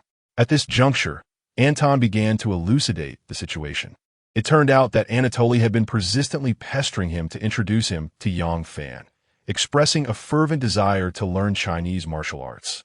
Anton mused to himself that given Anatoly's nature, should he acquire such skills, he might wreak havoc in the town. Thus, he had declined without consulting Yang Fan. Yet, Anatoly had clung to him like a stubborn burr, trailing him everywhere, even to meals and sleep. Anton's mother, sympathetic to the boy's circumstances, not only welcomed him, but also ensured he was well fed and cared for. Overwhelmed, Anton had contemplated reaching out to Yang Fan to inquire whether he would consider taking Anatoly on as a student, just as he noticed Yang Fan in a group chat asking who had an animal trap. "So, you were blocking my way for this reason?" Yang Fan said, bemused. "No wonder this kid has been driving me up the wall." Anton sighed in resignation. Meanwhile, Anatoly cast a furtive glance at him, but quickly averted his gaze when Yang Fan turned to him, losing all semblance of the brazen demeanor he had previously displayed. Understanding the context, Yang Fan asked Anatoly why he wished to learn Chinese martial arts. After some hesitation, Anatoly stammered that he had been enamored with Chinese martial arts films since childhood, idolizing Jackie Chan, and had long dreamed of traveling to China to study martial arts. Chinese martial arts, with a history that stretches back millennia, embody profound cultural significance and unparalleled allure, holding a pivotal position within the global cultural landscape. Consequently, there are numerous foreigners abroad, like Anatoly, who share this sentiment. It is not only overseas. Even domestically, many individuals have harbored dreams of practicing martial arts since childhood. However, pursuing martial arts is not as simple as merely wishing to learn. It first requires finding a worthy mentor, followed by a willingness to endure hardship. Reflecting on his youth, Yang Fan recalls how he endured considerable discipline under old Yang's guidance, truly practicing in the sweltering summer heat and the biting winter cold. Previously, Anton mentioned that Anatoly and his companions are all around 18 or 19 years of age. While this age is still conducive to learning martial arts, the efficacy of training is not as pronounced as during childhood. Nevertheless, life is not absolute. Some martial arts masters have embarked on their training after the age of 16 and have ultimately achieved remarkable success. Yang Fan scrutinizes Anatoly, who is tall and slender, resembling a utility pole. He gives off an impression akin to those spirited youths back home, exhibiting a lack of seriousness. "Well, I don't possess any knowledge of Chinese martial arts, so even if you wish to learn, I cannot instruct you," Yang Fan states. Upon hearing Yang Fan claim he is unskilled, Anatoly immediately interjects, "Impossible. The other day, when you bumped into me, you clearly employed a technique from Baji Quan." Impressive. The young man actually knows about Baji Quan. A flicker of surprise passes through Yang Fan's eyes, but upon further contemplation, he comprehends the situation. With the rise of short videos, a plethora of content now exists, including enthusiasts who create instructional videos that reach audiences overseas, allowing more foreigners to become acquainted with martial arts. Thus, Anatoly's knowledge of Baji Quan is not particularly astonishing. As for whether to teach this young man martial arts, Yang Fan's decision is undoubtedly negative. He shares Anton's apprehension that Anatoly might, in the future, misuse his martial arts training to provoke trouble. Therefore, he bluntly states, I have said I cannot teach you. If you wish to learn, seek someone skilled in the city. If all else fails, go find your idol, Jackie Chan. No, I want to learn from you. If you refuse to teach me today, I will persistently bother you. Anatoly believes that if he continuously pesters Yang Fan, he will eventually be persuaded to teach him. Yet in reality, such behavior would only serve to deepen Yang Fan's annoyance. Observing Anatoly's obstinacy, Yang Fan chuckles rather than becoming angry, unable to refrain from mocking him. Do you think I am one of those elders in the small town who indulge you little rascals every day? Before he finishes speaking, Yang Fan firmly grasps Anatoly's collar. Your parents have done favors for them, which is why everyone indulges you. But I'm not acquainted with your parents. Why should I be threatened by you? I advise you to leave before I lose my temper. Otherwise, I wouldn't hesitate to let you faint in this frigid wilderness. Confronted by Yang Fan's increasingly piercing gaze, Anatoly couldn't help but recall the day he was struck by the opponent, his elbow, as if he had been hit by a locomotive. For a moment, he felt intimidated, refraining from challenging Yang Fan any further and reluctantly turned away, heading towards the town. After his departure, Yang Fan turned to Anton, who merely shrugged in resignation. Yang Fan shook his head with a smile. Shall we go to the tavern for a couple of drinks? Huh. Will you be having more again this time? Of course not. I shall indulge in honey beer. Aren't you concerned about drinking and driving? Be careful not to get caught by Sheriff Andre. Oh, it's fine. I met that old fellow, and he is quite amiable. We get along rather well. Oh, Anton raised an eyebrow. Do tell me how you two became acquainted. Get in the car. We can chat more at the tavern. Yang Fan patted his arm and made his way towards the camper. On the road back to the town, Yang Fan glanced at Anatoly, who was walking alone in the snow, feeling no stirrings in his heart. In social interactions, first impressions hold great significance. Upon their initial encounter, Anatoly's behavior had already left Yang Fan with an unfavorable impression, one that is exceedingly difficult to alter. Thus, it was evident that Yang Fan would not forge a friendship with such a person, nor would he take the time to mentor him. The Czech tavern buzzed with vibrant energy, just as it always did. Stepping inside, one could immediately feel a rich atmosphere of joy. Some patrons were fixated on the large television screen mounted on the wall, their fists clenched in tension one moment, then erupting in cheers the next. Others stood by the pool table, cue sticks in hand, intently aiming for their targets, each strike accompanied by the crisp sound of collisions and the raucous applause of onlookers. The majority, however, gathered in small groups, large mugs of honey beer before them, drinking heartily while engaging in loud, boisterous conversations, their cheers rising and falling as if they might overturn the entire tavern. The air was thick with a mingled sense of alcohol and tobacco, infused with the exuberance of revelers, an infectious exuberance that beckoned one to partake in the jubilant atmosphere. Yang Fan and Anton sat side by side at the bar. Before them rested two half-empty glasses of amber beer. So, Sheriff Andre stayed with you for just one night and nearly depleted your entire stock of liquor? Anton inquired, astonished. Yang Fan chuckled helplessly. Indeed, that old man can drink, and when he left, he took several bottles with him. Hearing their conversation, Uncle Vadim, the tavern owner, approached with a grin, saying to Yang Fan, "It seems you've come here to stockpile supplies today. Ha ha." Yang Fan and Anton burst into laughter at his words, raising their glasses for a toast, and together they drank heartily. The bottom of the cup was empty, and Uncle Waji went to fetch drinks for the two. At that moment, Yang Fan suddenly recalled an important matter. By the way, Anton, there is something I wish to inquire about. Noticing his serious demeanor, Anton was momentarily taken aback, and then inquired with curiosity, "What is it? Earlier, you mentioned that you had retired from the military. Do you happen to have any fellow veterans around you who are in similar circumstances, those who are financially struggling and urgently seeking employment?" Chapter 37. The black and white floral combination. Anong inquired about his well-being, to which Yang Fan elucidated that a friend of his was conducting business in the city and sought to employ a bodyguard. Andong's eyes lit up with understanding, and he informed Yang Fan that he had not been in contact with his former comrades for over 6 months. Nonetheless, He offered to inquire on Yang Fan's behalf and promised to notify him promptly should a suitable candidate arise. I entrust this matter to you, my friend. Yang Fan expressed his gratitude, patting Anong on the shoulder. A smile crept onto Andong's lips as he raised his glass to clink with Yang Fan's. As the sun began its descent, casting a warm glow over the evening, Yang Fan maneuvered his RV back to the hot spring campsite. After securing the vehicle, he leaped from the driver's seat and made his way to the living compartment, ascending the steps and opening the door to enter the RV. Hello, little ones. I'm back. Have you behaved yourselves? However, as he stepped inside, he was taken aback by the scene before him. The once tidy and orderly RV he had meticulously cleaned was now in utter disarray, resembling the aftermath of a minor catastrophe. The trash can have been knocked over, its contents strewn across the floor, while the cushions on the sofa lay rumpled, adorned with numerous paw prints.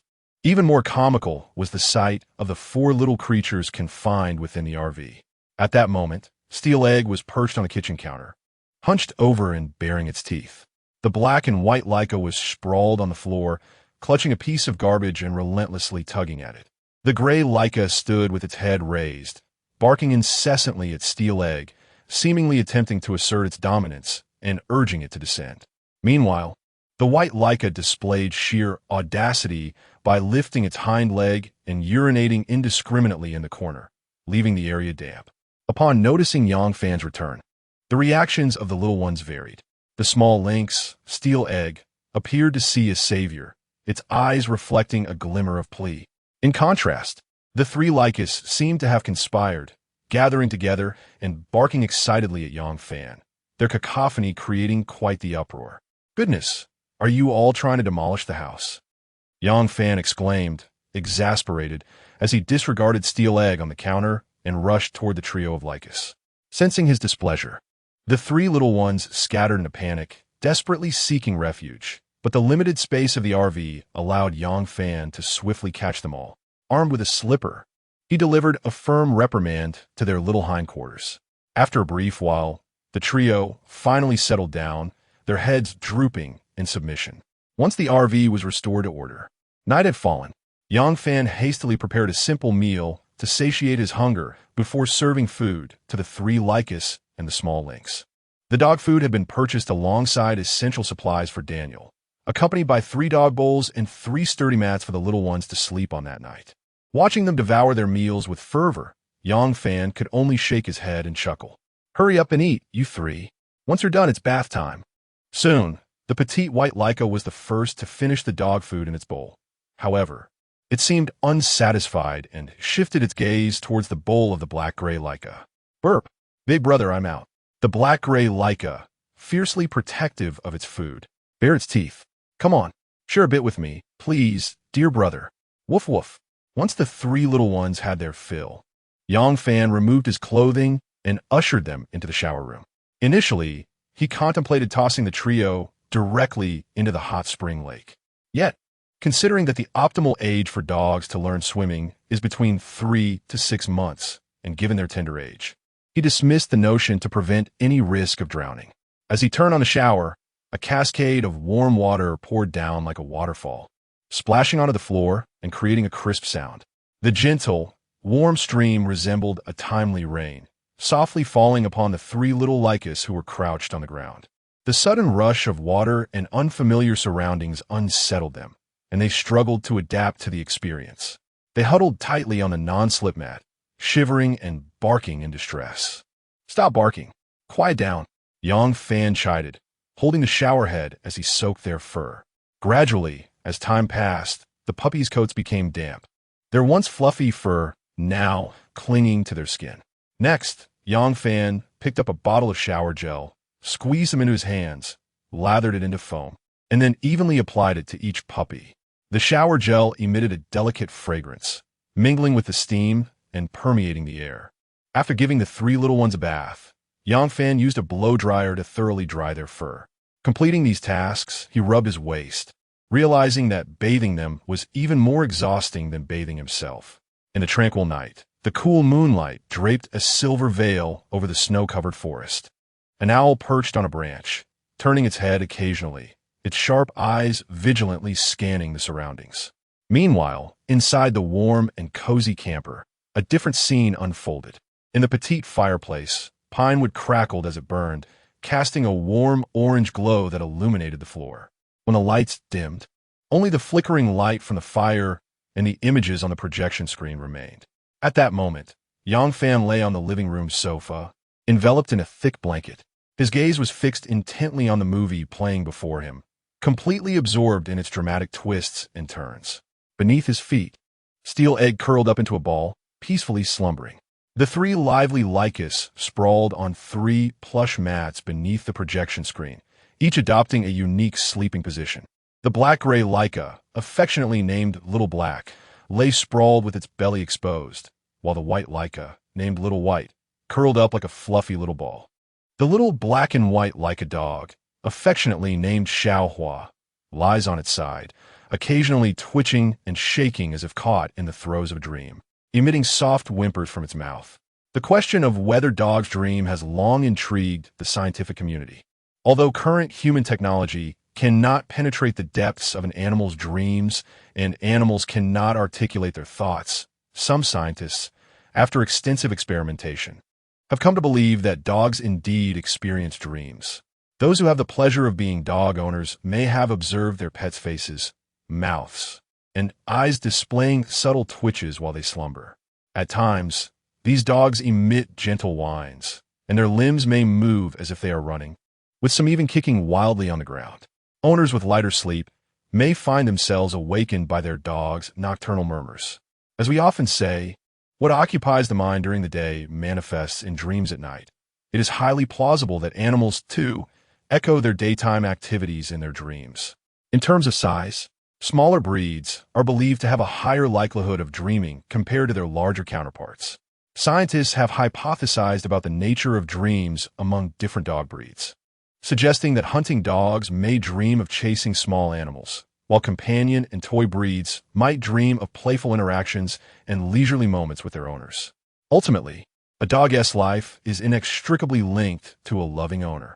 Though they cannot speak, their eyes are filled with devotion, and their every action revolves around you. Their world is small, encompassing only you, and for the fleeting years they have, they wish to remain by your side, unwaveringly loyal.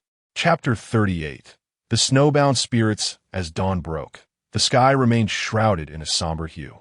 The biting cold wind whipped through the air as Yang Fan, armed with a Winchester shotgun, maneuvered his snowmobile to the riverbank. The surface of the river was blanketed by a thick layer of snow, under which lay a solid sheet of ice. Amidst this frozen expanse, a rather haphazardly constructed small edifice captured attention. Composed of timber of varying sizes, it too was cloaked in snow, resembling a rudimentary dam. Yet this unassuming structure served as a carefully crafted feeding platform for the beavers. Not only did it obstruct the upstream flow of water, but it also created a relatively stable aquatic environment, rendering it an ideal sanctuary for the beavers to stockpile provisions and reside. Extracting the necessary tools from the sled, Yang Fan stepped onto the ice, approaching the beaver's den. After surveying the vicinity, he selected an appropriate location, employing an electric drill to bore a hole adjacent to the beaver lodge. He then utilized a shovel to clear away the ice debris from the opening. Although it may seem straightforward, the task was not without its challenges. However, with the aid of the electric drill, even the most laborious task of chiseling through the ice was effortlessly accomplished. The bait for the beavers was a piece of birch bark he had stripped from a tree. Beavers possess a diverse diet, consuming not only vegetation but also animal matter, with tree bark being one of their primary staples. He secured the birch bark to a trap, then ventured nearby to fell a several-meter-long branch, firmly affixing 2 traps to the branch. He inserted the branch into the riverbed through the ice hole, ensuring it remained centered at the opening, and camouflaged the ice hole with pine branches, finally covering it with a tarp. Thus, a perfect beaver trap was completed. Since beavers typically forage at night, the success of the trap would remain uncertain until the following day. The next day arrived swiftly. After rising, Yang Fan donned thick cotton clothing and leather boots, along with a hat, gloves, and goggles, before starting the snowmobile. With a roar, the snowmobile surged forth like a wild stallion. kicking up a flurry of white snow as it sped towards the location of the beaver trap set the day before. Accompanying him were Steel Egg and the black and white duo. To facilitate outings with Steel Egg, Yang Fan had meticulously sewn a pouch to hang around his neck, allowing him to tuck the still young Steel Egg inside, leaving only a small head visible. The three little creatures were nestled within the sled, and to shield them from the harsh cold, he had thoughtfully draped a thick tarp over the sled. However, this did little to quell the vibrant curiosity of the trio. They strained to peek out from the gaps, their little heads pressed closely together, wide-eyed and eagerly observing the swiftly retreating scenery. The trees lining the forest path were adorned in a pristine coat of white. Immaculate in their beauty, the distant mountains undulated gracefully, resembling a serpentine dragon sprawled across the earth. The howling wind whistled past, causing the branches to rustle in response. As Yang Fan sped towards the riverbank, he suddenly spotted an Arctic fox dashing through the snow, also known as the white fox or blue fox. The Arctic fox typically measures between 50 to 75 centimeters in length and weighs an average of 5.2 kilograms. With its fluffy tail, pointed face, round ears, sharp claws, and an ethereal presence, it is often hailed as one of the most beautiful foxes in the world, earning the titles of a master of cuteness and a snow sprite. During winter, the Arctic fox dons a pristine white coat, its snowy fur and rotund form giving it an innocuous appearance. However, in summer, its fur undergoes a transformation. The thick white coat gradually sheds to reveal a short, pale gray undercoat, making it seem as though it has lost a substantial amount of weight. It resembles a once elegant nobleman who has fallen into destitution, now living as a vagabond. The stark contrast is almost shocking. In winter, the Arctic fox's fur is not only stunning, but also highly coveted. Thus, Yang Fan decisively halted, raising his hunting rifle to aim at the moving creature. However, it seemed fortune had turned against him that day. Neither his marksmanship nor his luck was in alignment. After a series of serpentine maneuvers, the Arctic fox ultimately eluded capture, leaving Yang Fan seething with frustration. Hunting, after all, is unpredictable. No one can guarantee success with every encounter. With his aspirations dashed, Yang Fan pressed on, hoping that the traps he had set would not disappoint him. Before long, he arrived at the location where he had laid the traps the previous day. As the snowmobile came to a halt, three little black and white figures scampered out from the sled, frolicking joyfully in the snow. Yang Fan first cleared the accumulated snow from the traps and then lifted the tarpaulin. The ice hole he had opened yesterday had frozen over, and fine bubbles surfaced beneath the ice, indicating that beavers had indeed visited this spot the night before. It was highly probable that one had fallen into the trap. With a decisive motion, Yang Fan broke through the ice and extracted the trap, revealing a large beaver ensnared within. The creature was impressively sized. He retrieved his portable scale and suspended the beaver from the hook, discovering it weighed a remarkable 28 kilograms. A smile of satisfaction spread across Yang Fan's face, pleased that his efforts had not been in vain. At that moment, the two curious companions, Xiao Hua and Xiao Bai, approached, their front paws resting on Yang Fan's knees as they barked excitedly. "Woof! Let me see! Woof! What is this? I want to see too!" Yang Fan tossed the deceased beaver onto the sled, and the two little ones eagerly jumped in, sniffing the beaver that lay sprawled on its back. Yang Fan paid them no mind as he turned to tidy up the trap, preparing to retrieve the animal snare. However, just as he finished packing everything and was ready to head home, he suddenly realized that Xiao He was missing. A sense of urgency gripped him as he scanned the surroundings, calling out for Xiao He. "Xiao He, where are you? It's time to go home. Woof, woof." Suddenly, from the nearby forest, the tender cries of a little black creature echoed. Upon hearing this, Yang Fan hurriedly dashed towards the sound. When he finally discovered the little black one, the sight that unfolded before him left him momentarily stunned. Chapter 39. The Beaver. A treasure trove of skills in lumbering which lumberjack reigns supreme. The beaver undoubtedly holds a crown. With remarkable efficiency, a beaver can gnaw through a tree as thick as a wrist in just 3 to 5 minutes, a feat that would leave even the most seasoned lumberjack envious. However, despite its swiftness, The beaver lacks the finesse to control the direction in which a large tree falls. With a stroke of misfortune, a hunter might stumble upon the lifeless body of a beaver crushed beneath a fallen tree. Indeed, fortune smiled upon Yang Fan, or rather, upon Little Black, who fortuitously encountered a beaver that had met its demise in such a manner. Yang Fan first scooped up the errant Little Black, raising his palm to deliver a firm smack to its rear. Smack! You little rascal, running about carelessly. Beware of being devoured by bears. In response to Yang Fan's reprimand, Little Black barked defiantly, woof woof. After a brief lecture, Yang Fan tucked the pup under his arm and approached the beaver that had succumbed to the tree. This beaver was even larger than the one he had recently caught. The gnaw marks on the tree it had been attempting to fell were impressively precise and intricate, akin to the work of a machine. In this respect, the beaver truly exemplifies the professional lumberjack of the natural world. Reflecting upon the effort he had expended setting traps and waiting through the night to catch a single beaver, Yang Fan couldn't help but chuckle at the absurdity of the situation, especially in light of this hapless beaver's unfortunate fate. Yet, nature is wondrously unpredictable, often delivering unexpected surprises.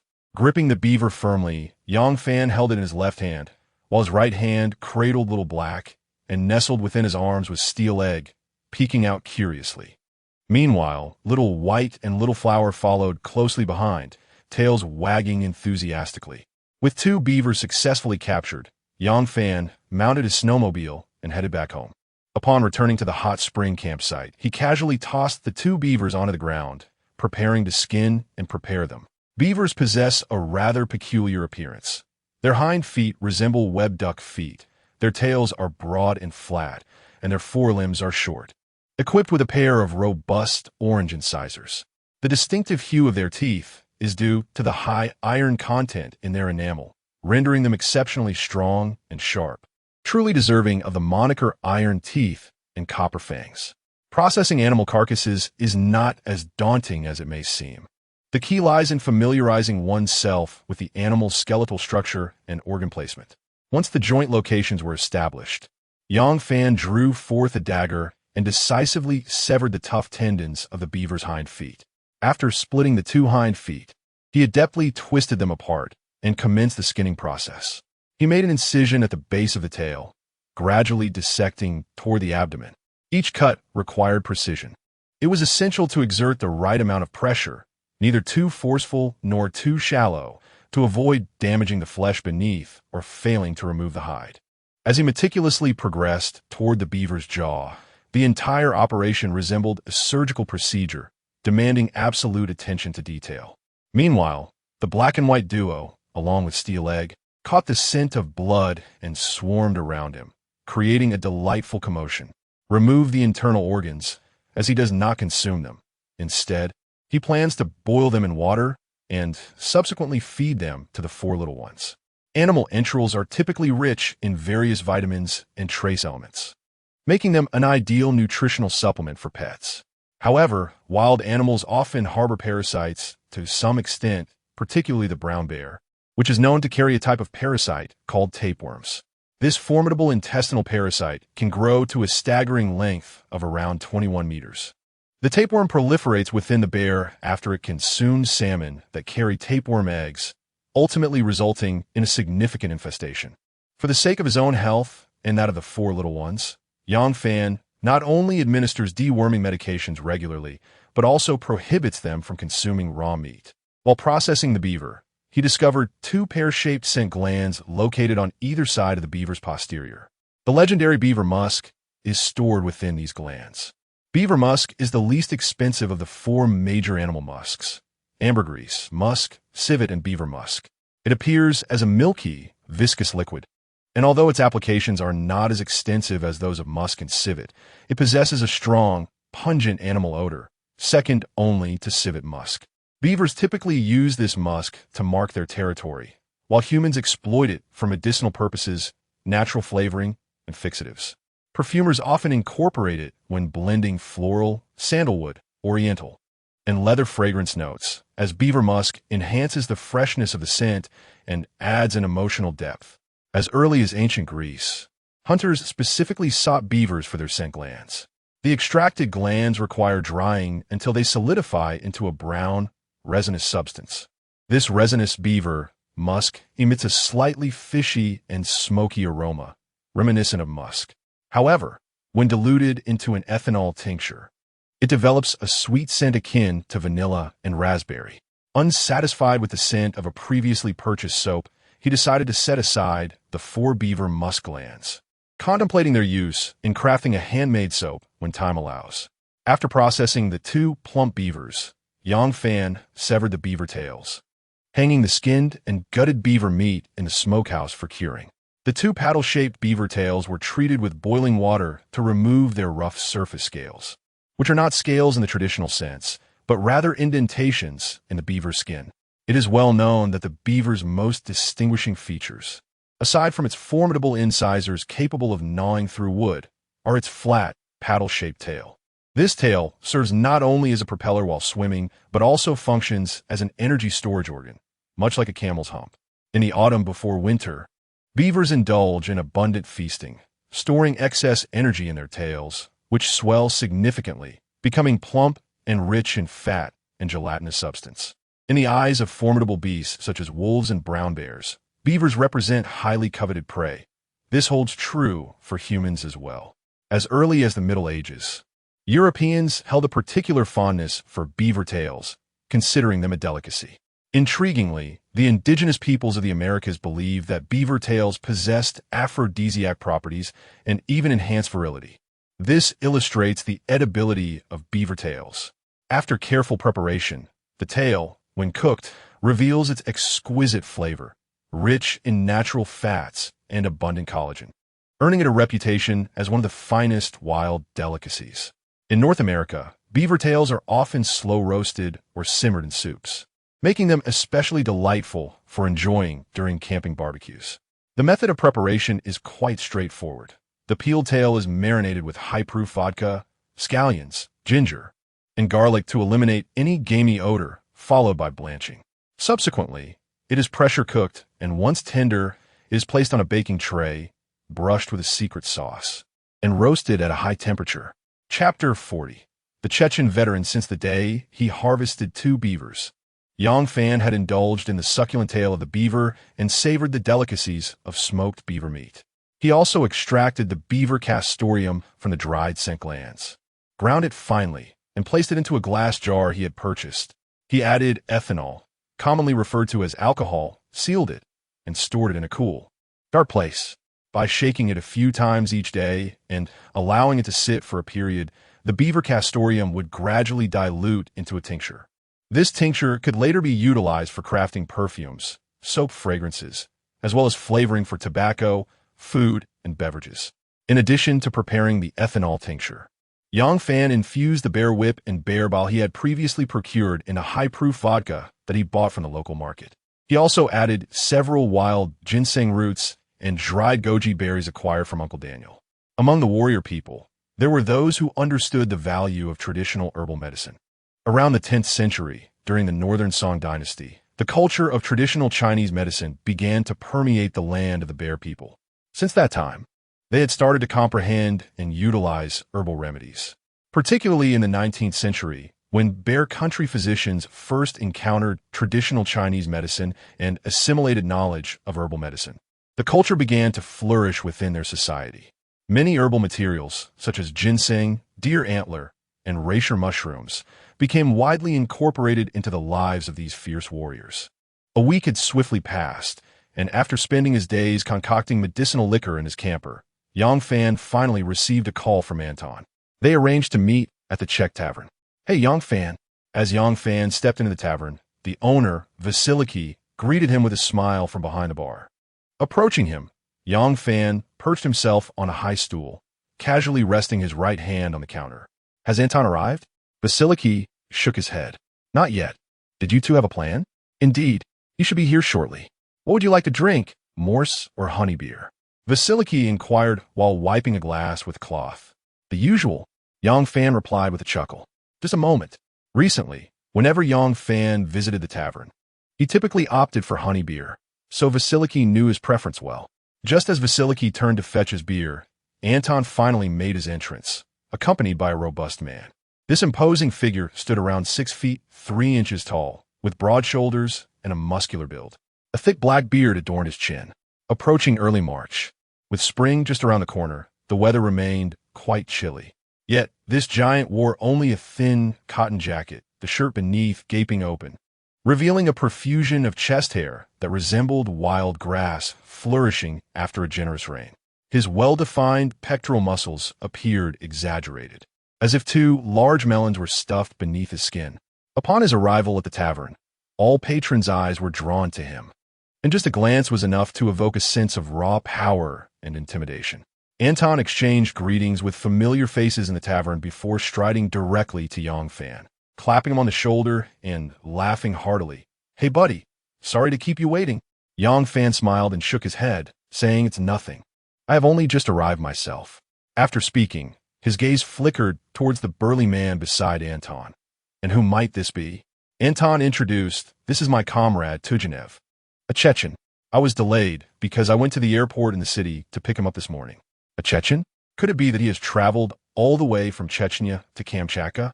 As far as Yang Fan knew, the distance between Chechnya and Kamchatka was nearly 8,000 kilometers. If that were the case, he truly was a friend from afar.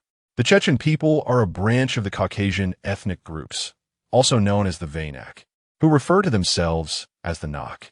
They are a minority in the Russian Federation and one of the principal inhabitants of the North Caucasus region.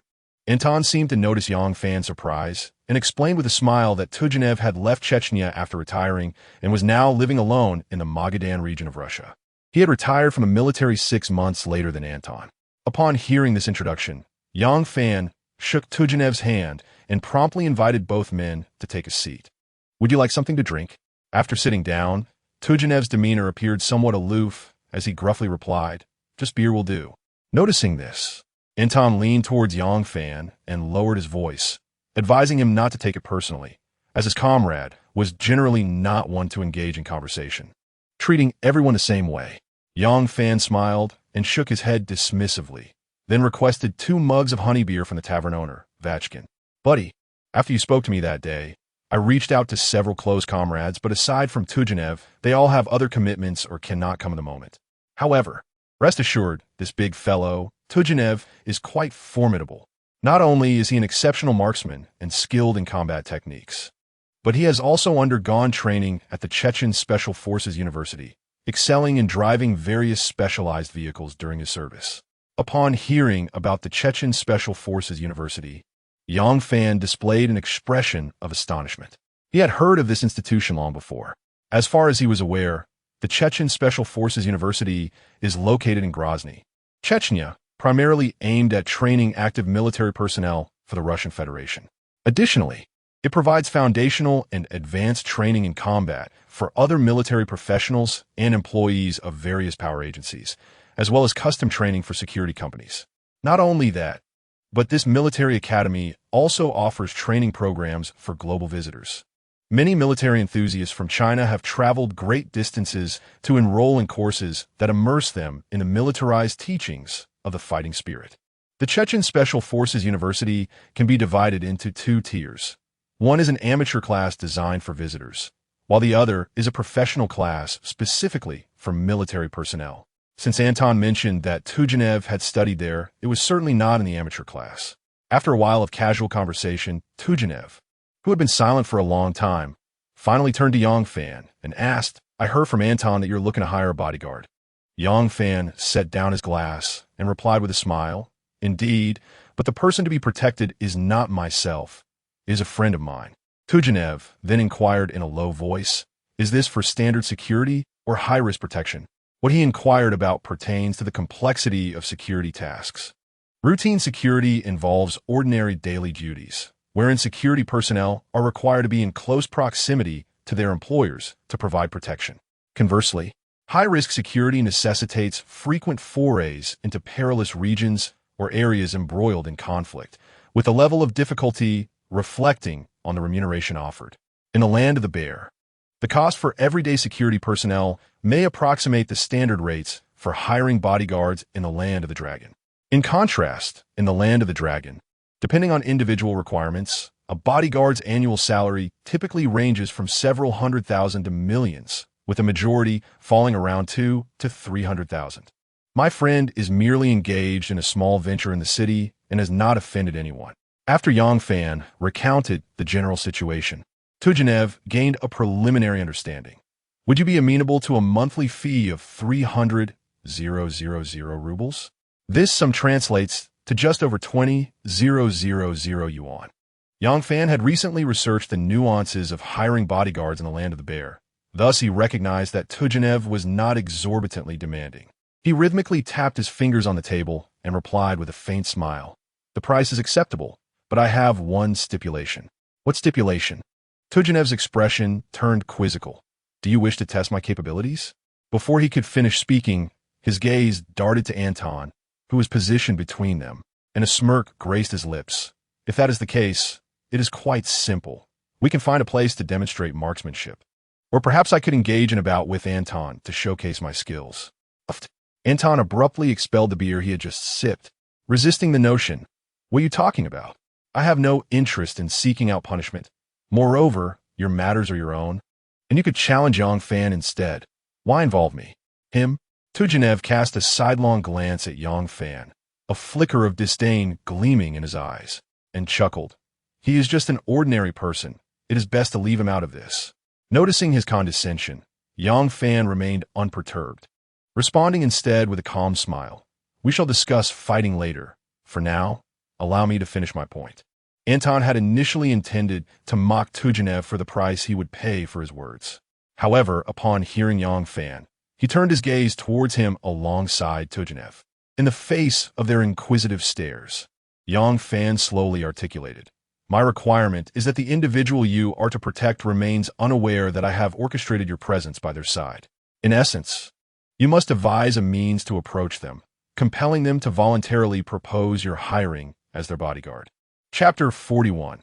I have taken up this business. Let Turgenev conceal Yang Fan's identity to approach the protected individual, and subsequently allow the latter to voluntarily propose hiring him as a bodyguard. Anton sensed a hint of incongruity in Yang Fan's words. After pondering carefully, he realized that Yang Fan's true intention behind seeking a bodyguard was likely more intricate than it appeared on the surface. Enlightened, he discreetly rose from his chair, patted Yang Fan on the shoulder, and gestured towards a few familiar townsfolk nearby. You two converse first. I shall take a seat over there. Yang Fan nodded slightly, and once Anton had departed, his gaze shifted to Turgenev. Turgenev, with a furrowed brow, contemplated for a moment before inquiring, What do you wish for me to do once we approach the target?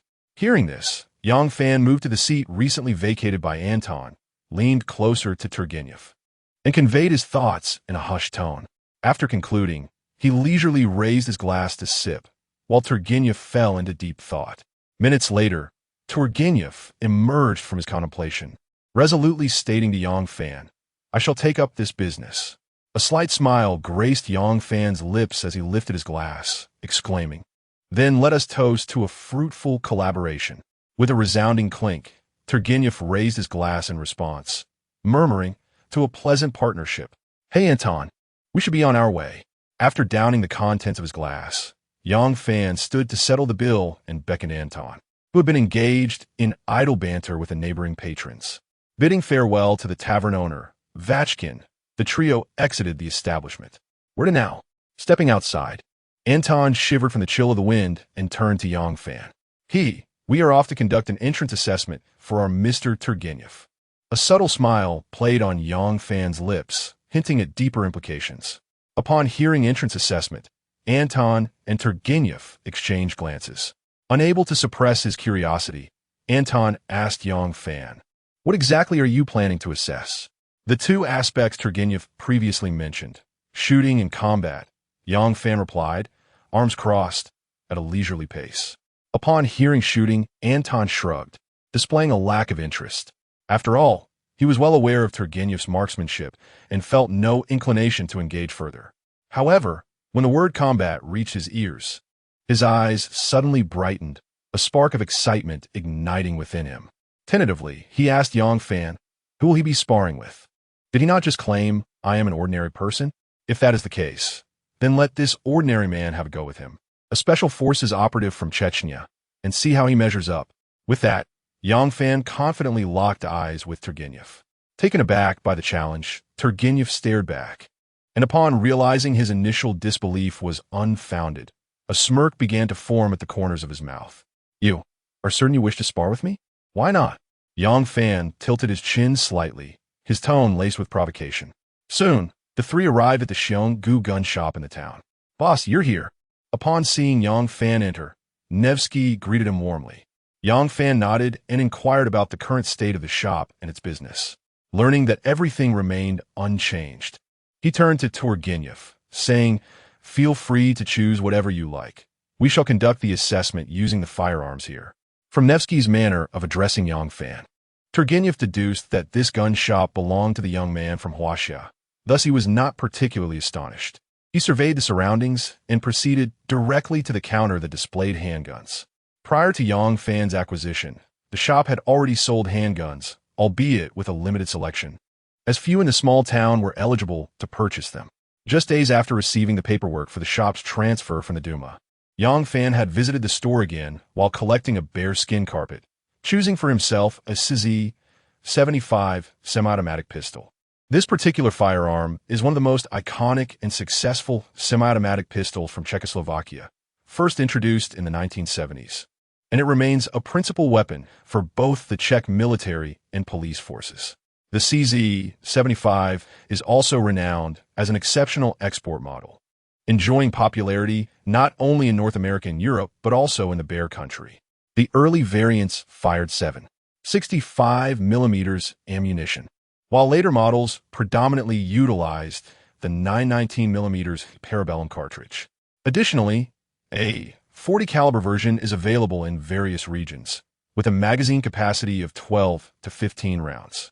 The civilian version boasts a more aesthetically pleasing design, often marketed under different names based on its appearance. Turgenev leaned forward to examine the counter and, after a moment, pointed to a Makarov PMM semi-automatic pistol, requesting Nevsky to retrieve it for him. With Yang Fan's consent, Nevsky reached over the counter, took the pistol, and handed it to Turgenev. This firearm is a derivative model of the standard Makarov PM pistol, known as the PMM. It features significant improvements over its predecessor, including a larger slide and reinforced recoil spring, allowing it to fire enhanced high-pressure Makarov cartridges at a muzzle velocity of up to 400 meters per second. The magazine has also been upgraded to a double-stack design, accommodating 12 rounds, while still firing the 9.18 mm Makarov ammunition.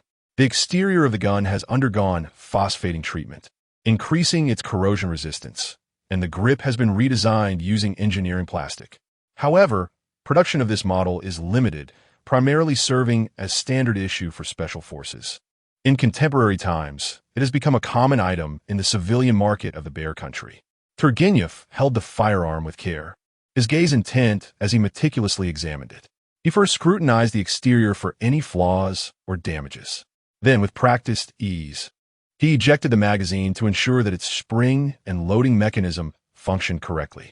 Following this, he inspected the safety mechanism, pressing the safety button to hear the satisfying click. Nodding in approval, it was evident from his adept handling and professional demeanor that he possessed considerable expertise in firearms. Chapter 42, Baji Kwan vs. Sambo Combat Art. Selecting the appropriate firearm, Yang Fan instructed Nevsky to swiftly prepare a shooting range suitable for Turgenev. Although Nevsky felt somewhat burdened by the task, he dared not refuse the directive from his superior, and thus reluctantly hastened out of the gun shop. After a considerable wait, Yang Fan finally received word from Nevsky, who reported that the shooting range was ready and provided him with its location. The three of them then locked the door and departed the gun shop, making their way to the outskirts of the town where they found Nevsky shivering in the cold wind. In early March, the desolate wilderness was blanketed in snow, and the biting wind pierced through the air. The four stood in a vast expanse of white. Yang Fan tightened his wolfskin coat and addressed Turgenev. "We may begin." Turgenev nodded slightly, his gaze reflecting confidence and composure. His tall figure loomed in the snow, akin to an immovable mountain. Beside him, Anton wore an expression of eager anticipation. Turgenev racked the slide, ensuring a bullet was chambered. In the distance, Nevsky had already set up 3 targets at varying distances and angles. Turgenev raised his pistol, extending his arms steadily as he aimed at the first target. At that moment, he seemed to merge with the weapon in his hand. The first target was relatively close, approximately 20 meters away. Without hesitation, Turgenev squeezed the trigger. A sharp crack echoed across the silent wilderness, startling a few birds perched on nearby trees. Nevsky approached to inspect the result, finding that the bullet had struck the bullseye with precision. Without a moment's pause, Turgenev swiftly adjusted his stance and aimed at the next target, which was positioned 30 meters away and at a slight angle. Yet, leveraging his extensive experience and exceptional marksmanship, he pulled the trigger once more. Another crisp shot rang out. The bullet sped forth like a flash of lightning, again striking the center of the target with accuracy. The final challenge presented a greater difficulty. This target was set 50 meters away, reaching the limits of effective handgun range and being outdoors. It would be subject to various influences such as wind and temperature, making the trajectory unstable and the accuracy uncertain. Moreover, it was a moving target, swaying left and right in the wind, complicating the shot further. Turgenev remained unperturbed, his focus unwavering as he tracked the moving target, waiting for the optimal moment to fire. As the target shifted to a specific position, he decisively pulled the trigger. The bullet whistled through the air, once again hitting the moving target with pinpoint accuracy. Upon lowering his arm, Nevsky rushed forward to inspect the target and found that Turgenev's final shot not only struck the target, but also hit the bullseye. Clapping his hands, Yang Fan approached Turgenev, offering heartfelt praise. Impressive. The special forces emerging from Chechnya truly live up to their reputation. Anton also patted Turgenev on the shoulder, sharing in the joy of his comrades' remarkable performance. Returning the pistol to the arriving Nevsky, Turgenev turned to Yang Fan, declaring, "Next, it is time for our confrontation. I must warn you, my strikes are quite formidable."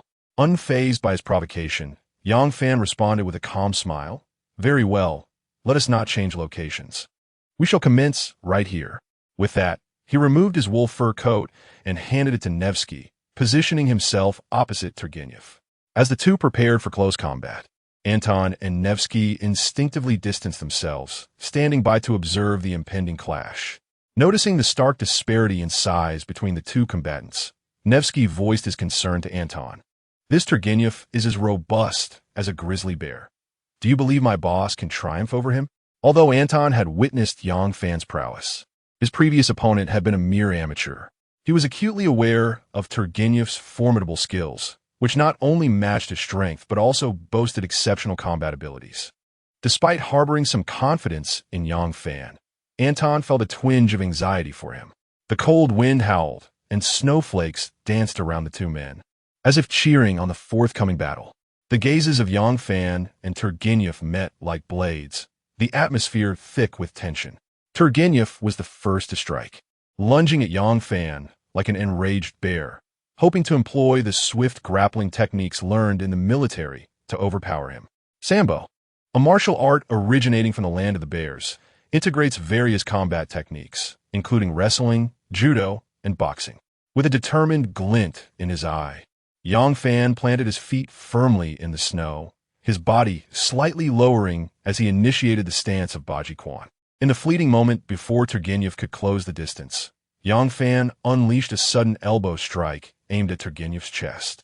This strike, imbued with the unique explosive force of Baji Quan, surged from the ground through his legs and waist to his elbow, delivering an immensely powerful blow. Turgenev was taken aback, surprised by Yang Fan's remarkable speed and skill. He quickly sidestepped, yet still felt the sharp pain as Yang Fan's elbow grazed his arm. Regaining his composure, he dispelled any underestimation he had held toward Yang Fan. Renewing his assault, Turgenev aimed to employ grappling techniques to close in on Yang Fan and immobilize his joints. As he approached, he launched a straight punch toward Yang Fan's face, the force of his strike stirring up a flurry of snow. Remaining unperturbed, Yang Fan nimbly evaded the powerful blow, and as Turgenev drew near, he executed a sudden forward charge, propelling himself toward Turgenev like a cannonball. This maneuver, a technique of Baji Quan, harnessed the entirety of his strength to send his opponent flying. Turgenev felt an overwhelming force strike him, causing him to stagger backward several steps. Anton and Nevsky, watching intently, held their breath in suspense. Especially Nevsky, who never anticipated that the usually gentle and unassuming young fan would possess such formidable skills, found himself filled with admiration for his employer. Meanwhile, Anton had a newfound appreciation for Yang Fan's prowess, secretly marveling at his strength. Turgenev steadied himself, the intense pain in his chest causing him to wince involuntarily. Rubbing his chest to regain composure, he cautiously circled Yang Fan, searching for another opportunity to attack.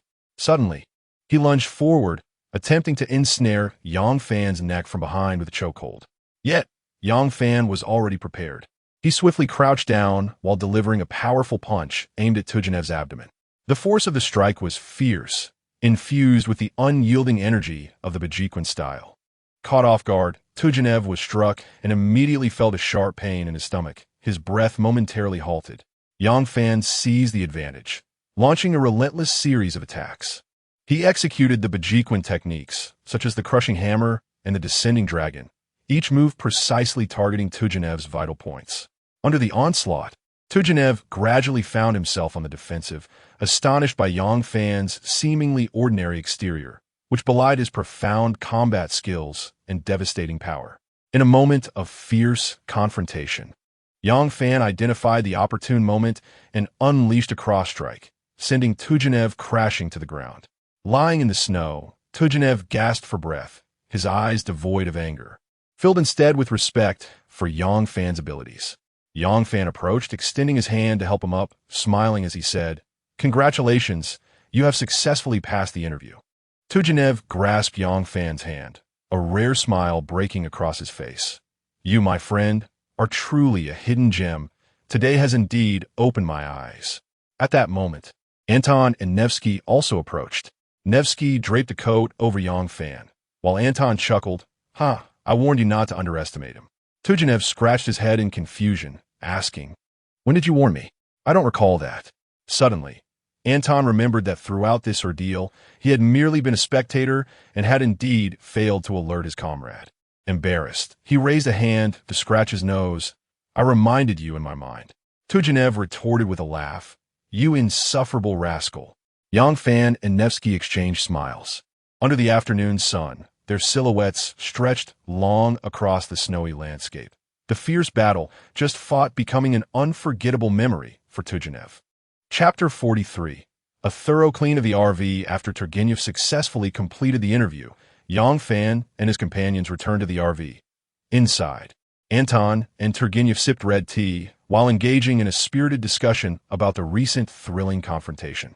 Meanwhile, Yang Fan found a ruckus from the four little ones too bothersome, so he temporarily confined them to the bedroom and locked the door. That evening, instead of returning to the hot spring campsite, Yang Fan parked the RV in front of the gun shop, and Turgenev chose to stay with him rather than lodge at a hotel in town.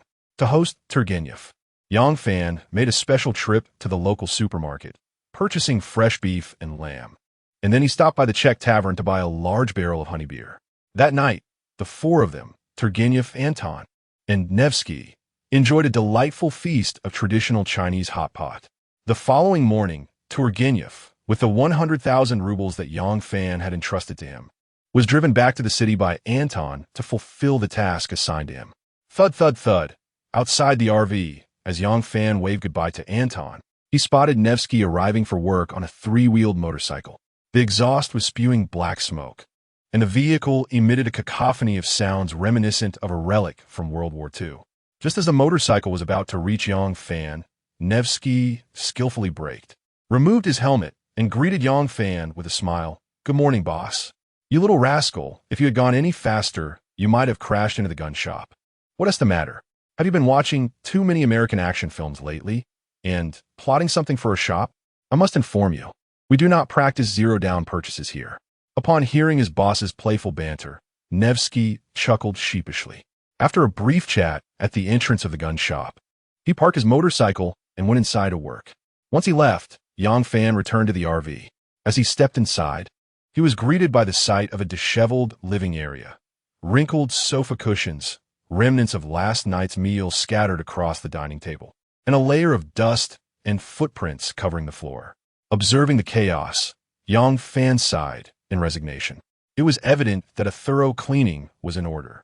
With that thought, Yang Fan rolled up his sleeves, determined to give the small space a complete overhaul.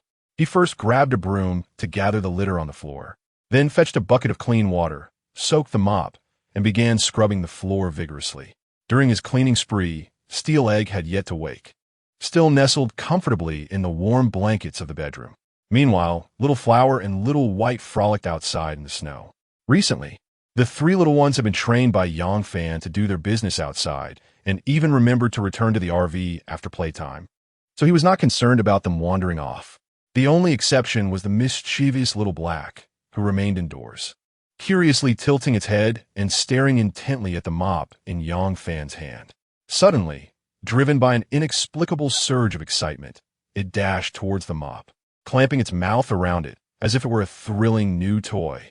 Upon witnessing the scene, Yang Fan bellowed, "Get away, do not disturb my work, or beware of your backside." In the face of the caretaker's threat, Little Black remained undeterred, clinging tightly to the mop and tugging back with all its might, engaging in a playful tug-of-war with Yang Fan. Observing the dog's baring of teeth, Yang Fan could not help but chuckle in exasperation. "Well, if you wish to play, let us indulge in this game for a while and see who yields first." Thus, a stalemate ensued between man and dog. After a moment, realizing it could not overpower Yang Fan, Little Black resorted to a stubborn tactic, gripping the mop and lying flat on the ground, refusing to budge regardless of Yang Fan's efforts to pull it. Consequently, a comical scene unfolded. Yang Fan continued to mop the floor, while Little Black was dragged along, sliding across the ground, its mouth still firmly grasping the mop, a sight that evoked uncontrollable laughter. With a deep exhale, Yang Fan straightened his back, a relieved smile gracing his features as he murmured to himself, "Finally, it is all cleaned up." His eyes swept across the rejuvenated interior of the camper, every corner seemingly radiant with a glow of cleanliness. The previously disheveled sofa now lay flat. The floor gleamed as if it could reflect a silhouette, and various items were neatly arranged in an orderly fashion. Satisfied, Yang Fan nodded approvingly, then turned to the door of the camper and called out, "Xiao Hua Xiao Bai." The two small creatures, frolicking in the snow not far away, halted abruptly upon hearing the familiar voice. Xiao Hua swiftly turned its head towards the camper, while Xiao Bai, pinned beneath it, rolled over and quickly scrambled to its feet. The two stared at each other, seemingly exchanging silent communication. However, it did not take long for them to realize that their caretaker was beckoning them to return. Without hesitation, they dashed towards the camper, their little legs propelling them forward as snowflakes danced through the air. Upon reaching the steps, they began to scramble up, each vying to be first, unwilling to fall behind. As the pair joyfully returned to the camper, Yang Fan was just about to close the door when a familiar and melodious female voice suddenly called out from outside. "Yang Fan." Hearing his name, Yang Fan paused, reopening the door. Following the direction of the voice, he spotted a woman approaching him from down the street. She wore a short white down jacket adorned with a thick red scarf, injecting a warm hue into the chilly atmosphere. Her lower half was clad in light blue skinny jeans that perfectly accentuated her long legs, and she sported fashionable black knee-high boots that exuded both style and competence. Most striking of all was her golden hair, cascading down her shoulders like a waterfall, gently swaying in the cold breeze. Recognizing the visitor, Yang Fan's face broke into a smile as he greeted the woman who had reached the camper. "Hi, Elena. Did you spend the night here?" Elena paused her steps, surveying the camper van with keen interest before inquiring curiously. Yang Fan smiled and nodded. Just as he was about to speak, he noticed Elena standing outside the vehicle, stamping her feet repeatedly. Occasionally, she exhaled warm breaths onto her hands in an attempt to fend off the biting cold. Observing this, Yang Fan promptly said, "It's chilly outside. Come in and we can talk." With that, he stepped aside, inviting Elena into the camper van. Chapter 44. Are you two in a relationship? May I? Is it permissible? Elena gently tilted her head, her tone soft and courteous as she inquired. I hope I'm not disturbing you. After speaking, she blinked her beautiful large eyes twice. Yang Fan responded with a warm smile. It's perfectly fine. Please come in. Upon receiving his reply, Elena's face blossomed into a radiant smile. She then lifted her foot to step onto the boarding ladder. Yang Fan naturally extended his hand to offer assistance, and Elena, seeing this, graciously accepted his hand. As she stepped into the warm and cozy interior of the camper, Elena was taken aback by the sight before her. Her eyes widened in disbelief as she surveyed the neat and tidy furnishings within. Although she had previously traveled with Yang Fan in this very vehicle to the animal sanctuary, she had remained in the front passenger seat at that time, lacking the opportunity to explore the living quarters. Gazing at the immaculate floor beneath her feet, which shone brightly enough to reflect her image, she felt a moment of uncertainty. After a brief hesitation, she could not help but ask, should I change my shoes? Yang Fan quickly replied with a smile, no need, you could just walk in. Hearing this, Elena felt a bit more at ease and cautiously took a step further. Subsequently, at Yang Fan's invitation, she settled onto the soft sofa. The moment she sat down, her curiosity ignited, and she began to look around with eager fascination. At that moment, the little steel egg ambled over to her side, affectionately brushing against her leg with its increasingly round body, while emitting soft, playful sounds. Elena looked down to see the steel egg, her face lighting up with surprise as she bent down to embrace it. Oh my goodness, little one, it's been so long. Have you recovered from your injury? Elena gently stroked the steel egg, her eyes filled with affection. Mew. The steel egg responded joyfully, extending its tiny, barbed tongue to lick her fair hand. Elena playfully squeezed its soft belly, exclaiming, you seem to have gained quite a bit of weight. At that moment, Yang Fan entered with a freshly brewed cup of coffee. Hearing her remark, he chuckled. This little guy spends all day eating and sleeping. It's no surprise he has gotten chubby. As he spoke, he handed the coffee to Elena. Mew. The steel egg seemed to understand their conversation and protested with a high-pitched mew directed at Yang Fan. The sound was filled with indignation, as if to say, where am I fat? I'm merely adorably plump. Elena was amused by the steel egg's reaction and laughed heartily as she accepted the coffee from Yang Fan. Thank you. She took a small sip, and the rich aroma instantly dispelled the chill that clung to her. Suddenly, a loud and urgent barking accompanied by a sharp scratching sound echoed within the camper. The noise emanated from the closed bedroom door. Woof, woof, woof. Startled by the sudden commotion, Elena looked at Yang Fan in astonishment. Do you also have a dog? Yang Fan turned his head upon hearing the sound, directing his gaze towards the bedroom. It was only then that he noticed the door, which had been ajar, was now inexplicably closed. Without a doubt, it must have been the work of those three lively little rascals. Indeed, he responded with a hint of exasperation.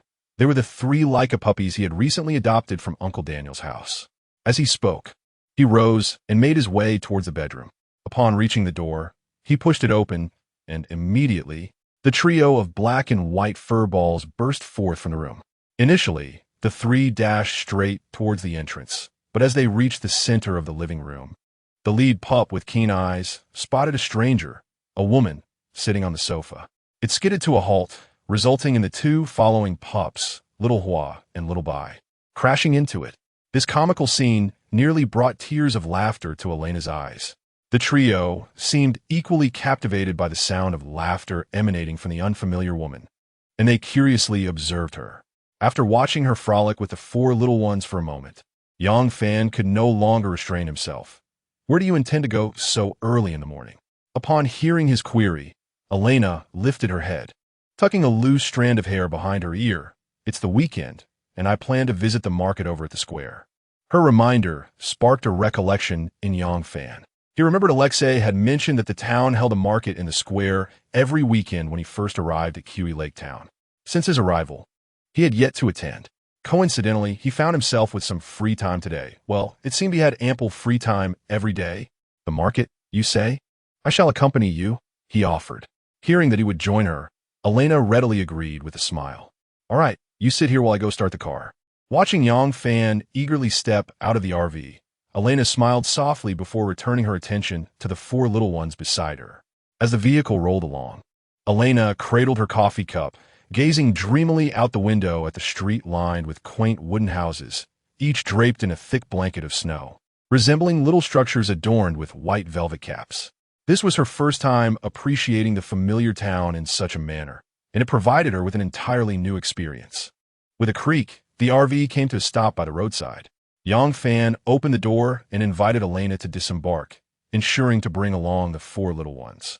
He tucked Steel Egg into a pouch in his coat, leaving only its small head visible, while the black and white trio was secured with leashes, eagerly bounding forward. Yang Fan tilted his head to admire the onion-domed Orthodox church beside the square, which appeared playfully charming under the sunshine. The town market was bustling with activity, alive with a throng of people. Colorful stalls blossomed amidst the snow, and vendors warmly greeted their customers. Children laughed and played in the snow, their joyous voices echoing throughout the square. Young couples strolled hand in hand through the market, their eyes filled with dreams and hopes for the future.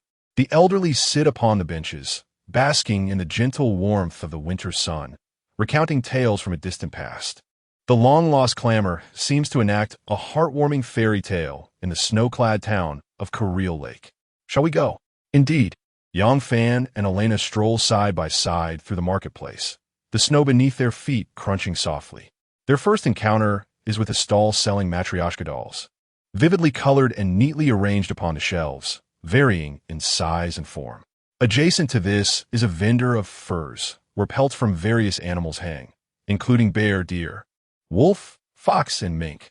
The proprietor of the fur stall, Markov, notices Yang Fan and Elena approaching, and his eyes brighten with recognition. He waves enthusiastically, greeting them. Hey, Yang Fan, Elena, how are you? Upon hearing Markov's salutation, Yang Fan and Elena respond with smiles. Hello, Markov. After exchanging pleasantries, Markov's gaze shifts between them, and a sly grin spreads across his face. Leaning in conspiratorially, he whispers to Yang Fan, So, what's the situation between you two?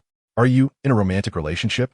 Chapter 45. The peculiar oil painting stall. In response to Markov's curiosity, Yang Fan's reply was succinct, merely 2 words. Guess what? Many individuals have undoubtedly encountered such a scenario. Whenever one is seen in the company of a friend of the opposite sex, or engaged in some activity, others may mistakenly assume there exists a romantic undertone between them. Regardless of how one responds, skepticism persists.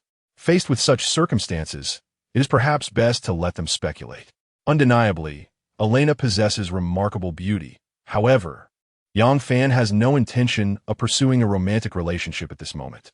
Furthermore, having only recently acquainted themselves, mutual understanding is still lacking, making it improbable for them to develop feelings so swiftly. It is pertinent to note that although Yang Fan enjoys financial stability and leisure, his career has yet to take flight, leaving him disinclined to squander time on romantic entanglements.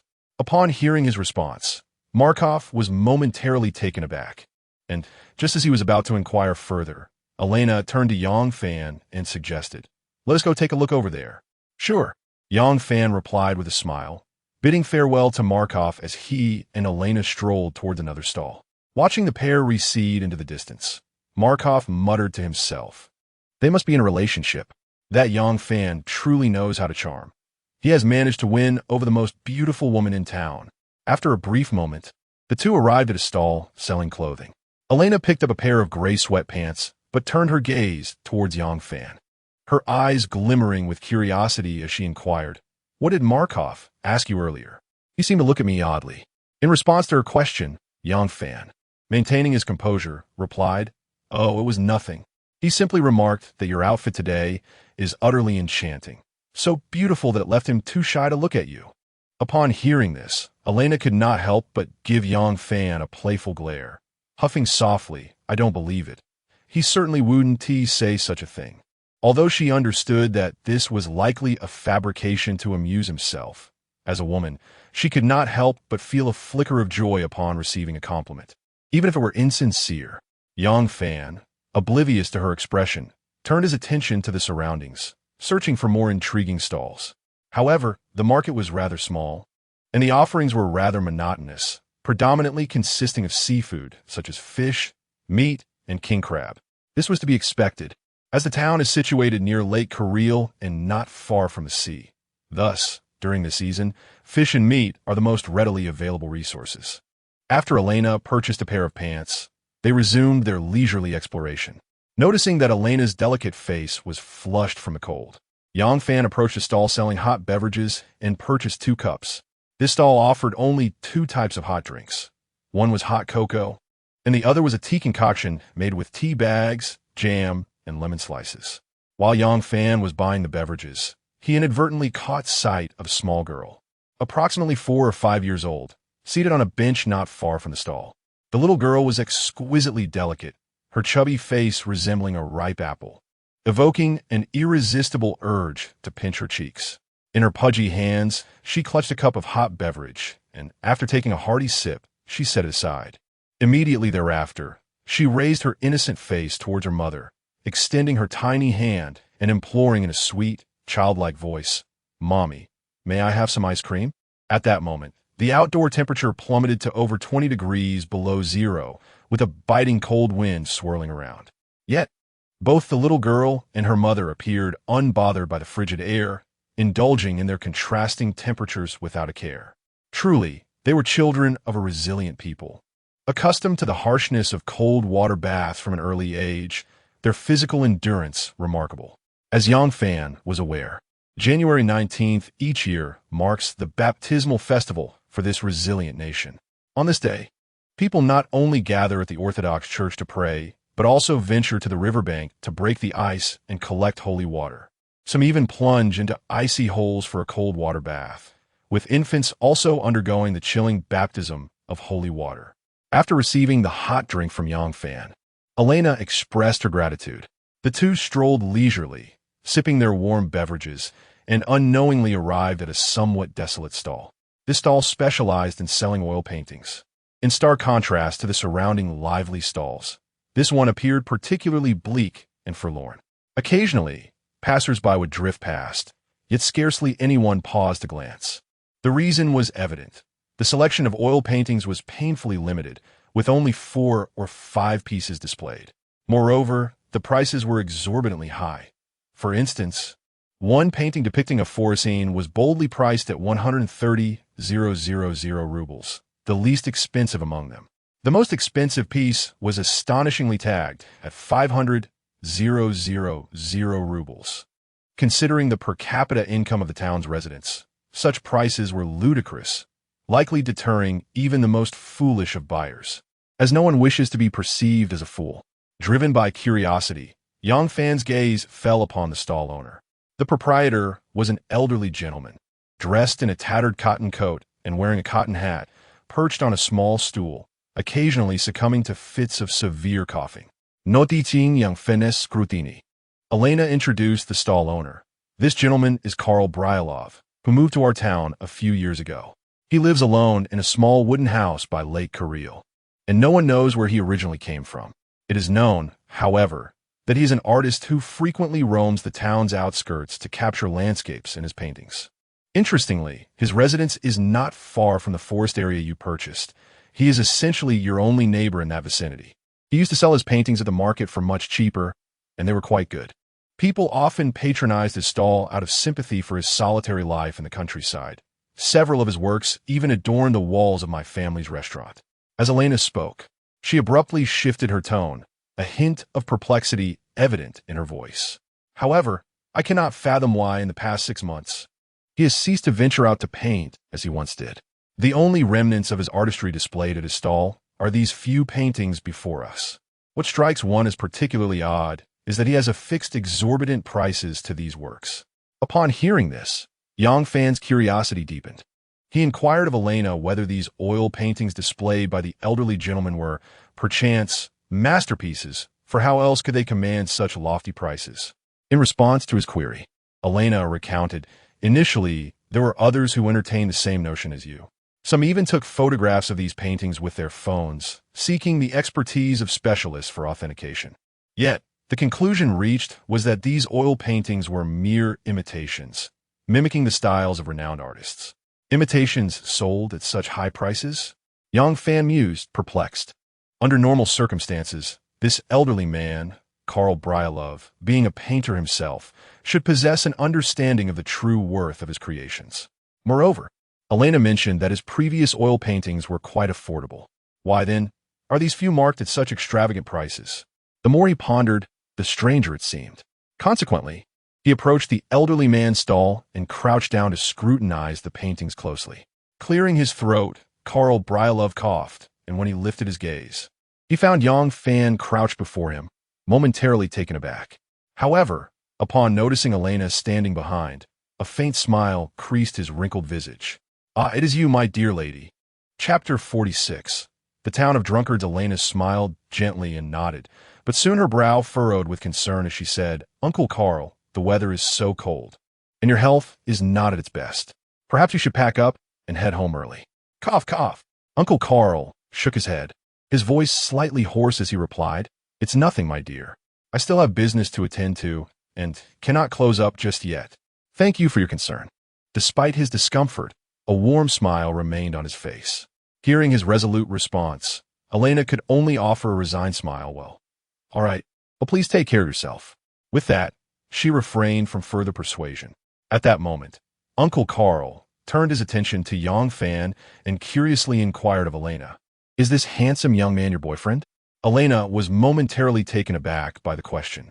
After regaining her composure, her cheeks flushed slightly as she hurriedly clarified, "You misunderstand. This is Yang Fan, who has recently moved to the town. Our relationship is not as you might think." She then added, "Oh, by the way, Yang Fan just purchased the forest area that belonged to Mr. Russlin and is currently residing in the woods, not far from your cabin." Upon hearing Elena's introduction, Uncle Karl looked at Yang Fan in surprise. "Hello, Uncle Karl." Yang Fan greeted him warmly. Uncle Karl nodded with a smile and began to chat with Yang Fan, asking where he was from and noting that it was rare to see someone from China in the town. After their conversation, he turned to Yang Fan with a light smile. "Take a look, young man. Are there any paintings here that you fancy?" To be honest, Yang Fan was utterly clueless when it came to the art of painting. He felt as though he was entirely out of his depth.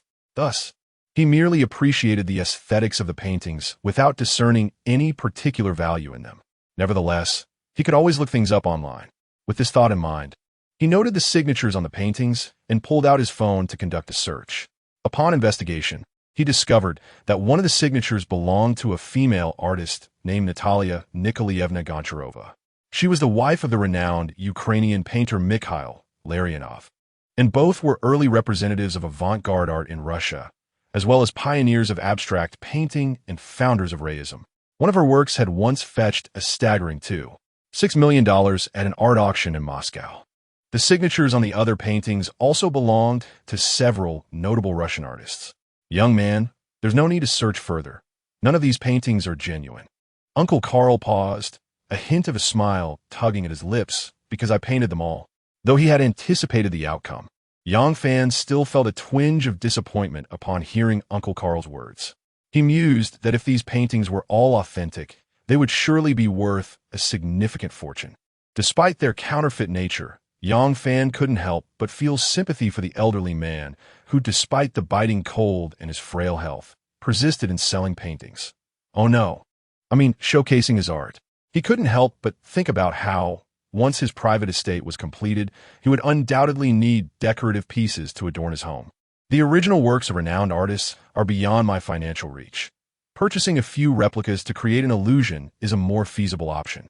Moreover, while these oil paintings may seem exorbitantly priced to the townsfolk, they hold little significance in his eyes. Having come to this realization, he interrupted the conversation between Elena and her companion, declaring, "Uncle Karl, I shall buy these paintings." "What?" Upon hearing his intention to acquire the expensive replicas, Elena was momentarily taken aback, and Uncle Karl exhibited a look of surprise. At that moment, a passerby ambled by the stall and, upon hearing Yang Fan's decision, erupted in laughter. "Huh, buddy, have you lost your mind? Is it worth spending so much on a few fake paintings? If you truly have money to spare, why not just give it to me instead?" A nearby stall owner joined in the mockery, saying, "Indeed, my friend, Buying his worthless paintings is far less appealing than checking out my stall. I have a vibranium shield, exclusive to Iron Man from the World War II era. For the sake of our shared small-town camaraderie, I'll let you have it for just 80,000 rubles. Iron Man's vibranium shield? Shouldn't that belong to Captain America? Yang Fan thought incredulously. This was truly treating him as a fool. Rolling his eyes internally, he chose to ignore the ridicule and misunderstanding surrounding him, focusing intently on Uncle Carl. "Young man, are you truly determined to purchase these paintings?" Uncle Carl inquired, his gaze laced with skepticism. "These paintings are far too expensive, perhaps." Elena began to counsel him, but Yang Fan raised his hand to interrupt her. "Indeed, I have made my decision. Please wrap them up for me. I shall retrieve the money from my vehicle. Elena, please wait here for a moment. I will return shortly." Without waiting for their reaction, he handed the dog leash he was holding to Elena and hurriedly departed. Once he was gone, Elena shrugged helplessly at Uncle Carl, who, with a smile, gazed with keen interest at Yang Fan's retreating figure. In a short while, Yang Fan returned from the RV with 2 million rubles in cash. He had previously calculated that the total cost of the paintings amounted to this sum. Upon returning to the stall, Uncle Carl had already wrapped all 5 paintings. They swiftly exchanged money for art, completing this seemingly foolish and incredulous transaction in the eyes of outsiders. "Uncle Carl, we shall take our leave now. With the paintings sold, you should head home early." After securing the artwork, Yang Fan and Elena bid farewell to Uncle Carl, who continued to wear a warm and friendly smile as he waved them off. After purchasing the paintings, it was past noon, and the atmosphere of the market had shifted dramatically. It was not the stalls that had changed, but rather the ambience itself. The previously serene scene had vanished, replaced by a cacophony of lively chatter and exuberance. The stallholders, who had once been quietly tending to their booths, regardless of age or gender, now abandoned their posts to share jovial conversations and drinks of vodka with familiar faces. Some individuals grasped smoked sausages, king crab legs, and smoked fish, while others clutched pickled cucumbers or salo.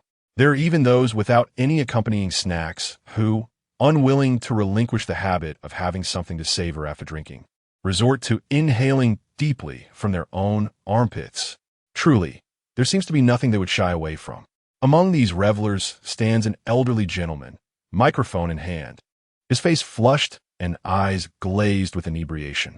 His indistinct singing reverberates through the market, the lyrics rendered inaudible.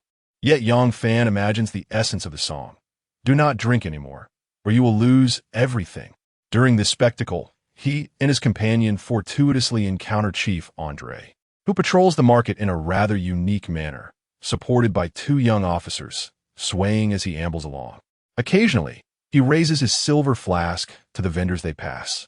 When his bleary eyes catch sight of Yang Fan, he beams and calls out, "Yang Fan, for your health, ba yi lai."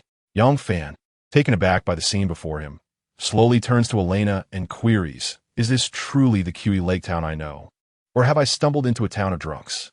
Upon hearing Yang Fan's words, Elena stifles a laugh and, after chuckling, hastily leads him away from this den of iniquity.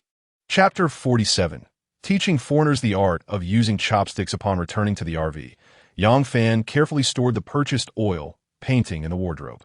He then made his way back to the living room, inviting Elena to stay for lunch before departing.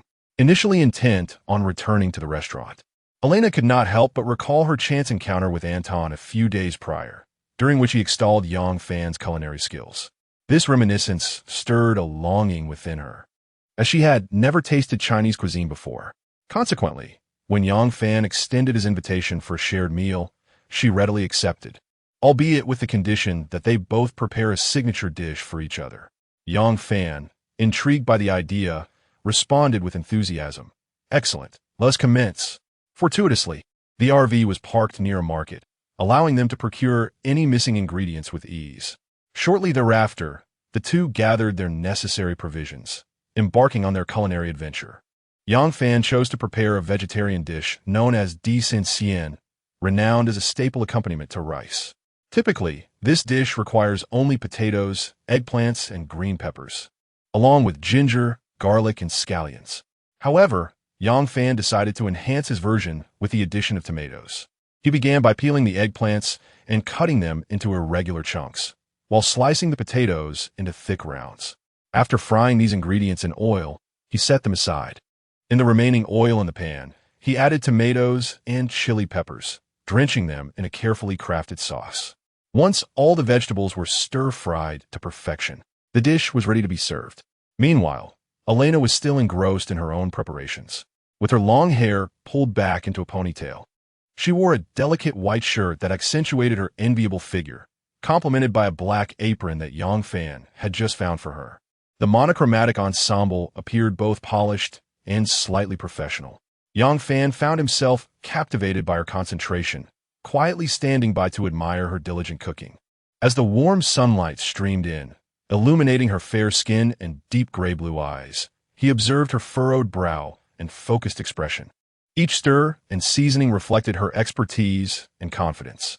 Witnessing Elena's earnestness, Yang Fan felt compelled to elevate the meal beyond a single vegetarian dish and decided to prepare Kung Pao chicken. This, however, caused a sense of urgency in Elena. Seeing Yang Fan ignite the stove stirred a competitive spirit within her, prompting her movements to quicken as she sought to match his culinary prowess. An hour later, lunch was finally laid out on the table. Yang Fan's gaze fell upon the dish Elena had crafted. Translated, it was called spicy pepper soup, a quintessential representation of Georgian cuisine.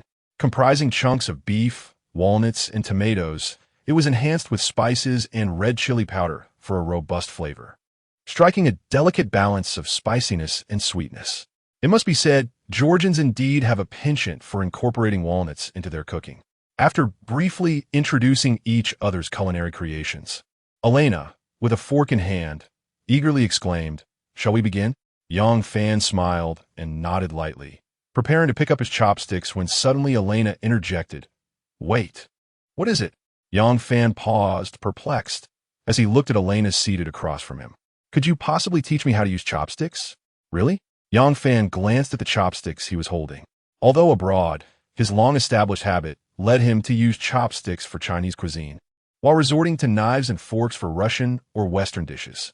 It is widely recognized that the diversity of Chinese cuisine makes chopsticks a more versatile tool, whereas knives and forks are better suited for the more straightforward cooking methods found in foreign cuisines, such as frying, roasting, and grilling. All right, just a moment. Let me fetch you a pair. Intrigued by Elena's desire to learn, Yang Fan stood and walked towards the kitchen. Moments later, he returned with a clean pair of chopsticks, handing them to Elena. Observing her clumsy grip on the chopsticks, Yang Fan chuckled, "Don't rush. Before we delve into the proper usage of chopsticks, allow me to share the story and significance behind our utensils." "Oh." At this, Elena nodded attentively, gently placing the chopsticks on the table, straightening her back, and sitting up with a serious demeanor. Noticing her earnest expression, Yang Fan's lips curled into a smile as he lifted one chopstick and began to explain, "In China, chopsticks often feature unique designs. One end is rounded while the other is square. Their standard length is approximately 7 inches and 6/10. This distinctive shape carries a profound meaning. The round end symbolizes the vast, boundless sky, while the square end represents the solid, substantial earth, reflecting our ancient philosophical concept of heaven and earth." Pausing briefly to gauge Elena's interest, which was evident in her eager eyes, he continued, "Moreover, the length is also significant. 7 inches and 6/10 represent the innate 7 emotions and 6 desires of humanity. The 7 emotions encompass joy, anger, sorrow, fear, love, hatred, and desire. As for the 6 desires, they correspond to the eye's longing for sight, the ear's pursuit of sound, the nose's perception of scent, the tongue's craving for delicacies, the body's yearning for comfort, and the mind's conception of various thoughts. These emotions and desires constitute the rich tapestry of human nature and are also vital components of our nation's long-standing religious traditions."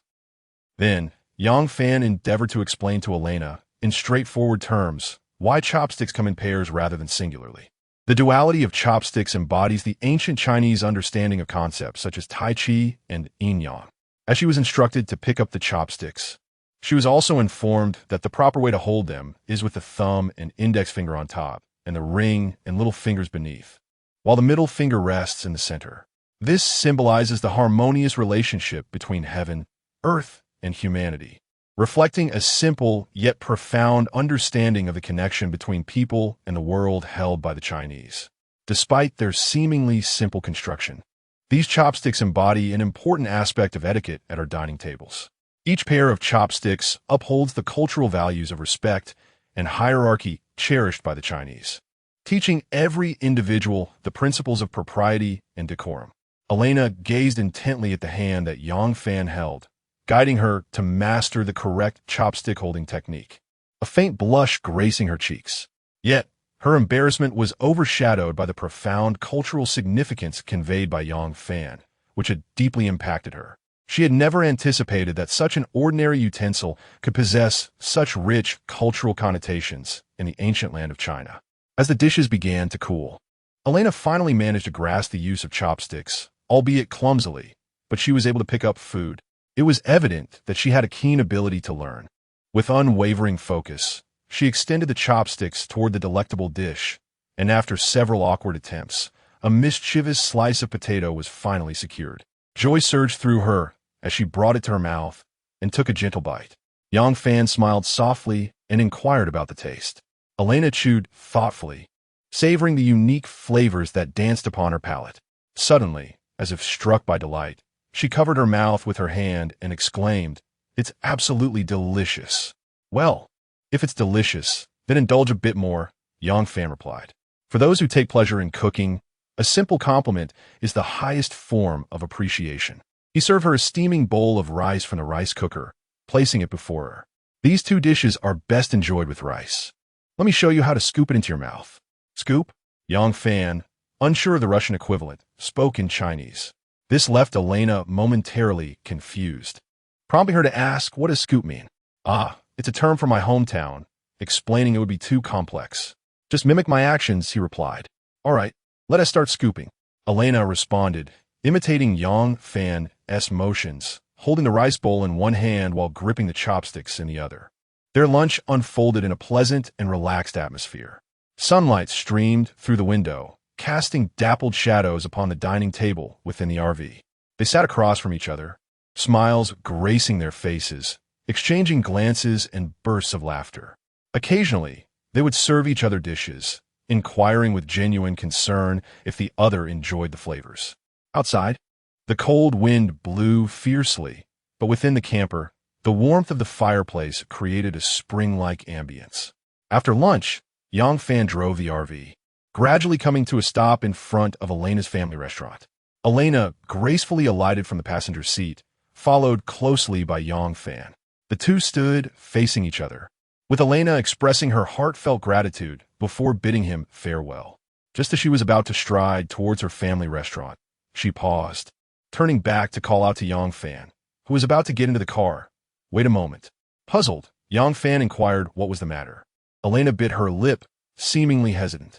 After a brief moment, she finally spoke. "Tomorrow, my father and I plan to set sail to fish for king crabs. I wonder if you might be interested in joining us?" Upon finishing her sentence, she gazed at Yang Fan with hopeful eyes. The prospect of fishing for king crabs piqued Yang Fan's interest, and he responded with a smile. "That sounds great." Noticing his agreement, Elena pulled out her phone, giving it a little shake. "Shall I send you a message shortly?" Chapter 48. The greater the storm, the pricier the fish. Yang Fan is quite an enigmatic character. When faced with the alluring invitation from a beautiful woman, his first thought is not to ponder why someone as stunning as Elena would beckon him to venture out to sea, nor does he contemplate how this opportunity might enhance their budding relationship. Instead, he finds himself musing on how he might tease that little brat, Yang Chi, after successfully reeling in a king crab. As he joyfully waved goodbye to Elena and returned to his vehicle, she, too, was in high spirits, skipping merrily into the restaurant. With plans already set for their maritime adventure the following day, Yang Fan chose not to hasten back to the hot spring campsite. Instead, he parked his RV once more in front of the gun shop, taking advantage of the quiet afternoon by staying at the store. Seated at the counter, he initiated a VK chat with Elena. During their conversation, an unexpected piece of news surfaced. Though it had no direct relevance to him, it concerned Elena's father. She informed him that her father had lost his job. Upon hearing this, Yang Fan contemplated offering her some words of comfort. However, Elena swiftly shifted the narrative. She explained that despite his unemployment, her father had, after years of hard work and saving, secured a loan from the bank and recently purchased a second-hand crab fishing vessel. With plans to captain it himself, Yang Fan was initially taken aback by this revelation, followed by a resigned chuckle. Could you refrain from panting so heavily when sharing such news next time? He quipped. You have no idea. I thought you were merely seeking solace for your father. I was even considering bringing over a couple of bottles of vodka for him. And then you suddenly tell me he has transformed into a captain? Is that true? Are you certain about this? If so, I shall inform him right away. Just earlier, when you dropped me off, he was curious about the young man in the RV at the entrance. What had begun as a jest unexpectedly prompted Elena to take him seriously, leading her to genuinely invite him over to her home. Noticing her earnestness, Yang Fan hastily declined, clarifying that he had only been joking, before diverting the conversation back to her father's plans for catching king crabs. Elena then explained that her father's fishing vessel would not set sail to officially commence king crab harvesting until May. Yang Fan, though not extensively knowledgeable on the subject, was somewhat aware that in the Far East, king crabs could be caught year-round. However, large-scale harvesting necessitated obtaining a quota, which typically amounts to approximately 16,000 tons annually. This situation bore a resemblance to hunting brown bears. The prime season for king crab fishing falls between September and December, as this is when their meat is at its most succulent. As for their outing the next day, Elena clarified that catching king crabs was not the primary objective. Rather, the main purpose was to conduct a trial run and familiarize themselves with the vessel. Suddenly, a notification chimed on her phone. Standing at the bar in the restaurant, Elena hurriedly picked up her phone, unlocking it to reveal a message from Yang Fan. To be honest, this marks my inaugural venture into the open sea in pursuit of the majestic king crab, and I must admit, a thrill courses through me at the thought.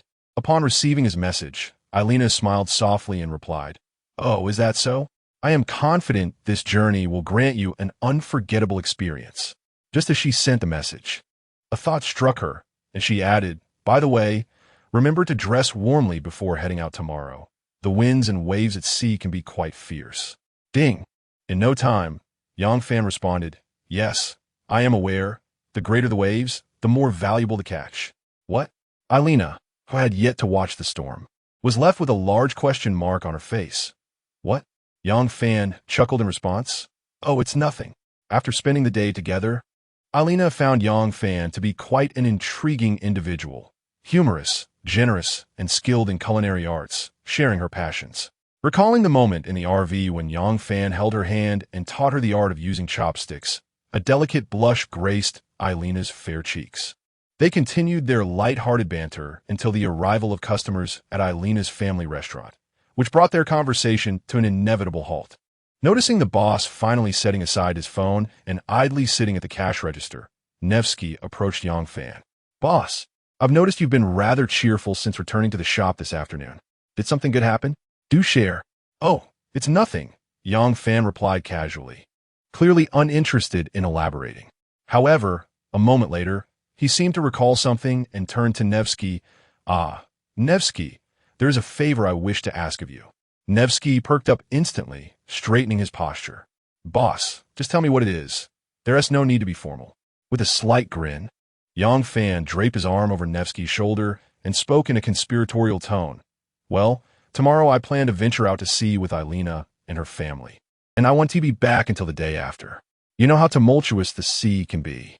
I fear that Steel Egg and the other 3 little ones might not adapt well to the journey. I would greatly appreciate it if you could look after them." "What?" Nevsky exclaimed, realizing he was being asked to temporarily assume the role of caretaker for the pets. He let out a sigh, feeling deflated. "So, that's the matter." Yang Fan chuckled, patting his shoulder. "Since you didn't refuse, I shall take that as your agreement. All right then, there aren't many customers today. You may leave early. I will entrust those 4 to you." With that, He stood up and made his way toward the door without waiting for Nevsky's response. Hey, boss. I still have to work during the day. Where will I put them? Of course, they will stay in the shop. In the shop? Nevsky glanced around the establishment, filled with firearms and ammunition. Imagining the mischievous antics of the three little ones, he couldn't help but yell after Yang Fan's retreating figure. What if they misbehave and blow up the gun shop? Yang Fan waved his hand dismissively without turning back.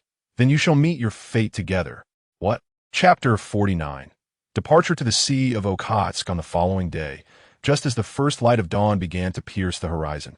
Yang Fan entrusted the four little ones temporarily to Nevsky and drove alone to the front of Elena's family restaurant. Upon arrival, he found Elena standing at the entrance, her arm entwined with her mother's, while her father was diligently repairing an old pickup truck. Noticing Yang Fan's arrival, Elena exchanged a few hushed words and a smile with her mother before releasing her grip and approaching Yang Fan. Good morning. She greeted him. Good morning. What seems to be the trouble with the vehicle? Yang Fan inquired, turning his gaze towards her father's aging pickup. Elena sighed, explaining that due to the drop in temperature the previous night, the truck had been left outside and now refused to start. Yang Fan, upon hearing this, reassured her. Do not fret, I just happen to have a spare battery in my vehicle. Please wait a moment. With that, he turned and walked back to his RV. Curious about the dialogue he had just overheard, Elena's father approached her, eyeing Yang Fan, who was now rummaging through the storage compartment of his vehicle. Is he the young man who will be joining us for the sea voyage? He asked. Indeed, his name is Yang Fan. He has recently moved to our town and has dined at our restaurant before. My mother has met him, Elena replied. Oh, her father responded, intrigued. Is he from the East or South Korea? Dad. Elena's brow furrowed slightly, her displeasure evident. How can you be so rude? He is neither from the East nor South Korea. He is from Huaxia. Realizing that his inadvertent remark had upset his daughter, her father, who had always cherished her, smiled apologetically and humorously added, I suppose he cannot be from the East. Those from there are only suited for digging potatoes in the Far East. What digging potatoes? At that moment, Yang Fan returned with the emergency battery and overheard their conversation, his expression one of confusion. Oh, it's nothing, Elena chuckled, covering her mouth, and then proceeded with the introductions. Through her words, Yang Fan learned that her father was named Miller Satine, aged 54. Perhaps due to years spent at sea, he was tall and robust. Although his demeanor appeared stern, he was quite witty in conversation. At that moment, Elena's mother approached, and since Yang Fan had visited the restaurant a few times before, she was not entirely unfamiliar with him. With a buzz, Yang Fan connected the emergency battery to the pickup's battery and turned the key, hearing the engine roar back to life. A smile crept across Miller Satine's face as he descended from the vehicle and patted Yang Fan on the shoulder. Thank you, young man. You are too kind, Uncle Miller. It is my duty, Yang Fan replied humbly, tucking the battery away. Shall we set off now? Yes, let us depart. Miller Satine waved his hand grandly, beckoning his wife to get in the vehicle, while Elena was seemingly overlooked. It appears your father does not wish for you to be a third wheel. Yang Fan teased, standing beside Elena. Elena, fully aware of her father's intentions, felt a mix of embarrassment and annoyance. Two vehicles departed from the town of Kui Lake, one following the other. According to Eliana, her father's crab fishing vessel was docked in the town of Ozernovsky, located at the southern tip of the Kamchatka Peninsula, a mere 20 kilometers from Kui Lake. The straight-line distance to the capital, Petropavlovsk, is approximately 200 kilometers. This quaint coastal town, situated near the Sea of Okhotsk, boasts a population exceeding 2,000, surpassing that of Kui Lake, which can only be deemed a village in comparison. Furthermore, Ozernovsky is the site of the first geothermal power station in the Kamchatka Krai. This brings to mind the unique electricity supply method in the Far East. In certain remote villages, including those on the Kamchatka Peninsula, electricity is not generated by traditional power plants or nuclear stations, but rather through geothermal power stations. Given the abundance of active volcanoes, geysers, and hot springs in the Kamchatka Peninsula and the Kuril Islands, the thermal springs have long been utilized for domestic heating. It was not until the 20th century that scientists successfully converted the steam generated by these springs into industrial electricity.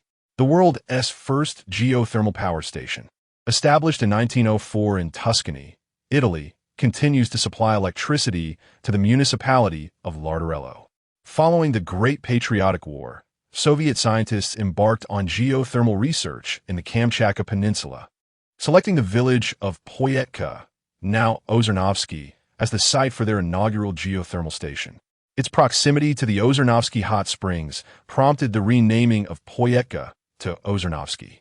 The experimental power station commenced operations in 1966 and continues to provide electricity to the entire town and its industries and fisheries, with a current installed capacity of 12 megawatts. In addition to daily power and heating, the geothermal power station supplies hot water for greenhouse vegetable cultivation. Currently, Russia is home to 4 geothermal power stations, 3 of which are located in the Kamchatka Peninsula, with 1 in the Kuril Islands. Hot springs represent a renewable resource, virtually inexhaustible. Geothermal power stations require minimal water and do not pollute the air, although they possess a significant drawback, a low efficiency rate of approximately 10. While geothermal electricity accounts for less than 1 of the total power generation in Russia, it remains indispensable in Kamchatka. Should Yongfan wish to construct a private estate at the hot spring campsite in the future, he could harness the thermal resources for heating and power. Soon, the 2 vehicles arrived at the coastal dock of Ozernovsky. On this outing, besides Eliana's family of 3 and Yongfan, 4 crew members accompanied them. They encountered one another in the parking lot.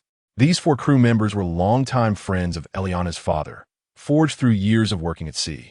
After he purchased the crab fishing vessel, he brought them over from the original owner. The 4 crew members were all robust, middle-aged Russians, and, as Yongfan observed them, they too scrutinized him in return. Allow me to introduce them. This is Uncle Vitas. Although he bears the name Vitas, he possesses neither the dolphin-like voice nor the striking handsomeness of the famed Prince of Dolphin Sounds. Upon hearing Elena's introduction, a burly, bald man towering over 6 feet erupted in laughter. "Ha, little girl, while I might not possess a dolphin's voice, I can imitate the sound of a humpback whale." "No, my father said you cannot," Elena retorted, prompting a chorus of laughter from the group. Following the introductions, aside from the bald Vitas, the other 3 middle-aged crew members were named Toporov, Prokhor, and Oleg. Time is of the essence. Let us hasten to load the crab traps onto the boat and prepare for departure, Miller Satin remarked, glancing at the clock before leading the group toward the docked crab-catching vessel. The boat he had purchased was a nearly 30-year-old craft, yet it had been refurbished, so its exterior appeared far less antiquated than one might presume. The vessel measured 30 meters in length and 8 meters in width, boasting a cruising speed of 12.5 nautical miles per hour. It could accommodate approximately 80 to 100 crab traps, with the capacity to harvest 35 to 40 tons of king crabs. Equipped with a crane boasting a lifting capacity of 5 to 8 tons, the crane could rotate 360 degrees, allowing for the precise hoisting of traps from the ocean to the deck. The design included 5 double-occupancy crew cabins, capable of housing 10 individuals. Each cabin was furnished with independent beds, wardrobes, desks, and other essential amenities, with bed dimensions of 2 meters by 0.9 meters, ensuring a comfortable resting space for the crew. The communal area featured a dining room that also served as a conference room, equipped with tables, chairs, and a television for dining, relaxation, and meetings. Additionally, there was a kitchen of approximately 15 square meters, outfitted with a stove, oven, refrigerator, and sink. Moreover, the boat was fitted with separate restrooms and showers, designed with a wet and dry separation. This crab-catching vessel, named after Miller Satin himself, was capable of year-round fishing operations, harvesting snow crabs in the summer and moving on to capture Kamchatka king crabs in the autumn. As this was a trial voyage, the crew would not remain at sea for an extended period. Thus, Captain Miller had only summoned his 4 old companions, and the number of traps brought along was not at full capacity. After assisting in securing the crab traps on the deck to prevent them from being swept away by the waves, Yongfan and the others finally prepared to set sail toward the Sea of Okhotsk. Chapter 50. The One-Eyed Captain in March. The coastal dock of Ozernovsky was enveloped in a frigid atmosphere, with drifting ice conspicuously scattered across the sea near the shore, sparkling like crystal under the sun. On one side lay the icy expanse, while the other revealed the unfrozen waters, the boundary between them stark and clear, at times tranquil and at times tumultuous, with the sound of waves crashing against the ice creating a gentle rustle. As departure beckoned, Captain Miller Satin boarded the vessel, commencing a meticulous final inspection of the crab-catching boat. His focus was primarily on the engine system, steering mechanism, and drainage system, all vital for navigation and safety. The 4 crew members busied themselves with their respective tasks on board. Meanwhile, Yang Fan, unable to contribute much at that moment, took out his phone and began capturing the scene from various angles. This marked his inaugural voyage to catch king crabs, a momentous occasion that deserved to be immortalized. Afterward, he promptly sent all the photos to his sister, Yang Chi, accompanied by a message. Chi, look, I'm at sea, going to fish for king crabs.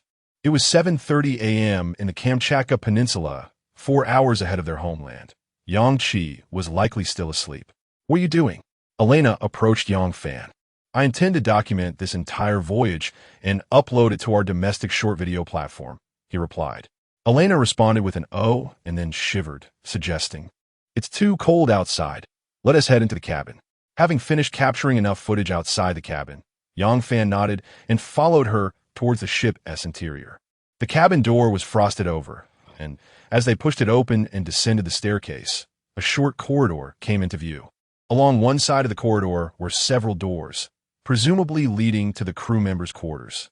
Passing through the corridor, they arrived at the common area, which was spacious, encompassing both a living room and dining area.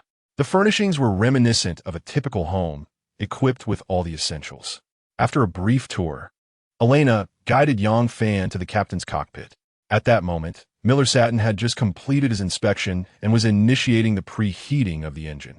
Upon seeing his daughter and Yang Fan enter, he greeted them with a warm smile. He then began to enthusiastically introduce the various equipment within the cockpit to Yang Fan. During the refurbishment of this vessel, I installed an advanced positioning system, GPS, radar, underwater sonar, and high-frequency radio, VHF, among other navigation and communication devices. With these, we can ensure the safety of the ship while fishing at sea and maintain effective communication with the outside world. To me, it is akin to my second wife. What do you think, young man? Isn't it splendid? Just as Yang Fan was about to give a thumbs up, he overheard Elena rolling her eyes and exclaiming, Oh, Dad, you mustn't let Mom hear that. Otherwise, I fear you might find yourself sleeping on the deck tonight. Miller Satin, who had been affectionately caressing the control panel, paused at his daughter's remark. Sure. Immediately, he turned to Elena and gestured for silence, saying, I was merely speaking in metaphor. Please do not inform your mother. Just as his words faded, Yang Fan suddenly nudged Elena with his elbow. Confused, she inquired about his intentions, to which Yang Fan subtly motioned for her to look behind. Puzzled, Elena turned around and exclaimed, Mother, what brings you here? At that moment, Miller Satin assumed his daughter was playfully teasing him, responding with a tender yet exasperated smile. Ah, my little princess, are you eager to tell your father that your mother is standing right behind us? As he spoke, he leisurely turned a glance back. In the next instant, he beheld his wife, who had appeared at the cabin door, wearing a stern expression that caused his smile to falter. Realizing the precarious situation, Yang Fan and Elena exchanged looks of concern before hastily making their exit. Upon returning to the common area of the cabin, the two plopped down onto the sofa, unable to suppress their laughter at Miller Satin's expression. Moments later, Elena's mother, still harboring her irritation, entered the cabin and began preparing breakfast in the kitchen. Observing this, Elena stuck out her tongue at Yang Fan. You stay put for a moment. I'll assist my mother. Yang Fan nodded, watching as Elena dashed over to her mother, dutifully offering her help. Shortly thereafter, Miller Satin also entered the room, promptly gathering everyone to discuss the allocation of their sleeping quarters for the night. Just then, the astute bald Vitus noticed something amiss and loudly pointed at Miller Satin, exclaiming, Hey, Captain, what is wrong with your eyes? Why are you wearing sunglasses inside the cabin? Trying to look cool? His inquiry caused Miller Satin to appear flustered. Instinctively, he covered his left eye with one hand and stammered, in nothing. Initially, The 4 crew members dismissed it, but his obvious attempt to hide something only heightened their suspicions. "Wait, let me see." Vitus boldly approached Miller Satin and reached to remove his sunglasses. As Miller Satin stepped back, trying to evade the tugging, his resistance only piqued Vitus's curiosity further. Ultimately, unable to withstand Vitus's persistence, Miller Satin reluctantly allowed his sunglasses to be taken off. In that instant, all 5 individuals present, including Yang Fan, clearly observed that one of Miller Satin's eyes was bruised, resembling the aftermath of a severe punch. Vitus stood frozen for several seconds, during which his mind raced. Initially, he thought that Miller Satin had encountered a conflict with someone and felt compelled to seek revenge. However, upon reflection, he realized this was unlikely. There were only 8 people aboard, and aside from Yang Fan, who was newly integrated, the relationships among the rest were quite familiar. Suspecting Yang Fan seemed improbable, especially as he was comfortably seated on the sofa. Moreover, he was a guest invited by Elena and also a younger generation. After much contemplation, the bald Vitus suspected that there was only one person on this ship daring enough to lay hands on Miller Satin. With this thought, he cast a furtive glance towards the kitchen area, just in time to see Elena's mother turning around, her expression inscrutable as she fixed her gaze upon him. A kitchen knife firmly gripped in her hand. "Ah!" Vitus instinctively shuddered and quickly averted his gaze. Stifling a laugh, he hung his sunglasses on Miller Satin's shirt pocket, remarking, "Well, this image suits you quite well. It aligns better with your identity as a captain. Wouldn't you agree?" "One-eyed captain? Ha!" The other 3 crew members erupted in laughter. Even Yang Fan struggled to suppress his amusement and swiftly turned his head aside. "Ahem, let us not get carried away. Let us address the matter at hand. I am here to allocate the cabins for tonight."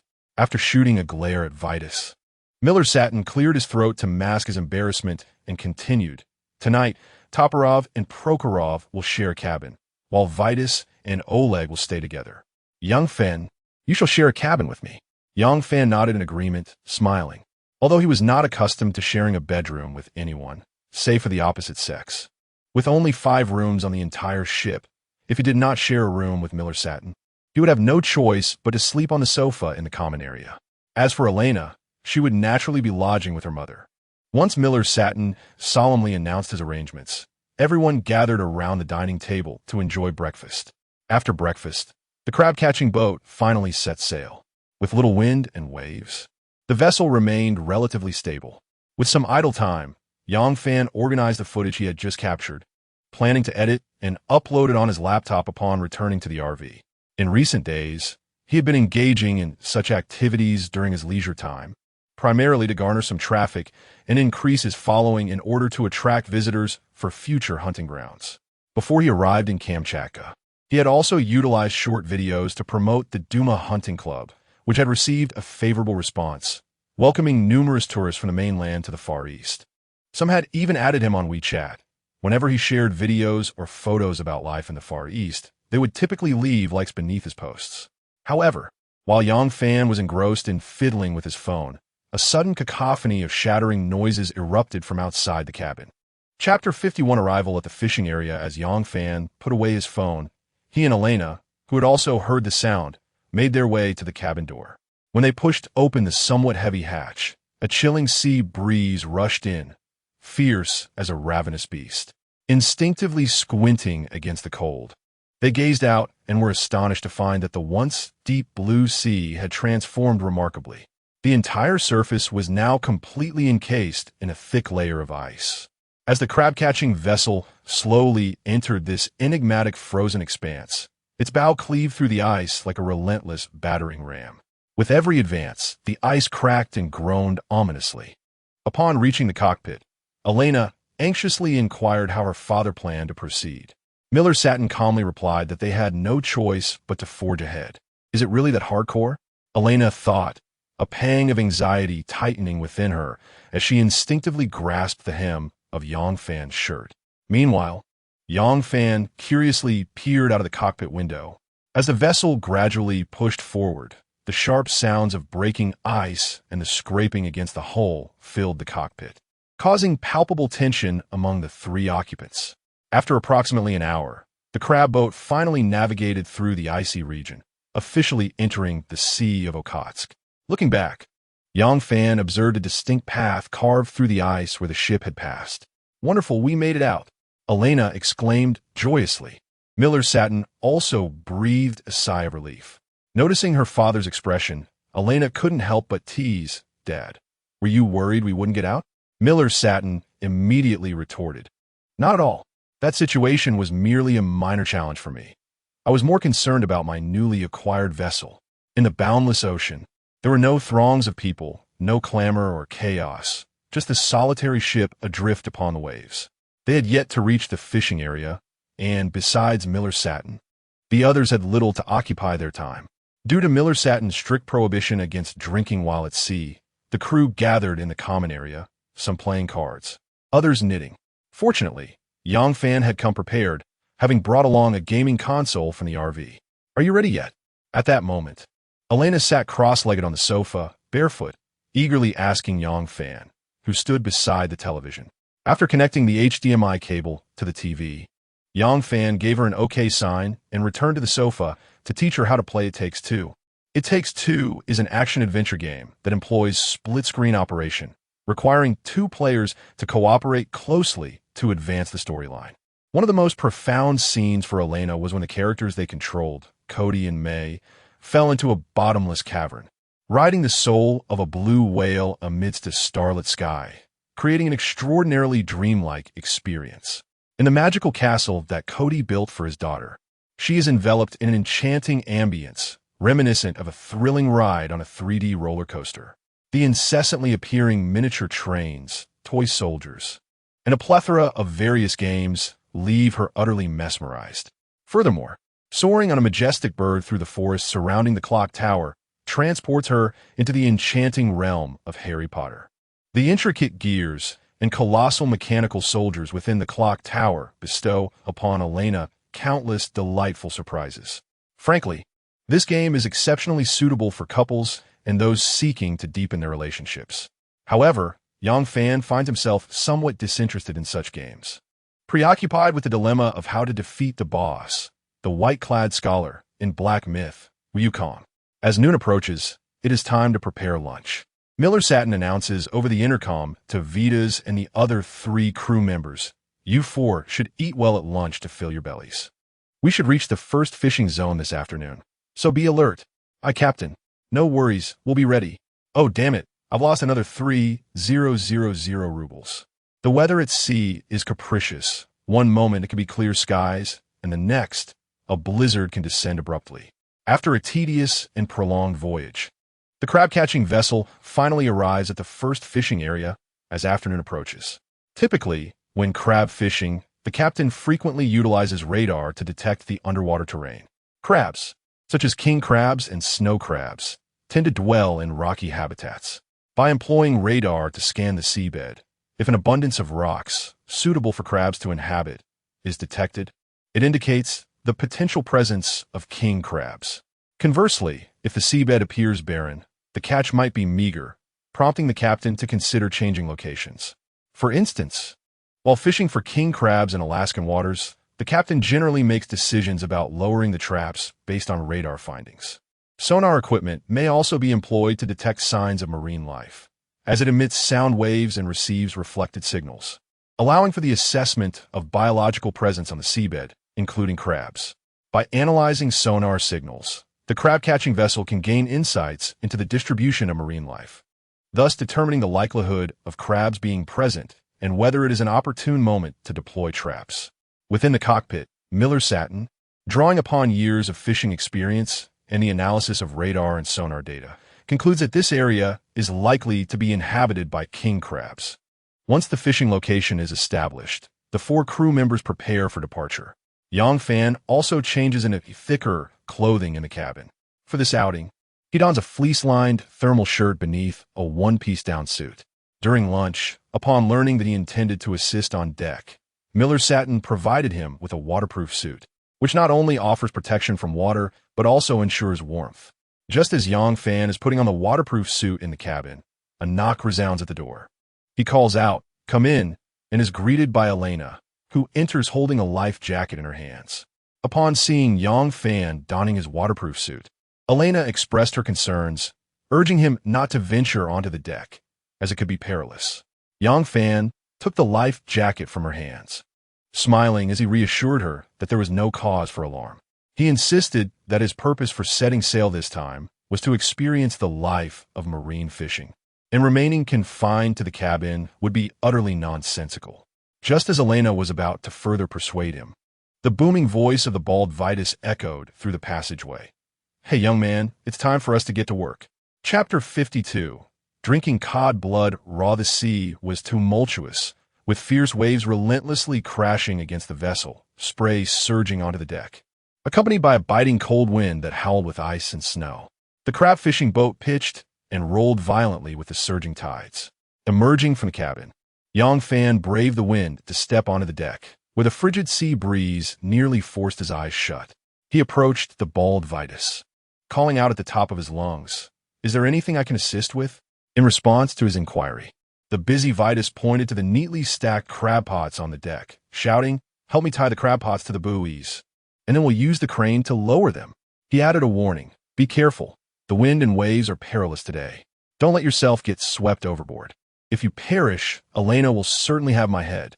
Yang Fan muttered a curse at his ill-fated words, yet he acknowledged the truth in them. Although crab fishing could be lucrative, it ranked among the most dangerous professions in the world. He indeed needed to exercise caution, lest he unwittingly surrender his life to the sea, a grim fate he could not afford. The buoy mentioned by Vitus was a plastic sphere larger than a basketball, also known as a tracking buoy, emblazoned with the distinctive mark of the sating. When tethered to the crab pot and cast into the turbulent waters, the heavy pot would sink to the ocean floor while the buoy would remain afloat, serving as a marker. This way, the fishing vessel could locate the crab pots upon its return. After securing the buoy to the crab pot, Yang Fan observed as Vitus emerged from the cabin, cradling a large box filled with fresh black cod. Known as devil's finger cod, this species can grow up to 110 centimeters long and weigh 17 kilograms. Commonly found at a length of 35 centimeters. It is considered an economically valuable food fish, prized for its delectable flesh and high nutritional value. However, these black cod were not destined for consumption. They were to serve as bait for catching king crabs. Vitus proceeded to dump the box of black cod onto the deck, then drew a dagger, methodically bleeding each fish. Just as Yang Fan thought it was time to lower the crab pots, Vitus seized a bloodied cod from the deck and presented it to him. At that moment, the 3 crew members from Oleg gathered around, and even Miller, sitting in the cockpit, cast his gaze toward the deck. Confused, Yang Fan inquired of Vitus what this was all about. With a hearty laugh, Vitus explained that before lowering the crab pots, the crew typically performed a ritual of drinking cod blood to bless their voyage with a bountiful catch. Yang Fan was taken aback. He had never heard of such a practice. Wasn't he concerned about potential stomach troubles? Noticing Yang Fan's hesitance to partake, Vitus, believing him to be timid, clapped him on the shoulder with a laugh. "No worries, young man. If you can't handle it, you needn't try." With that, he withdrew his hand, and alongside the 3 crew members from Oleg, each took a cod, raised it above their heads, tilted their necks back, and allowed the fish blood to pour down. The crimson fish blood poured into their mouths, trickling down the corners and staining their waterproof suits. Witnessing this scene, Yang Fan couldn't help but recall a phrase, to drink blood and eat raw flesh. He averted his gaze, expressionless, toward the scattered black cod on the deck. Without uttering a word, he bent down and seized the largest one among them. The 4 members of Vitas were momentarily taken aback by his action. "What of it? It's merely drinking fish blood. What's the big deal? I am a proud son of Huaxia, a tall and capable man, and I shall not be belittled by these 4 old Russians. Moreover, having served as a hunting guide in the Far East for 3 years, I have faced far worse than mere fish blood. I have even partaken in raw beast meat." With this thought in mind, Yang Fan mimicked the earlier actions of the 4, gripping the fish's gills with one hand and boldly drinking the cod blood as if it were fine liquor. As the blood coursed into his mouth, he was immediately engulfed by a pungent, briny taste reminiscent of rust. After finishing, He discarded the cod onto the ground and wiped the blood from the corners of his mouth with his sleeve, raising his chin and casting a glance at the four members of Vitas. This moment was fortuitously witnessed by Elena, who, filled with concern, had peered through the cabin door. The four sailors were also regaining their composure. Vitas had not anticipated Yang Fan's decisive action. He had truly underestimated him. Four seasoned sailors like Vitas and his crew. Regardless of whether Yang Fan would ultimately become a crew member, the moment he stepped onto the deck to assist, he had already embraced the identity of a sailor. A competent crab boat crew member must possess the courage to disregard life and death. If Yang Fan had hesitated to drink even a drop of cod blood, he might as well have returned to the cabin and continued playing games with Elena, avoiding the risk of crying out for his mother in times of danger. Yang Fan's actions spoke volumes, proving his worth. To encourage him, Vitas and the other three raised their arms and shouted, "Hooray!" inspired by their bloodied faces and fierce roars. Yang Fan shouted in kind, "To hell with it." In the cockpit, Miller Satin observed as Yang Fan and the crew worked together, casting heavy square crab traps into the sea, his eyes gleaming with admiration. This voyage had equipped the crab boat with a total of 100 traps. But since it was a trial catch, they could not deploy them all at once. They needed to explore several fishing zones to determine where the crabs were most abundant before marking the coordinates for future harvesting. In the first fishing area, the 5 of them deployed a total of 10 traps, which would require a minimum of 6 hours before they could return to check on them. After setting the traps, the 5 returned to the cabin to warm themselves. Once Miller Satin identified the next fishing zone, they would return to the deck to continue their labor. Seeing Yang Fan return safely with Vitas and the others, Elena finally relaxed her anxious heart. To help the 5 warm up quickly, she and her mother hurriedly brought out freshly brewed red tea. In addition to their fondness for alcohol, the people of the Combat Nation also harbor a penchant for tea, particularly favoring black tea. However, in the vast expanse of Bear Country, only the southern city of Sochi produces a modest amount of tea leaves, necessitating a reliance on imports. Jasmine tea from China and black tea from India are their preferred choices.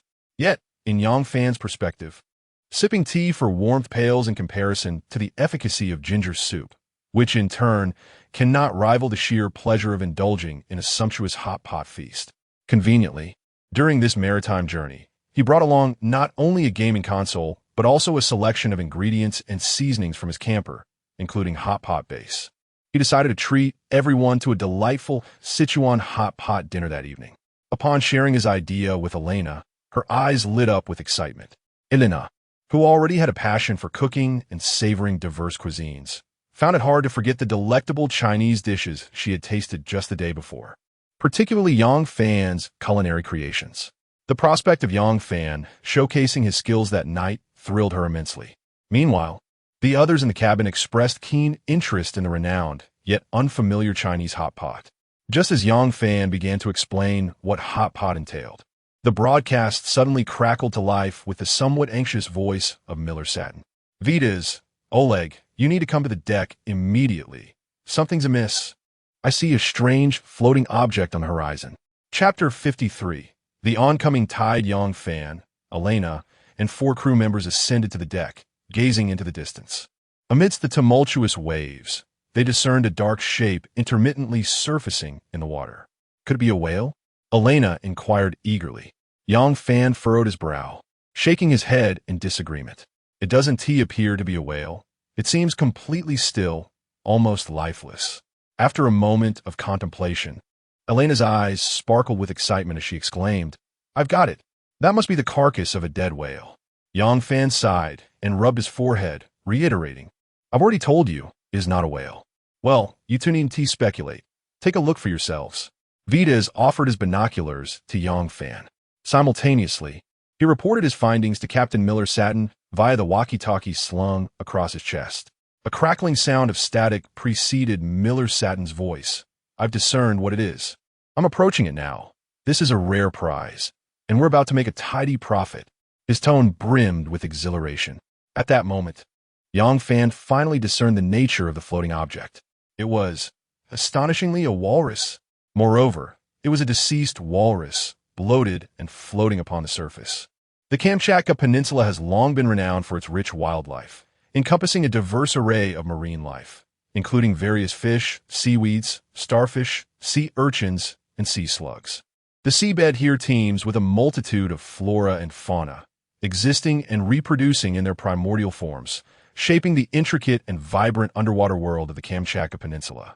Among the marine inhabitants are pristine white sea anemones, vividly colored coral-like formations, sea urchins, and starfish, with the latter being particularly prevalent on the ocean floor. The rich biodiversity of marine life in the Kamchatka Peninsula attracts numerous marine mammals to inhabit its waters, including whales, seals, sea lions, and walruses. Furthermore, the peninsula's climate and environment provide favorable breeding conditions. Each spring and summer, vast numbers of seals, walruses, and migratory birds converge here to breed, creating a scene brimming with vitality. Historically, Kamchatka was home to over 20,000 walruses. However, in the past 4 decades, their population has plummeted to just over 1,000, a decline attributed to climate change, as walruses favor icy surfaces, as well as the adverse impacts of human activities and poaching. Presently, the walruses residing in the Kamchatka Peninsula have been classified as a rare and endangered species in the Red Book of the Kamchatka Cry. Given that walrus ivory is a prized artistic material, an uncarved piece can fetch around 700,000 rubles on the black market, with carved artworks commanding even higher values. A walrus possesses 2 prominent tusks in addition to its 2 large ivory teeth. Thus, Captain Miller-Satin resolved to salvage the creature, fully aware that such an action was illegal. Yet, in the vast expanse of the ocean, who would be the wiser? As the crab fishing vessel drew ever closer to the carcass of the walrus, Vitas and 3 other crew members fashioned several nooses from sturdy ropes aboard the ship, intending to ensnare the walrus firmly and subsequently hoist it aboard using the crane. However, as the vessel approached the walrus and the 2 came nearly into contact, the crew discovered that, hampered by the tumultuous waves, successfully lassoing the carcass proved far more challenging than they had anticipated. Nonetheless, they resolutely refused to abandon their endeavor, for none wished to see this succulent prize slip through their fingers. At that moment, a massive wave surged towards the crab boat with overwhelming force. Watch out! The keen-eyed young fan was the first to sense the impending danger. Instinctively, he reached out to embrace Elena, who stood beside him, curiously observing the walrus carcass below, pulling her tightly into his arms. With his other hand, he grasped the corner of the crane firmly. Then, using his sturdy back, he shielded Elena from the oncoming deluge. A tremendous crash ensued. The ferocious wave crashed violently onto the deck, sweeping towards the crew members like a tidal wave. In an instant, the sheer force toppled the 4 crew members who had not yet had time to react. Is everyone all right? As the waters receded from the deck, Yang Fan anxiously surveyed the surroundings, his voice filled with concern. At that moment, Elena, cradled in his embrace, slowly lifted her head, gazing up at his resolute face, now adorned with beads of water. I'm fine, Around them, the voices of Topalov, Prokhor, and Oleg emerged as they struggled to rise from the deck, and Yang Fan was shocked to discover that Vitas had vanished from sight. As the others realized this, they rushed to the edge of the vessel, calling out Vitas's name. Help me! Hearing Vitas's desperate cry, they turned to see him adrift in the waves, half submerged, clinging desperately to the walrus carcass. The sea temperature was well below freezing, and the icy waters posed a grave threat to his life. Captain Miller-Satin was the first to spot Vitas in the water, steering the ship closer. Once near, the 3 crew members on deck tossed him a rope. I can't.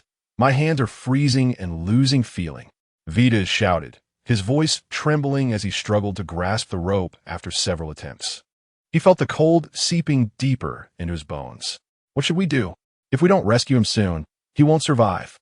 As the 3 crew members on deck anxiously pondered their next move, Yang Fan suddenly released Elena from his embrace and began to remove his waterproof suit. What are you doing? Elena gazed at Yang Fan in shock, a profound sense of unease surging within her. There was no time to delay. I must descend to rescue him. What? Upon hearing his response, Elena and Oleg, along with the other crew members, were momentarily taken aback. "No, this is far too perilous. Allow me to go instead." After Proker uttered these words, he began to remove his clothing. Oleg and Toporov, witnessing this, clamored to join the rescue effort. Observing the eager trio of middle-aged men, Yang Fan remarked in a slightly teasing tone, "Enough of this bickering. Let the three of you old fellows take the plunge. I'm concerned that if you go down there, you might not only fail to rescue him, but also risk cramping up and losing your own lives. I am young and possess superior physical capabilities. Thus I am the most suitable for this task." With that, disregarding their protests, he resolutely shed his shirt, revealing a well-defined, powerful physique. His intention in removing his clothing was not to flaunt his physique, but rather to mitigate the risk of succumbing to the icy waters. When a person plunges into frigid water while clothed, the garments absorb water rapidly, becoming heavy and burdensome. Additionally, clothing restricts mobility, making movement in the water more challenging and increasing the risk of drowning. More critically, being clothed exacerbates the temperature differential between the body and the icy water, leading to a swift drop in body temperature and heightened risk of hypothermia. Seeing Yang Fan's determination to descend and save the individual, the three crew members, in this dire moment, could only place their hopes entirely on him. Proker personally secured a thick rope around Yang Fan's waist and, after imparting a few words of caution, looked up at him earnestly. "It's now in your hands, brave young man from Huaxia." After performing a brief warm-up on the deck, Yang Fan nodded seriously. At that moment, Elena approached him, her delicate face tilted with concern. "Please be careful. Do not push yourself too hard. We can explore other options. Rest assured, I will bring Uncle Vita's back safely," Yang Fan replied with a smile. However, just as he was about to turn away, Elena unexpectedly rose onto her toes and gently kissed his cheek. Yang Fan touched the spot where her lips had grazed, astonished, and then heard her softly say, "I believe in you." With a splash, as he plunged into the bone-chilling sea, Yang Fan finally comprehended the torment that Jack, the protagonist of the Titanic, must have endured before his demise. The icy water forced his breath to quicken involuntarily, and his heart raced. He had no time to ponder. Gripping an extra length of rope, he swiftly swam towards Vita's, who was tightly embracing the corpse of a walrus. Fortunately, the crab-catching boat was not too far from Vita's, and Yang Fan soon reached his side. "Oh, thank heavens, someone has come to rescue me. If you all continue to deliberate on the ship, I fear I shall sink to the depths along with this repugnant and odorous creature." As Vita's maintained a light-hearted demeanor, Yang Fan felt a slight easing of the tension that had gripped his heart. He swiftly fitted a life ring around Vita's and secured a rope around his waist. "Quickly, we must hoist him aboard." After accomplishing this, Yang Fan signaled to the three crew members on the boat. Upon seeing this, Oleg and the others immediately began to pull the rope back. Once Vita's was successfully brought onto the vessel, the trio had no time to celebrate as they urgently turned their attention to pulling Yang Fan back. However, to their astonishment, Yang Fan untied the rope from his waist and, holding onto it, took a deep breath before plunging into the frigid sea. What was he planning to do? The crew members, including Miller Satin, who was maneuvering the crab-catching boat, were taken aback. "Oh my God, he intends to bring that walrus up with him." Chapter 54. The walrus's baculum. After securely binding the walrus carcass with ropes, Yang Fan lay upon its body and waved once more to the few individuals on deck. Aside from Vita's, who had succumbed to the cold and retreated to the cabin, Oleg and his companions immediately began to pull on the rope with great effort. And even Elena, who was deeply concerned for Yang Fan's safety, hurried forward to assist. As the walrus carcass was dragged to the side of the ship, Oleg activated the crane, slowly hoisting it along with Yang Fan back aboard. "Come up quickly," Elena exclaimed, extending her hand anxiously. Clinging to the walrus carcass, Yang Fan strained to reach her hand, finally returning to the deck. "What happened to your hand?" At that moment, Elena noticed a gash on Yang Fan's right arm, from which blood flowed profusely. However, Yang Fan, his limbs numb from the cold, felt nothing at all. "It's nothing. Let us head back to the cabin," he replied. With the rescue accomplished and the walrus carcass brought aboard, Yang Fan did not linger on the deck and returned to the cabin with Elena. After their departure, Oleg shouted excitedly, "Quick, bring the tools." The crew member, Topalov, immediately turned and left, soon returning with a chainsaw and an axe in hand. By then, the walrus carcass had been hoisted onto the deck by the crane, and Oleg and Proker stood beside it. Upon seeing Topalov's return, Oleg expressed his excitement. "This is indeed a male walrus. Is that so? That is splendid news." Topalov rejoiced, relaying the information to Captain Miller-Satin via the intercom. Miller-Satin replied, "All right, we have lingered here long enough. We must expedite the processing of this specimen to swiftly proceed to the next fishing area." In a swift flurry of activity, Oleg began the dismemberment of the walrus carcass.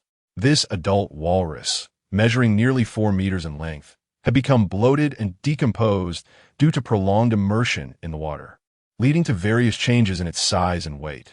While boasting a pair of magnificent upper canine tusks, each reaching a length of 1 meter. Oleg first employed a dagger to sever the walrus's face, while the others utilized the axe and chainsaw to facilitate the cutting. After half an hour of diligent labor, a pair of upper canine tusks was successfully extracted. Both male and female walruses possess tusks.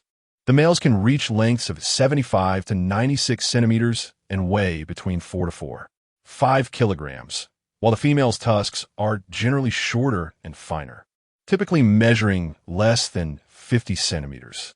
Having procured the walrus tusks, the dismemberment was not yet complete. Oleg then used the dagger to extract the walrus's baculum.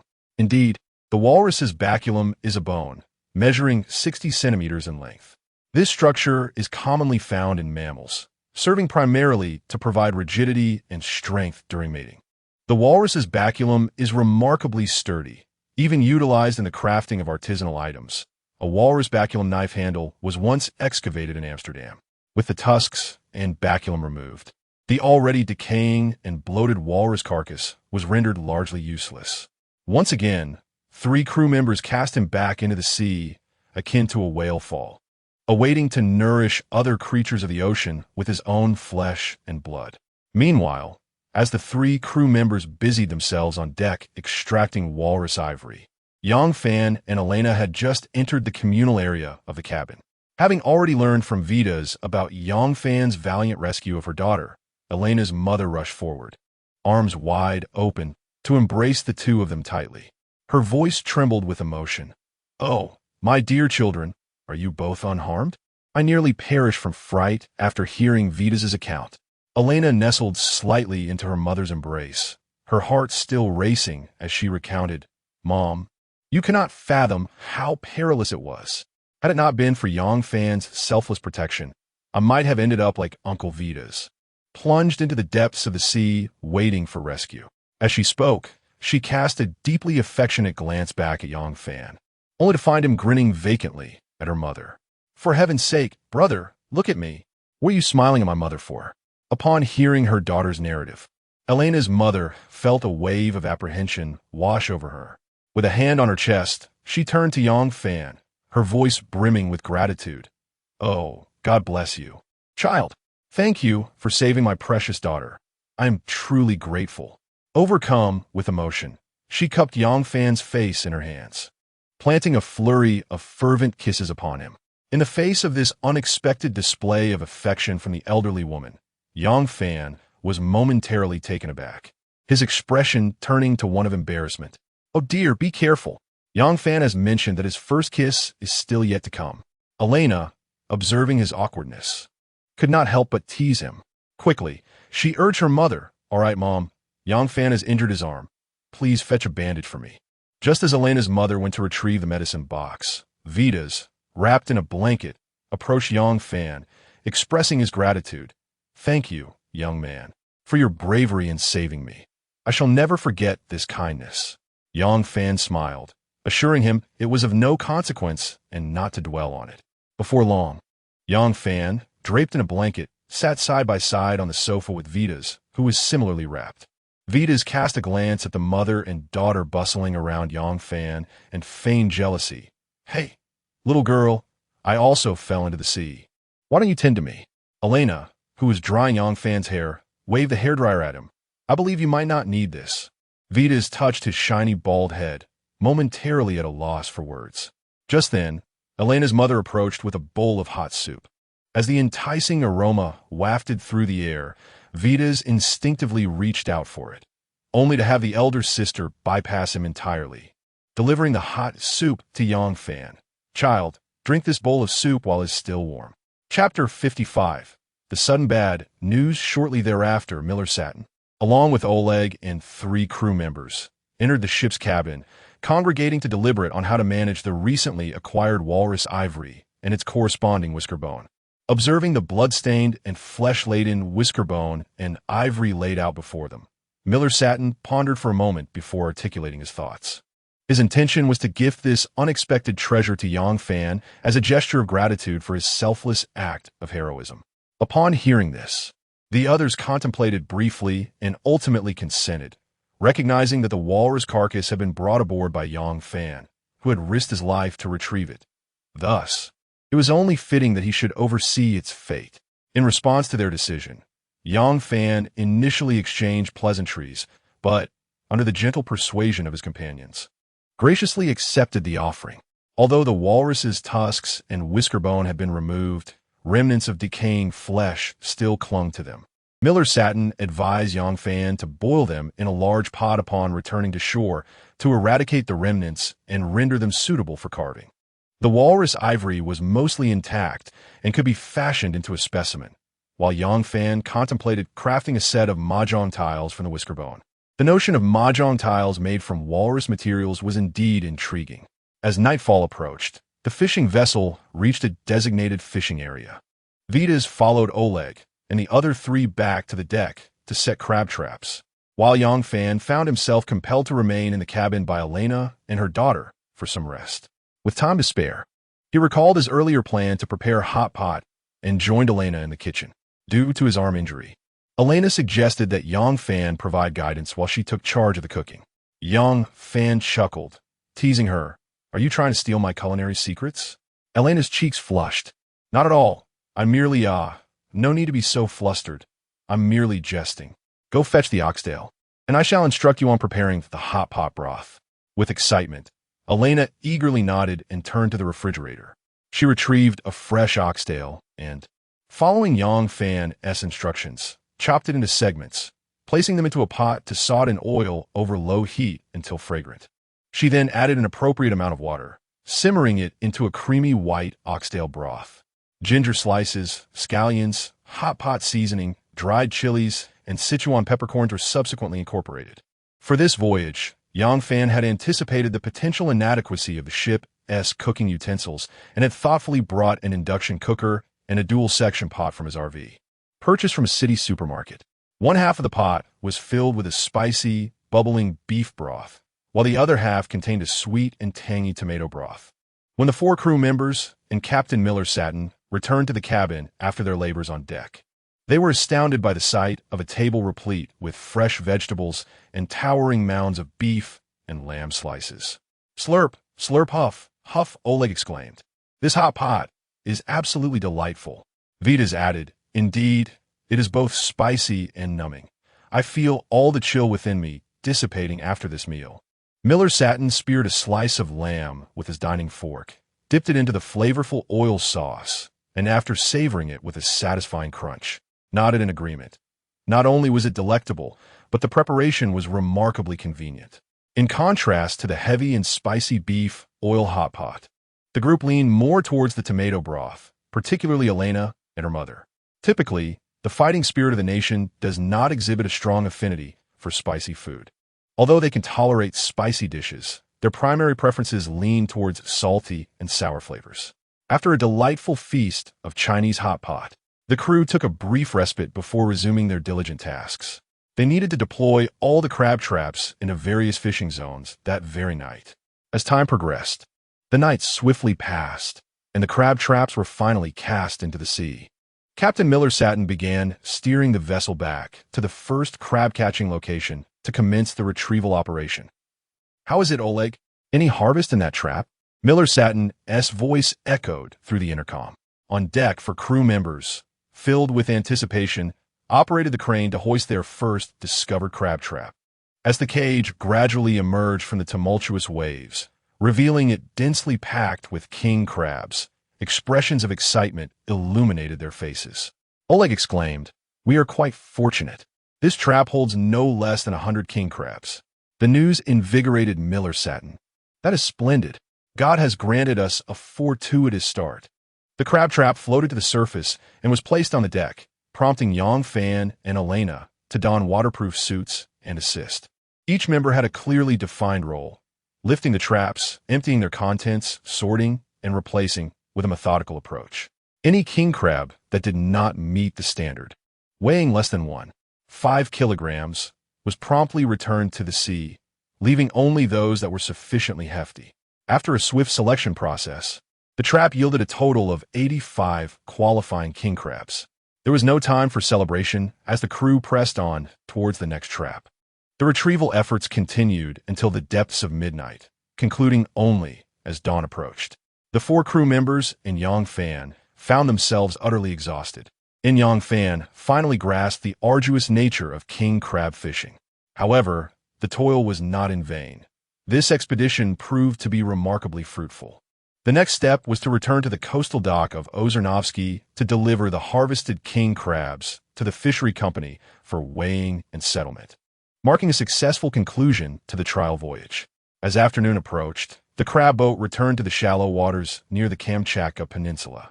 During the return journey, Yang Fan was fortunate enough to witness numerous textbook animals on a rocky shore, such as sea lions, seals, and flocks of seabirds.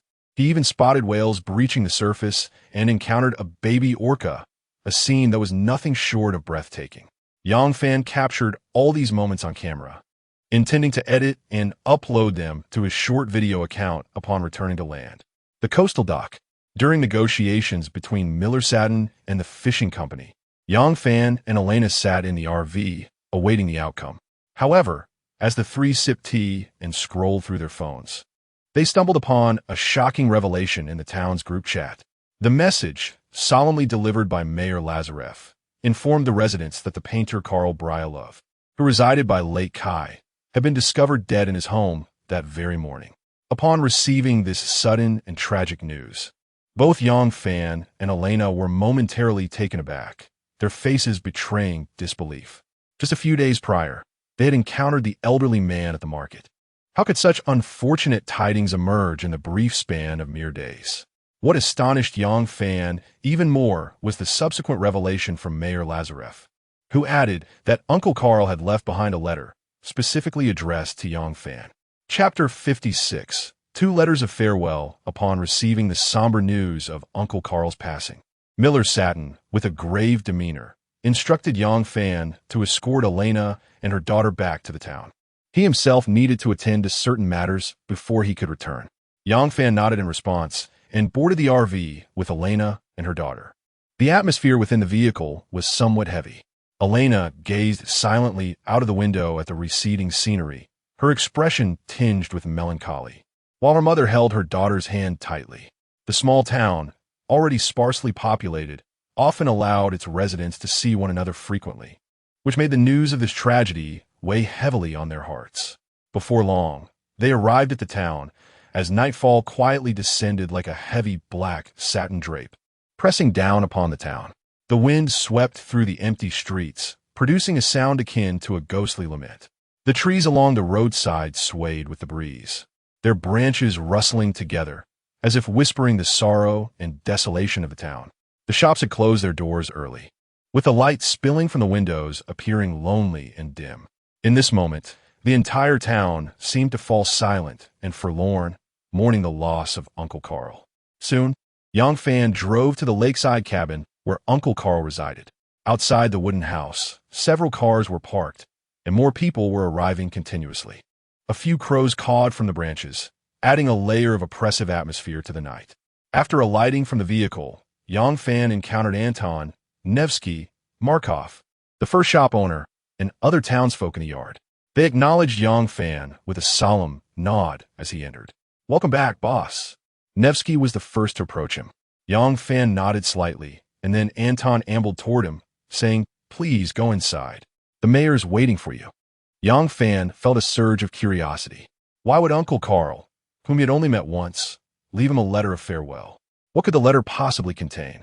Yet, in such a stifling atmosphere, it was clearly not the right moment to inquire about these matters. Consequently, he silently followed Anton and the Elena mother-daughter duo into the slightly aged wooden cabin before them. Upon entering, they found a room already filled with numerous individuals. Among the crowd, young fans spotted the tavern owner, Vasil, and the hunter, Uncle Daniel. Even the usually inebriated Sheriff Andre appeared sober today, engaged in soft conversation with the others.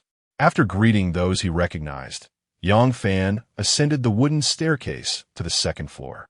At the end of the corridor, in the most spacious master bedroom, he beheld Uncle Carl. His eyes were closed, and he lay peacefully on the bed. Beside him, Mayor Lazarev was solemnly conversing with several elderly men, while at the foot of the bed stood an elderly Orthodox priest clad in black robes. In a hushed tone, Anton introduced him. This priest is named Boris, the presiding priest of our town's church. Mayor Lazarev approached Young Fan, exchanging a few brief pleasantries before retrieving 2 envelopes sealed with wax from his pocket. He informed Young Fan that Uncle Carl had left behind 2 letters before his passing, one addressed to Mayor Lazarev himself.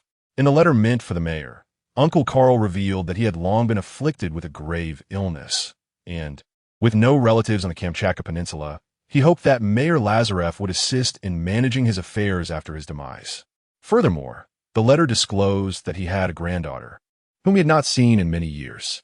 Should a girl named Kiana arrive in the town one day, he wished for her to inherit the wooden cabin, and prior to that, Uncle Carl requested Young Fan to oversee the cabin on his behalf. As a token of gratitude, he left several belongings for Young Fan, the locations of which were detailed in the second letter. After a cursory glance at the first letter, Young Fan proceeded to open the second. As the envelope was torn, a copper key tumbled to the ground, which Elena promptly picked up. Meanwhile, Young Fan furrowed his brow as he read the letter. Upon finishing the letter from Uncle Carl, his hands trembled slightly, unable to contain the tempestuous emotions stirring within him. The contents were sparse, aside from Uncle Carl's reflections on life at its end. There was but one crucial revelation, intimately connected to the oil paintings he had purchased from him before embarking on his voyage. In the letter, Uncle Carl confirmed that those paintings were indeed forgeries, meticulously crafted after the works of renowned masters. The genuine pieces, however, were concealed within a wooden box embedded in the basement wall, with precise instructions for their location detailed in the letter. Genuine masterpieces. Young Fan recalled the painter Goncharova, whose artwork had fetched an astounding price of $2.6 million. Overwhelmed by a surge of astonishment, he carefully tucked the letter away. Meanwhile, Mayor Lazarev, having waited for Young Fan to finish reading the letter, displayed no curiosity regarding its contents and began organizing the necessary arrangements for Uncle Carl's funeral. Given such a significant legacy, Young Fan felt compelled to contribute rather than merely observe. He expressed to Mayor Lazarev his willingness to cover all expenses related to Uncle Carl's funeral. This gesture immediately garnered the favor of several esteemed elders present in the town. In the Bear Country, the majority of the populace adheres to the Orthodox faith, thus Uncle Carl's funeral would naturally follow the Orthodox rites. On the eve of the solemn ceremony, the lifeless body of Uncle Carl was gently laid into the coffin that had been brought forth. Simultaneously, kind-hearted townsfolk eagerly extended their assistance, wholeheartedly engaging in the preparatory efforts. Some tended to Uncle Carl's body, while others meticulously dressed him, ensuring he bid farewell to this world in the finest manner possible. Eleanor personally adorned Uncle Carl with makeup, hoping to restore the kindness and warmth he embodied in life.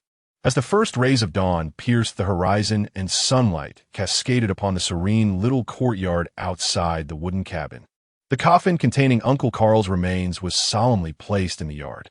At that moment, Father Boris, cloaked in black, stood gravely before the gathered mourners, bowing his head slightly, and began to softly recite a series of prayers.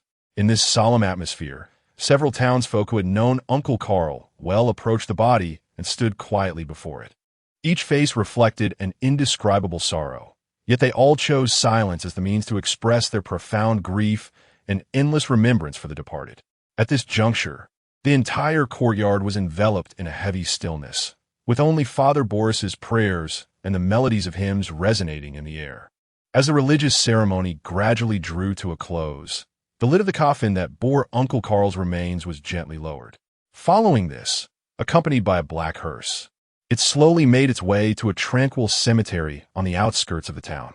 Upon arrival, the mourners placed Uncle Carl's casket into the grave and engaged in a further series of prayers and rituals.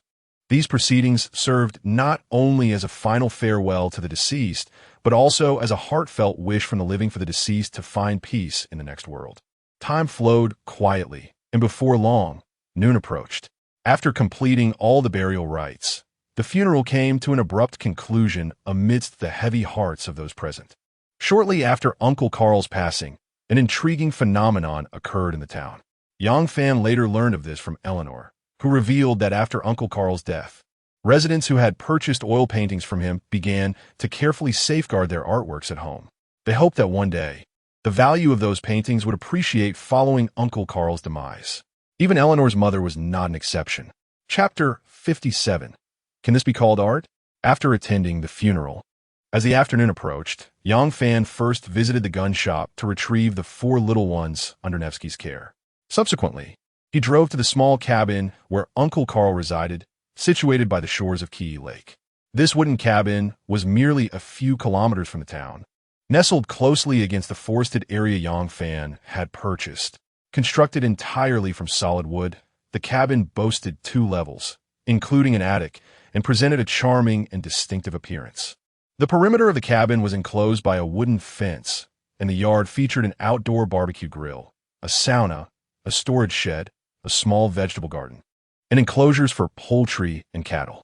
Within the poultry house, there were about 14 or 15 hens and a rooster, along with 7 or 8 white geese. The barn housed a Holstein dairy cow, contributing to the rustic ambience of the entire courtyard. As Yang Fan parked the RV in the yard and opened the door, the 3 little ones, black, white, and speckled, bounded out excitedly, frolicking in the yard. Barking energetically, Xiao Bai and Xiao He were drawn to the commotion from the chicken coop, while Xiao Hua curiously tilted her head, gazing at the Holstein cow in the barn. Bark, bark. Who are you? And why do we share the same coloring? Moo. I'm a cow. Bark. A cow. What is that? We look so alike. Are you my mother? The Holstein cow, munching on hay, rolled her eyes. Moo. We are different species. Don't get too familiar. Yang Fan, holding the steel egg, beckoned the 3 little ones to follow him. As he walked, he retrieved the key he had received from Mayor Lazarev from his pocket, heading towards the tightly locked door of the cabin. As the key turned gently in the lock, it clicked open. Taking a deep breath, Yang Fan slowly pushed the door ajar. Upon entering, he paid little attention to the interior furnishings of the cabin. Placing the steel egg on the floor, standing upright, he earnestly instructed the 4 little ones, "You mustn't run around or cause a ruckus in here. Stay put and wait for me." With that, he made his way directly to a wooden door adjacent to the staircase.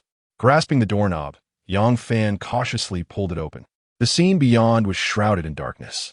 He reached out to feel for the light switch on the adjacent wall. As his fingers encountered a small protrusion and pressed it gently, a dim yellow light suddenly illuminated the basement. Guided by this feeble light, Yang Fan descended the wooden staircase step by step, each footfall producing a slight creaking sound. Before long, he reached the basement. Though not particularly spacious, the basement exuded a sense of compactness and substance. Along the walls stood a row of simple wooden shelves, neatly lined with various jars and bottles. These glass containers, transparent and inviting, were filled with an array of local delicacies: vibrant green pickles, vividly colored cherry tomatoes, and rich, aromatic wild fruit jams. In addition to these, there exist numerous other varieties of canned goods, presumably crafted by Uncle Carl himself during his lifetime. Yang Fan approached one of the walls, methodically removing each jar and bottle from the shelf and placing them on the adjacent floor. Subsequently, he grasped the edges of the shelf with both hands and gradually shifted it aside, revealing the previously concealed wall behind it. Following the clues from the earlier will, Yang Fan reached out to the wall, searching intently. As moments ticked by, he finally discovered a long-hidden wooden box, encrusted with the passage of time. nestled in the corner of the wall. Its existence would have gone unnoticed had he not embarked on this deliberate search. With a heart brimming with curiosity and anticipation, Yang Fan extended his hand toward the box, gently brushing away the thick layer of dust that coated it. He then successfully unlocked it with a key. The moment the box opened, he beheld several impeccably preserved oil paintings, neatly arranged within. These paintings bore an uncanny resemblance to the 5 he had previously purchased from Uncle Carl. However, despite their striking compositional similarities, the artworks before him exuded a palpable sense of historical gravitas, markedly different from those he owned. Earlier, he had already researched the artists responsible for these pieces online. They were the works of renowned female painter Goncharova from the 19th to 20th century, as well as creations by Kazimir Malevich, Nikolai Fechin, Ilya Kabakov, Konstantin Kadyakov, among others. Each painting appeared strikingly abstract and peculiar. For instance, Goncharova's piece depicted a woman donning a straw hat, its overall style reminiscent of a child's drawing. Even less refined than the artworks created by his younger sister Yang Qi during her kindergarten days. Another painting illustrated a dung beetle perched upon a leaf, with a Russian children's poem inscribed at the bottom, narrating the tale of a young boy dreaming of adding the beetle to his collection. The piece that perplexed Yang Fan the most was the one created by Kazimir Malevich. This oil painting was composed of several rectangles and squares, resembling building blocks. Could this truly be considered art? As for the specific value of these 5 paintings, Yang Fan, who had never delved into art research, found himself at a loss. Nevertheless, information gleaned from his online inquiries confirmed one thing. The works of these artists had consistently fetched no less than $1 million at any auction they graced. If Uncle Carl's assertions held true, then even estimating the painting's worth at the lowest auction prices would amount to a staggering $5 million. Yet he had acquired them for merely 2 million rubles. Could these seemingly chaotic daubs truly possess such immense value? Yang Fan picked up the block-like painting by Kazimir Malevich. Scrutinizing it closely, uncertain of the painting's title, he could only refer to it as the building blocks for the time being. In his quest to ascertain the authenticity of the 5 oil paintings, Yang Fan contemplated the necessity of consulting a professional for an appraisal. Thus, he returned to his caravan and retrieved his laptop. He began to search online for reputable and renowned auction houses in the land of the bear. Chapter 58. The freedom of king crab. Due to the sanctions imposed by the West on the bear of the North, the art market has been significantly affected, prompting renowned auction houses such as Christie's and Sotheby's to alter their plans and cancel various auction events originally scheduled to take place in Moscow this year. While it is still possible to contact them for authentication, should Yang Fan wish to auction a genuine oil painting after verification, he would need to transport the artwork abroad, which would be both cumbersome and unsafe. Therefore, it would be preferable to seek an auction house based in the Bear of the North for authentication, as this would alleviate the hassle of international travel should he decide to auction the piece. Soon, Yang Fan discovered an auction house online that boasted a commendable reputation and quality service. The auction house, known as Fuisi, is owned by the Mercury Group, a luxury retail company from the Bear of the North, with its headquarters in Moscow. After locating the auction house's email on their official website, Yang Fan took out a geometric oil painting, snapped a clear photo with his phone, and sent it to them. He selected this particular piece because he deemed it the least valuable among his collection, reasoning that even a child could create such simple shapes. How much could it possibly be worth? His online research yielded only scant information about the artist, with no auction results for previous works. In his email, he requested Fuisi's assistance in determining whether the painting was indeed the work of Kazimir Malevich. After sending the email, he sat in the wooden cabin's living room, editing videos from his recent sea excursion, when he was suddenly startled by the sound of a car horn outside. Rising to peer through the window, he was bemused to see a pickup truck parked in the yard. Just as he was pondering who had arrived, he spotted Elena stepping out of the vehicle. "Elena, what brings you here?" Yang Fan inquired with curiosity as he stepped out of the cabin. Elena brushed a few strands of wind-tossed hair aside and smiled, explaining, "My father wanted to express his gratitude for rescuing Uncle Vita's during your outing at sea, so he asked me to deliver a crate of king crabs to you." "Ah, your father is too kind. Yang Fan began, but was abruptly taken aback. Wait, what did you just say? A crate of king crabs? He stammered, astonished.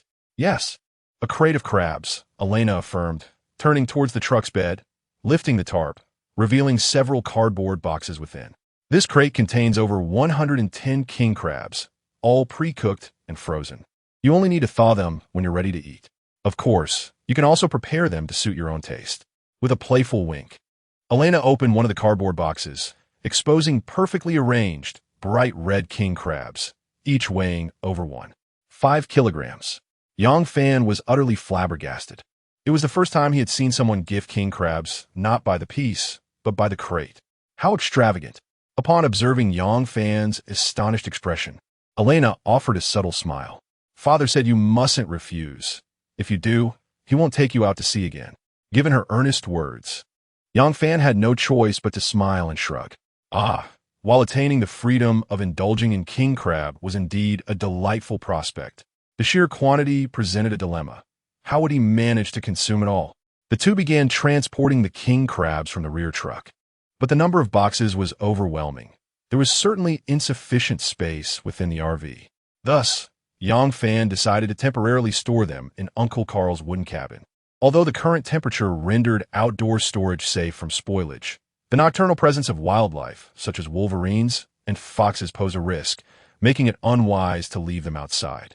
Once all the king crabs were securely stored, Yang Fan invited Elena into the cabin. Uncle Carl had mentioned in his will that he wished for Yang Fan to oversee the cabin until his granddaughter's arrival. Having benefited from such generosity, it would be remiss of Yang Fan to deny such a modest request. Even so, he still struggled to comprehend Uncle Carl's motivations. Not only had he gifted him the original oil painting, but he had also entrusted him with the care of the house. However, the elder had passed away, leaving Yang Fan with no means to inquire further. So he buried the question deep within his heart and resolved to look after the cabin until the day she arrived. As Elena followed Yang Fan into the cabin, Steel Egg eagerly approached, affectionately rubbing against Anna's shins. Recently, this little creature had gained considerable weight and grown a bit larger since their initial encounter in the forest. Perhaps due to its frequent interactions with humans, it exhibited no fear. Instead, it had become quite the little cuddle bug, seeking out companionship from anyone it encountered. In contrast, the trio of black and white pups maintained a more reserved demeanor. Although they had previously met Elena, the sudden appearance of a stranger still caused them to retreat to a distance, barking incessantly at her. Yet, in no time, they playfully approached, eager to forge a bond. Cradling Steel Egg, Elena smiled warmly as she gently stroked its soft back fur. After a moment, she glanced around the room, her curiosity piqued. Are you planning to stay here for a while? Uncle Carl's quaint cabin, not counting the basement, was constructed over 2 levels, with the upper floor essentially serving as an attic. The first floor comprised a guest room, a bathroom, a living room, and a kitchen, while the upstairs featured a master bedroom and a study, totaling just under 200 square meters. The structure was entirely built of solid wood, with a fireplace made of bluestone bricks occupying the center of the living room. In response to Elena's inquiry, Yang Fan nodded thoughtfully. Yes, that seems best. During this time of overseeing the house, you won't have to reside in the forest, which will certainly be more convenient. Convenient? He mused, recalling the cows in the yard along with the chickens and ducks in the poultry house. He anticipated that he would be quite busy in the days to come. Fortunately, the cabin was not far from the hot spring campsite, and with March drawing to a close, construction on the hunting grounds would commence in April. Just moments ago, while he was composing an email to the auction house, he noticed an unread message in his inbox. It was from the designer, Natalie, containing the design schematics she had crafted for the Komaguchi hunting grounds and Yang Fan's private estate. The overall impression was quite pleasing, particularly in regard to the architectural style of the manor. Natalie had preserved the raw, rugged essence of a forest cabin, avoiding excessive opulence while steering clear of overly subdued aesthetics. For Yang Fan, who had never resided in a luxury home, this was rather satisfying. It is likely that, by the end of the month, Uncle Carl's granddaughter will arrive in town. Elena did not linger for long before departing. After her exit, Yang Fan stepped outside, grasped his axe, and began to chop firewood before darkness fell. On the day the elder was laid to rest, the townsfolk who had come to assist had already tidied the cabin from top to bottom, so there was no need for him to clean again. After gathering some timber from outside, he used his trusty fire starter to ignite the fireplace made of bluestone bricks. As the kindling crackled to life, he retrieved his bedding from the caravan and entered the guest room on the first floor of the wooden cabin. That night, he prepared a simple meal of white rice porridge, accompanied by freshly thawed king crab and sliced pickles. After this modest dinner, he reclined on his bed and sent a WeChat message to his sister, Yang Chi. Simultaneously, he uploaded several photographs taken at sea over the past few days to his moments, accompanied by a caption he deemed poetic. On this voyage, I beheld adorable seagulls flapping their wings, witnessed agile orcas leaping from the depths, and saw sea lions and seals basking lazily in the sun. Yang Chi responded with a comment. I see a big fool, foolishly indulging. Chapter 59. Ninth brother Yang's mother remarked, My dear son, where are you off to? The winds and waves are quite fierce. You must exercise caution. Yang Fan replied, It's nothing. Those waves are nothing but my doing. Yang's mother responded, if that's the case, then I shall rest easy. By the way, what did you have for dinner? Are you satisfied? Yang Fan said, I simply made some plain rice porridge with crab legs. It was a quick meal. Yang's mother commented, TSK, rather bland. But such a diet is beneficial for the stomach. Yang Chi interjected, Yang's mother, do not be misled by my brother's words. Those waves are certainly not his doing. They are genuine, and as for the crab legs he had, do you even know what they are? Yang's mother replied, Yang Chi, how dare you speak like that? You little rascal. What nonsense, whether real or fake waves. And do you think I wouldn't know what crab legs are after all these years? They are simply the crab meat sticks found in spicy hot pot. Yang Chi was utterly exasperated by her mother's remarks. She retorted, Wah, I will tell Dad. She then exited the social media circle and called her beloved father. At that moment, it was nearly midnight in Kamchatka, while it was just past 8 in the evening back home. Yang's father, reclining on the living room sofa and engrossed in playing a game, noticed a voice message from his cherished daughter. Just as he was about to answer, a sense of foreboding washed over him. Glancing sideways, he saw his wife laughing while holding her phone, yet her peripheral vision seemed to be trained on him. He quickly swiped the screen and ended the call from Yang Chi. Mid-lane, we have company. Huang Zhong, you fool the marksman, charge forward. In the dormitory, Yang Chi was taken aback by the sudden disconnection. Meanwhile, in a bar in Ice City, a girl, bored and scrolling through her phone, gasped in astonishment upon seeing the photos posted by Yang Fan. Wow, these pictures are stunning. The dusk, the ocean with whales breaching the surface. Her friend, intrigued by her reaction, leaned in and asked, Jia, what are you looking at? Let me see. She snatched the phone to have a look. The girl was not offended, but instead began to introduce, This is a handsome hunter I met during my trip to Vladivostok. It seems he has recently traveled to Kamchatka. He posts various photos and videos of camping in the forest and hunting. It looks incredibly thrilling. Just the other day, he even caught a massive brown bear. Hearing this, several male friends nearby were drawn to the topic. Hunting a bear? Do you use a gun? The girl rolled her eyes at the foolish question, replying, Do we use a gun? No, we use a slingshot. The boy who had asked chuckled awkwardly, and soon they all gathered together, perusing through Yang Fan's previous photos and videos. This place looks so pristine. Camping in the wilderness in such an RV must be quite delightful. Alas, while I languish in the city as a mere cog in the wheel, yearning to swap places with someone reveling in the wilderness, it suddenly occurred to me, Jia, didn't you mention he is a hunting guide? Why don't we arrange a time to gather a group and visit him? After all, the distance to the Far East is not insurmountable, and with visa-free travel between our two countries, it would be quite convenient. My friend's words immediately resonated with the girl named Jia. That sounds delightful. I've been rather idle at home lately. However, we must first check with Jiogu to see if she is available to join us. She will undoubtedly want to come, but I wonder if she has time recently. Once she arrives, we can find out. As they were discussing plans to contact Yang Fan for an impromptu trip to Kamchatka, a sharply dressed young man with slicked back hair approached Jia. Hello, beautiful. May I add you on WeChat? At the sound of his voice, Judgia and her companions turned to face him. After a brief appraisal, Judgia furrowed her brows slightly. Just as she was about to decline, a shadow behind the young man caught her attention, prompting her to display a look of surprise. The young man, mistakenly believing he captivated her with his looks, was about to take out his phone when someone suddenly tapped him on the shoulder. Turning around, he was met by an even more handsome youth. Clad in a black cropped leather jacket that hung casually open, his slender legs were encased in tight pencil pants, complemented by a pair of black Dr. Martens boots.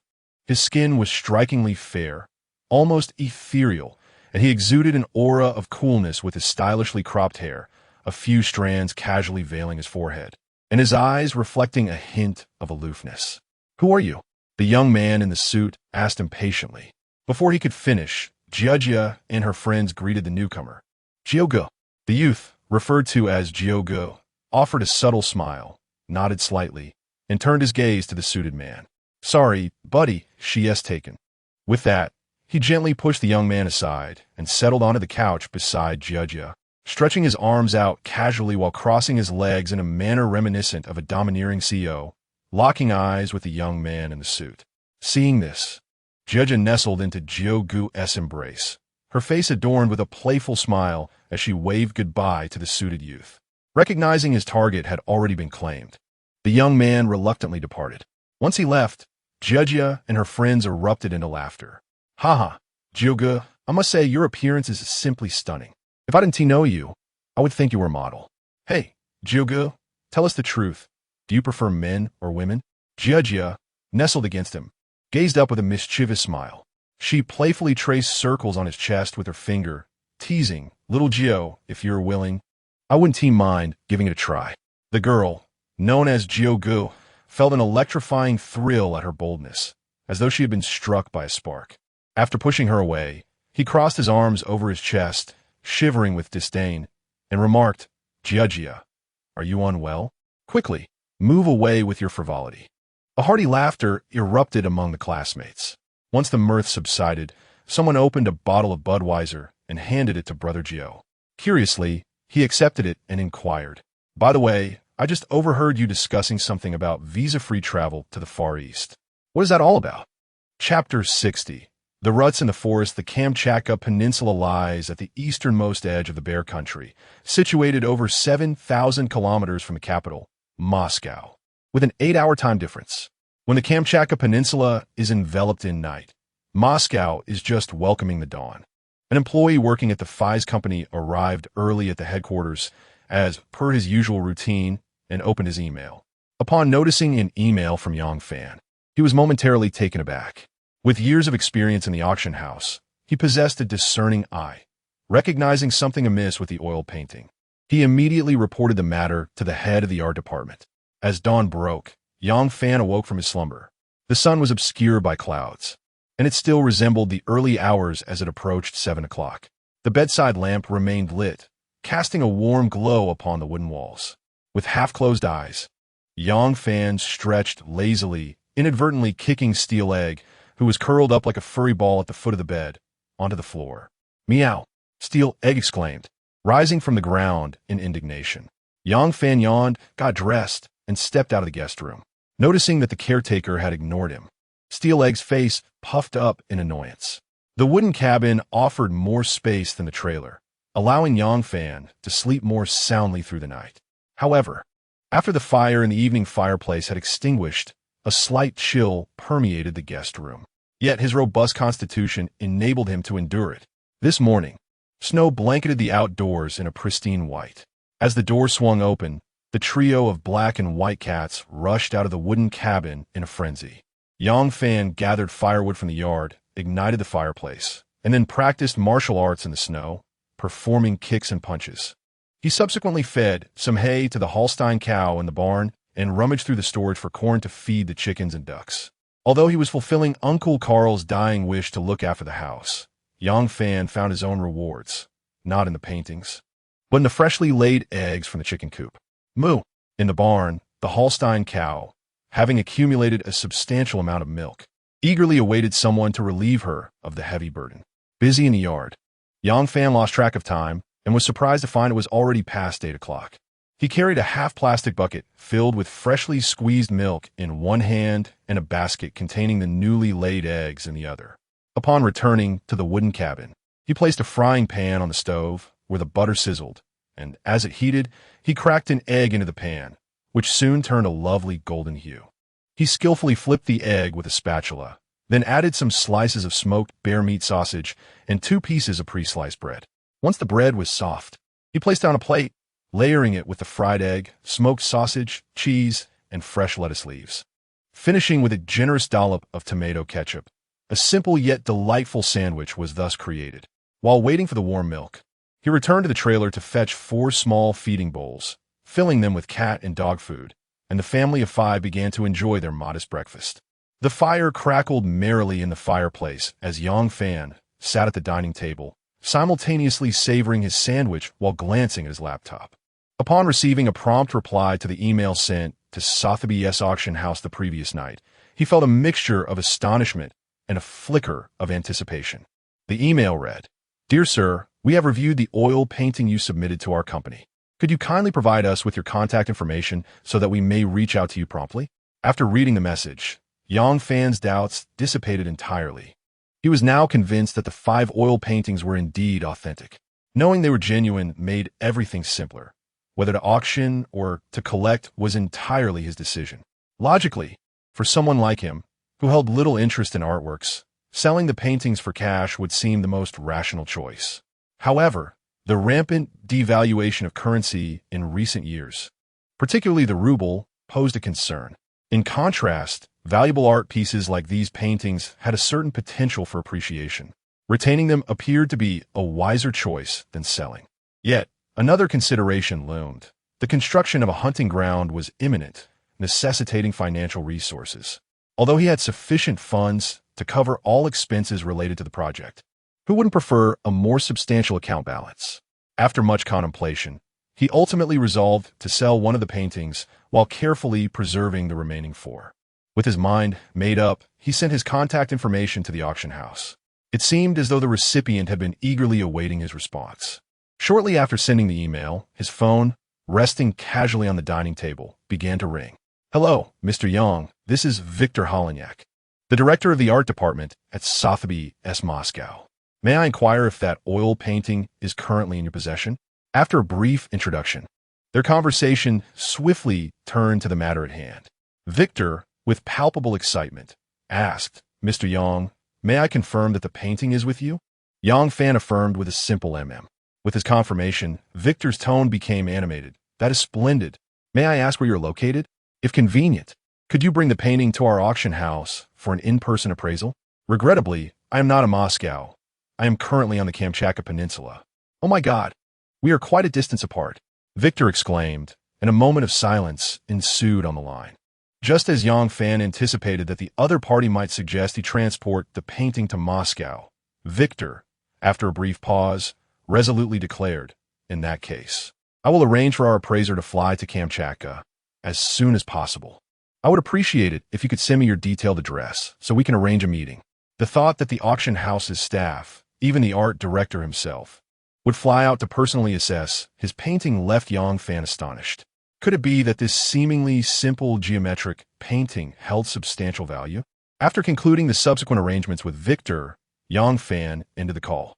Turning his gaze to the window, he noticed that the heavy snowfall had ceased, and radiant sunlight emerged from the leaden clouds, streaming through the window to envelop him in warmth. It had been several days since he last returned to the camp.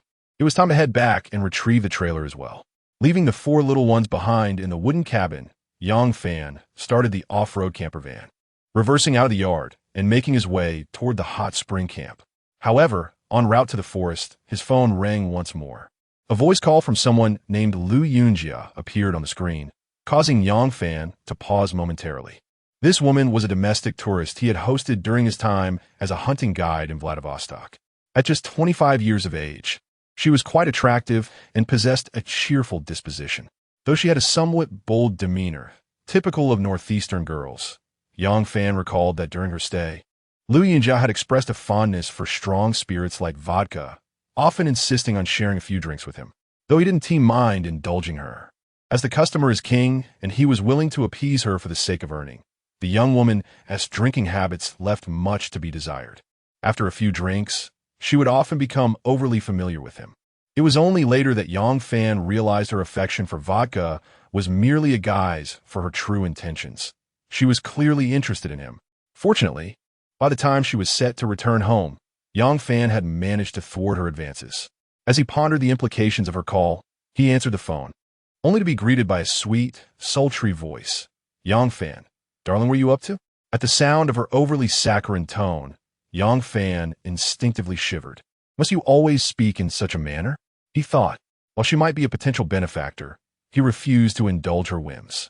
His understanding of Lu Yunjia's temperament, coupled with their friendship that had blossomed from previous encounters, allowed for a more candid exchange.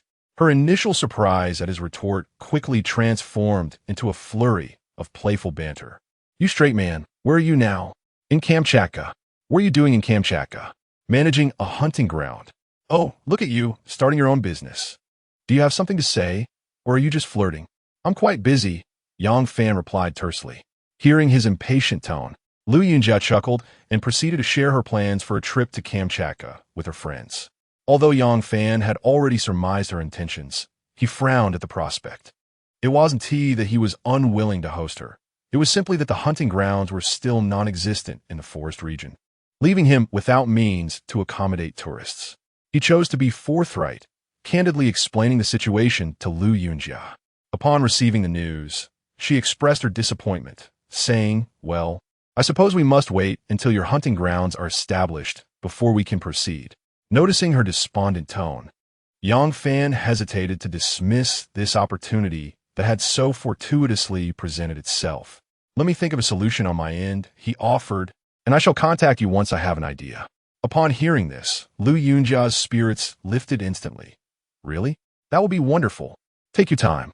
We are in no rush. Even if you finalize things on your end, it is likely that we won't be able to set off until the end of the month. The end of the month, you say? Yang Fan pondered. It was early March, and there remained ample time until the month's conclusion. Such a span should afford him the opportunity to devise a plan to accommodate this influx of visitors.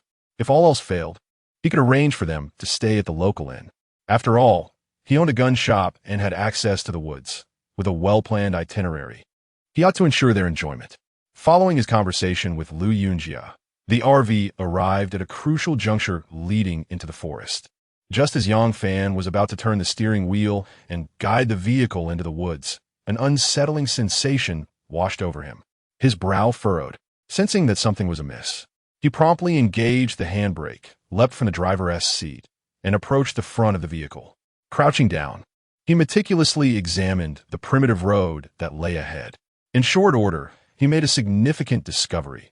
Beneath the blanket of snow, there appeared to be a faint imprint of tire tracks, despite the morning snowfall obscuring the details. His years of hunting experience and keen observational skills enabled him to ascertain immediately that these tracks were not left by his RV. They appeared quite fresh, indicating that another vehicle had ventured into the forest the previous night.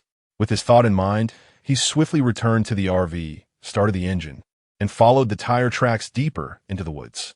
After a while, Yang Fan noticed that the vehicle did not seem to be heading toward the hot spring camp, but was instead veering in another direction, toward the vicinity of the volcanic region of Jikajil.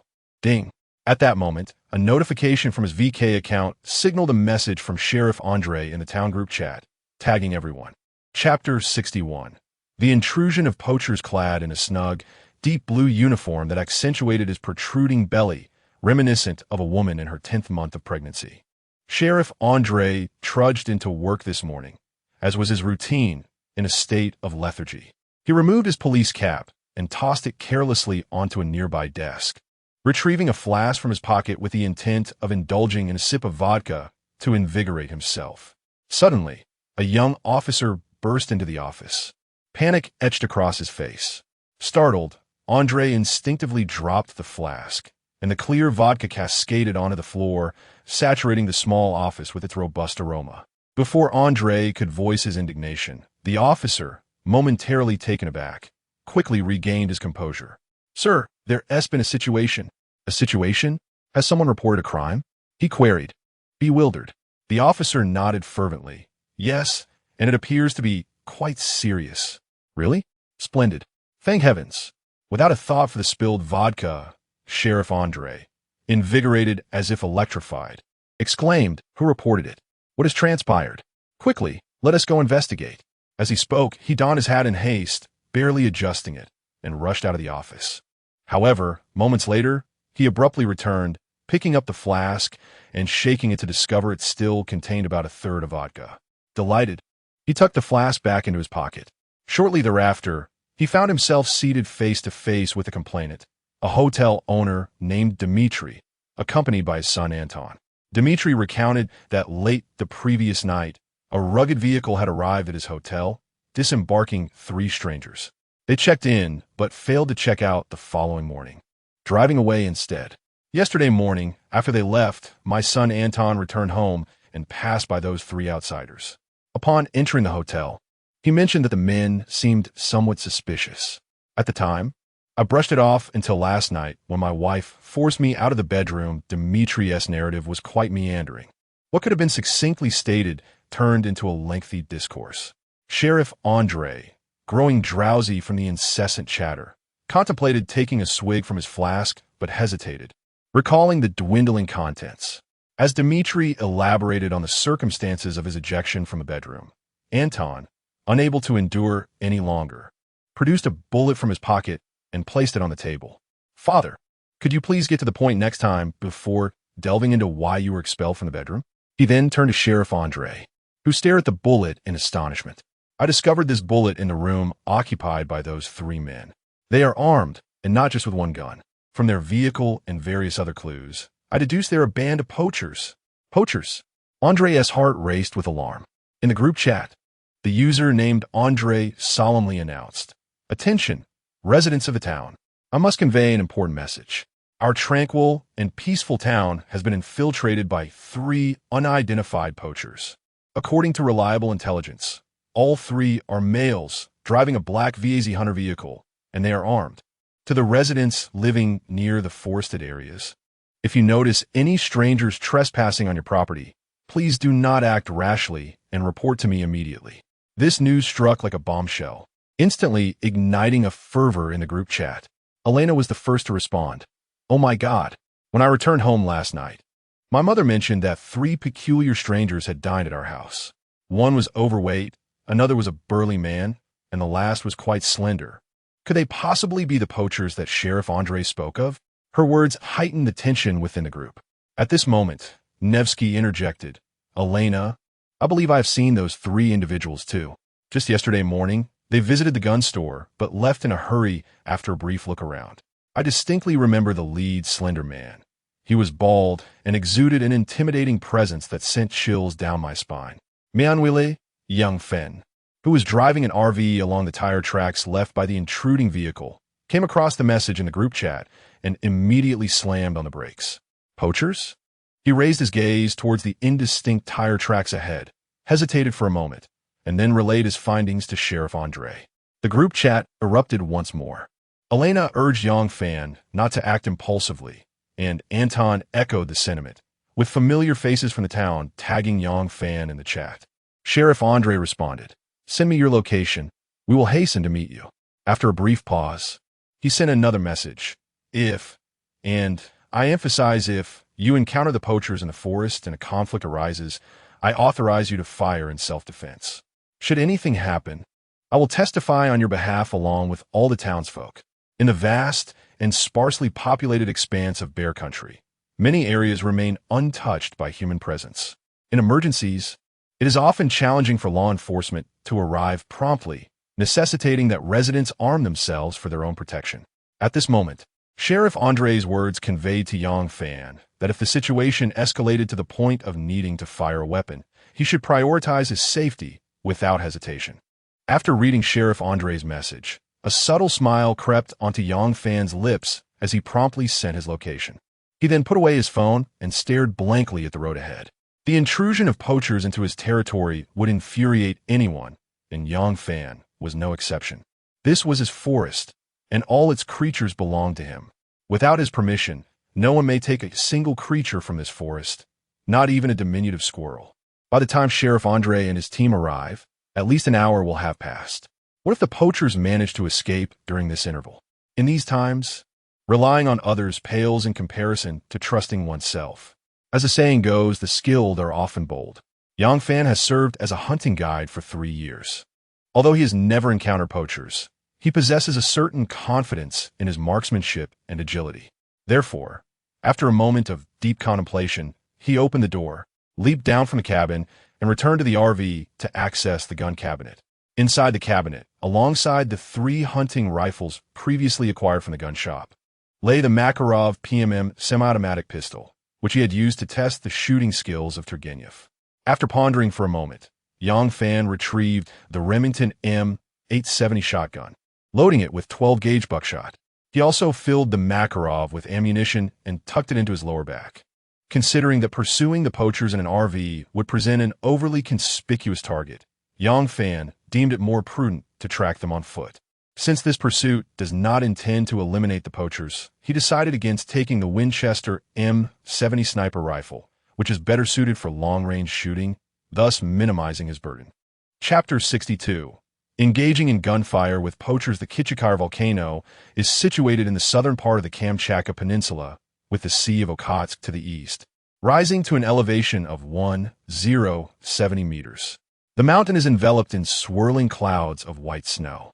At its base, a VAZ Hunter off-road vehicle stands quietly amidst the dense forest. The vehicle is caked in mud and snow, exuding a rugged aura. Beside the vehicle, 3 hunters clad in heavy cotton garments stand, each shouldering a hunting rifle. At their feet, a gray-green wire mesh bag lies carelessly discarded in the snow. The head of the bag is tightly bound with a sturdy rope, concealed not far away. Yang Fan peers through binoculars and is astonished to discover that the bag contains a raptor approximately half a meter in length. Across the vast expanse of the land, dozens of different species of falcons inhabit the territory of the bear country. Among these, the white-tailed falcon, renowned for its presence in the Kamchatka Peninsula, stands out prominently. Aptly named by the warrior nation as the Kamchatka falcon, its scientific name is the Saker falcon, a medium-sized raptor with a majestic physique.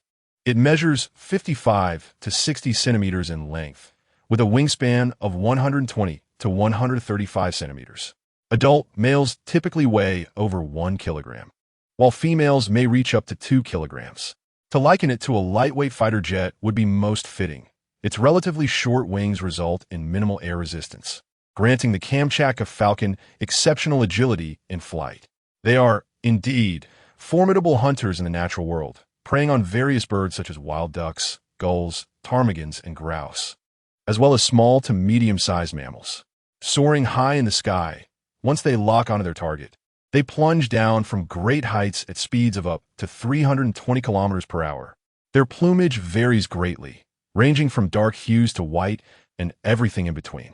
This raptor typically inhabits desolate tundra regions, polar forests, and mountainous areas at elevations of at least 900 meters, primarily breeding along the northern edge of the boreal forest.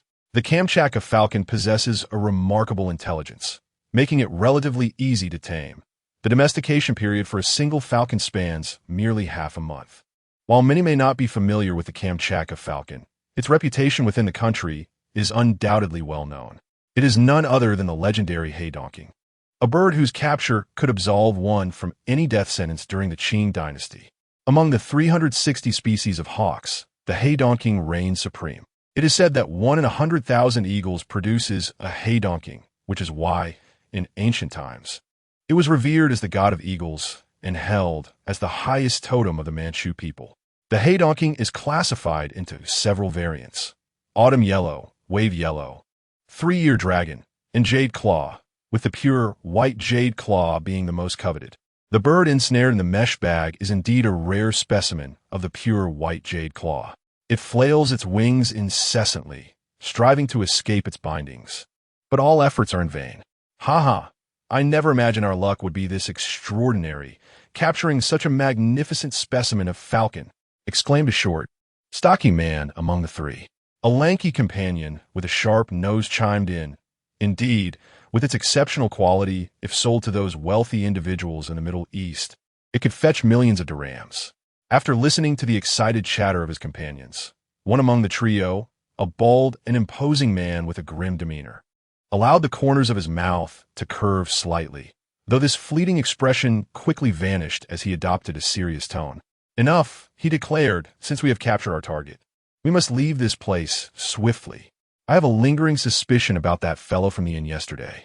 With this, he instructed his companions to hasten their actions. The stout man picked up a net bag and headed towards the trunk, while the slender one moved toward the driver's seat. The bald man cautiously scanned the surroundings, and upon seeing no immediate threats, he turned back to the scene where Yang Fan lay concealed in the snowy forest. Upon discovering that the trio had ensnared a rare eastern sea eagle, he was momentarily taken aback, narrowing his eyes in disbelief. He had initially presumed that these poachers had ventured into the forest to hunt brown bears, not anticipating that they would capture such a significant prize. It is noteworthy that the eastern sea eagle is classified as a national first-class protected species in China, and even in Russia, they are exceedingly rare, with a population of merely a few thousand. Having previously vowed to prevent poachers from taking any wildlife from his territory, Yang Fan realized that he could no longer afford to delay as he observed their intent to depart. "Do you think this is a playground where you can come and go as you please? Today, I will not allow you to leave, and if you dare return tomorrow, then you shall not depart at all," he declared fiercely. "This expanse of land, spanning 100,000 acres, belongs to the Yang family. Since you have intruded, you may as well find a place to dig your own graves." With gritted teeth, Yang Fan rose abruptly, his resolve unwavering as he directed his weapon towards the three men, pulling the trigger without hesitation. A thunderous bang echoed through the air, each shot aimed at a poacher. After 3 years of hunting, he never imagined he would one day aim his gun at his own kind. Yet in this confrontation, he could feel the tension but could not afford to falter. With a blade in hand, the urge to kill stirred within him. Life and death are dictated by fate. And if Yang Fan could not handle these mere poachers, how could he ever chart a course in Kamchatka? He might as well run aground. The sudden gunfire startled the three men, poised to enter their vehicle. The bald man instinctively turned, only to see Yang Fan emerge from the forest, brandishing a Remington shotgun.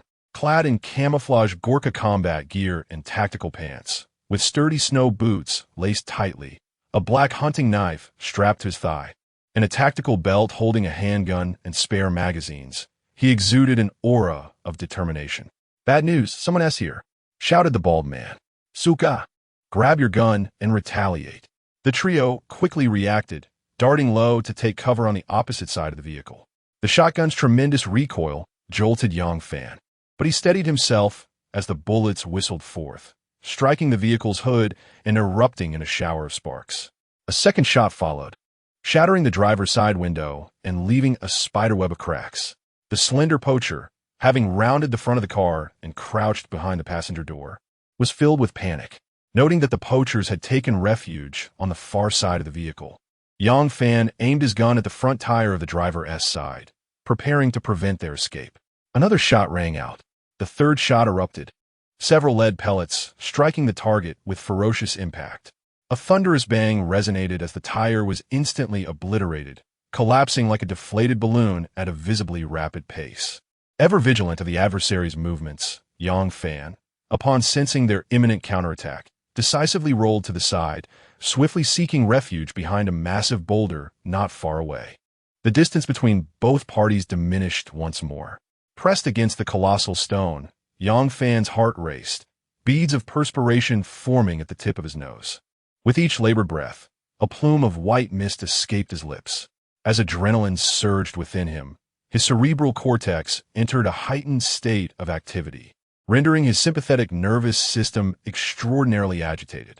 This overwhelming exhilaration caused his hands, gripping the firearm, to tremble involuntarily. The two sides engaged in fierce gunfire. Separated by a distance of over 20 meters, the sound of gunshots echoing throughout the valley. Meanwhile, Sheriff Andre, having just arrived with his team, felt a pang of anxiety upon hearing the gunfire and spotting the off-road RV halted in the middle of the road. Yang Fan was undoubtedly embroiled in a skirmish with the poachers. They had to rush to his aid. At Sheriff Andre's command, several snowmobiles and ATVs trailing the patrol cars roared to life, their engines buzzing as they sped past the RV on either side.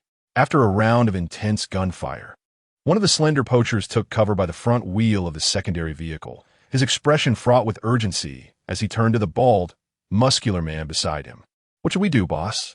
The bald man, with a fierce countenance and veins protruding from his forehead, was too enraged to respond. He clenched his jaw and emitted a low, guttural growl from deep within his throat. Like a provoked beast, he surged to his feet, raising his shotgun and aiming it at the distant figure of Yang Fan, pulling the trigger with brutal force. The bullet was expelled instantaneously. Yang Fan reacted swiftly, withdrawing his body just in time. The bullet struck the massive stone he was using for cover, creating a crater on its surface with tiny fragments scattering across the ground. Clearing the chamber, Yang Fan adeptly retrieved two number 12 deer slugs from the side-mounted magazine of his shotgun, aligning them side by side with their bases touching, and utilizing the dual load technique to swiftly insert the rounds into the chamber. The entire operation flowed seamlessly, executed with remarkable fluidity and without a hint of hesitation. This method of loading was commonly employed in three-gun live-fire competitions, showcasing a highly professional approach.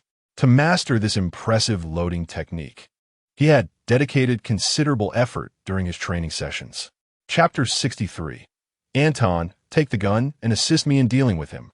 Though Yang Fan initially exhibited remarkable bravery, he was but a solitary figure, quickly overwhelmed by the concentrated fire from three adversaries. Bang! A shot rang out as he reloaded his weapon. This predicament was untenable. If the standoff persisted, it would undoubtedly lead to his own demise, Yang Fan muttered through gritted teeth. Simultaneously, the opposing group was growing increasingly anxious. "Boss, this guy is cowering behind the boulder like a turtle. What should we do?" The lean one inquired. The bald, burly man furrowed his brow upon hearing this. After a moment, he turned to the previously silent hefty man and commanded, "You, go out there and draw his fire while we flank him from the other side." "What? Why me?" the hefty man exclaimed, astonished at the prospect of becoming the sacrificial pawn. "Hurry up, or I will end you right now." The bald man seized the hefty man by the collar and pulled him close, threatening him with an intimidating glare. Faced with such murderous intent, the hefty man grappled with his inner turmoil. After a brief hesitation, he resignedly acquiesced. "All right then." With that, he steeled himself and emerged from behind the vehicle, shouting at the top of his lungs, "Come on, I'm right here. If you have the guts, shoot at me." As he hurled insults, he began firing in Yang Fan's direction, with the hefty man diverting Yang Fan's attention. The bald man urged the lean one to hasten his approach for a surprise attack from the opposite side. The lean man pointed at himself in disbelief. "Aren't we supposed to go together?" In response to his query, the burly man pivoted his firearm towards him. The sight of the ominous barrel caused the lean man to instinctively swallow hard, realizing that disobedience would only lead to his demise. Reluctantly, he complied. While the hefty man and Yang Fan exchanged gunfire, the lean man cautiously advanced towards Yang Fan, who remained hidden behind the boulder. Yang Fan, not one to grant leniency to the hefty man, reciprocated the gunfire. After a few exchanges, he reloaded, inhaled deeply, and fired once more. Bang! This shot struck the hefty man squarely in the chest. Instantly, a plume of crimson erupted from his torso, and before he could utter a sound, he collapsed backward. Witnessing his comrade's demise, the lean man, who was drawing near to Yang Fan for an ambush, froze momentarily. Meanwhile, the bald man, concealed behind the vehicle, felt no sorrow. Instead, he cursed under his breath, lamenting how swiftly the hefty man had fallen. Fortunately, the hefty man had drawn attention away, allowing the lean man to approach Yang Fan with relative ease. Yang Fan, after hitting the hefty man, quickly retreated behind the boulder, leaning against the stone as he gasped for breath. Once he regained a semblance of calm, an unsettling premonition began to stir within him.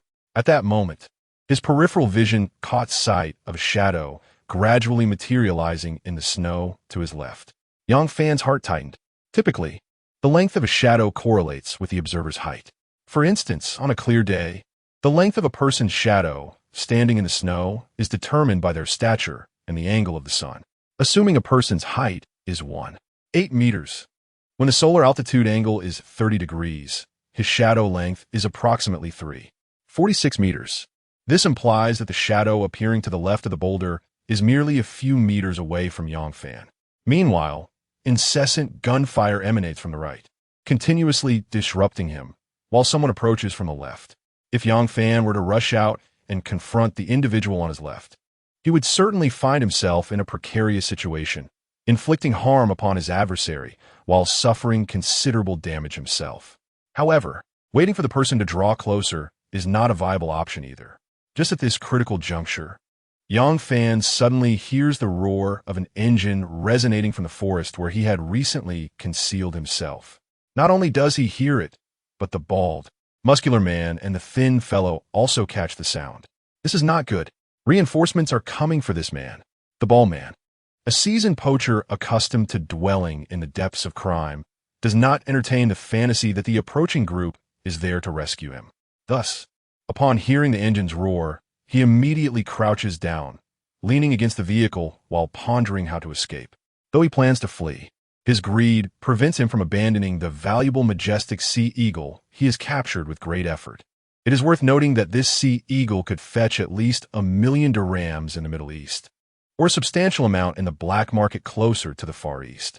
Therefore, he is determined to take the sea eagle with him, regardless of the circumstances. While he contemplates his escape, the thin man reacts just a moment too late, providing Yongfan with an opportunity for retaliation. Suddenly, Yongfan dashes out from behind the boulder, adopting a position with the shotgun tucked under his arm, aiming at the thin man, who is merely about 4 meters away, and pulls the trigger. This particular stance minimizes the protrusion of the gun barrel, maintaining a good line of sight, although it compromises shooting accuracy. Generally effective within a range of 15 meters. Yet, for a shotgun, renowned for its egalitarian effect among all beings, this is more than sufficient.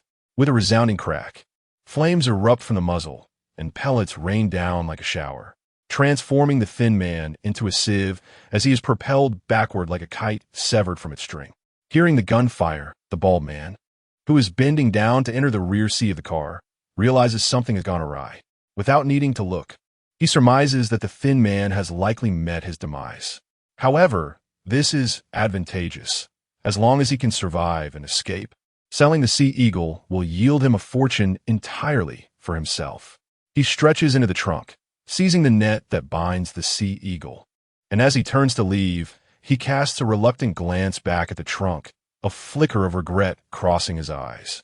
Ultimately, he decides to take only the pristine white-feathered sea eagle and flees hastily into the distance.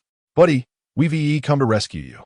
Anton's voice rings out first. Upon spotting the bald man clutching the net and preparing to flee, Yongfan shouts, "Quick, intercept him, don't let him get away. Don't worry, leave it to me." As Anton's words echo, Yongfan turns to see him soaring down a snowbank on a snowmobile, with the town sheriff, Andre, seated behind him. The elderly man pressed firmly against his police cap, exclaiming for them to slow down, fearing he might be thrown off. Following the appearance of the two, a procession of various vehicles emerged from the forest behind them. Some individuals rode snowmobiles, others drove off-road vehicles, and a few navigated ATVs. Among this group, Yongfan spotted Mayor Lazarev, the fur shop owner Markov, the gun shop clerk Nevsky, Elena's father Miller Satin, the old hunter Daniel, and the tavern owner Vasilich, along with several familiar patrons he often encountered at his tavern. They were all individuals Yongfan had met in the small town, and he was astonished that they had all come. As the crowd witnessed Anton and Sheriff Andre pursuing the fleeing poacher, they ceased their frantic chase and halted their vehicles before Yongfan. "Boss, how are you? Are you uninjured?" Nevsky, armed and rushing down from his battle-damaged sidecar, approached Yongfan with concern. The others echoed similar sentiments. Miller Satin emerged from the throng behind Lazarev, visibly relieved to see Yongfan unscathed. During this exchange of concern, Anton, riding his snowmobile, caught up with the bald, burly man. "Don't move, police!" Sheriff Andre bellowed as he closed in on the poacher. The bald man, however, ignored him and continued to maneuver through the forest with serpentine agility. Observing this, Sheriff Andre drew his sidearm, aiming at the man's back. Yet, despite his prolonged aim, he found himself unable to pull the trigger. "Damn it, my hands are trembling without alcohol. Anton, take my gun and handle this." "What?" Anton, who was controlling the snowmobile, was momentarily taken aback and questioned whether he was mistaken. He was acutely aware of his own limitations. His injured hand was still under the influence of alcohol.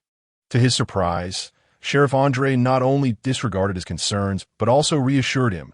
"Anton, remember, whether in bed or on the battlefield, your hand has never left the gun.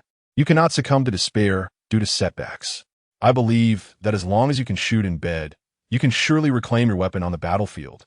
Under the rough yet sincere encouragement of Sheriff Andre, Anton hesitated for a moment before ultimately stopping the snowmobile and picking up the long-neglected gun. He slowly raised his arm, his grip trembling slightly, as memories of pain surged through him like a tide. Enduring the agonizing ache in his hand, he expressionlessly aimed at the fleeing bald man's head. Bang! The gunshot echoed, startling a flock of birds from the trees.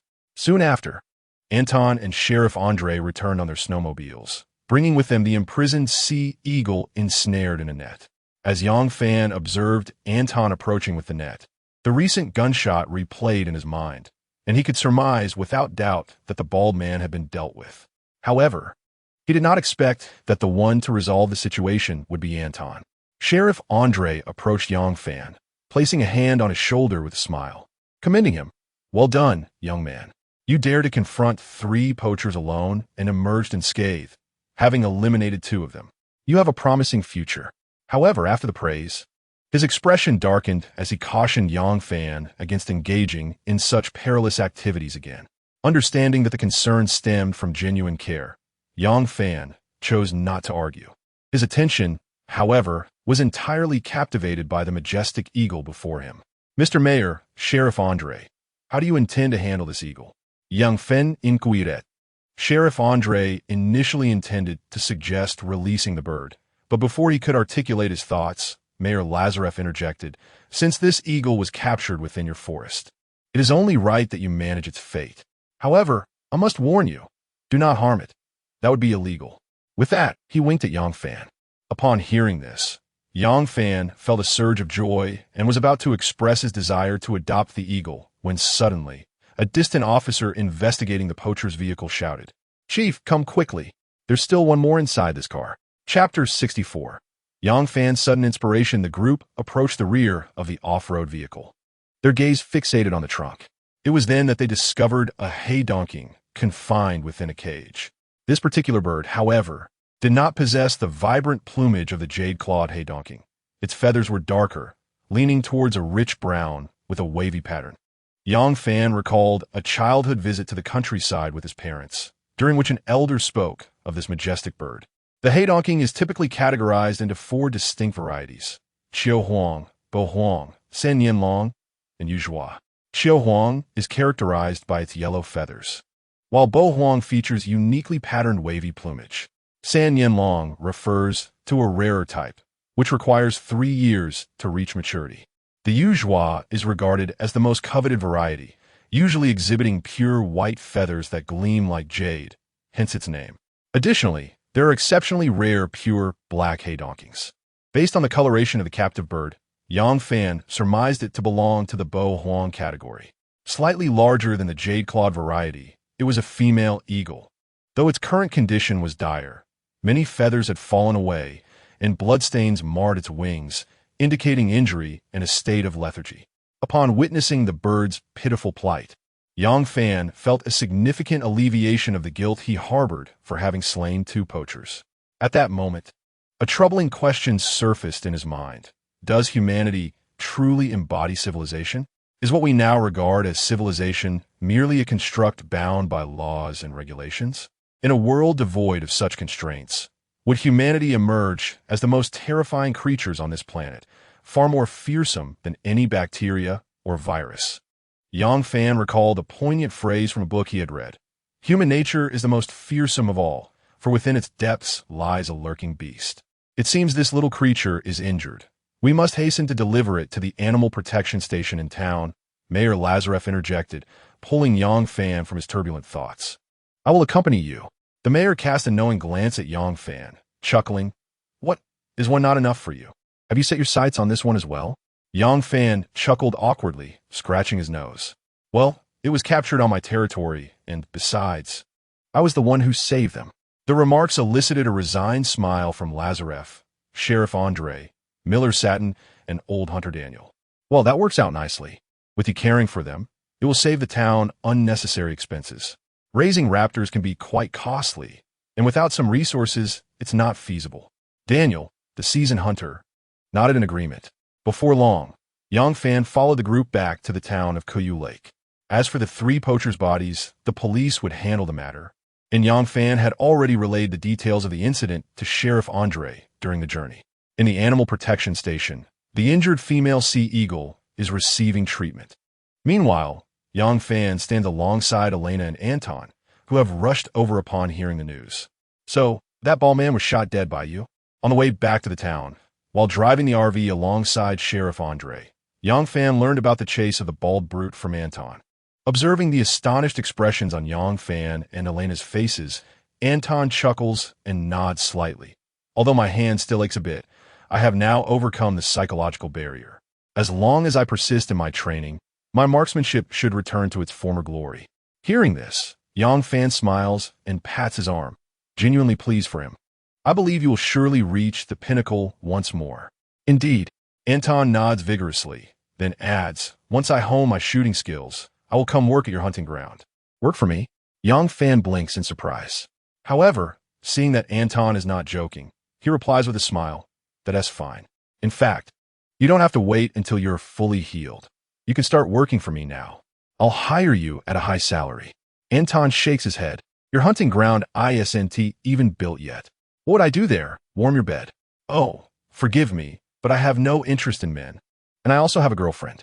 Buddy, let me tell you as a brother, a man shouldn't overly flatter a woman. Her heart is like a stick. The more you lick it, the more it. This part has been censored. Cough. Cough just as Yang Fan and Anton were whispering to each other. Elena, who had been left out, clears her throat. Yang Fan turns to her and notices her displeased expression, asking curiously, What's wrong? Are you feeling unwell? Elena shakes her head lightly. No, well, I have something to attend to at the restaurant. I'll head back first. Without waiting for Yang Fan to respond, she turns to leave. Watching her retreating figure, Yang Fan calls out, Hey, Elena, do you need me to give you a ride? No need, Elena replies flatly before walking straight out of the animal protection station. What's going on with her today? Yang Fan mutters to himself in confusion. Could it be that she's on her period? Anton, overhearing this, facepalms in disbelief. He has never encountered someone so oblivious to romantic cues until today. Draping his arm over Yang Fan's shoulder, Anton speaks earnestly. Buddy, are you genuinely oblivious or just pretending? Oblivious to what? Yang Fan glances at him sideways, puzzled.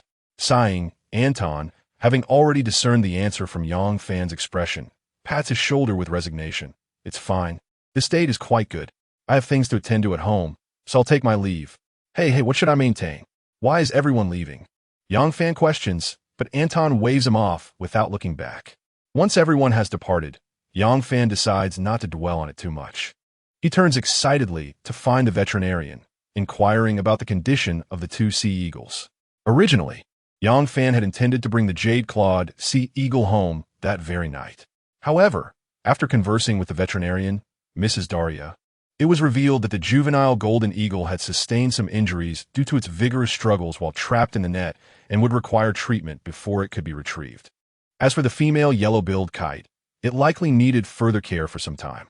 Additionally, she informed Yang Fan that in order to nurture such a rare raptor, he must first construct a suitable aviary for falconry. Yang Fan acknowledged this necessity. Currently, he was not skilled in taming raptors and would need to seek guidance and learn before returning to reclaim the golden eagle. Moreover, he recalled hearing about the arduous nature of falconry.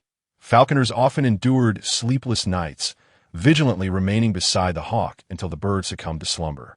With these thoughts in mind, an intriguing idea struck Yang Fan.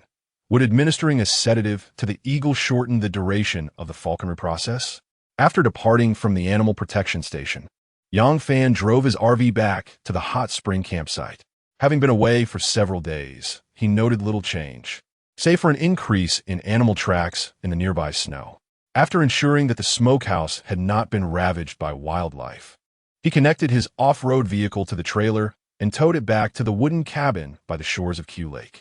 Upon entering the cabin, he discovered that the firewood in the fireplace had burned out. He opened the door to let the 4 small birds out into the yard for a brief moment, and when calling them back inside, he collected some pre-split firewood to reignite the hearth. Dinner was a simple affair, and he retrieved the pair of walrus tusks and a whip bone he had acquired from the crab fishing boat. He then set up a newly purchased stainless steel round pot in the yard to boil the tusks and whip bone at high temperatures, preparing them for the degreasing process, after which they would be ready for carving. Yang Fan envisioned a base for the walrus tusks, intending to display them on the wall as a striking piece of decor. As for the whip bone, which elicited envy from men and awe from women, he decided it would be best entrusted to a skilled sculptor. Conveniently, he had learned from the old hunter Daniel that a bone carver resided in town, and he planned to pay a visit when time allowed. Regarding his falconry education, Yang Fan already had a plan in mind. Chapter 65. The Fate of the Eagle as Night Enveloped the World. Yang Fan initiated a voice call to his father. Once the connection was established, he cautiously inquired, "Dad, what are you up to?" An age-old adage states that there can be no father-son relationship without enmity, nor can there be a marital bond without grievances. This implies that a father and son were adversaries in a previous life before becoming family in this one. Generally speaking, fathers tend to exhibit a more reserved affection towards their sons, contrasting with the overt nature of maternal love. The relationship between Yang Fan and his father was no different, especially since his father was a martial artist. During his formative years, Yang Fan experienced firsthand the complexities of paternal love. Moreover, when Yang Fan decided to pursue his aspirations in the Far East, his father was vehemently opposed, leading to a rather unpleasant dispute between them. In the heat of the moment, harsh words were exchanged, with one declaring that if he dared to step out of the house, he should never return, while the other vowed to remain abroad until he achieved something substantial, refusing to return home otherwise. This rift lingered for 3 long years. On the other end of the line, seeing his son, who seldom reached out, initiate a call brought a slight smile to Yang Fan's father's lips. However, upon answering, his tone remained stern as he replied, "What do you want?" "Well, if you don't speak, how can I know what you're doing?" Yang Fan responded, "You little rascal, are you just here to waste my time? What else would I be doing on a night like this if not watching television?"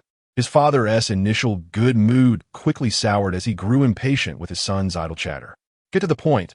I have matters to discuss with your mother shortly." Curious, Yang Fan pressed on, "What are you discussing at this hour? Perhaps we should consider having another child. Relying solely on you, the Yang lineage might face extinction." No sooner had his father finished speaking than Yang Fan heard his mother's voice ringing through the phone.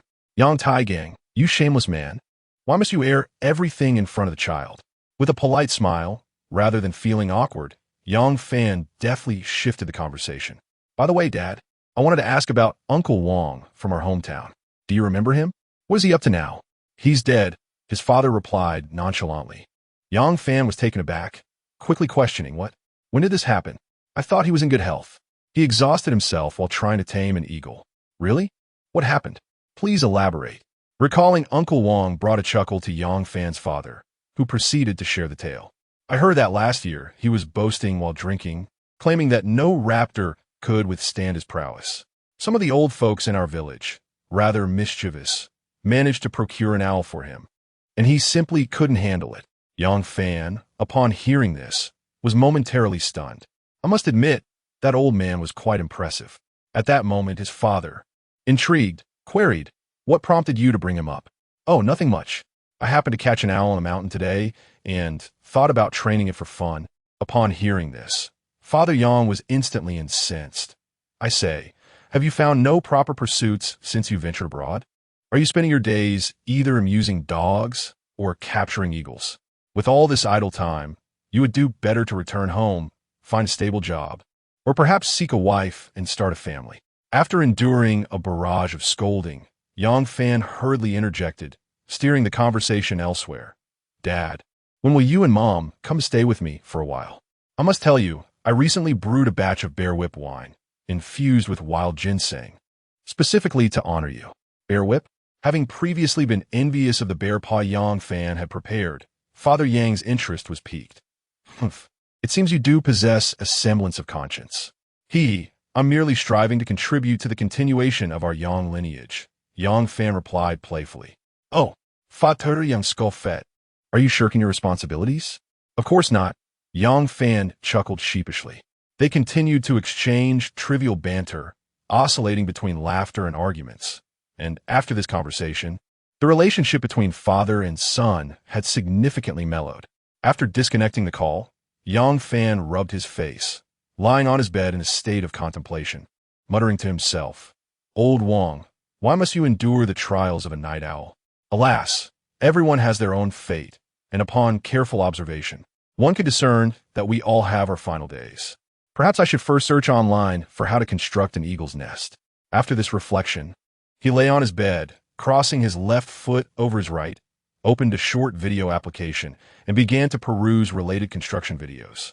As night fell, the sky was adorned with twinkling stars, and perched upon the treetops outside the wooden cabin sat an owl, wide-eyed and transformed into the quintessential night owl.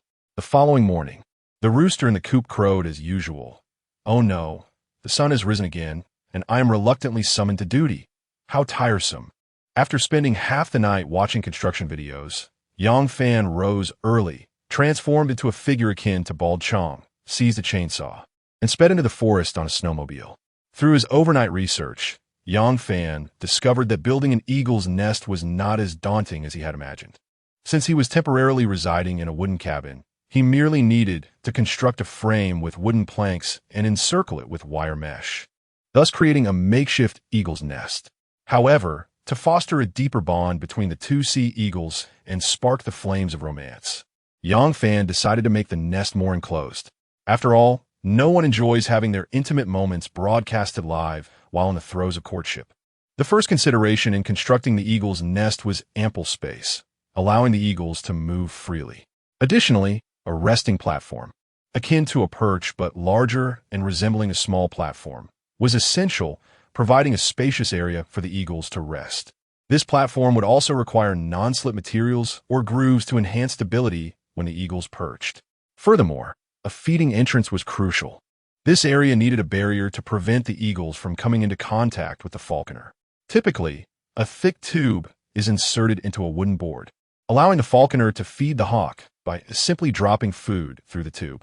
This method is employed to prevent the hawk from associating food with the falconer. Otherwise, it may develop a habit of begging from humans in the future.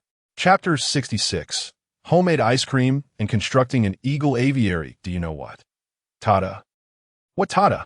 Tada is, oh dear, I made a mistake. Let us start again. After a morning spent on logging and cutting, Yang Fan finally gathered enough timber to construct the eagle aviary. Today, snow has begun to fall again, blanketing the distant mountain peaks in white, adorning the azure sky with a silver lining. In some areas of the hillside, the snow is thick, while in others, patches of grass are still visible, creating a mesmerizing tapestry of white and dark yellow, draping the mountains in a garment reminiscent of flowing water patterns as if stirred by a gentle breeze.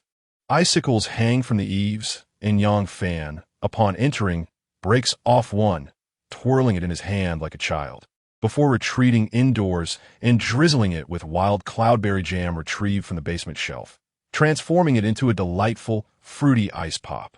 Cloudberries, also known as wild yellowberries, are a kind of wild berry that flourishes in cold regions. They bloom between May and July, with their fruits ripening in August and September. When mature, the berries exhibit a vibrant orange-yellow hue, resembling amber, soft and juicy. Their shape and size bear resemblance to raspberries and blackberries, yet they are rounder and smoother, earning them the nickname Arctic golden fruit. Their flavor is uniquely sweet with a hint of tartness, accompanied by a fragrant aroma and a delicate texture. Rich in nutrients, they command high prices in the market, with the premium varieties fetching up to 200 yuan per pound, and even the more affordable ones priced at 80 yuan per pound.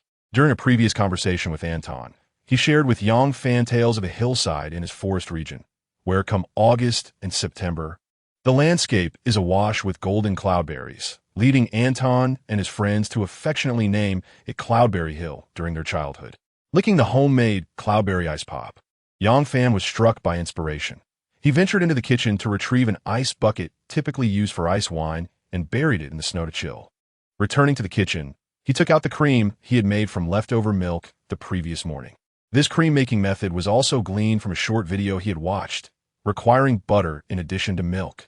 He blended the cream with fresh milk, egg yolks, and condensed milk, whisking the mixture until thoroughly combined before taking it outdoors. Pouring the creamy concoction into the ice bucket, which had formed a layer of frost on the surface, he retrieved the whisk. As the mixture was rapidly stirred, air was incorporated into the milk, entrapped within the network of ice crystals and liquid, causing the volume of the milk to expand significantly. He whisked it until it thickened into a semi-solid state, thus completing a bucket of milk ice cream. Dipping a finger into the mixture to taste, he found the texture to melt like silk in his mouth, refreshingly cool and rich in dairy essence. Carrying the entire bucket of milk ice cream back to the wooden cabin, he used an iron spoon to scoop it out, forming a mountain of ice cream on a plate, then drizzled several spoonfuls of cloudberry jam atop it. He arranged a few sliced strawberries for presentation and sent a photo to Yang Chi, who was attending class. Upon seeing it, little Yang Chi was overwhelmed with longing. After enjoying lunch and dessert, Yang Fan made his way to the center of the yard. Scattered around him were a hammer, a saw, iron nails, wooden planks, and wire mesh. He tightened the cotton jacket around him, and the breath he exhaled instantly crystallized in the cold wind, forming a delicate layer of frost upon the stubble he had neglected to shave that morning. Bending down, he picked up a piece of wood, caressing its rough texture, before laying it flat on the ground and lifting the hammer. The rhythmic sound of striking resonated through the small courtyard. Inside the wooden house, Steel Egg lay on the windowsill, gazing at the figure of his caretaker through the frost-laden window, his large eyes round with curiosity, moving up and down in sync with the swinging of his arm. Meanwhile, 3 little Leica dogs frolicked in the yard. Little Flower darted back and forth in the snow, and after a moment, suddenly halted, squatting slightly before releasing a small black mound from her rear. Little White sat in the snow, tilting its head back while scratching its side with a hind leg. Upon noticing the small black mound produced by Little Flower, it curiously approached and sniffed at it.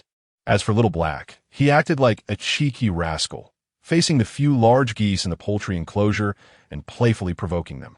The geese, deprived of freedom, could only spread their wings, signaling him to vacate the area lest he disturb their peace. With each strike of the hammer, a simple rectangular frame gradually took shape. The frame was divided in the middle into 2 compartments reminiscent of, perhaps, a unisex restroom. With a resounding strike, he drove nails deep into the wood to ensure the frame's stability. Once the frame was erected, Yang Fan picked up the wire mesh, intended to prevent the eagle from escaping.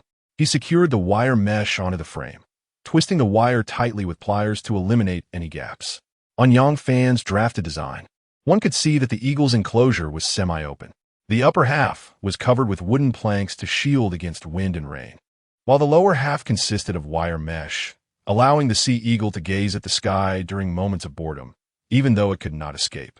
The enclosure was entirely sealed with wooden boards, leaving only a door and a small window in each compartment for the falconer to enter and observe, accompanied by a feeding opening next to the window. As time passed, the snow finally ceased, and as sunset approached, the soft golden sunlight slanted across the Gigi Galay volcanic area. The thin layer of snow atop the mountain seemed to shyly reveal a hint of pink, and the eagle's enclosure gradually took form. Though it appeared somewhat rudimentary, Yang Fan felt a significant sense of accomplishment. Now, he awaited the recovery of the sea eagle before bringing it home. However, before that could happen, he needed to learn how to train an eagle. As for where to learn, he had already devised a plan, not by seeking out a seasoned expert, but rather through self-study online.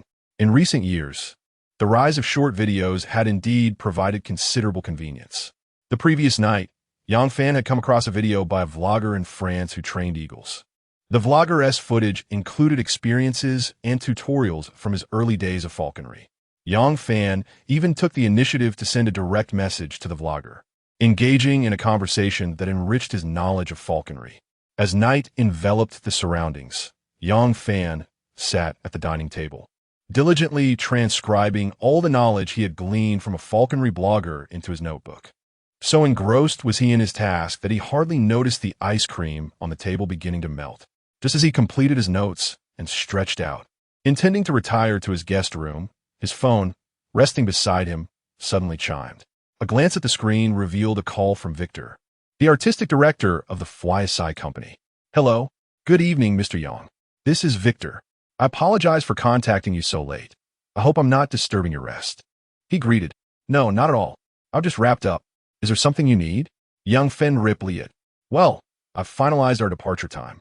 There's a flight from Moscow this afternoon, and we should arrive in Kamchatka by tomorrow morning." Upon hearing that Victor was already making arrangements to come to Kamchatka so swiftly, Yang Fan was taken aback, but responded, "All right, I understand. I will send someone to the airport to greet you tomorrow morning." "That sounds wonderful. Then I shall see you tomorrow," Victor concluded. "Tomorrow then." After finishing the call, Yang Fan promptly dialed Duma. The call connected swiftly, and Duma's hearty laughter resonated from the other end. "Oh, my dear boss. I was just about to reach out to you. I didn't expect you to call me first. It seems we are indeed in sync," he exclaimed. "Huh, spare me that nonsense. Who wishes to be in sync with you?" Yang Fan retorted with a chuckle. "Tomorrow, I have guests arriving from Moscow. Please pick them up from the airport in the morning and take them to the town of Kareel Lake." Duma, taken aback, inquired, "Guests from Moscow? I've never heard you mention any friends from there." "Come on, you're not my wife. I'm not obliged to report every acquaintance to you, am I?" Young Fen Ripley blithely. "Hey, even if you had a wife, I dare say she wouldn't understand you better than I do," Duma quipped. "Do you not feel a twinge of nausea when you say such things?" Yang Fan expressed his disdain. "Huh, it's better you didn't bring it up. Now I suddenly feel a bit queasy," Duma joked. After a brief exchange of banter, Duma remarked, "All right, I've noted it down. Please send me their contact information shortly. I was planning to visit you as well tomorrow." "Oh, what brings you to my place?" Young Fen inquired. "Your new car has arrived." Chapter 67. Late night conversation with Duma so soon? "Indeed. I have just had the driver bring it back from a port. How about I take a few pictures and send them to you now?" "Never mind. You'll be coming tomorrow, so let us keep an air of mystery until then." "Hee. All right." Duma chuckled lightly, suddenly recalling something. "Oh, I almost forgot. The construction team will be entering the forest area in the coming days, so you must prepare in advance." "Is the current temperature suitable for work?" Yang Fan inquired, puzzled. As March unfolded, there was a noticeable rise in temperatures in the southern part of the Kamchatka Peninsula. However, the excavation for the foundation would likely have to wait. Duma confirmed this, explaining that the construction team would primarily be engaged in logging and clearing the site for future work. The actual excavation and building would probably have to wait until April. Yang Fan understood, mentally calculating the timeline. It was indeed time to commence some preliminary preparations. For instance, as Duma mentioned logging, Yang Fan envisioned constructing a classic Russian log cabin, which would require a substantial amount of timber. To save costs, he had already discussed sourcing materials locally with Duma, designating a section of forest as the logging area. Although this would cause some damage to the forest, Yang Fan had contemplated replanting trees in the future. Planting trees. Yang Fan suddenly recalled a crucial question.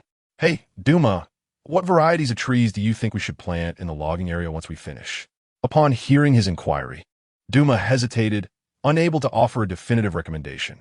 Just as he prepared to suggest that Yang Fan decide based on his preferences, an idea struck Yang Fan. He suddenly remembered a delightful homemade Moor's drink he had tasted at the tavern in town. "What do you think about planting some Russian 8-cherry trees?" "The Russian 8 cherries? Duma pondered seriously for a moment. "Yes, I believe that is an excellent choice. They possess remarkable cold resistance, thriving in temperatures ranging from -30 to -34 degrees Celsius. We could purchase some mature saplings that would bear fruit quickly, and soon your estate will have its own cherry orchard. Well then, let us make this joyous decision." Yang Fan replied with a smile.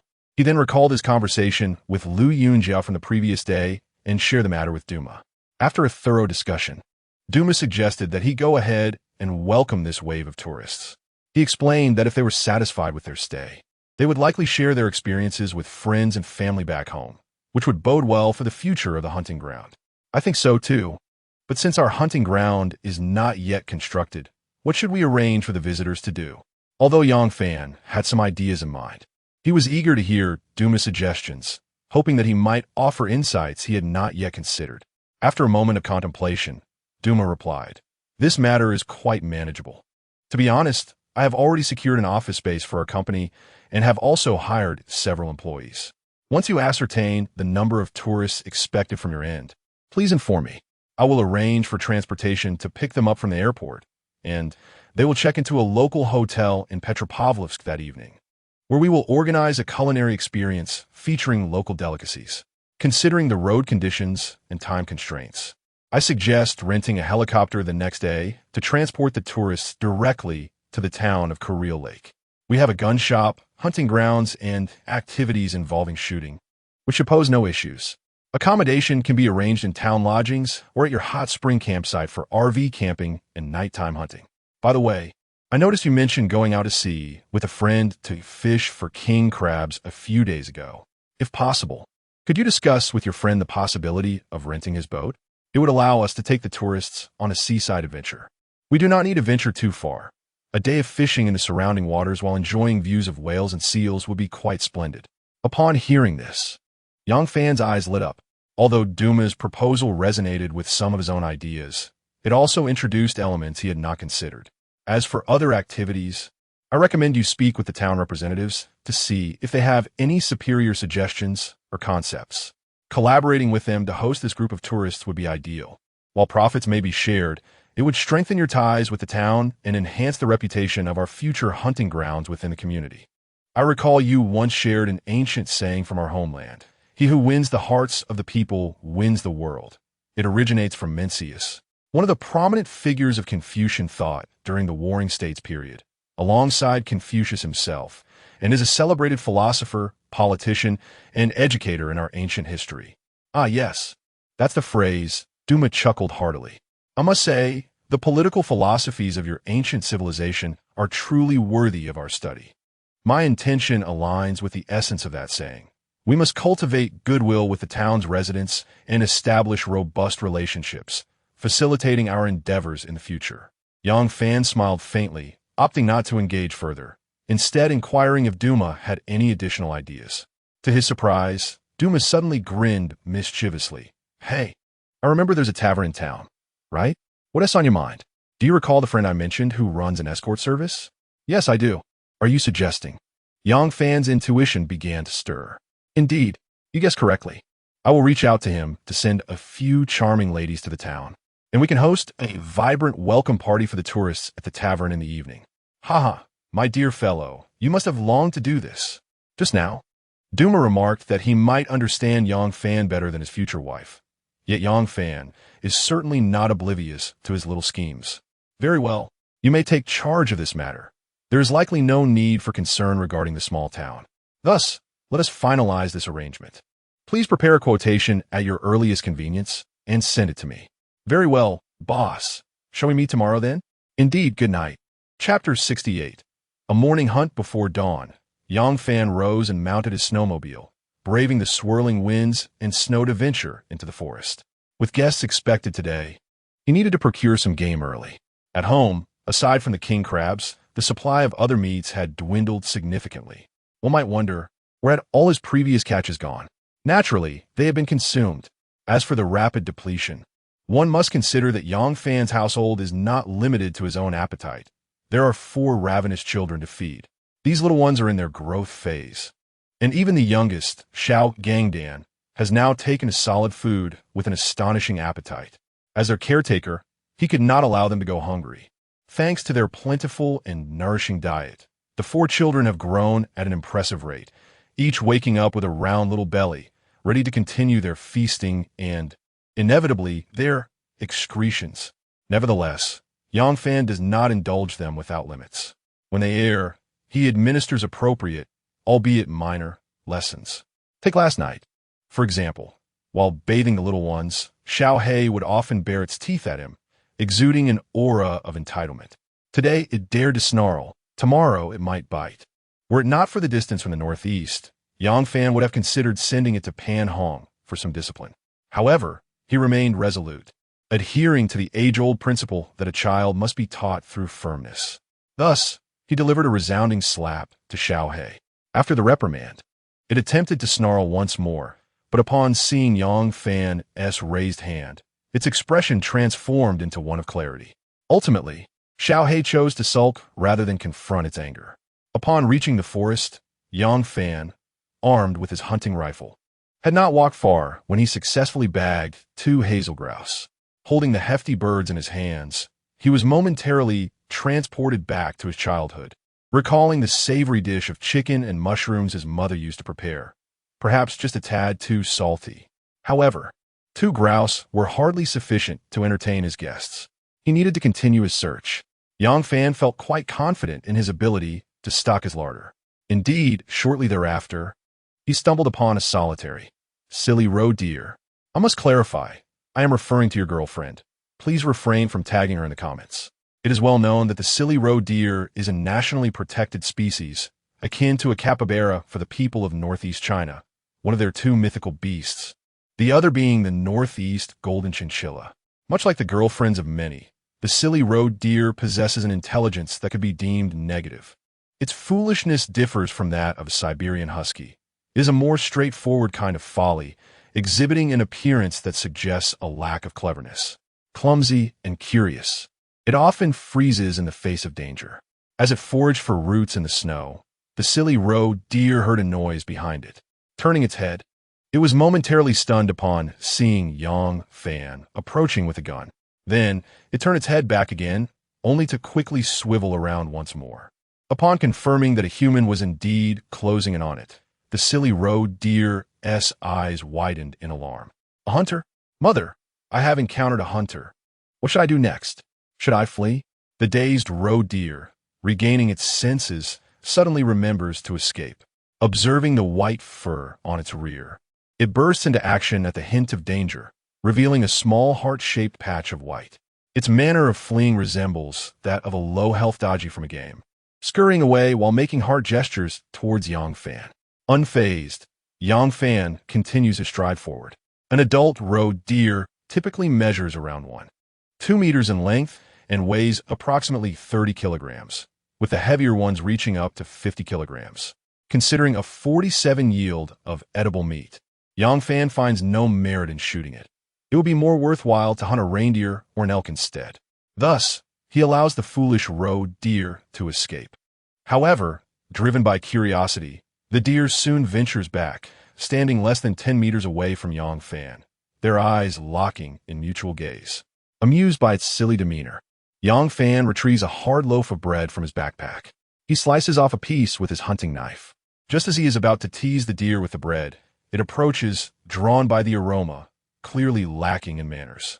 Watching it cautiously nibble on the bread, Yang Fan smiles slightly. In the next moment, he delivers a swift slap to its ear. The foolish deer is momentarily stunned. What was that for? Unlike the usual approach of giving a treat after a hit, this one seems to defy the norm. Feeling humiliated, the deer scurries away once more, but not too far before it returns, staring at Yang Fan with wide eyes. What are you looking at? The deer challenges. Unperturbed, it stands its ground. As a true northeastern man, Yang Fan has always found this behavior intolerable. Thus, he acts swiftly. Before long, he carries a roe deer weighing over 30 kilograms with a cheerful disposition towards his snowmobile, humming a tune. Silly roe deer, so curious indeed. Unafraid of the hunter you see. Dim-witted deer, heed my plea, never be born wrongly in your next decree. He tosses the deer into the sled, and just as dawn breaks, casting a pale light across the horizon, Yang Fan decides to visit the hot spring camp for some relaxation. At the hot spring lake camp in the early morning, mist rises gently from the lake, mingling with the cold air. As the sun ascends, its warm rays penetrate the mist, casting a kaleidoscope of colors that float dreamily upon the water surface. The snow along the shore sparkles in the sunlight, resembling dazzling lace. Trees adorned in silver surround the hot spring lake, standing silently. Yang Fan disrobes and slowly steps into the lake. The closer one gets to the spring's center, the warmer the water becomes. Yang Fan has previously measured this hot spring, which spans approximately 8,000 square meters, with an average temperature of 50 to 60 degrees Celsius. While seemingly substantial, it is merely one-fifth the size of the world's largest hot spring lake. The Frying Pan Lake, the world's largest thermal lake, is situated in the Waimangu Volcanic Valley's Echo Crater in New Zealand.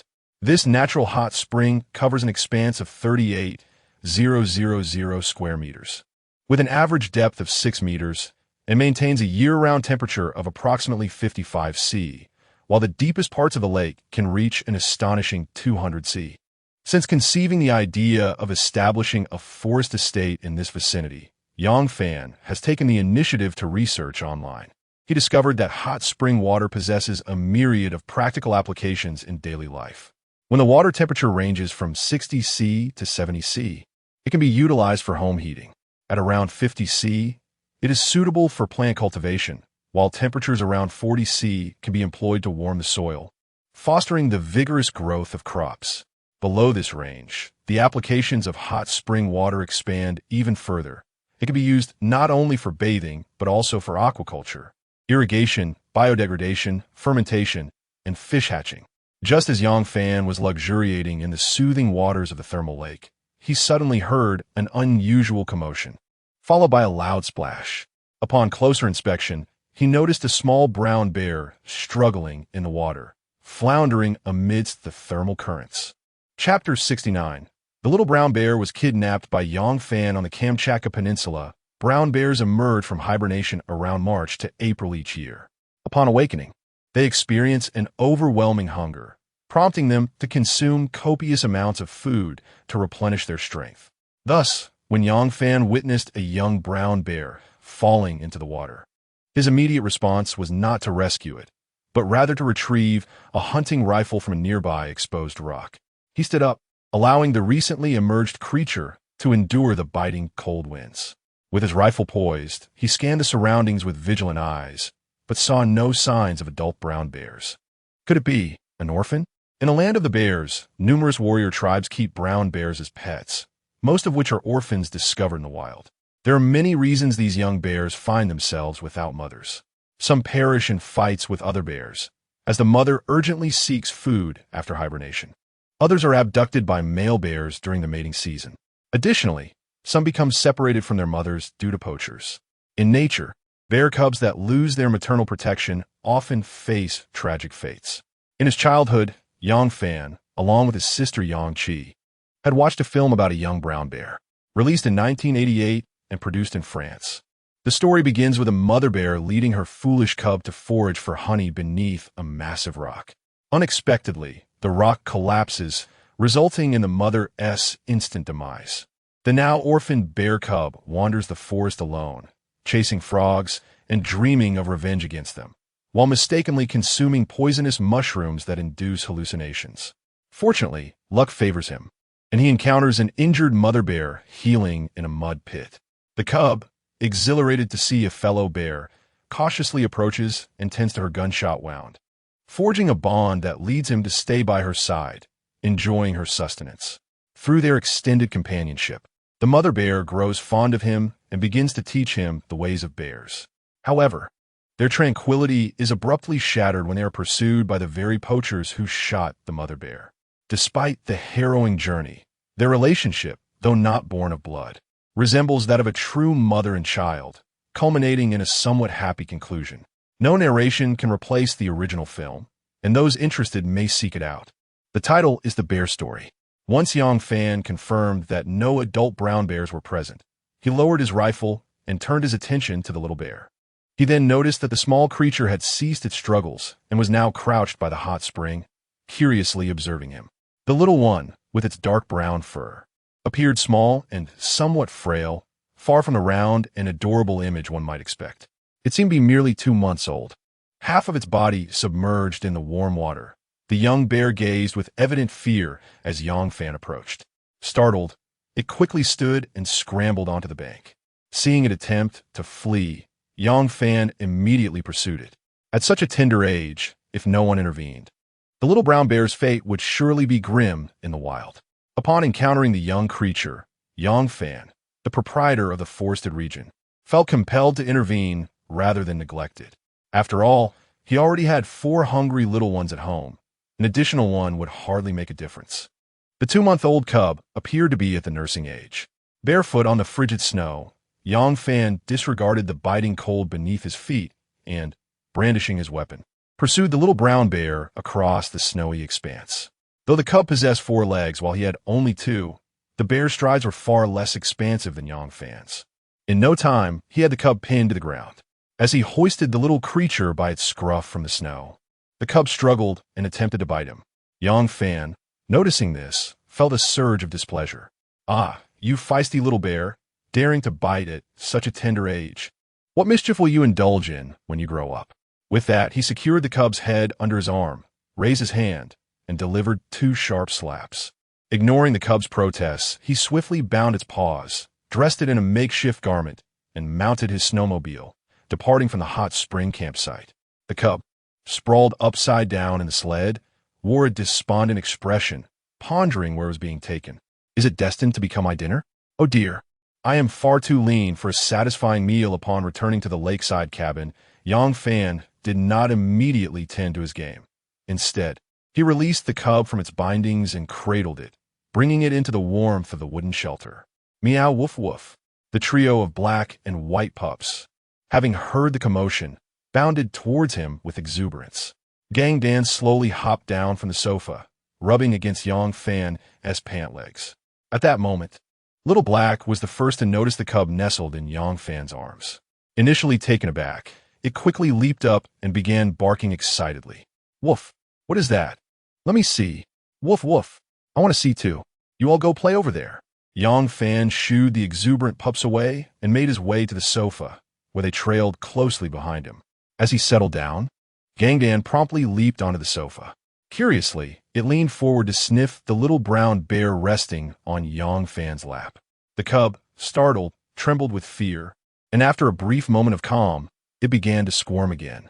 Its movements startled Gang Dan, causing its thick fur to bristle as it arched its back and bared its teeth at the cub.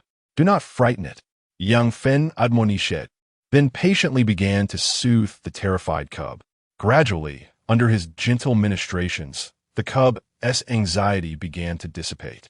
It seemed to sense that Yang Fan harbored no ill intentions, tentatively extending its damp little tongue to lick his hand. There has long been a myth circulating that bears possess barbed tongues akin to those of felines, with some claiming that a bear could lick a person's face clean off. This, however, is a mere fabrication. In truth, a bear's tongue is smooth, much like a dog's. Observing the once struggling cub now at ease in his embrace, Yang Fan smiled warmly and began to playfully engage with it. At this moment, he realized that the little brown bear was indeed frail, its body seemingly just a thin layer of skin stretched over bones. It was still so small, having just sprouted its milk teeth and unable to consume solid food. The best alternative to maternal milk for feeding was goat's milk. The reason for choosing goat's milk over cow's milk lay in the fact that young animals at this stage lack lactase, the enzyme required to fully digest lactose in cow's milk, leading to lactose intolerance and resulting in symptoms such as diarrhea and bloating. Goat's milk, on the other hand, has a lower lactose content and contains over 200 nutrients and active compounds, making it richer and more easily absorbed by the bodies of weaning animals. As it happened, Gang Dan was only 3 months old, still not at the weaning stage, so Yang Fan had purchased a feeding bottle and goat's milk powder upon adopting it, to provide for the little brown bear. It was entirely normal for Gang Dan to still be nursing at this age. Typically, lynx cubs begin to eat solid food at 1 month old, are fully weaned by 5 months, and live with their mothers for about 10 months before becoming independent and seeking their own territory. Seeing its feeding bottle being clutched by the little brown bear, incessantly sucking on it, Gang Dan immediately became displeased. Had Yang Fan not intervened in time, a confrontation between Gang Dan and the newcomer would have ensued. "Calm down, Gang Dan. You need to compose yourself. That bottle is too small. May I promise to get you a larger one another day?" Upon hearing Yang Fan's soothing words, Gang Dan, lifted under the armpits by his hands, squinted its eyes, and wore a look of skepticism. Meow? Are you telling the truth, not deceiving me? Chapter 70. The culinary class of Yang family commences. It is often said that a child with a mother is a treasure, while a motherless child is akin to a blade of grass. For reasons unknown, the little brown bear, who had lost its mother, found itself enveloped once more in the warmth of maternal love at Yang Fan's side. Once its fears were thoroughly dispelled, the little bear became quite the clingy companion. Unable to part from Yang Fan for even a moment, persistently seeking embraces. Yang Fan, recognizing that this was the opportune moment to forge a bond with the little creature, willingly offered kindness, even clearing out his outdoor backpack to place the little brown bear inside. The bear, once nestled within the backpack, behaved obediently, lying against Yang Fan's back like a plush toy. As he stepped out of the wooden cabin, carrying the little brown bear, Steel Egg, feeling neglected, puffed up his cheeks in annoyance. The three small creatures lounging beside the fireplace, witnessing this scene, began to call out in gleeful mockery. Upon exiting the cabin, Yang Fan retrieved the now stiff, silly roe deer from the sled. He unsheathed the hunting knife bound to its leg, the sharp blade gliding through the deer's abdomen, peeling back layers of skin and fascia. As his hand delved into the flesh, the absence of blood rendered it dry rather than slippery. Gradually, he began the meticulous process of skinning it. After perfectly removing the entire hide, he proceeded to the intricate steps of evisceration. An hour and a half later, precisely 3.5 hours after, Duma called to inform him that he had picked up Victor and 2 others from the Fwysai auction house and was en route to Kai Lake Town. Since this delivery involved bringing a vehicle to Yang Fan, they could not rent a helicopter for a swift arrival. Once the roe meat and 2 hazel grouse were skillfully prepared, the culinary class of the Yang family was set to begin. Today's 2 main dishes were chicken stew with mushrooms and braised roe deer meat. Although the ingredients were somewhat wild, the preparation remained quite homely. The first step was to eliminate any gamey odors, a necessary process for all wild fare. After the ingredients were prepped, Yang Fan sauteed ginger, garlic, and scallions in the pot to release their fragrant aroma. The enticing scent wafting from the countertop made the little brown bear, squatting at Yang Fan's feet, salivate profusely.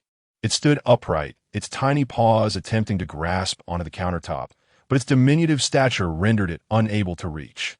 Yang Fan chuckled with squinted eyes and playfully swatted at the bear's paws, teasing, "Come now, has your mouth started watering just because your teeth have come in?" With a little stumble, the bear fell onto its bottom and began to wail, as if it had suffered a great injustice. Yang Fan chose to ignore it. At that moment, the little brown bear remained oblivious to a figure lurking in the corner, half hidden, with the corner of its mouth slightly curved in amusement.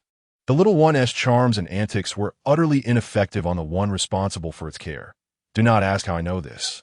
Speaking of chicken stew with mushrooms, one cannot neglect to mention 3 other renowned northeastern stews: pork with vermicelli, catfish with eggplant, and spare ribs with green beans, collectively known as the 4 great stews of the Northeast. Among these, chicken stew with mushrooms stands out as a quintessential dish for gatherings in northeastern households. In the frigid winter of northeast China, chicken, hazel mushrooms, and vermicelli simmer in a cast-iron pot, filling the air with an enchanting aroma that evokes a profound sense of satisfaction. Alas, Yang Fan lacks a large iron pot. Otherwise, setting one up in the yard, with kindling beneath, would be perfect. Once the chopped chicken is added to the oil, it is stir-fried until the moisture evaporates, followed by the addition of dark soy sauce, regular soy sauce, rock sugar, and salt, ensuring an even coating. Water is then poured in, sufficient to submerge the chicken pieces. A sachet of spices including bay leaves, star anise, Sichuan pepper, angelica, and cinnamon is introduced. Finally, the pre-soaked dried mushrooms are added. These particular mushrooms are locally foraged porcini, acquired from the market with Elena that day. She remarked that September and October mark the mushroom harvesting season. One must rise at 5 in the morning to embark on the hunt, for if one delays, the mushrooms in the forest will be picked clean, a coveted endeavor. As summer wanes and autumn begins, the woods abound not only with porcini, but also with chanterelles, poplar mushrooms, birch boletes, lion's mane fungi, and various wild berries such as blueberries, raspberries, and cranberries.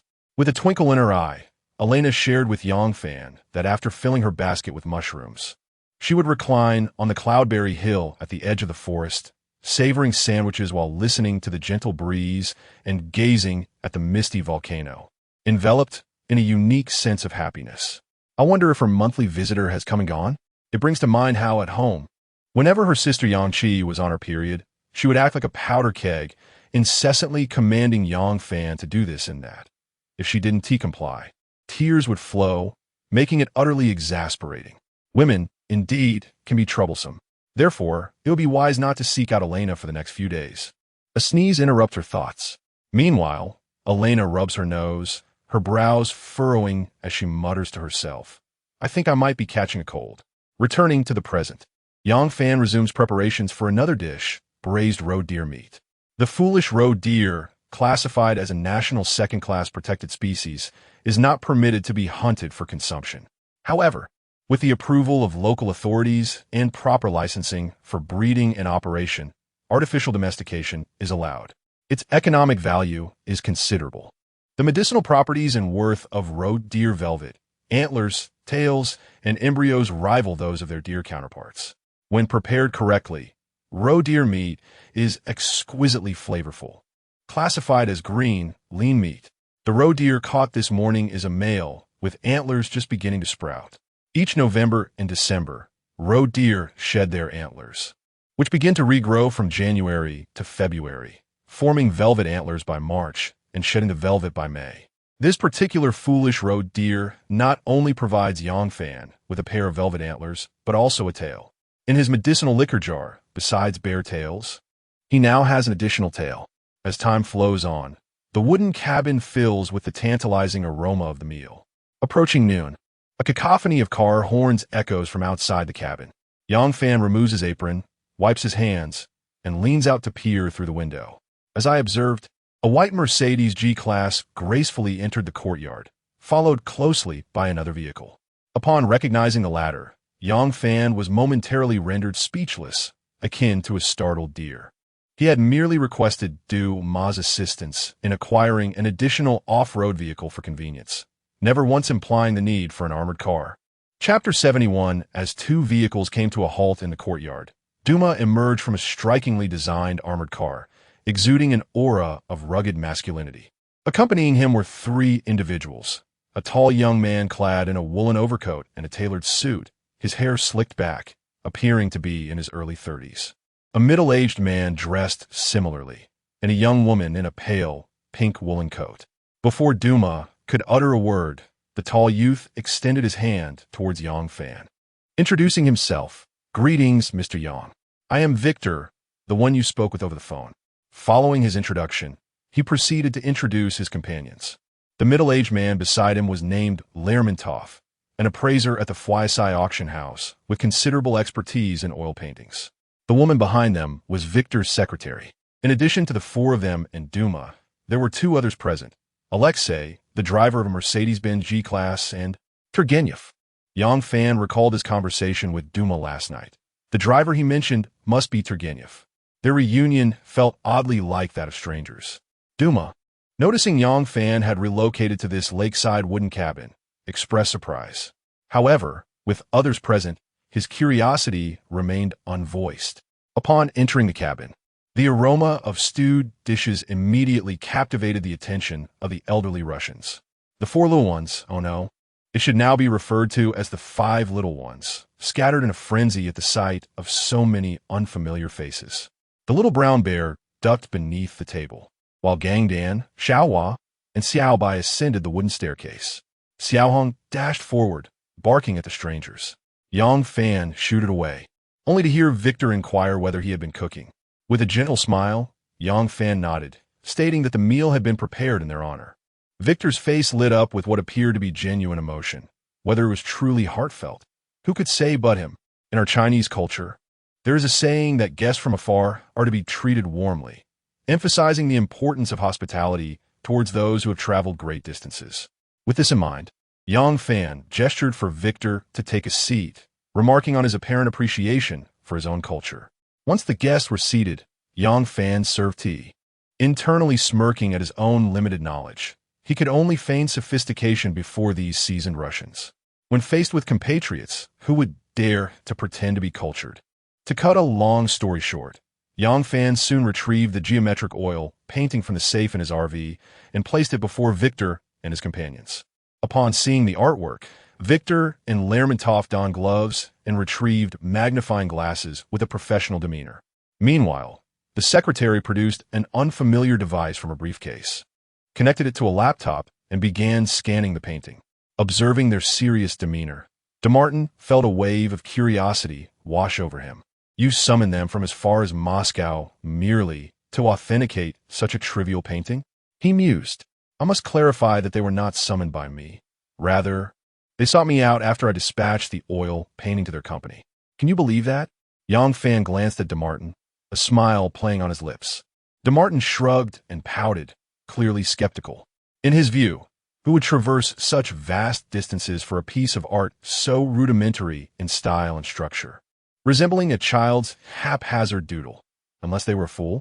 Noticing DeMartin's disbelief, Yang Fan refrained from explaining further and instead inquired about the armored vehicle parked outside. DeMartin grinned, asking if he was satisfied. Cut the chatter, just tell me where you acquired such an armored vehicle, Yang Fan urged, his brow furrowed in impatience. All right, I'll tell you the truth. It's not exactly an armored vehicle. Oh no, to be precise, it belongs to the category of civilian armored vehicles. Civilian armored vehicle? Yang Fan's expression reflected his confusion. Yes, that vehicle is called. DeMartin began, pulling out his phone to find detailed information about the armored vehicle outside. Yang Fan took the phone to scrutinize it. He discovered that the vehicle was named the Blizzard Multi-Purpose Armored Off-Road Vehicle, a civilian version among armored vehicles. The entire vehicle was adorned with a tactical deep gray paint scheme. It had made its debut at the Moscow Air Show in 2017. In the eyes of the old Russians, there was no concept of purely civilian vehicles. They were all seen as clunky and robust. However, this armored vehicle differed from traditional Russian equipment. It was collaboratively developed by the Rida Company of the Russian Federation and the White Bear Country's Arms Export Company. Measuring 3 meters in length, 3 meters in width, and 4 meters in height, it weighed a hefty 9 tons. Due to its weight, it could only reach a maximum speed of 100 kilometers per hour. Nevertheless, with its 2 oversized fuel tanks, it could sustain a range of 1,000 kilometers when fully fueled. The vehicle was constructed on a military truck chassis, equipped with V-shaped additional protective armor. Its overall armor, combined with 4 centimeters bulletproof glass, ensured comprehensive protection against 7.62 millimeters automatic rifle fire. The driver and co-driver windows featured shooting ports, and there were 2 operational ports on the roof, along with blast-resistant tires that could maintain a safe speed of 50 kilometers per hour even after being shot. This vehicle came in 5 variants, 2 cargo passenger types, 1 personnel carrier, 1 dedicated cargo variant, and 1 ambulance type. DeMartin had selected this particular model for Yang Fan, which was categorized as a dedicated cargo variant, essentially a pickup truck. Although it was an armored vehicle, its interior had been customized, featuring soft upholstery in the rear, leather seats, accommodating 4 passengers. It was also equipped with privacy glass, a mini bar, a retractable LCD conference television, a refrigerator, and a gun cabinet, among other amenities. Seeing the corners of Yang Fan's mouth curl upwards in a subtle smile, DeMartin beamed. So, what do you think? Have I once again struck a chord with my choice? Yang Fan nodded in agreement, ready to offer him some words of praise. Suddenly, Victor spoke up.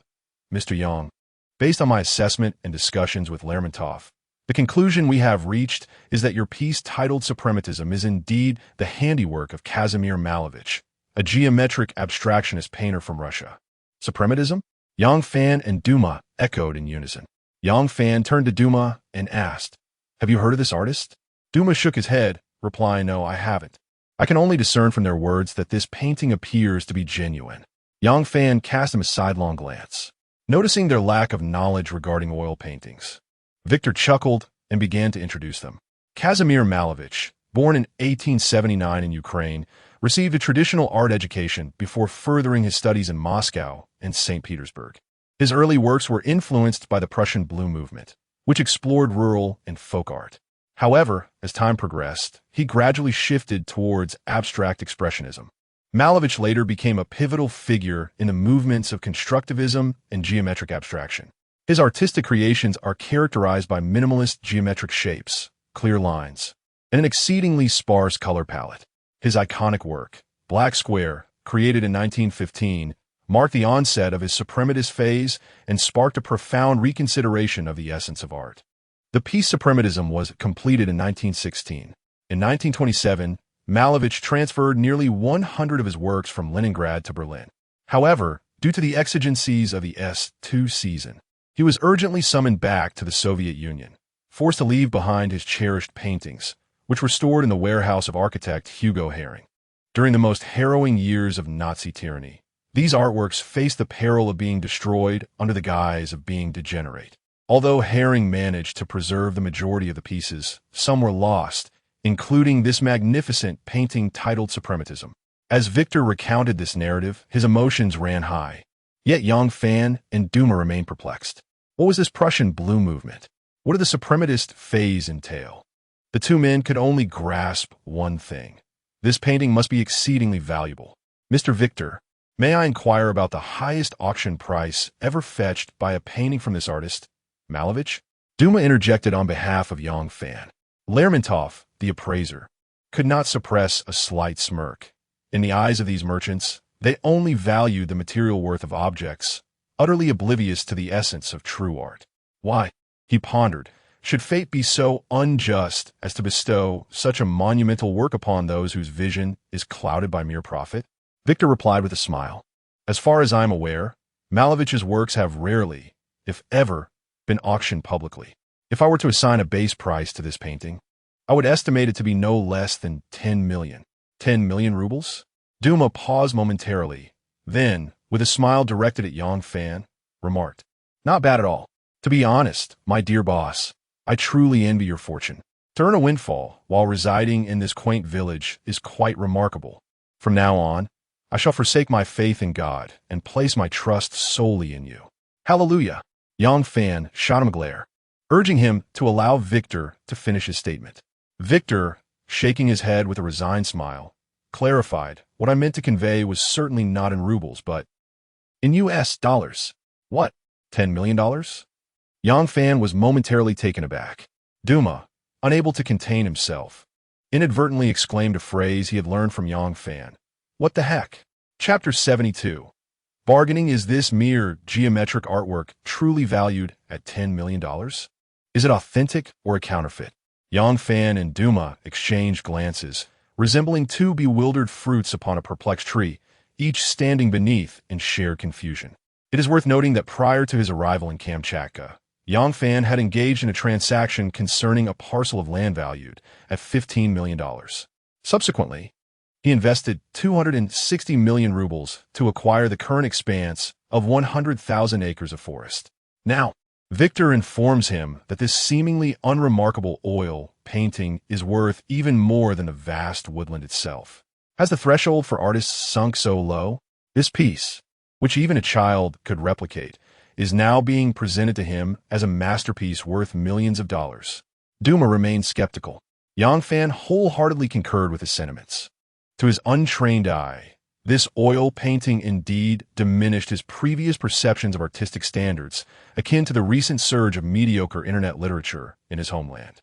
With just a smartphone or an AI application, anyone could generate content and claim to be a writer, though this reflection might be a tad self-deprecating.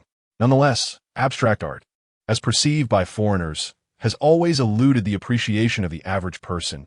Yang Fan, a mere novice, found himself utterly bewildered.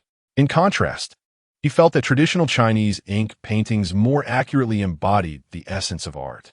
Setting aside the rich history and profound cultural heritage of ink painting, it at least allows for immediate understanding, enabling viewers to intuitively grasp the beauty and meaning inherent within the artwork. Victor, as the art director of Sotheby's, possessed extensive knowledge of art, Yet his perspective differed from that of his colleagues like Lermontov, as he approached matters from the auction house's vantage point. Observing the attitudes of Yang Fan and Duma towards the painting, Victor garnered some insight. It is essential to recognize that he had set aside all his responsibilities to journey to this remote locale of Kamchatka, not for leisure, but in pursuit of acquiring the auction rights to this very painting. Mr. Yang, we have already appraised this artwork for you. How do you intend to proceed? He began, but then hesitated, confident that Yang Fan would comprehend the implication. Presently, Yang Fan faced two choices, to either retain the painting in his collection or to put it up for auction. Gazing at the oil painting on the table, Yang Fan pondered deeply, propping his chin with one hand. Duma, observing this, quickly conveyed a glance filled with unspoken understanding. Their long-standing companionship had fostered a tacit connection, enabling Yang Fan to discern Duma's intent, a gentle encouragement to auction the painting for monetary gain, which was, after all, the most practical course of action at this moment. Yang Fan shared this perspective. Selling was indeed the plan. Apart from this oil painting, he also possessed 4 other renowned works from contemporaries of Malevich. However, before agreeing to entrust it to Sotheby's S for auction, it was imperative to consider the sincerity with which they would approach the sale. In other words, one cannot simply chatter away, demanding that one acts upon every whim. It is essential to present some tangible benefits. Should the conditions fail to persuade Yang Fan, he would undoubtedly seek alternatives, such as Sotheby's S or Christie's S, who would certainly be intrigued by artworks with a base price in the tens of millions of dollars. Compared to these two esteemed houses, the renown of Phillips is rather modest. Entrusting Phillips with the auction might not yield a final price that meets Yang Fan's expectations. As for the sanctions against Russia, the temporary suspension of Sotheby's S and Christie's S auctions in Moscow is of little consequence to Yang Fan. He can easily return home with the painting. He can venture to the capital or the bustling metropolis, where major auction houses have established branches in first-tier cities. Regarding whether Victor would feel his efforts were in vain due to his decision, Yang Fan has not given it much thought. To put it plainly, the relationship between them is merely an unfulfilled transaction. There had been no prior interaction or camaraderie involved, and Yang Fan holds the reins. He can conduct himself as he pleases. Therefore, he openly articulated his thoughts without reservation. Upon hearing this, Victor felt a pang of anxiety. If the oil painting were valued at merely a few $100,000, he would be indifferent. If Yang Fan were unwilling to sell, he could simply pack up and leave. However, the value of this painting is exceedingly high. The figure he had proposed was merely a rough estimate. The final auction price remained uncertain. It could reach $20 million, perhaps $30 million, or even more. Such a precious artwork, if entrusted to his company for auction, would yield a substantial commission. It is possible that this opportunity could elevate his standing considerably. Furthermore, given the sanctions currently imposed on Russia, with both major auction houses having postponed their planned auctions, it is a critical moment for Phillips to seize the opportunity and enhance its reputation. For an auction house, the key to bolstering its standing lies in showcasing exquisite artworks like suprematism to support a grand auction.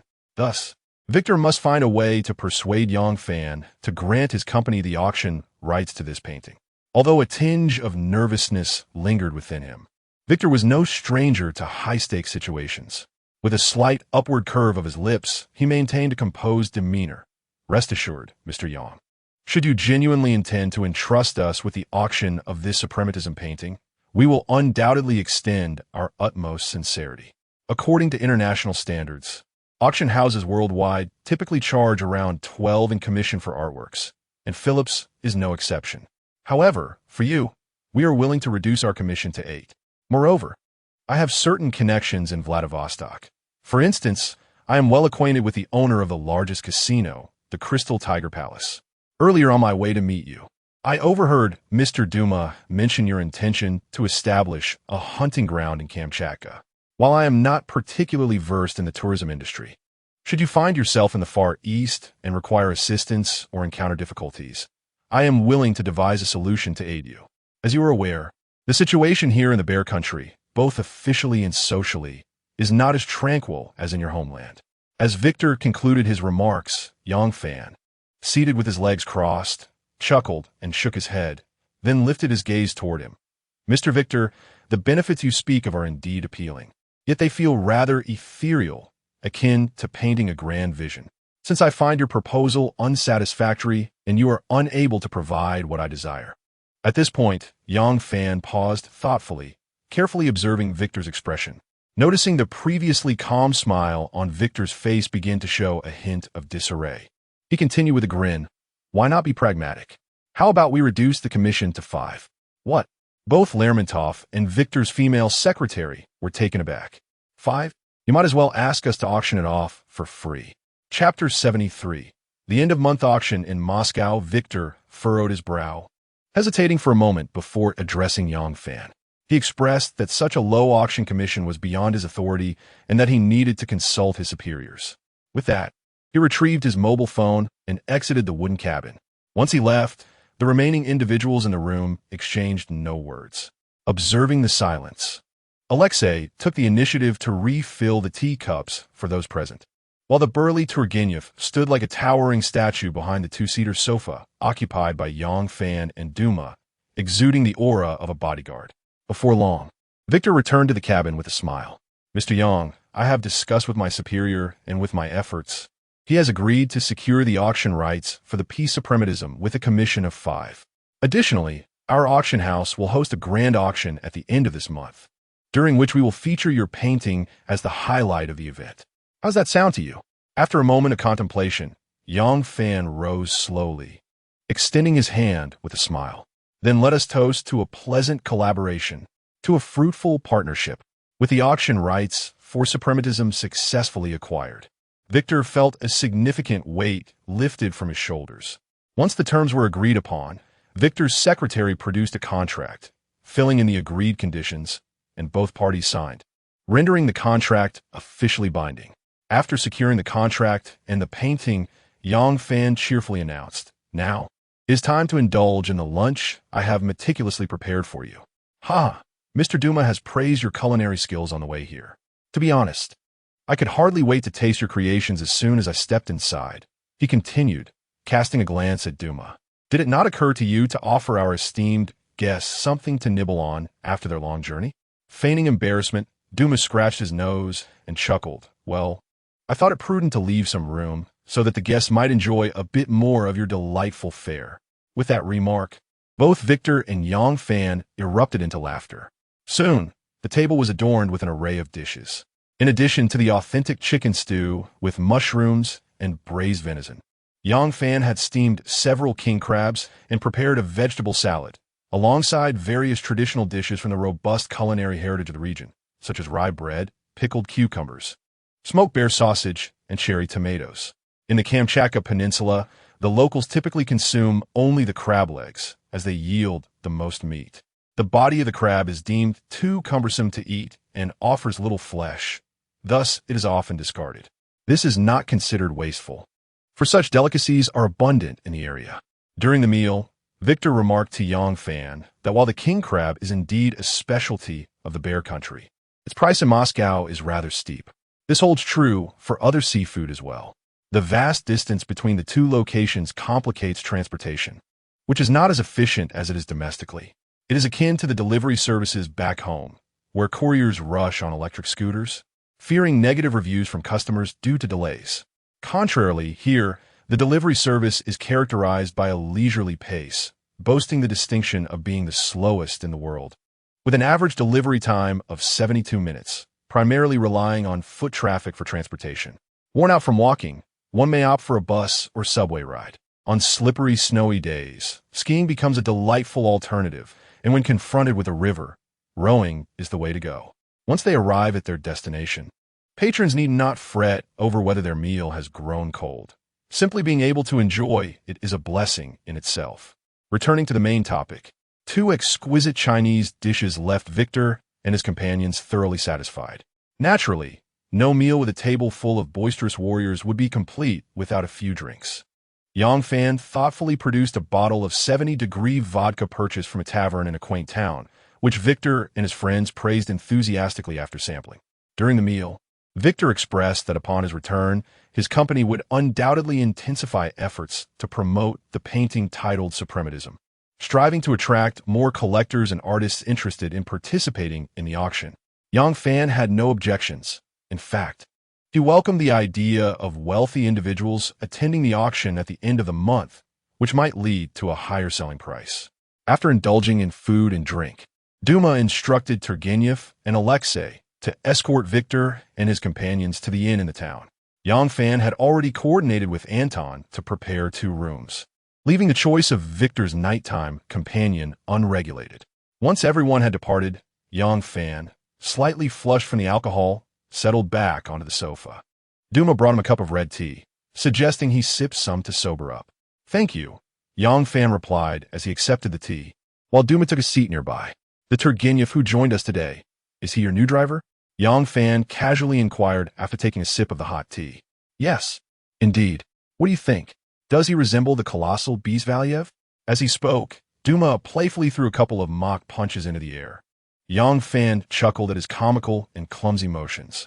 He had heard of Valiev, the most robust former professional boxer from the Bear Nation, standing at 2.13 meters tall and weighing 320 pounds, equivalent to 2 Tysons. Not only was he physically imposing, but his skull was also 3 times larger than that of an average person, granting him a significant advantage in the ring. Many opponents would quail at the mere sight of his stature, succumbing to fear before the match even began. Valiev was also Duma's idol, frequently mentioned in his conversations. "Huh, it seems you once lavished similar praise upon me when we first met," Yang Fan remarked with a grin. Did I? It has been so long. I must have forgotten. Surely I didn't mean it. You resemble Bruce Lee more." "Ada. Well, let us not compare likenesses. Why don't you tell me how you 2 met?" At Yang Fan's probing, Duma's expression turned awkward as he hesitantly recounted the tale of their acquaintance. Upon hearing how Duma had encountered Turgenev, Yang Fan couldn't help but twitch the corners of his mouth. "Seriously, my friend, do you have a vendetta against drunkards? How did you find yourself assaulted by a tipsy fellow on the street again? The most outrageous part is that you encountered another Good Samaritan. Reminiscent of my own experience 3 years ago, are you fabricating a story for my amusement?" At this moment, Yang Fan harbored grave doubts, suspecting that those inebriated men were undoubtedly covertly bribed by Turgenev. Poor Duma, having extended olive branches twice to those he favored, could not escape the pangs of physical suffering. Observing his disbelief, Duma refrained from explaining, exclaiming with a mix of amusement and exasperation, "Fate is ever so unpredictable." "Huh, speaking of fate, are you not concerned that one day it may, like me, suddenly switch identities, becoming your second employer?" "Huh, that is impossible. In this lifetime, you are my sole employer. Aside from you, everyone else is merely worthy of being my employees." "One employer, is it?" Watching Duma's resolute declaration, Yang Fan was momentarily taken aback. In his eyes, Duma possessed a significant quality that he greatly valued, a fervent ambition tempered by a lack of greed. Ambition in itself is not fearsome. Rather, it is greed that poses a danger. After all, everyone harbors a modicum of ambition, and a moderate degree of it often inspires one to strive diligently and accomplish great deeds. However, once one succumbs to the mire of greed, losing oneself becomes all too easy. Yang Fan trusted Duma, which is why he bestowed upon him rights and wealth commensurate with his abilities. Yet, there is an old adage in Huaxia: one must remain vigilant against betrayal, to safeguard against a potential treachery from Duma in the future. Yang Fan felt compelled to place a watchful eye, like Turgenev, close at hand. As for Turgenev, Yang Fan had already devised plans in his mind. After a prolonged silence, he smiled and patted Duma on the shoulder. "Your flattery is quite appreciated. Now how about a bonus? Get lost."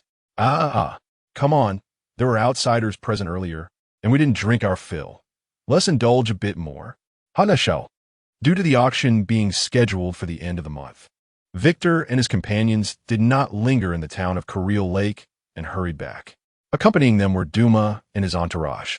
Before departing, Duma informed Yang Fan that the lumberjacks would arrive within the week with their equipment, marking the official commencement of construction at the hunting ground.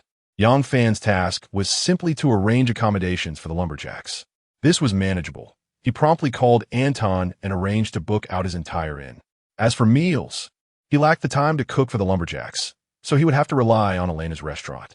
Once Duma and his party departed, Yang Fan finally seized the opportunity to drive his armored vehicle. He named the small brown bear he had taken, Saipan, and placed it in the passenger seat as he started the engine. The massive steel beast emitted a deep, thunderous roar as it rolled over the snow, slowly making its way toward the town. As the deep, gray storm swept the civilian armored vehicle into the town, it drew the curious glances of passers-by. Anatoly and several spirited young men from the town, idling on the street, were left in sheer astonishment, their jaws nearly dropping. Soon, Yang Fan arrived at the town hall. The so-called government is, in fact, a modest two-story wooden structure situated not far from the Orthodox Church. Within the office of the mayor, Mr. Lazarev, he was deep in thought, troubled by the impoverished circumstances of the town. Upon noticing Yang Fan's entrance, he was taken aback and, rising to greet him, inquired with curiosity about the unexpected visit. It is worth noting that since Yang Fan's arrival at Lake Kareel, he had explored nearly every corner. Yet had never once set foot in the mayor's office. "I have come to discuss a potential collaboration with our town," he stated. Chapter 74. The treasures sealed in the mayor's warehouse upon meeting Mayor Lazarev. Yang Fan conveyed the news that a wave of tourists from China might soon visit the town of Kui Lake. Initially, the mayor seemed perplexed, struggling to grasp the essence of Yang Fan's proposal for collaboration. After a moment of hesitation, he finally deciphered Yang Fan's intentions, a glimmer of understanding illuminating his aged eyes. "Oh my God, how forgetful I have become. You mean to say that you wish to join forces with the town in welcoming these Chinese visitors, correct?" Yang Fan smiled in acknowledgement. "Indeed, that is precisely my intention." As Duma had aptly noted that night, collaborating with the town, despite yielding a portion of profits, would undoubtedly strengthen the bond between himself and the community, a relationship that transcends monetary value if nurtured properly. With the purpose of Yang Fan's visit now clear, Mayor Lazarev's demeanor brightened. The challenges that had long plagued him seemed to find a potential resolution. "That is splendid news, my boy. To be honest, with spring approaching, I was at a loss as to how to lead our townsfolk towards prosperity. You see, aside from a few merchants like yourselves, our residents are struggling considerably." He elaborated that the townspeople primarily relied on the land and water for sustenance. While they could manage to fill their bellies through farming, animal husbandry, hunting, and fishing, their earnings were woefully insufficient. As the mayor of Kui Lake, Lazarev aspired to leave a meaningful legacy during his lifetime. Consequently, the two engaged in discussions about potential collaboration. As their conversation deepened, Yang Fan learned that Mayor Lazarev had once served as a tank commander in his youth. To this day, he possessed a T-34 main battle tank, albeit in a state of disrepair, stored in his personal warehouse. Intrigued, Yang Fan eagerly requested to see it. Before long, they arrived at Lazarev's residence. Under the mayor's guidance, Yang Fan hastily traversed the courtyard and through a narrow passage, ultimately reaching the entrance of the warehouse that housed the tank. With a smile, Lazarev approached the warehouse and turned back to Yang Fan, teasingly inquiring, "Are you ready for a surprise, young man?" Filled with childlike excitement, Yang Fan nodded vigorously, his eyes fixated on the mayor's movements, eagerly anticipating the unveiling of the warehouse. As the massive doors creaked open, the imposing silhouette of a military green tank gradually emerged. At that moment, the dilapidated T-34 stood silently within the warehouse, reminiscent of a veteran soldier at the end of a tumultuous campaign. Its exterior marked by the ravages of time and the scars of conflict. Once sturdy armor now bears an abundance of pockmarks, with some areas exhibiting protruding metal reminiscent of ghastly wounds. Deep indentations and cracks are filled with earth and weeds, while the tracks remain intact, albeit cloaked in a layer of reddish-brown rust. The cannon, directed skyward, stands tall and imposing. The turret's hatch is ajar, its paint almost entirely flaked away, revealing the oxidized metal beneath. This derelict T-34 main battle tank, ensconced within the warehouse, exudes an air of tragic grandeur and poignant nostalgia. "May I take a look inside?" Yang Fan inquired with curiosity. Mayor Lazarev chuckled and shrugged, of course. With that, he took the small brown bear from Yang Fan's hands and watched as Yang Fan ascended the tank. Upon climbing onto the T-34, Yang Fan peered into the dark interior, producing his phone to illuminate the shadows. The beam revealed a scene of decay and disarray. A small mouse, startled, scurried about, ultimately disappearing into the depths of the tank. With a thud, Yang Fan jumped down from the tank, brushing off the dust and asking Lazarev, "Can it still be started?" Lazarev shrugged and grimaced, "Not anymore." A tinge of disappointment washed over Yang Fan, but Lazarev quickly shifted his tone. However, if it were to be restored, it could still be driven. Really? A spark of excitement ignited within Yang Fan. Yet he hesitated, querying, "If it can be restored, why have you kept it sealed away here?" Lazarev, smiling, recounted his youthful aspirations to restore the tank, hindered at the time by economic constraints. As life unfolded, marriage and fatherhood consumed his focus, gradually leading him to forget about his old companion. By the time he considered restoration again, he found himself in the twilight of life, his body no longer able to endure such endeavors. Yang Fan caressed the tank's armor, lamenting the missed opportunity. According to unreliable sources, the T-34 main battle tank was renowned as the most formidable tank of World War II, striking fear into the hearts of countless German soldiers on the battlefield. Introduced by the Soviet Union in 1940, it was celebrated for its firepower and robust protection. Weighing 32 tons, with an engine power of 500 horsepower, it was equipped with a 76mm tank gun, and due to its straightforward manufacturing process, a staggering total of 84 070 units were produced. In that era of relentless warfare, it truly embodied the essence of a steel tide. Noticing Yang Fan's evident admiration for the T-34, Lazarev smiled and proposed, "If you like it, how about I sell it to you?" Chapter 75. The T-34 tank repair plan. Are you serious? Yang Fan asked, astonished. Mayor Lazarev smiled and nodded. In truth, my wife has long wished to sell this T-34 as scrap metal, but I insisted on preserving my old companion. However, seeing your enthusiasm and knowing you possess the skills to restore it, I must confess I do not want it to languish here, ultimately becoming mere refuse. Therefore, if you are willing, I would sell it to you for 700,000 rubles. Yang Fan immediately agreed. 700,000 rubles converted to over 50,000 Chinese yuan was an incredibly reasonable price for a tank, especially considering his current financial situation. However, all of his cash was securely locked in the safe of his RV, so he could only promise to pay Mayor Lazarev the following day. Since they all lived in the same town, Mayor Lazarev would not mind such trivialities.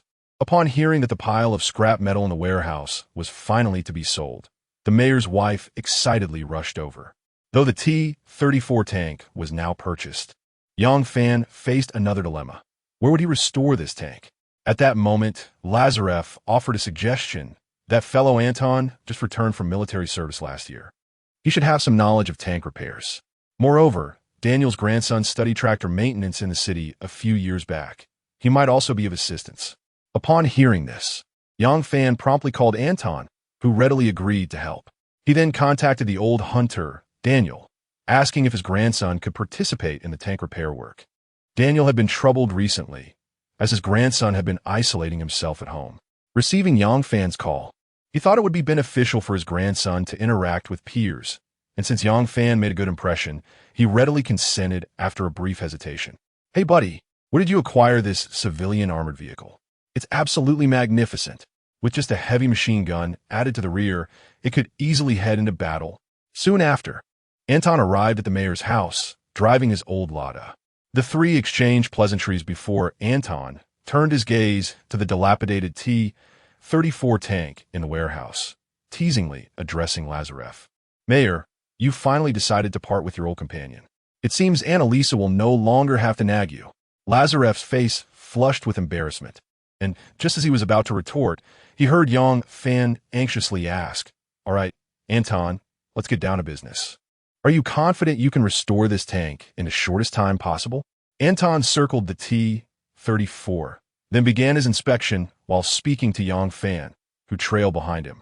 Indeed, the weapon systems of these two T-34s remain intact, though they bear some damage. While their exterior appears rather dismal, a refurbishment would rectify that.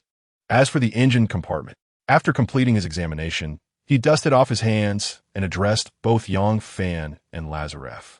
If conditions permit, I am confident I can restore this tank in the near future. Upon hearing the possibility of restoration, excitement illuminated Yang Fan's face. What conditions do you require? Feel free to state them. Ah, I nearly forgot. You're quite the affluent individual, Anton remarked, exchanging amused glances with Mayor Lazarev before continuing. The requirements are straightforward. First, I need a relatively spacious indoor repair facility, and then various parts and maintenance tools. Yang Fan furrowed his brow at the mention of a spacious indoor facility. While acquiring parts and tools was merely a matter of spending money, securing an adequate indoor space posed a more significant challenge.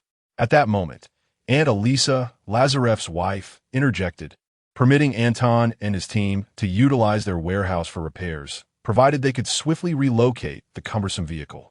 "Thank you immensely, Aunt Elisa," Anton exclaimed. "With the repair space secured, I will conduct a thorough inspection to determine the necessary parts and compile a list for you." As Anton resumed his examination of the tank, two individuals entered the warehouse, an elderly hunter named Daniel and a stout, robust man. Both Yang Fan and Anton stood at approximately 185 meters in height, while Turgenev towered around 190 meters. All three were notably muscular and tall, yet the man accompanying Uncle Daniel dwarfed them. Yang Fan scrutinized the newcomer, estimating his height to exceed 2 meters, likely around 1 meters. Tall and strong, he resembled a bipedal brown bear. In comparison to Turgenev, he truly embodied the essence of a giant. However, Yang Fan found it peculiar that this imposing figure exuded an air of awkwardness. Upon entering the warehouse and noticing the gathering of individuals, he displayed a look of panic and instinctively hid behind Daniel. Could this be Uncle Daniel's grandson, who was said to have intellectual challenges? Yang Fan recalled his first visit to Uncle Daniel's home when the elder spoke of his grandson. To be honest, having visited the quaint town multiple times and encountered Uncle Daniel on several occasions, this was his first meeting with the grandson. "Hello, everyone." Daniel entered the warehouse, hands clasped behind his back, greeting those present with a cheerful demeanor. "Hello, Daniel. Misha is here as well," Lazarev responded with a smile, while Aunt Elisa stepped out of the warehouse and soon returned with an apple in hand. "Here you go, dear." Gazing at the large, crimson apple in her hand, the robust man swallowed hard. Upon receiving Uncle Daniel's permission, he reached out to take it, his voice deep and resonant as he expressed his gratitude. "Thank you, Aunt Elisa. Young man, allow me to introduce you. This is my grandson, Misha Devali. Misha, this is Yang Fan, whom I just mentioned to you on the way here. You two should get acquainted." Just as Misha was about to take a hearty bite of the apple, he reluctantly stuffed it into his pocket upon hearing his grandfather's words. He extended his hand toward Yang Fan with a friendly demeanor, saying, "Hello." "Hello, Misha." Yang Fan replied with a squinting smile as they shook hands. Misha then continued, "Thank you for the food you delivered to my family last time. My grandfather said you're a good person." Chapter 76. Misha is no fool. After becoming acquainted with Misha, the group found themselves idly chatting within the confines of the warehouse. The sounds of Misha crunching on an apple occasionally punctuated their conversation. Approximately half an hour later, with a thud, Anton leaped down from the T-34 tank and approached Yang Fan, stating, "We've nearly completed the inspection. Once we procure the necessary replacement parts and tools, we can commence repairs." "Thank you, Anton," Yang Fan replied, giving his arm a reassuring pat. He then turned to the old hunter, Daniel, and said, "Uncle Daniel, we will need Misha's assistance in helping Anton over the next few days." "Haha, it's no trouble at all. Misha has few friends in town, so I am delighted that you two young ones are willing to spend time with him," Daniel remarked, viewing their intention to repair the tank as a youthful adventure. Seeing Daniel's enthusiastic agreement, Yang Fan was generous in his offer. "Rest assured, I want to have Misha working for free. How about I pay him 5,000 rubles daily during the repair period? What do you think? Isn't that a bit excessive?" Daniel hesitated at the unexpected sum, having never considered wages for Misha's help. "Not at all. After all, we are repairing a tank, not a tractor. Wouldn't you agree, my esteemed mayor? Lazarev, who had been observing the lively exchange, recognized Yang Fan's intent to provide Daniel with an easy way out and stroked his beard, chuckling. All right, Daniel. Yang Fan is merely being considerate. Moreover, labor deserves compensation. You should accept his offer. Well, if that is the case, Daniel relented, finally conceding. Thank you, young man. It is I who should express my gratitude, he replied. And what about me? Anton interjected with a smile directed at Yang Fan. You, as the chief mechanic, shall be compensated at the rate of 13,000 rubles per day. Yang Fan added playfully. However, I must inform you that this will serve as your probationary assessment. If your work is commendable, I shall gladly offer you employment. If not, we shall remain mere friends. Resta Surat. I shall return to compile a list, and we will promptly procure the necessary components. Having settled on the remuneration, the group ceased their idle chatter and left the warehouse together.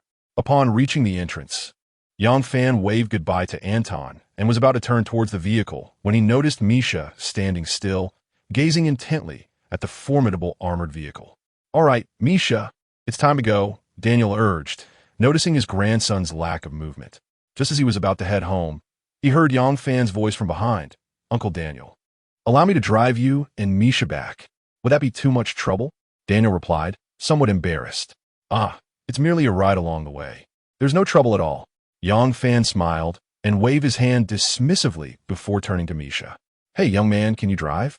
Upon hearing the inquiry, Misha snapped back to reality, scratching his head awkwardly as he stammered, I learned a little while fixing tractors in the city. Then you shall be the one to drive. Noticing Misha's eager demeanor, Yang Fan unhesitatingly tossed him the car keys. However, Daniel, standing nearby, expressed his concern. Such a fine vehicle. What if he bumps or scratches it? No need to worry, my friend. This is an armored car, remarkably sturdy. Even if Misha were to crash it into a wall, it would withstand the impact. Yang Fan chuckled, adding, moreover, at Misha's age, it is the perfect time to embrace new experiences. Having said that, he scrutinized Misha, who, despite appearing somewhat dull, exhibited a glimmer of shyness and timidity in his eyes. After a moment of contemplation, Yang Fan earnestly remarked, I do not perceive Misha as lacking intelligence. Rather, he seems somewhat introverted. If we could encourage him to engage more with others, it might prove beneficial. For years, everyone had deemed Misha a fool. His peers were particularly reluctant to associate with him, especially the ruffians like Anatoly from town who took pleasure in bullying him. Yang Fan was the first to believe that Misha was not a fool. In an instant, Daniel felt profoundly moved, while Misha lowered his head in silence, tightly pressing his lips together, struggling to hold back tears. After inviting Daniel to board the armored vehicle, Yang Fan, cradling a small brown bear named Saiban, followed suit into the spacious rear compartment. Upon entering, the first sight that captivated him was the civilian-style leather seats and the surrounding black soft-touch interior, exuding both comfort and understated elegance. Yang Fan appeared thoroughly satisfied. Leaning back languidly against the seat, he playfully interacted with the little bear while encouraging Misha, who occupied the driver's seat, through the lowered privacy glass. Relax, don't be nervous. Okay, Misha responded in a low, muffled voice after inserting the key and starting the engine. In stark contrast to Yang Fan's relaxed demeanor, Daniel appeared somewhat tense, cautiously shifting in his seat as though fearful of soiling or damaging it, ultimately sitting only at the edge. As the car began to move, Misha initially struggled with the accelerator, causing the vehicle to lurch awkwardly. However, as time passed, he quickly found his rhythm and was soon able to drive the metallic beast smoothly.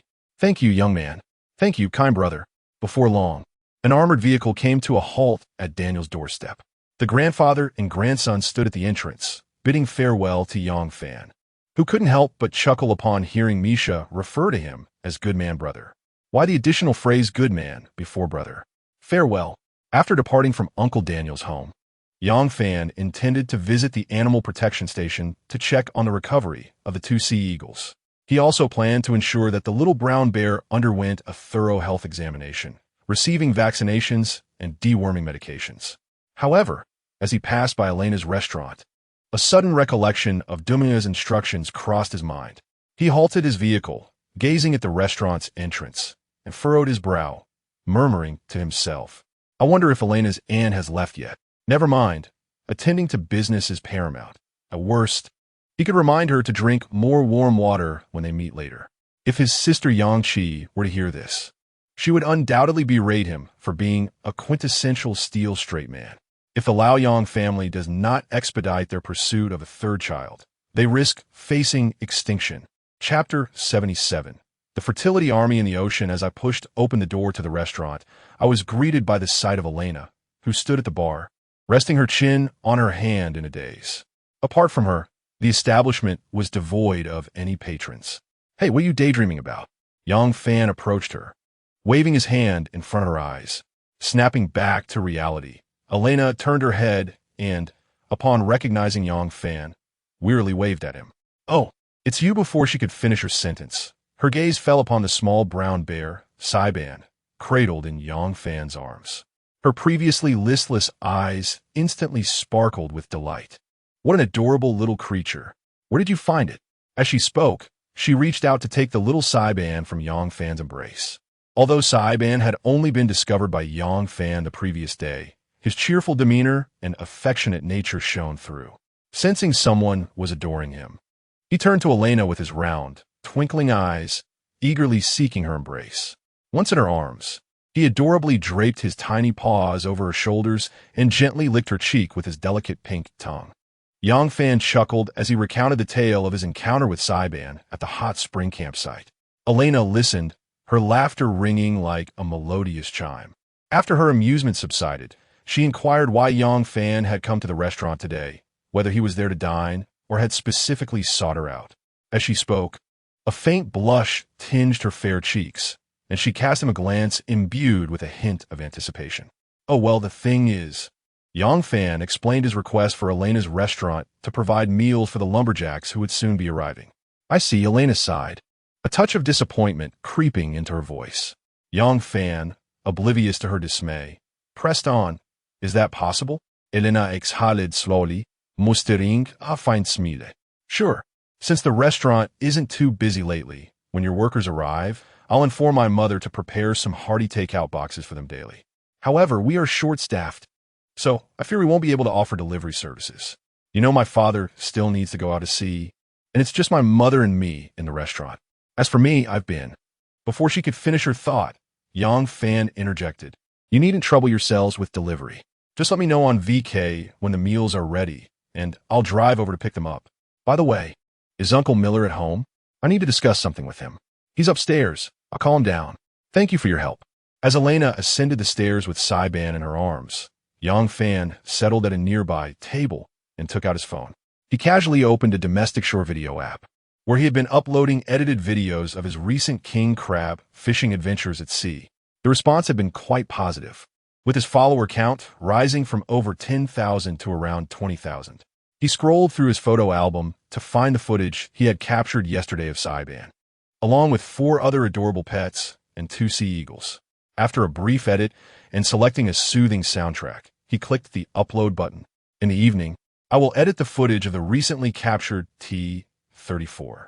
In the coming days, I can release some videos regarding falconry and the restoration of the T-34, which should attract a few more followers. While contemplating how to utilize domestic short video platforms to draw traffic to his hunting grounds, Elena and her father, Miller Satin, descended from the upper floor. Ah, young man, you have arrived? Upon seeing Yang Fan, Miller Satin appeared quite pleased. Yang Fan rose and politely greeted him. After a brief handshake, Miller Satin took a seat across from him and inquired curiously, My daughter mentioned you had something to discuss with me? Yang Fan nodded, reiterating what he had previously conveyed to the mayor of Lazarev, and then expressed his desire to rent his boat to take tourists out to sea. Hearing that merely guiding tourists for a day near the shore could yield some profit, Miller Satin readily agreed. I just heard you say those tourists won't arrive in Kamchatka until the end of the month, correct? In response to Miller Satin's question, Yang Fan affirmed, Indeed. That is correct. Well, they will be just in time for the king crab's return to shallower waters for spawning, allowing us to catch them directly offshore. Return to shallower waters for spawning? Noticing Yang Fan's confusion, Miller Satin elaborated that every year from April to June, king crabs migrate from the deep sea to shallower waters approximately 350 meters deep to lay their eggs. During this period, one can catch king crabs in nearshore waters using specialized crab hooks and small crab pots. Yang Fan thought to himself that if Lu Yunjiao were to hear that king crabs could be caught freely by the sea, she would surely be overjoyed. After all, those creatures do not come cheap domestically, yet here they are available for free. Alas, it is unfortunate that although temperatures in Kamchatka rise in April, it is still not suitable for diving. Otherwise, on the day we set sail, I would have Vitus dive to help your visitors from Huasha gather fresh sea urchins, scallops, sea cucumbers, and oysters. However, it's a no matter. You can take them to the black sand beach at the edge of your forest area, where every year numerous marine creatures are washed ashore. You may even encounter a beached orca. But be cautious. Should you actually come across a stranded orca, do not entertain thoughts of consuming it, as that would be illegal even in the land of the bears. Haha. Oh, father, that joke is hardly amusing, Elena remarked, cradling little Saiban as if soothing a child, her brows slightly furrowed. Yang Fan wore a resigned smile. The old captain always fancied himself quite the humorist. Nevertheless, the suggestion to visit the black sand beach was indeed a splendid idea. The Kamchatka Peninsula is abundant not only in sea crabs, but also in a wealth of seafood. Though Yang Fan's arrival coincided with winter, making it unsuitable for foraging at the beach. Thus, he had yet to seize the opportunity to explore the coastline. Oh, it just struck me. Calculating the time, early April should also coincide with the herring migration for spawning, and then you can treat them to fresh herring roe. Herring migration? Before arriving at the Kamchatka Peninsula, Yang Fan had only heard of salmon migration, and his knowledge of herring was limited to canned herring, which was said to have a pungent odor rivaling that of stinky tofu. Miller Satin informed him that with the arrival of each spring, as the water temperature gradually warms, herring that have reached sexual maturity at the age of 3 embark on a massive migration to coastal waters to spawn. The sheer number is almost unimaginable. The herring army, in a grand display, expels its milt into the sea, turning the surface into a milky white expanse wherever they pass. In the subsequent weeks, various birds, sea lions, seals, bears, and whales will partake in an annual feast. Fishermen, alerted by the cries of seagulls, swiftly mobilize to the sea, employing encircling nets for a bountiful catch. Due to the strong stickiness of herring eggs, once expelled, they adhere to algae and aquatic plants. The locals will chop down branches, transporting them by small boats to the spawning grounds, where they place the branches in the water, allowing the fresh herring roe to cling to them for later enjoyment. In addition to branches, merchants prefer using thick, tender kelp to create a herring nursery in shallow waters, waiting for the kelp to be densely covered with herring eggs before retrieving them. After a simple pickling process, these can be transformed into a highly prized ingredient in Japan, herring roe kelp. Miller Satin had once accompanied his former shipowner to Japan, where he observed that locally, herring roe kelp could fetch as much as 5,000 to 6,000 yen per kilogram at seafood markets.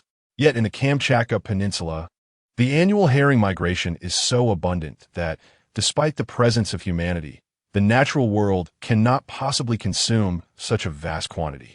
A small portion may be washed ashore by the waves, covering the beach in a thick layer of fish eggs, which can reach up to half a meter in depth. Although this represents a mere fraction, the spectacle is nonetheless awe-inspiring.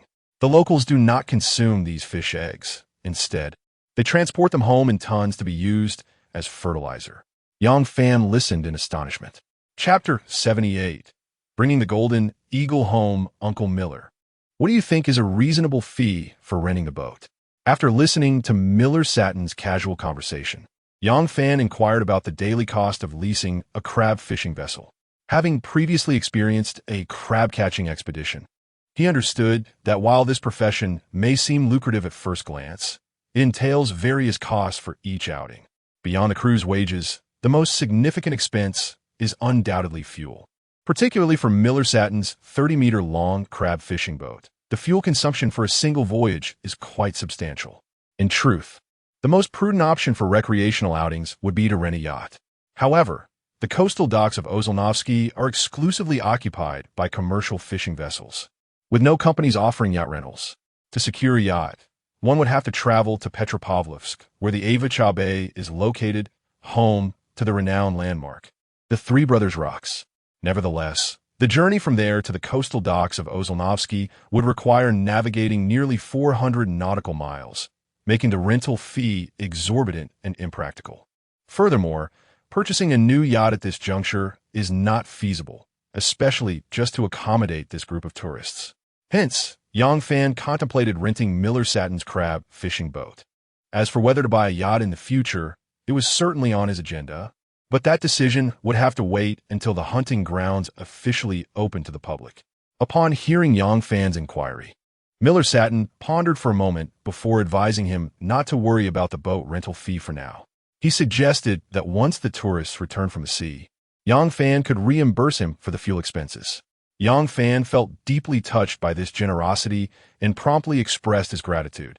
He was aware that Miller's kindness might be partly due to Elena, but it was largely a result of Yang Fan's heroic act of rescuing the bald-headed Vitas during the last outing. Noticing that Yang Fan had no further matters to discuss, Miller Sattin raised his hand, massaging his temples while frowning. Last night, Vitas and a few old friends came over, and we indulged in quite a bit of drink. My head is still aching now. I think I'll head upstairs for a bit of rest. You two young folks carry on. Glancing at the time, Yang Fan realized it was nearly 3 in the afternoon. Remembering he still needed to visit the animal protection station to see the golden eagle, he said, "It's getting late. I should be heading back. I'll come to see you another day." "Very well then." Miller Sattin cast a glance at his daughter Elena and let out a soft sigh. After he went upstairs, Yang Fan took the yawning little Saiban from Elena's arms. "Are you not going to stay a little longer?" Elena asked, looking at the little Saiban with reluctance. "No, I have some matters to attend to," he replied. "All right then." Yang Fan waved goodbye to Elena. But just as he stepped toward the door, she called out to him. Turning back, he looked at her in confusion. "What is it?" Elena opened her mouth, but ultimately only managed to say, "It's nothing." Observing her, Yang Fan sensed a peculiar mood about her today, but he dismissed it and bid her farewell as he exited the restaurant. Watching his retreating figure, a complex emotion flickered in Elena's eyes. "Mrs. Daria, are you saying that I could take her home today?" After successfully administering vaccinations and deworming for the little brown bear and completing the adoption paperwork, Yang Fan gazed joyfully at the somewhat anxious and confined juvenile golden eagle in its cage. At that moment, the eagle, with its round, expressive eyes, locked onto Yang Fan's gaze in a nervous exchange. Witnessing such a spirited creature, Yang Fan could hardly contain his excitement and promptly sought confirmation from Mrs. Daria. With a smile, she nodded in affirmation. However, she added, the other eagle, due to its more severe injuries, must remain here for treatment for the time being. As soon as she finished speaking, she beckoned a staff member from the animal protection station. "This little one is ready to go home today," she stated. The staff member nodded and cautiously entered the cage, moving with utmost care to avoid startling the juvenile eagle inside. After a concerted effort, he successfully extracted it from the large cage and transferred it into a smaller one, suitable for Yang Fan to carry. Once everything was prepared, Mrs. Daria imparted various important care tips for keeping raptors. After attentively absorbing all the advice, Yang Fan bid farewell to Mrs. Daria and, while holding the cage, called out to the little brown bear playing in the animal protection station, "Saipan, it's time for us to leave." The little bear, upon hearing this, eagerly followed suit. Hastily driving back to the lakeside cabin, Yang Fan entered the aviary he had constructed for the eagle and opened the cage, encouraging it to emerge. As the eagle stepped out of the cramped enclosure, Yang Fan retreated with the cage, and he watched as the juvenile golden eagle flapped its wings in a startled manner, fluttering around the aviary before finally perching on the platform he had built for it. Observing the eagle preening its feathers within the aviary, Yang Fan realized that from this moment onward, he would likely engage in a sleepless rivalry with the eagle, vying for the title of the ultimate night owl. Nevertheless, he held a degree of confidence in taming this eagle, for he was still young, and unlike an owl, this creature would not be as relentless as Old Wong, who had nearly exhausted him in their late-night endeavors. Chapter 79. Neighboring the mayor's residence on this evening, Yang Fan refrained from hastily engaging in the falconry practice. His intention was to conserve his energy and indulge in a restful slumber, preparing for the following day's expedition to procure the necessary components for the restoration of the T-34 tank. Instead of idling, he returned to the wooden cabin and initiated his first video conference with Duma. He shared the insights he had garnered throughout the day, and together, they deliberated on the arrangements for the influx of domestic tourists to Kamchatka, with Alexei dutifully taking notes. As night fell, the video conference concluded, and coincidentally, Anton sent over the list of tools and components required for the tank's restoration. The items needed were not overly complex. Many could even be found in places that serve as tractors. The next day, Yang Fan promptly picked up Anton, and they set off for Ozernovsky town. Upon arrival, they wasted no time and swiftly began their procurement. Within a little over an hour, they successfully gathered all the necessary components and tools, loading them into the rear of the armored vehicle. After returning home and unloading at the warehouse of Mayor Lazarev, Yang Fan and Anton proceeded to visit Markov at the leather shop, requesting his assistance in crafting the essential falconry equipment. The first item was the long glove, designed to protect the falconer's hands and forearms from the sharp talons of the bird, while also providing a firm grip for the falcon. Next was the jesses, colloquially known as foot straps, used during the training of falcons in flight. The third item was the falcon hood, which aids in keeping the bird calm and prevents distractions from external stimuli. When adorned with the hood, the falcon's vision is obstructed, thereby minimizing unnecessary movements. Without it, the bird might attempt to take flight at the sight of minor targets. Furthermore, as a visual creature, falcons tend to become tranquil when their line of sight is obstructed, allowing the falconer to control and maneuver them with greater ease. Given that these three pieces of equipment were crafted from leather and not overly intricate in design, Markov readily assured Yang Fan that he could have them all stitched together within a day. Of course, falconry requires additional equipment such as the perch, release cords, trackers, and jesses, but these were not immediately necessary during the training period, so Yang Fan chose to delay their procurement. After departing from the leather shop, the two men hurried back to the lakeside cabin to balance both the falconry and the tank restoration. Yang Fan planned to drive the RV and temporarily relocate his family to the mayor's doorstep, intending to become their neighbors for the time being. The mayor and his wife not only welcomed this idea, but did so with great enthusiasm. "Little Black, you're at it again, bullying Saipan. Be careful it grows up and sits on you. Steel Egg, are you leaving or not? If not, just stay here. No one will mind you. Meow, why have we changed places again?" How annoying. The irritable Steel Egg sprawled beside the fireplace, rolled over, and caught a glimpse of Yang Fan, who was indeed ignoring him. He quickly got up, wagging his short tail, and hurried to catch up.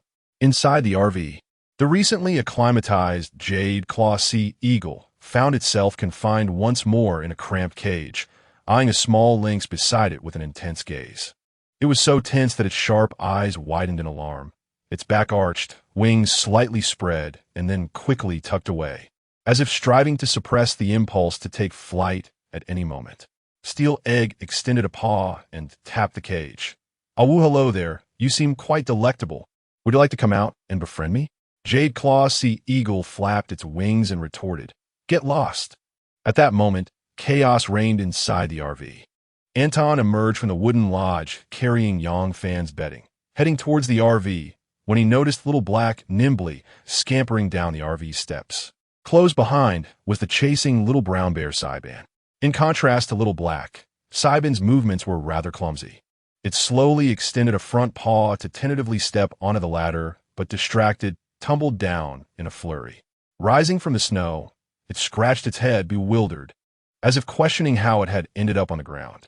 "Haha, my friend, you truly have too many animals. At this rate, I believe you could open a zoo one day." Hearing Anton's jest, Yang Fan, who had just caught the frantically darting Little Black, grabbed Saiban by the scruff and tossed both back into the RV, chuckling. "This is just the beginning. If it weren't for the absence of large felines in Kamchatka, I would genuinely consider raising an Amur tiger, much like those wealthy tycoons in Dubai, with a cloth draped over their heads." Haha. After relocating all necessary items and provisions back to the RV, Yang Fan locked the wooden lodge and the yard gate. He and Anton each drove a vehicle back to the town of Kiewit Lake, where they set up camp in front of the mayor's house. That evening, to welcome Yang Fan, their new neighbor, Aunt Elisa, the mayor's wife, prepared a lavish spread of Russian home-cooked dishes and even summoned Sheriff Andrei.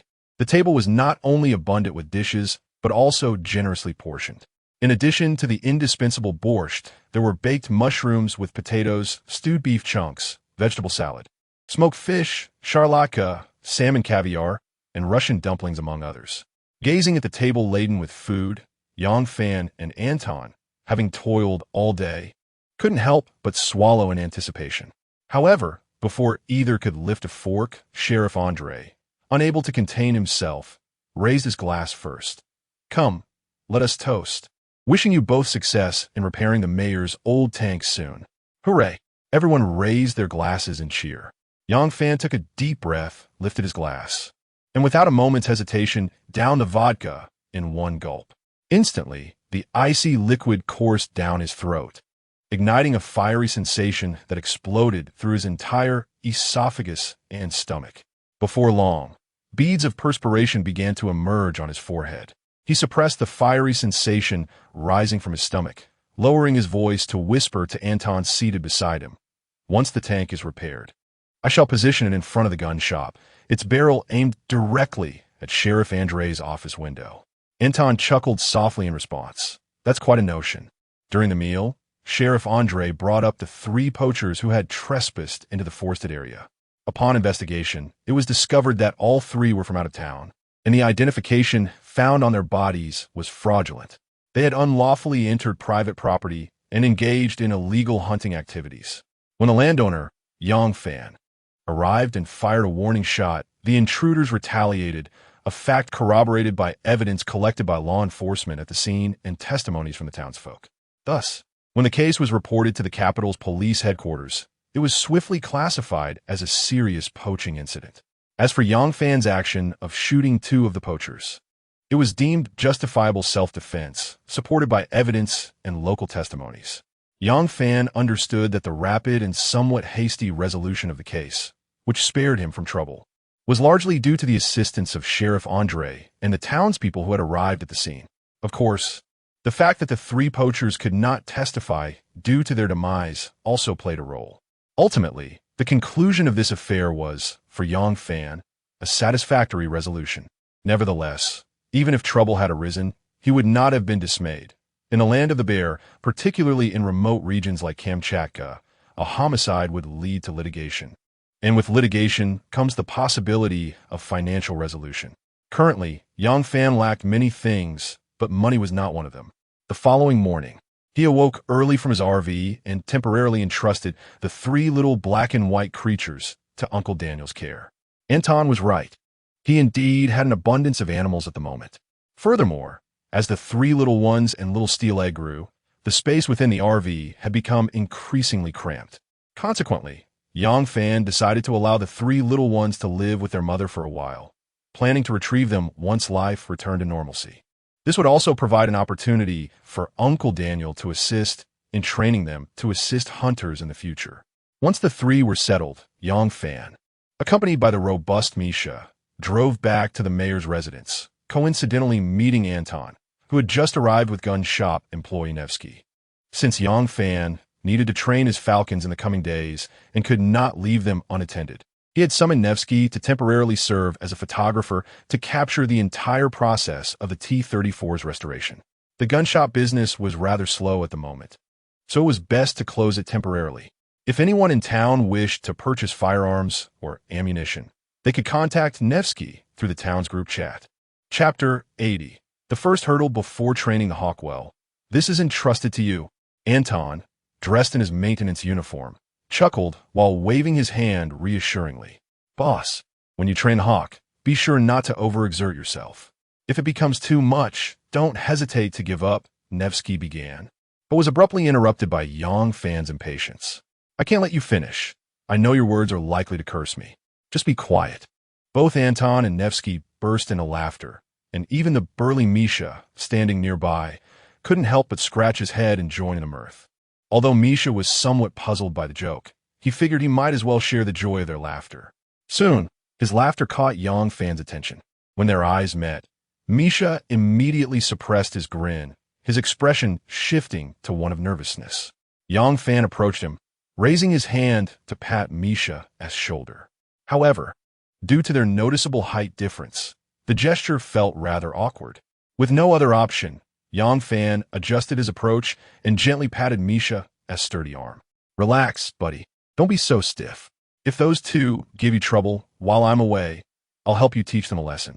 Upon hearing this, Misha lowered his gaze and met Yang Fan's kind eyes. A warm current flowed through him, easing the tension in his heart. He broke into a broad smile, revealing a set of perfectly aligned white teeth, and nodded vigorously. Unexpectedly, Yang Fan teased, "I feel you look quite manly when you're not smiling. A bit like the character Shishiv from Die Hard. But when you smile, it seems like you want to devour me." The Shishiv Yang Fan referenced was a renowned action actor from Russia, born in 1982 in St. Petersburg, often portraying soldiers and police officers in nearly 20 films throughout his career. Tragically, he lost his life on the front lines in Kursk on August 18, 2024, at the age of 42. Leaving the warehouse, Yang Fan first drove to the lakeside cabin to feed the cows and chickens before returning to town. Just as he was in the RV, pleading with his little bear cub, Saiban, to play with him, he heard the door open. Turning his head, he saw his owner had returned, prompting him to dash over and cling to Yang Fan's leg, begging for a hug. Yang Fan bent down to lift him up, squinting with a smile as he pinched the cub's cheek, then set him on the sofa before picking up the still watchful little steel egg and heading toward the bedroom. He tossed it onto the bed, pointing sternly, "I warn you, don't keep provoking that sea eagle. It's not your food, do you understand?" The little steel egg rolled over on the bed impatiently, clearly not heeding his words. "Oh, I'm not listening to you." Yang Fan, unfazed, turned to retrieve the litter box, food bowl, and water bowl, placing them in the corner of the bedroom. To prevent the small steel egg from damaging the door during the arduous process of training the falcon, Yang Fan took the precaution of using a nail clipper to provide a complimentary pedicure, even attending to its two hind claws.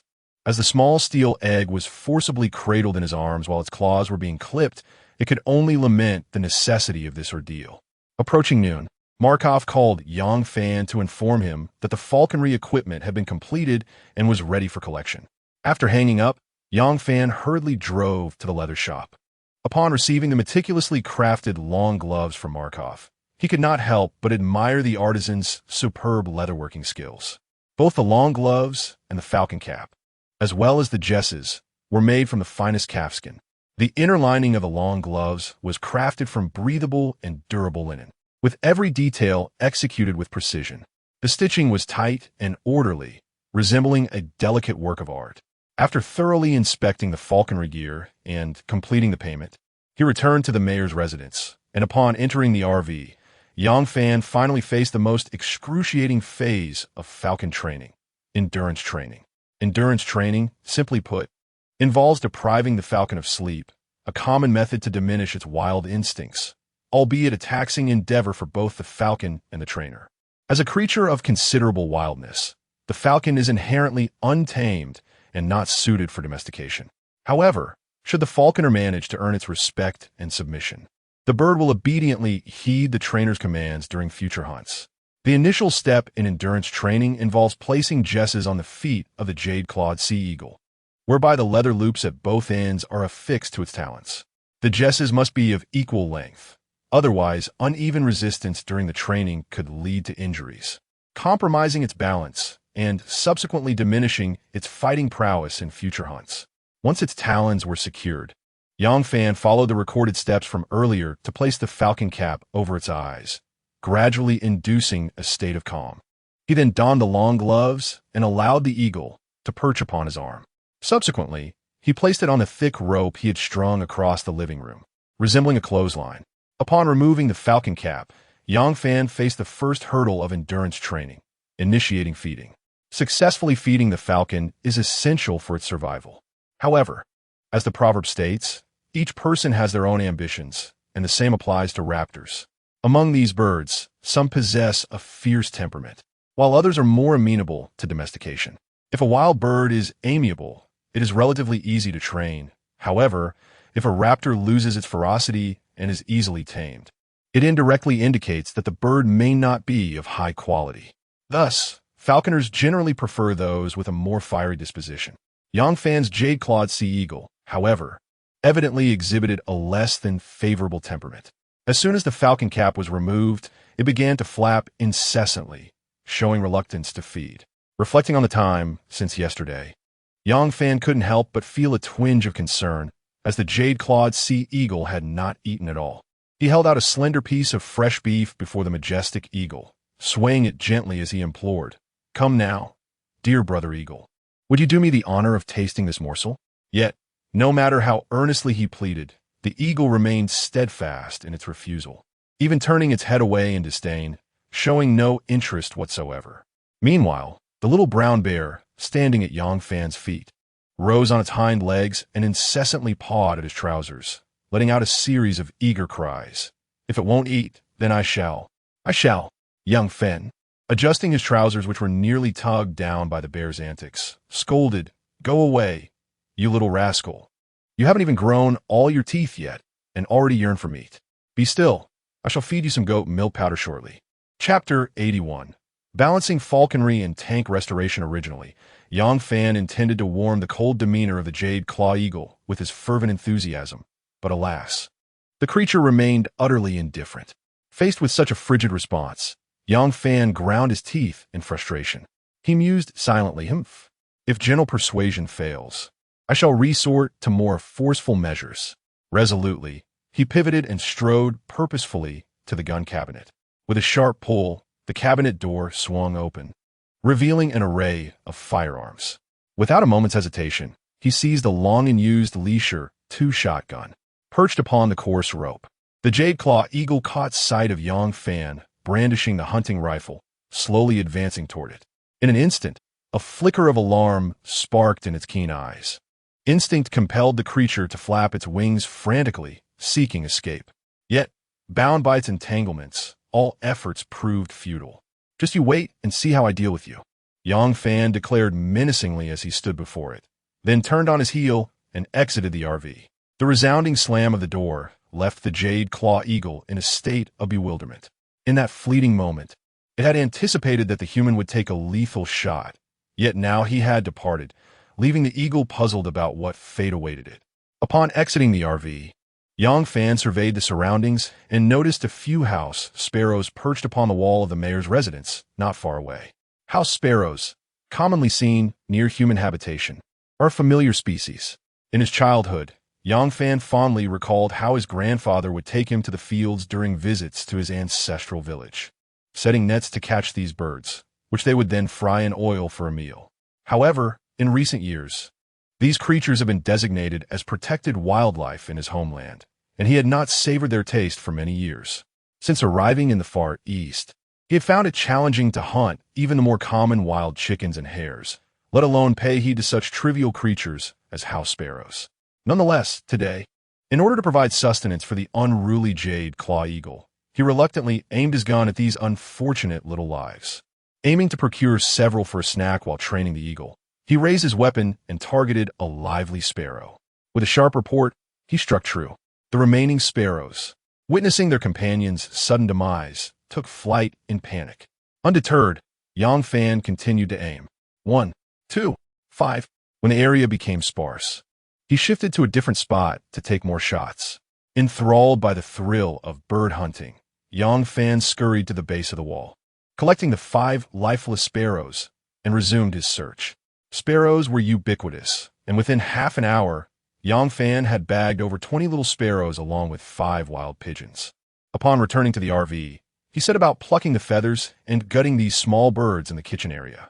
As he tidied up and marinated the items in the basin, he picked up a plump, featherless sparrow and approached the majestic sea eagle, Yuzhua Hai Donching. Teasingly, he rubbed the bird against the eagle's chest while mockingly exclaiming, "Look, it's flying away from you. Oh, it's back again. Let me tickle your chest with its tiny claws. Are you angry?" The eagle, having never encountered a more audacious human than Yongfan, felt a surge of indignation and swiftly pecked at the lifeless sparrow in Yongfan's grasp. Upon successfully snatching the sparrow and tearing off a piece of flesh to swallow, it paused in surprise. Not bad at all. Let us have another bite. Soon, the tiny sparrow was consumed entirely. Yang Fan felt a surge of delight, realizing that the feeding technique he had learned online was indeed effective. Typically, falconers, before training their birds, not only feed them, but also provide them with water, a process known as water initiation. This step is crucial for alleviating discomfort and preventing dehydration in the eagle. Compared to feeding, hydrating the eagle is relatively straightforward. One simply takes a small bottle cap, fills it with fresh water, and presents it to the eagle, allowing its beak to dip into the liquid. Once the eagle smacks its beak, it indicates that it has begun to drink. After each sip, one must wait for several seconds before offering the next, to avoid any adverse reactions from excessive drinking. With these two essential steps completed, the training could commence. That afternoon, Yang Fan savored the fried sparrow while maintaining an unwavering gaze with the eagle perched on the rope. Meanwhile, Anton and his companions were not idle. They had replaced the wiring harness in the T-34 tank stored in the warehouse and filled it with fuel and coolant. Anton then climbed into the tank through the hatch and called out, "Misha, I'm going to try starting it. Keep an eye out for me. If it doesn't work, use the starting fluid." "Oh," Misha replied. As Anton pressed the ignition switch, the tank trembled and emitted a noise reminiscent of a struggling tractor. The cacophony resonated throughout the mayor's yard, causing the eagle to become agitated. Yang Fan shook the rope, admonishing, "Settle down. I'm training you, understand? Adjust your attitude." The eagle retorted in frustration, "Damn it." Outside, Nevsky, who was filming with his phone, observed the tank's exhaust sporadically belching thick smoke. Moments later, the long-dormant T-34 finally roared to life. However, before the trio could celebrate, the tank abruptly fell silent again. This was anticipated. After all, such a massive machine had been abandoned for years, and if it could be revived so easily, there would have been no need for repairs. However, this experience significantly bolstered Anton's confidence. After a thorough inspection with Misha, they tentatively concluded that the issue lay with a loose high-pressure oil pipe. Misha promptly seized a wrench, opened the engine compartment, and tightened it. To ensure a successful ignition, Misha also sprayed starting fluid inside. However, to the astonishment of the three present, the subsequent attempt to start the engine proved even less successful than before, leaving Chief Mechanic Anton feeling somewhat perplexed. With no other option, the duo redirected their focus to the gears operating within the engine compartment. Utilizing a crowbar for repairs, Anton discovered that, with Misha's relentless effort in pushing the gears, they operated smoothly. Thus, the problem did not reside there. Their only recourse was to gather various tools and undertake a comprehensive disassembly of the T-34. Most of the tank's bolts had succumbed to rust, yet with Misha's considerable strength, they swiftly removed the bolts securing the rear armor of the tank. Once Misha had manually lifted the heavy armor plate, Anton's gaze immediately shifted to the internal exhaust system. For 2 consecutive days, the trio toiled in the mayor's warehouse. Although Yang Fan did not directly partake in the tank's restoration, his task was no less arduous. For a full 2 days and nights, he found himself locked in a stalemate with the formidable sea eagle. Chapter 82. The successful training of the eagle. Since the moment the young eagle was successfully fed by Yang Fan, it has been able to feed seamlessly from his hands. During each feeding session, Yang Fan would repeatedly call out commands he had learned online, with the intent of establishing a conditioned reflex in the young eagle. Throughout the training process, a continuous reduction in its food intake has also been a pivotal step, aimed at keeping the young eagle in a state of semi-hunger, thereby ensuring its attention could be easily captured by food. Maintaining this state is quite simple. One merely needs to envelop small clumps of hay in slices of fresh meat and present them to the eagle, which would then experience a strong sense of satiety. It is well known that birds possess no teeth. Once the fresh meat is swallowed and digested, the indigestible clumps of hay are regurgitated, often referred to as food balls. The process of training an eagle is not merely about remaining stationary before it. One can engage in various activities as long as they remain within the eagle's line of sight. During this period, preventing the eagle from sleeping is crucial. as it is also a key phase for fostering a bond between the falconer and the bird. Consequently, in recent days, Yang Fan has not only deprived himself of sleep, but has also taken the reluctant young eagle for walks during the day, observing the progress of the T-34 tank restoration, in hopes of acclimating it to the surrounding cacophony. Upon returning to the mobile home, he would watch television with the young eagle, repeatedly playing the segment from Shameful Iron Fist where the protagonist trained the eagle, gradually dismantling its psychological defenses. Moreover, Yang Fan documented his training process, editing and uploading the footage to a domestic short video application, garnering significant attention from netizens. Some comments were particularly amusing. One suggested that twins would be ideal for this job, as they could take turns training the eagle, making it impossible for the bird to distinguish between them.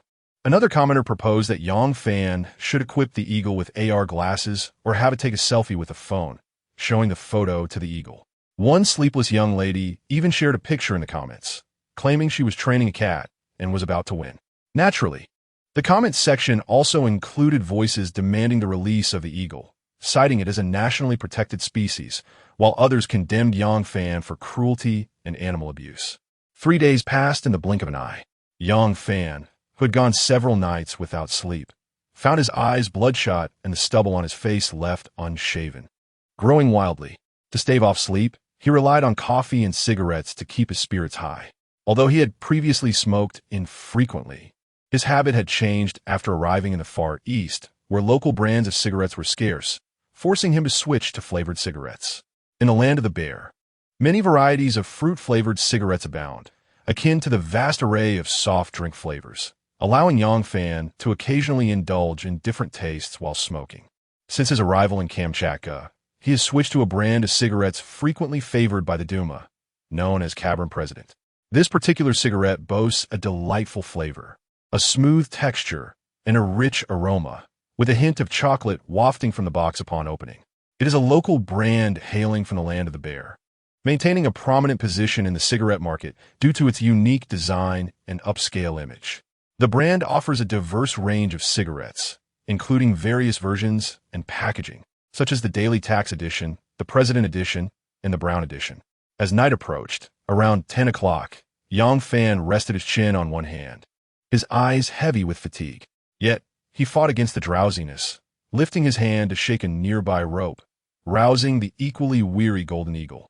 When the latter turned to glare at him in irritation, Yang Fan casually extracted a cigarette from the box, lit it, and took a deep drag, exhaling a cloud of smoke toward the golden eagle's face. The smoke made the bird sway its head. Suddenly it bowed down, slowly expelling a clump of grass coated in saliva from its beak.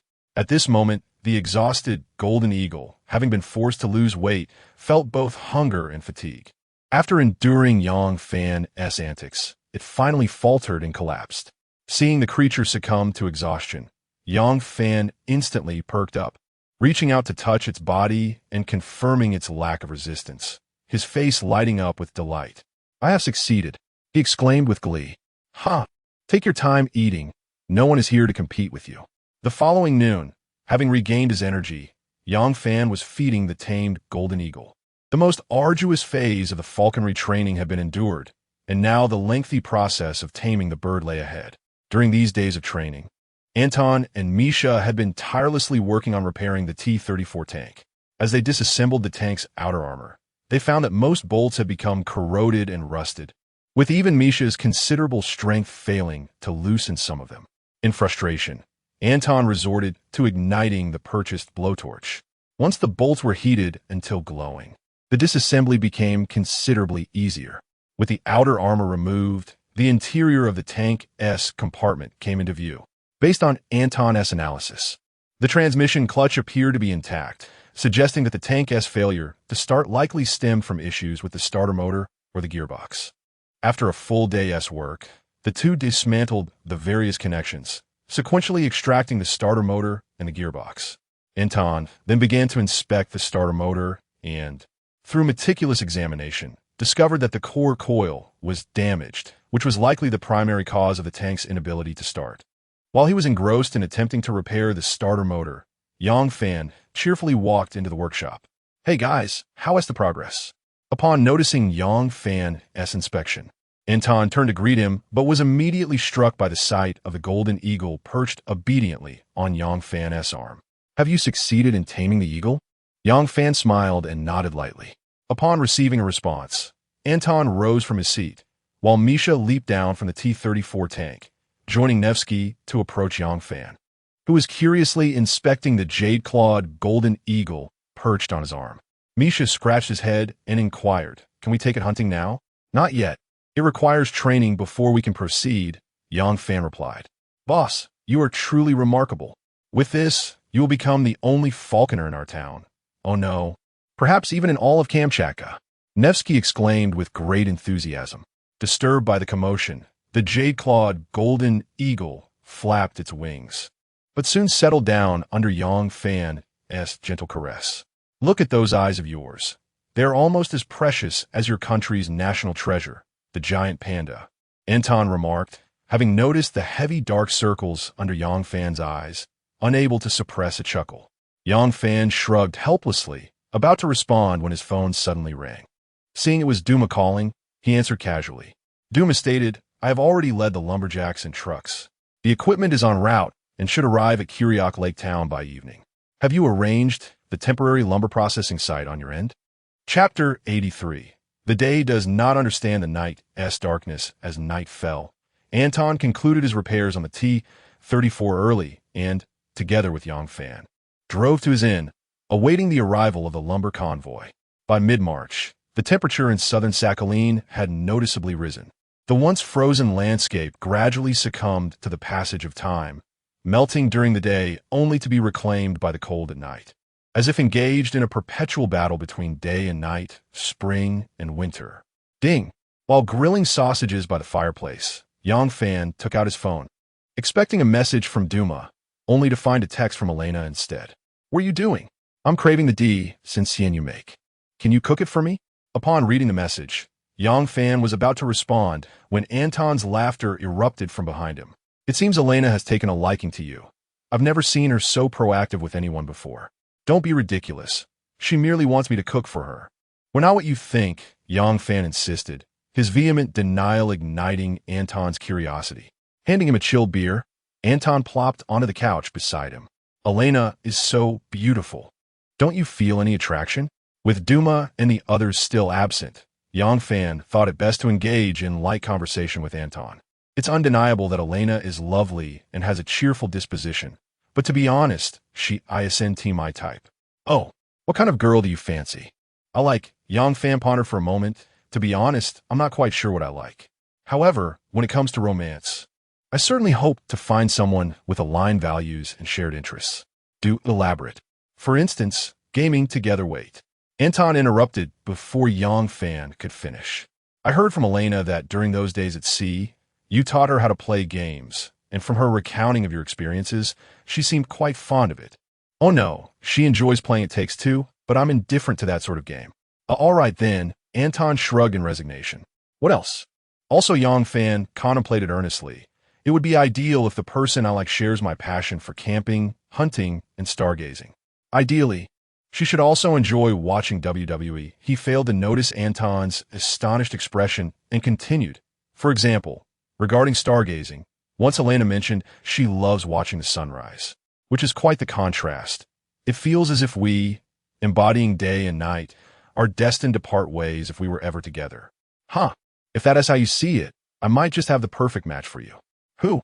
Yang Fan asked suspiciously, only to find Anton pointing at himself. "Me. I also enjoy watching gorillas."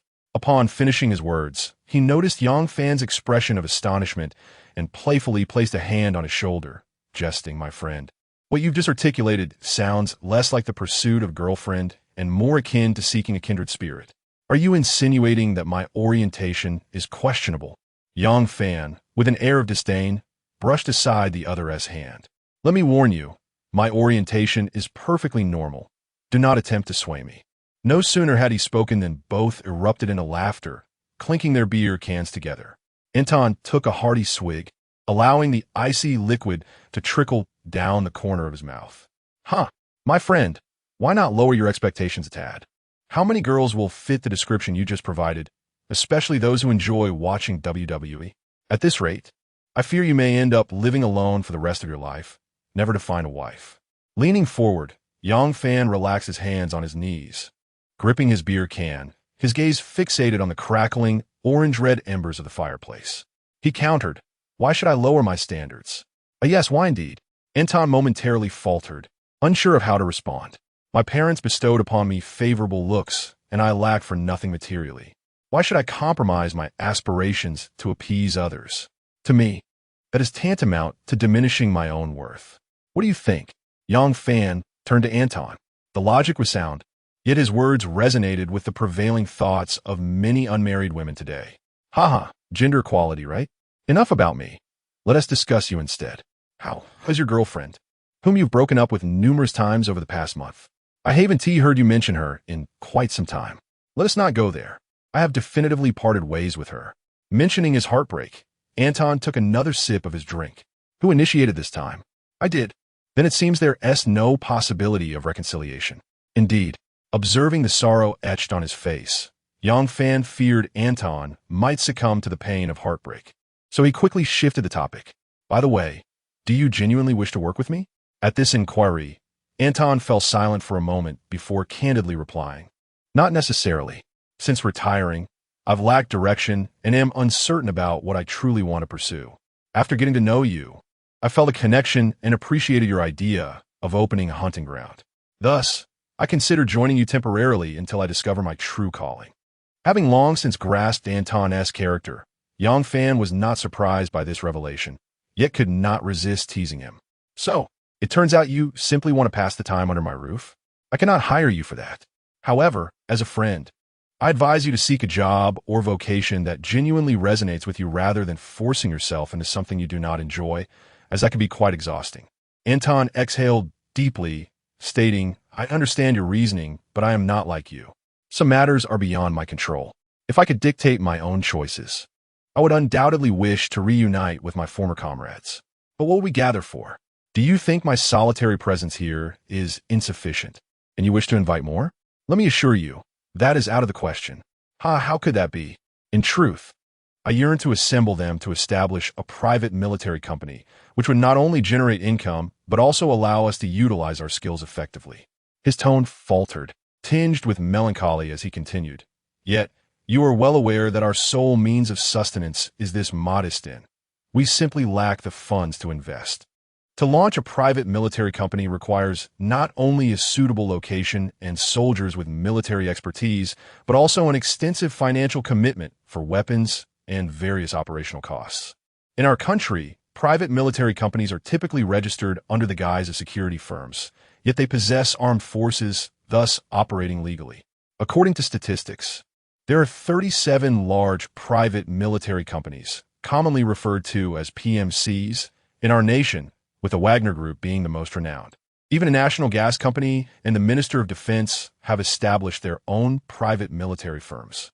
These companies not only provide military consulting and security services globally, but also engage in international conflicts and wars.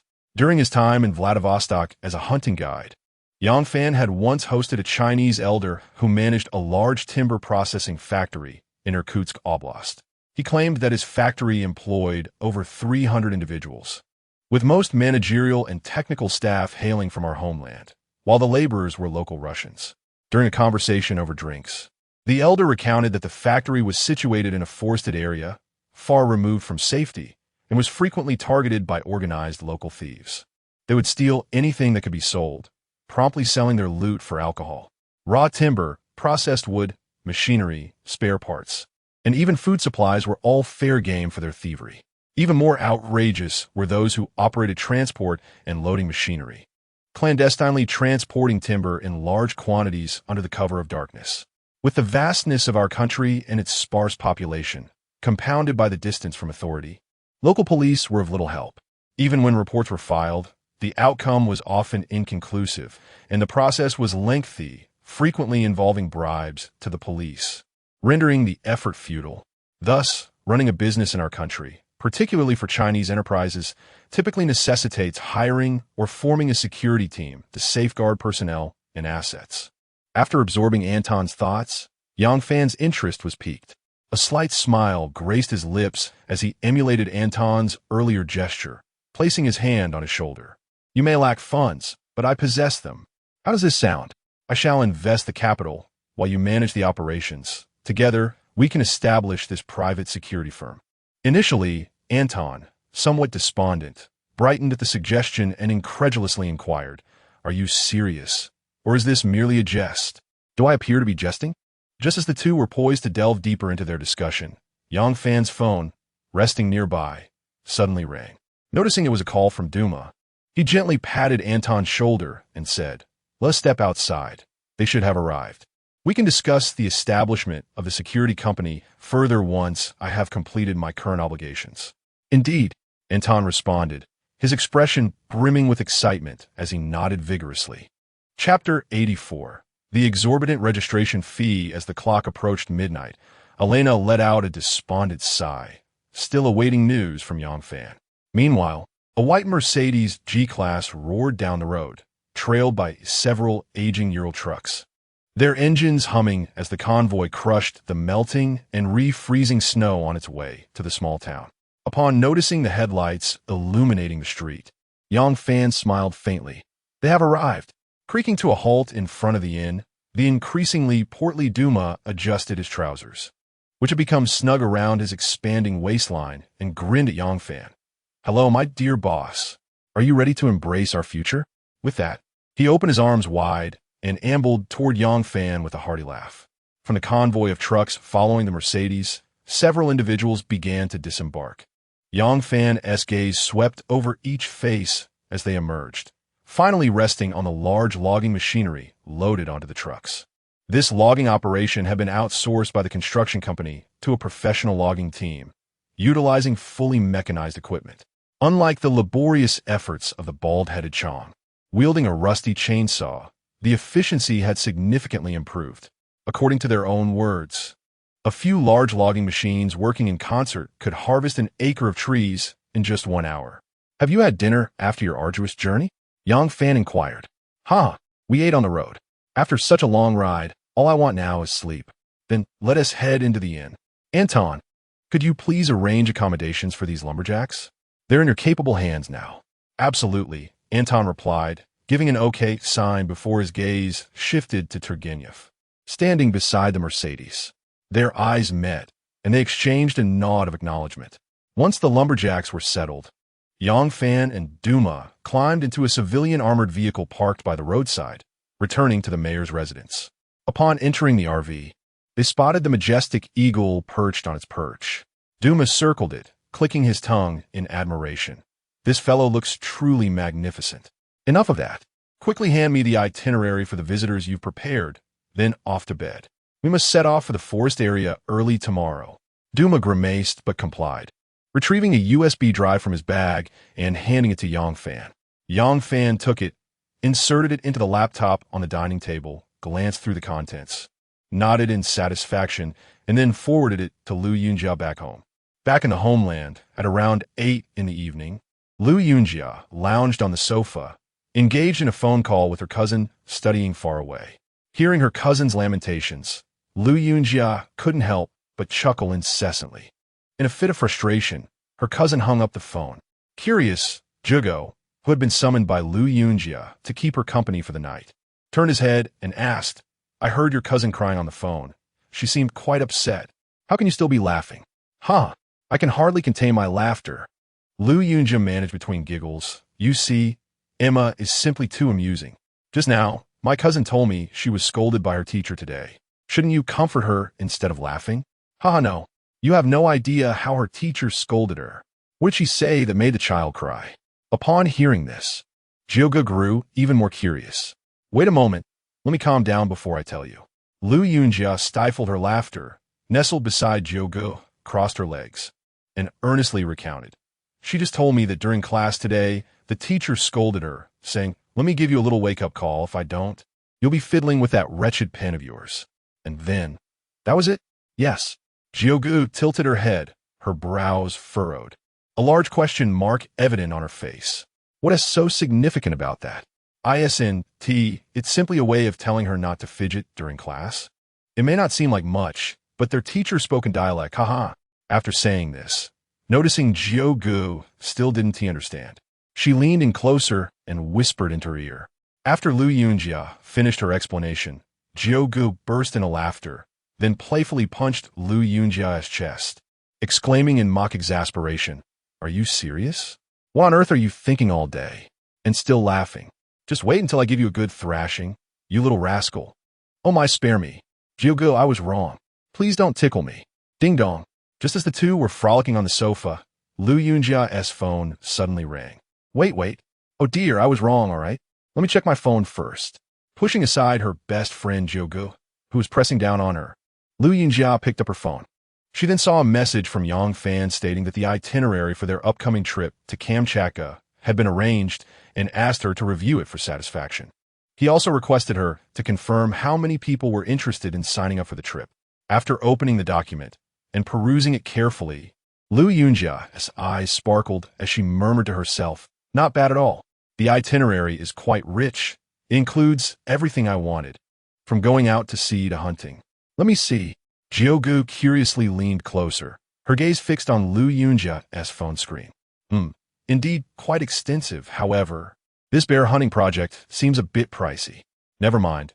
Send it to the group first and see what everyone thinks. Exactly what I was thinking. Lu Yunjia casually forwarded the document from Yang Fan to her friend group. Soon, those who were close to the two began to respond. RV camping, beachcombing, that sounds great. Going out to see whales and having the freedom to enjoy king crab. I like this project.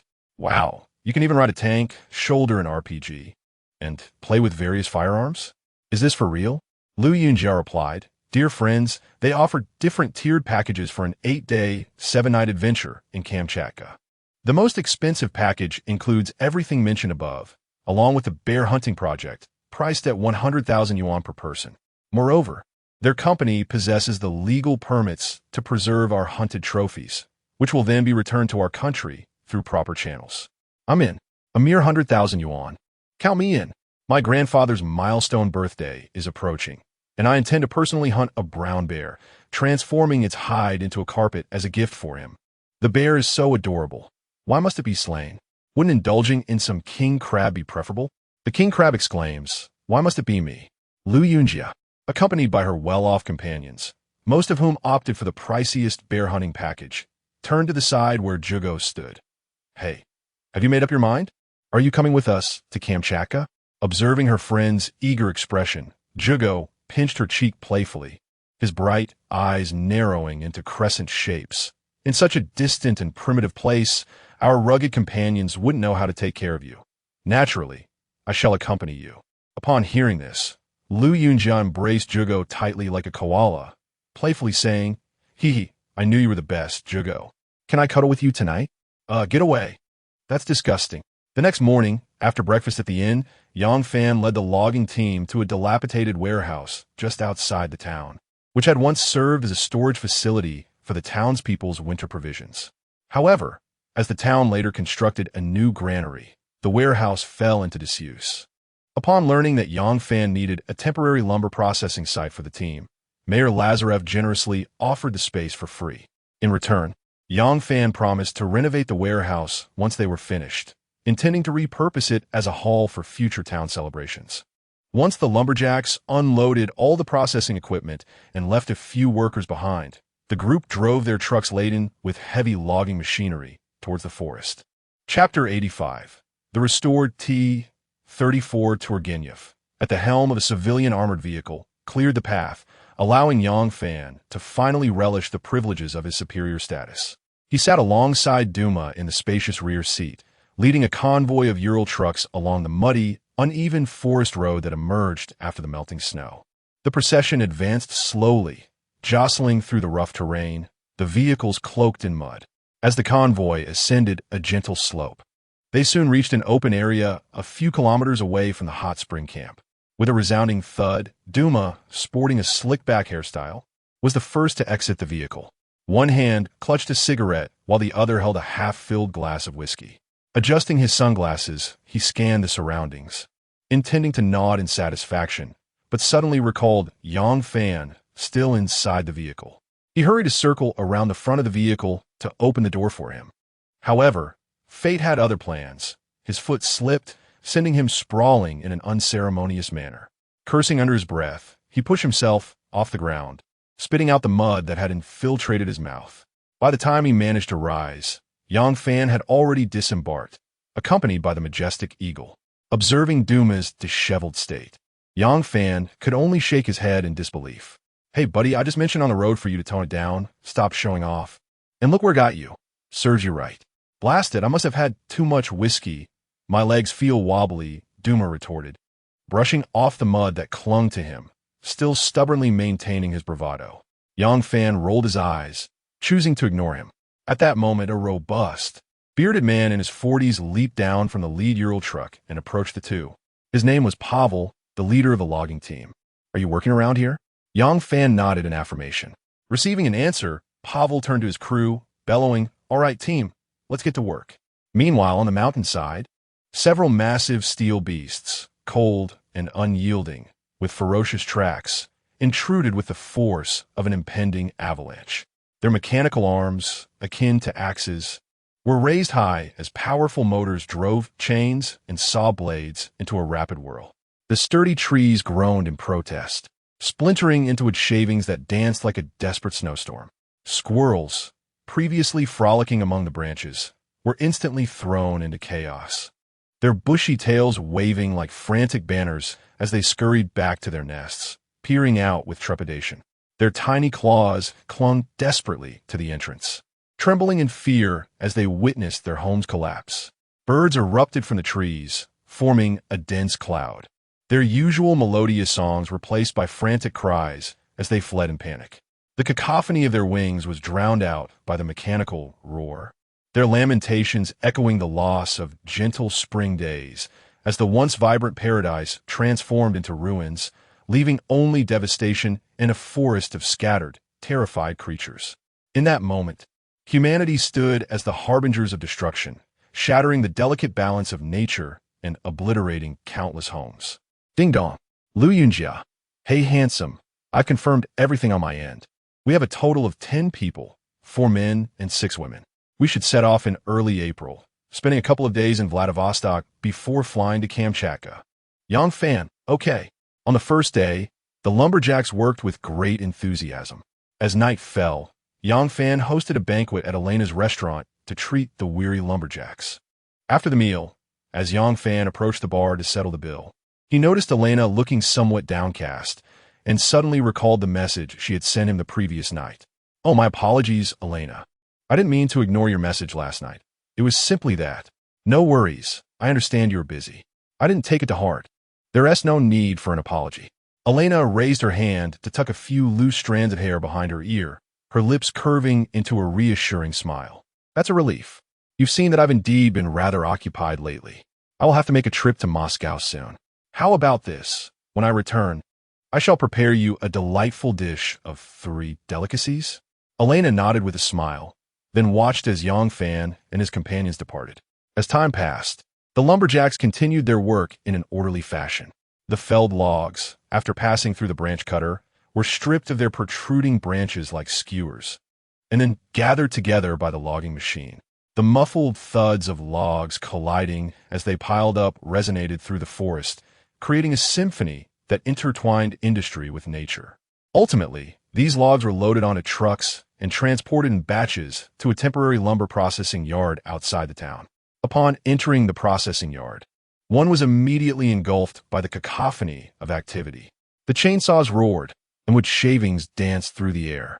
The logs were meticulously placed onto the saw table by workers, where the sharp blades whirred at high speed, transforming them into neat planks and solid beams, while wood dust fluttered down like snowflakes.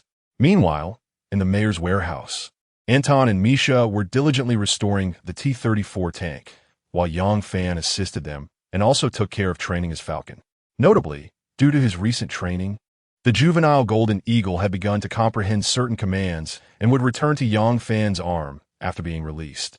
As the end of the month approached, the T-34, riddled with bullet holes and nearly beyond repair, was finally restored. At this moment, it resembled a steel warrior, resiliently reborn from the ashes of war. shedding its previous state of disrepair and exuding a renewed air of stoicism and resolve.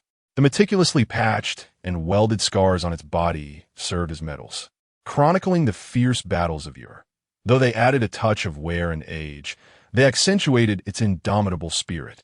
The freshly painted military green glimmered under the sunlight, and the gun barrel was polished to a brilliant shine, proudly pointing towards the sky. When the engine roared to life, the deep rumble reverberated through the surrounding air, akin to the awakening roar of a slumbering lion, breaking the silence that had lingered in the warehouse for days. Mayor Lazareff's weary eyes glistened with tears of joy. He had never imagined that he would witness this cherished old friend start up again in his lifetime. This moment had been long awaited, and both Nevsky and Misha wore expressions of excitement. Inside the tank compartment, Anton grasped the control lever, his eyes shimmering with fervent intensity. At the command of Yang Fan beside him, the T-34's tracks thundered powerfully as it slowly rolled out of the warehouse. Taking a test drive around the town, it drew the curious gazes of passers-by. Among those idly wandering the streets, Anatoly and a few spirited young men were left agape as the tank sped past them. Anatoly, I've heard that the newcomer from Huaxia bought the mayor's old tank. Could that be it? One of them remarked. That guy's been making quite a stir in town lately. I heard he even shot dead 3 poachers not long ago. We should steer clear of him. What are we afraid of? We haven't wronged him. Does he dare to kill us? Anatoly disregarded his companion's chatter, fixated on the receding T-34 tank. After the test drive concluded, the T-34 returned to the front of the mayor's residence. Yang Fan and Anton emerged from the hatch in succession. With a thud, Yang Fan landed on the ground, dusting off his hands before approaching Mayor Lazareff. Mr. Mayor, aren't you coming up to experience it yourself? Lazareff chuckled and shook his head. No, I am quite content to see it revived by you young folks. Seeing his refusal, Yang Fan did not press further. He turned to Anton and Misha, saying, You two have worked hard these days. I happen to be heading to Moscow soon. Why not accompany me? Upon hearing this, the two exchanged excited glances. However, Misha soon appeared hesitant. When Yang Fan inquired about his hesitation, he stammered, I've heard from my grandfather that Moscow is far away, and we need to fly there. I don't have money for a ticket.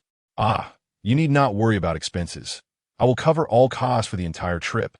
Yang Fan replied with a smile. Meanwhile, Nevsky, noticing that the boss had no intention of including him, eagerly asked, What about me, boss? Yang Fan turned to him, a faint smile playing on his lips. You, of course, will stay home and watch over the gun shop. Oh, no way. Haha, just kidding. Hooray. Long live the boss. We are off to Moscow. Watching the 4 vibrant young men before him, Mayor Lazareff couldn't help but reflect on the wondrous power of time. It seemed like only a fleeting moment had passed, and the town of Kirill Lake was once again infused with this invigorating vigor. As warm and vibrant as the spring sun, he had witnessed too many peers similar to Yang Fan succumb to the burdens of life, their spirits dulled by the trials of time. Yet these young individuals before him harbored the cosmos in their eyes, radiating fearlessness and determination, embodying a fervent yearning for the future, eager to embrace the storms of life without the weight of experience. He wishes that their future be adorned with blooming flowers, and that every step they take be filled with splendor. May they, in their quest to traverse the world, face even the fiercest tempests with the courage of a sea swallow, piercing through the dark clouds to greet the dawn. Chapter 86. Preparing to depart from Moscow as fortune would have it, the path ahead was paved with opportunities. With a single plane ticket in hand, they were en route to Vladivostok. On March 27th, at Vladivostok Airport, a small An-26 aircraft gracefully descended onto the runway.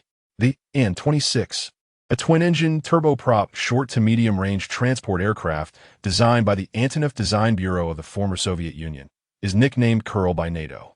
Although primarily a cargo aircraft, it had been converted into a passenger plane, accommodating 5 crew members and 50 passengers.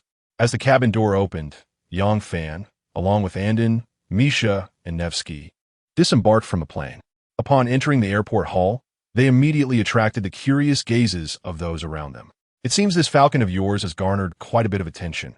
I wonder if any lovely ladies will approach you for a photograph, Andon remarked, noticing several young women who, as they brushed past the group, cast intrigued glances at the jade-clawed eagle perched on Yang Fan's arm, some expressing a hint of envy. Having recently tamed the jade-clawed eagle, Yang Fan was currently in a vital stage of bonding with it.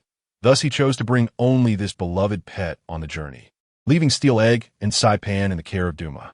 With a playful smirk, Yang Fan jested, "If anyone truly desires a photo with me, I shall hang a sign around my neck stating that photographs are welcome, but there is a fee of 100 rubles. Noticing Andon's bemused expression, Yang Fan turned his attention to Misha, who was clad in a tattered down jacket from which fluff was escaping. He informed the group, "The flight to Moscow is scheduled to depart at 3 in the afternoon. It is still only a little past 10. Let us first leave the airport and take a taxi to a nearby shopping mall, where we can procure some new attire for each of you and grab a bite to eat. By the time we return, it should be nearly time to board." Upon hearing their employer's intention to buy them clothes, Nevsky erupted in exuberant flattery towards Yang Fan. Misha, however, cast a reluctant glance at his worn jacket, mumbling, "This jacket is quite good. My grandfather said you're a good person and advised me not to waste your money when I go out." Yang Fan and Andon exchanged amused glances. Andon then approached Misha, patting him on the shoulder, saying, "We are heading to the capital, Moscow, a major city. Furthermore, Yang Fan has important figures to meet. We cannot afford to embarrass him, so it is best to heed his arrangements." Misha responded with a subdued acknowledgement and fell silent. "Shall we proceed?" Andon asked, ensuring Misha understood. Scanning the surroundings, he tightened his grip on his suitcase and called to Misha. Upon exiting the airport, Nevsky spotted an empty taxi parked at the curb and, demonstrating keen awareness, rushed over to open the front passenger door for Yang Fan. The four of them then boarded the vehicle, setting off towards Kalina Mall, the largest shopping center in Vladivostok. As an hour slipped quietly by, Yang Fan and his companions emerged from a stylish boutique specializing in men's fashion. At this moment, Anton, Misha, and Nevsky appeared entirely transformed. Clad in black parka coats, paired with well-fitted black suits, their figures exuded a sense of poise and professionalism, as if they had effortlessly transitioned from rural simplicity to the stature of business personas. Anton, already handsome, possessed an even more striking demeanor with an added air of severity in his appearance. As for Misha, it was needless to elaborate. His imposing frame in a suit rendered him reminiscent of a youthful Schwarzenegger. Both men wore expressions of stoic seriousness, flanking Yang Fan like seasoned bodyguards. Meanwhile, the somewhat more slender Nevsky trailed behind them, embodying the role of an assistant, as Yang Fan had brought him along to assist with various errands. After all, escorting an item worth millions to an auction necessitated the presence of both an assistant and bodyguards to underscore Yang Fan's status as the proprietor.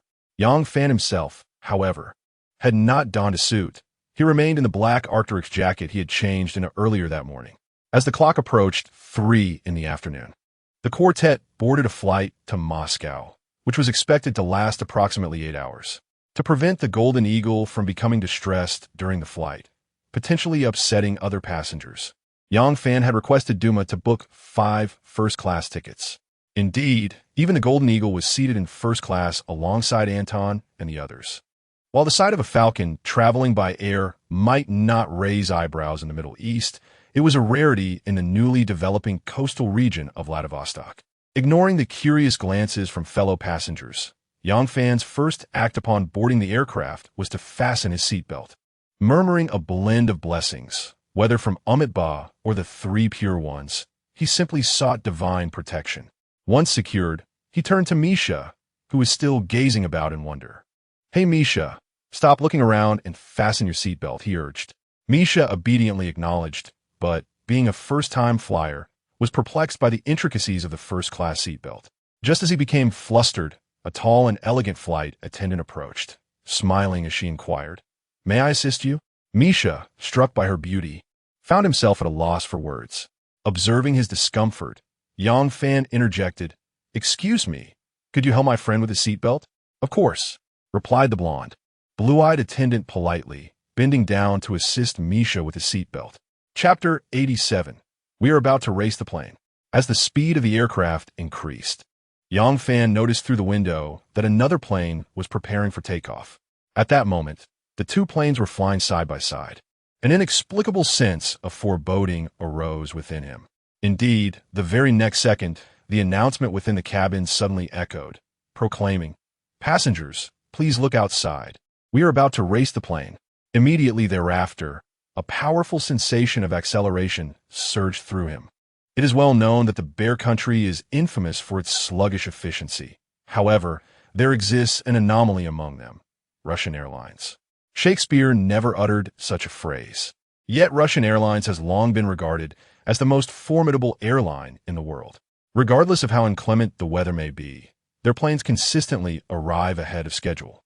Moreover, Russian Airlines dares to confront typhoons, allowing even lighters aboard.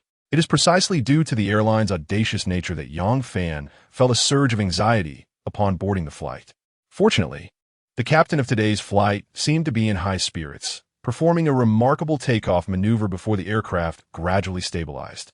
Shortly thereafter, the flight attendants began serving meals. After 8 hours of eating and sleeping, the plane finally reached the skies above Moscow. Following a bout of intense turbulence, the aircraft landed smoothly, at which point the cabin erupted into thunderous applause. Even Yang Fan, along with Anton and Nevsky, joined in the clapping. Only Misha appeared bewildered, asking Nevsky why everyone was applauding. Nevsky explained to Misha that it was to express gratitude to the captain for their survival and to celebrate the successful landing of the plane rather than a sudden plunge. Upon hearing this, Misha stood there in shock. In late March, the average temperature in Moscow ranges from 2°C to 10°C, and during the day, it hovered around 8°C, considerably warmer than the Kamchatka Peninsula. The four of them proceeded to exit the aircraft along with the crowd. Before long, Yang Fan spotted Victor and his female secretary waiting to greet him. Upon noticing Yang Fan, Victor's face lit up with a broad smile as he waved and approached briskly. When he saw the eagle perched on Yang Fan's arm, he paused momentarily, but quickly regained his composure. "Mr. Yang, welcome to Moscow," he exclaimed, extending his hand for a firm handshake. "Hello, Mr. Haliniak," Yang Fan responded with a smile. They exchanged a few pleasantries. Victor continued, "I have already arranged the hotel for you. First, we shall head to the company headquarters to temporarily entrust the oil painting to our auction house for safekeeping before taking you to the hotel." Yang Fan nodded slightly in agreement and followed Victor's lead toward the airport exit. However, just as they stepped out of the terminal, Yang Fan's attention was drawn to a line of vehicles parked roadside. He spotted 4 sleek black SUVs parked neatly not far from them. Their robust and elegant designs characterized by smooth, sharp lines. Beside each vehicle, a formidable figure clad in a suit stood sentinel by the passenger door, embodying the fierce spirit of a guardian. They wore sunglasses, their vigilant eyes scanning the surroundings with acute awareness. Positioned at the heart of this quartet of cars was a luxurious sedan, resplendent in a blend of silver gray and black, its elongated silhouette exuding an air of noble elegance. Yet, while these aspects were indeed striking, they did not evoke surprise in Yang Fan. What truly astonished him was the realization that each vehicle bore the hallmark of Chinese domestic brands. The 4 SUVs were pristine tank 500s, while the luxurious sedan was a Hongqi Guoya. This entire convoy, composed exclusively of Chinese brands, had been meticulously organized by the prestigious Sotheby's auction house to welcome him. One could hardly question Mr. Yang's satisfaction. Upon hearing Victor's inquiry, Yang Fan could only express his overwhelming delight at witnessing his homeland's automobiles gracing the streets of a foreign land, particularly in such a welcoming context, igniting a profound sense of pride within him. At that moment, the dual-toned Hongqi Guoya appeared to him no less impressive than a Rolls-Royce. However, he remained grounded, fully aware that his current stature hardly warranted such reverence from Sotheby's. The treatment he received subtly underscored the exceptional value of the painting in question. As the group gradually settled into the vehicles, the convoy leisurely departed from the bustling Sheremetyevo International Airport in Moscow. Inside the car, Victor informed Yang Fan that his painting titled Suprematism had recently generated considerable excitement in Moscow, thanks to Sotheby's vigorous promotional efforts. Many renowned artists had taken note, expressing keen interest and attention, while discerning collectors eagerly anticipated the auction. Local magnates and influential figures were no less invested in the upcoming event. Victor even divulged that a member of a Middle Eastern royal family would be attending the auction. Hearing this, Yang Fan felt a surge of private joy. The greater the number of interested parties, the more it affirmed the extraordinary value of his painting. His singular hope was for the artwork to fetch a price that would leave him astounded. According to Victor, the auction was scheduled for the morning of the day after tomorrow, set to take place in a five-star hotel located in Moscow's CBD. To ensure the event's seamless progression, Sotheby's had spared no expense in hiring a substantial security detail to oversee the proceedings. Soon, the convoy arrived at the headquarters of Sotheby's. Here, Yang Fan entrusted the suprematism painting to the auction house, where the staff meticulously examined and registered the artwork upon receiving the briefcase handed over by Anton. Once confirmed to be accurate, it was placed in a specially designed safe under the vigilant watch of a dedicated guardian. With this series of procedures completed, Victor's anxiously suspended heart finally found solace. Now, he and Yang Fan merely needed to patiently await the grand commencement of the auction 2 days hence. Chapter 88. Assault is a Crime. As the light at 55 degrees north graces Moscow, this city, previously defined by its chill, embraces the vibrant essence of Eastern European charm. Residing at the Carlton Hotel, one merely needs to draw back the curtains to behold the very heart of Moscow. The city's vistas predominantly unfurl in a 360-degree panorama around Red Square. This square, steeped in 500 years of history, is graced by the fairy-tale-like State Historical Museum and the St. Basil's Cathedral, adorned with colorful ice cream cone-shaped domes. To the right of Red Square stands the venerable GUM department store, an elegant matron at 130 years old, recognized among the world's top 10 department stores.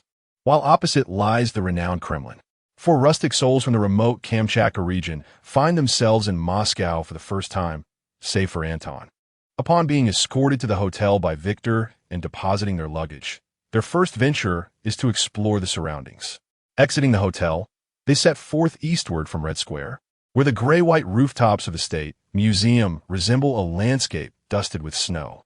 The Kremlin and the azure sky evoke a world reminiscent of a Hayao Miyazaki animation, and each corner reveals an array of macaroon-colored churches.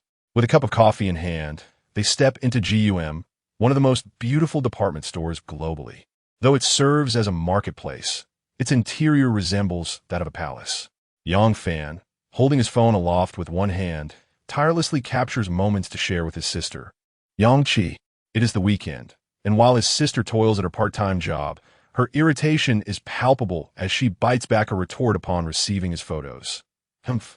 You think I don't know you're in the bustling streets of Moscow? One might even mistake it for our ice city.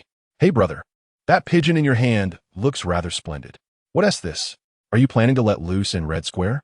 After reading her message, Yang Fan is momentarily taken aback, disregarding Yang Chi's last comment, and instead gazes at the familiar architecture around him, suddenly losing the desire to converse with her. With the sea eagle he carries attracting the attention of passers-by, it isn't long before a young lady approaches him for a photograph. Although she does not offer any monetary compensation, she gives him a popular ice cream recommended by the president. Strolling along the streets near Red Square, Yang Fan notices a young woman seated by a window, lost in her music with headphones adorning her ears. Nearby, a youthful band performs, while a 50-year-old hippie strums his guitar, and even a 70-year-old man, leaning on a cane, joyfully sings along. In that moment, it feels as though Moscow has never been devoid of music, nor of those who appreciate it. Unbeknownst to them, their exploration stretches into the evening twilight. Just as the four prepare to return to their hotel, Victor calls to invite Yang Fan to dinner. Simultaneously, a Porsche 918 speeds through the streets of Moscow, flanked by a convoy of Mercedes-Benz G-Class vehicles. Despite exceeding the speed limit, the young driver is oblivious to the danger. This young man is none other than the illustrious billionaire of the Bear Country, Matvey Yulin. His notoriety in Moscow is indeed unparalleled, known to all and sundry. At a tender age, he presides over 6 banks, embodying not only youthful ambition, but also a commanding presence that straddles both the legitimate and the illicit. The mere mention of his name sends shivers through the hearts of the common folk in Moscow. However, before he could revel in his audacity, a BMW abruptly obstructed his path. The arrogant Matvey Yulin lowered his window and, with ire, shouted at the driver of the BMW, "Suckably get out of my way, you bastard!" Yet, the driver, seemingly oblivious to his vitriol, continued to cruise leisurely down the street. Infuriated by the lack of compliance, Matvey Yulin's anger morphed into incredulity. How dare anyone in Moscow disregard him? He slammed the accelerator, maneuvering his sports car to block the BMW entirely. With a torrent of curses, he exited his vehicle and summoned his bodyguard from the convoy to encircle the BMW. Smash it hard, drag that blind fool out, and teach him a lesson. Though the BMW driver was bewildered by the sudden turn of events, he sensed the hostility and hastily locked his doors. Unexpectedly, a burly man among Matvey's entourage discarded his suit jacket, revealing fists like sledgehammers, and with a resounding thud, he struck the car's window, shattering it instantly. With a second blow, the glass was reduced to mere fragments, and the brute reached inside, seizing the terrified driver by his hair and forcefully slamming his head against the steering wheel before yanking him from the vehicle. The surrounding bodyguards swiftly converged, and within moments, the BMW lay in ruins, its owner bloodied and battered. Yet, Matvey Yulin showed no signs of relenting. He gazed provocatively at the cowering driver who had curled up on the ground, hands clasped over his head. It was only when he noticed the driver on the brink of unconsciousness that he motioned for his men to cease. The colossal man who had shattered the glass seized the BMW driver by the hair, dragging him like a ragged doll before Matvey Yulin. Observing the driver's battered visage, bloodied and bruised, Matvey Yulin smirked and accepted a baseball bat from one of his bodyguards. Without hesitation, he raised it high, aiming a forceful strike at the driver's head. However, just then a massive hand emerged, gripping the bat with surprising strength. Matvey Yulin, momentarily taken aback, turned to see a towering figure, a colossus of a man, standing beside him. Before he could collect his thoughts, the giant intoned in a deep voice, "My grandfather once said, 'Hitting people is against the law.'" "What? Who the hell are you?"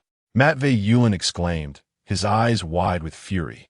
Meanwhile, the surrounding bodyguards rushed in, ready to unleash their fury upon the imposing figure. The robust man, undeterred, continued to grip the baseball bat held by Matvey Yulin with a single hand, enduring the onslaught of punches and kicks from the surrounding bodyguards. Meanwhile, Yang Fan, having finally caught up with Misha, hastily called for Anton to lend a hand. He simultaneously removed the long glove from his right hand, entrusting the temporarily blinded Golden Eagle, Yuzhwa, to Nevsky for safekeeping, and then rushed over himself. As he ran, he muttered to himself, "Why does this foolish lad Misha feel compelled to play the hero when he could simply enjoy the spectacle?" Chapter 89. Your grandfather is right just moments ago. As Yang Fan and his companions approached the crosswalk, they were suddenly captivated by a dazzling red Porsche 918, flanked by 7 or 8 Mercedes G-Class vehicles, swiftly passing before their eyes. Yang Fan, filled with envy, lamented how wonderful it would be to possess a sports car. After all, what man does not harbor a dream of owning a supercar? Nearby, Anton, unable to restrain his laughter, remarked that given the deplorable road conditions in Kamchatka, unless one were to drive through the streets of Petropavlovsk, that car would soon be reduced to a heap of scrap metal. Yang Fan, upon reflection, sighed in resignation, realizing that even if he had the funds to purchase a supercar, he lacked the privilege of riding in one. At that moment, Nevsky suddenly interjected, "Boss, look over there. It seems a fight has broken out." Following his gaze, Yang Fan saw the very Porsche 918 recklessly blocking the path of a BMW X6. Almost immediately, a young man in his 30s, clad in a suit and sunglasses, emerged from the sports car with an air of nonchalance. A cohort of burly men in black suits promptly surrounded the BMW. No Chinese person can resist the allure of spectacle, and upon witnessing the unfolding drama, Yang Fan instinctively chose to draw closer rather than contact the authorities, silently observing from the roadside. If only he had a handful of sunflower seeds at that moment. It would have been perfect. However, to his astonishment, Misha, seemingly out of sorts, abruptly strode towards the group engaged in the altercation. Yang Fan thought to himself, this could end badly, and quickly signaled to Anton and Levski to follow suit. As Misha was beset upon by several imposing figures in black suits, the foolish lad did not even attempt to defend himself. Without hesitation, Yang Fan and Anton rushed in, each targeting an opponent. With a few swift punches and kicks, they brought their adversaries to the ground. Upon seeing them, Matvey bellowed, "This kid has reinforcements. Attack!" The black-suited bodyguards who had yet to engage quickly converged on Yang Fan and his companion. Yang Fan, confronted by the oncoming bodyguards, unleashed a powerful kick, sending one sprawling backward and executed a swift spin, sweeping the legs out from beneath two others who were closing in. His movements were precise and efficient. Though Anton was not as skilled as Yang Fan, he was a seasoned veteran from the battlefield and struck with both speed and ferocity. Grasping one man by the hair, he delivered a crushing blow to the bridge of the man's nose, eliciting a sharp crack and a cry of agony from his captive. "Misha, why are you still standing there? Fight back!" Yang Fan shouted as he launched a strike aimed at an opponent's vital points, then turned to the still-dazed Misha. "Grandfather said." A flicker of hesitation crossed Misha's face. "Damn it, you fool!" Matvey shouted furiously, finding the large figure before him, an imbecile blocking his way. Misha, subjected to his relentless humiliation, felt his face flush with anger. Gripping the baseball bat tightly, his fingers began to turn pale from the strain, and veins bulged on his forehead. For the innocent-hearted Misha, while he could tolerate insults directed at him, any affront to his family was an unforgivable transgression. As his fury ignited, he bellowed, "You insult my grandfather. I will crush you, you scoundrel." Before his words had fully escaped his lips, he seized the baseball bat from Matvey's grasp. Matvey was momentarily stunned, but as realization dawned upon him, he swiftly turned and fled, shouting desperately, "Stop him!" The bodyguards nearby rushed to intercept Misha. Yet, at that moment, he resembled a raging brown bear, his bloodshot eyes exuding a chilling intent to kill. He swung the bat, his powerful arm raised high, and brought it crashing down upon an approaching bodyguard. With a sharp crack, the solid wooden bat splintered into two under the immense force, and the unfortunate bodyguard let out a piercing scream. This cry marked the commencement of Misha's onslaught as he charged into the throng like a tank. Chaos ensued, with screams echoing around him. Soon, Yang Fan and Anton joined the fray. Witnessing his men struggle against just 3 adversaries, Matvey felt a surge of trepidation. "You will pay for this." He spat before hastily opening his car door and, without waiting to close it properly, pressed the accelerator and sped away. Just as he made his escape, the air was pierced by the wail of police sirens. The few surviving bodyguards, realizing the police were arriving, simultaneously ceased their assault and fled in panic. However, before they could reach their vehicle, several police cars had already surrounded them. "Don't move, raise your hands." Faced with a multitude of armed officers, Yang Fan anxiously searched for Misha amidst the chaos. The state he had just witnessed in Misha clearly indicated a rage-fueled recklessness, and Yang Fan feared his friend might act foolishly. To his surprise, when he turned back, he found Misha crouched on the ground, dutifully covering his head. Yang Fan was momentarily taken aback. After hearing the police's stern commands, he crouched down beside Misha and, in a hushed tone, curiously asked, "How did you react so quickly? I was worried you might impulsively confront the police." Misha cautiously lifted his head to observe the officers apprehending suspects and replied earnestly, "Grandfather told me that if I ever encounter police with guns pointed at me, I should quickly cover my head and not resist." Yang Fan paused for a few seconds, finally managing to utter, "Your grandfather is right." Chapter 90. Even God cannot save you. Please send someone to rescue me. I've been assaulted. They have left, and the license plate number is. The owner of the battered BMW, after concluding a phone call with an unknown party, approached Yang Fan and his companions, addressing the police first. "It was these 3 who saved me. They are not involved in this matter." The officers, initially poised to restrain the trio, nodded in acknowledgement. Yang Fan scrutinized the BMW owner with curiosity. He stood approximately 175 meters tall, donned a gray suit, and appeared rather unremarkable. Thanks to you. I hope you weren't hurt. The man, with an injury on his forehead, could only cover his head with a white towel, using one hand while extending the other in gratitude. I'm fine, Yang Fan replied with a smile, shaking his head. Now that the police have arrived and you are safe, may we take our leave?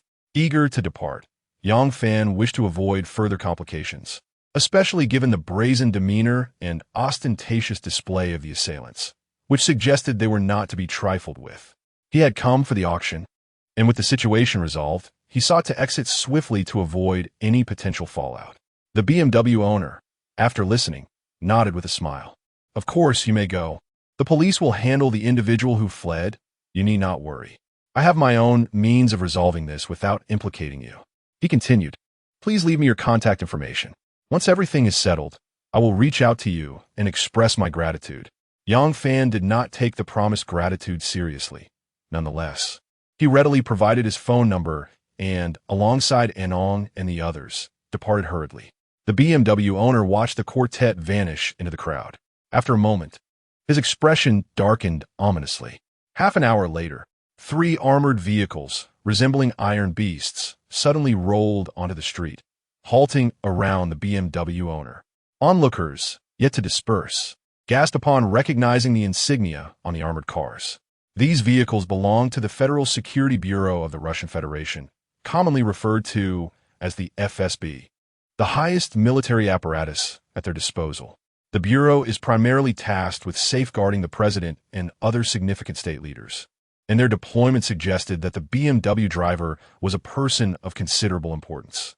Upon the arrival of the Bureau's personnel, they assumed control of the situation, conversing briefly with the BMW owner before respectfully inviting him into their vehicle, leaving the mess for the police to manage as they swiftly departed the scene. Meanwhile, Matvey Yulin, the driver of the fleeing sports car, had returned to his villa, cradling half a glass of whiskey in one hand and clutching his phone in the other. He cursed vehemently. Suckably at, I don't care what methods you employ. Find that BMW driver and those meddling fools immediately. Yes, one of them has yellow skin. He must be from Huaxia. Capture them and call me at once.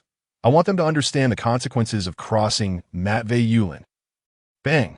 Before he could finish his sentence, a thunderous sound erupted outside the villa, and a swarm of heavily armed soldiers surged into the living room. Don't move. Matvey Yulin, who was on the phone, stared in shock at the unfolding scene. Once he regained his composure, he incredulously inquired, Who are you?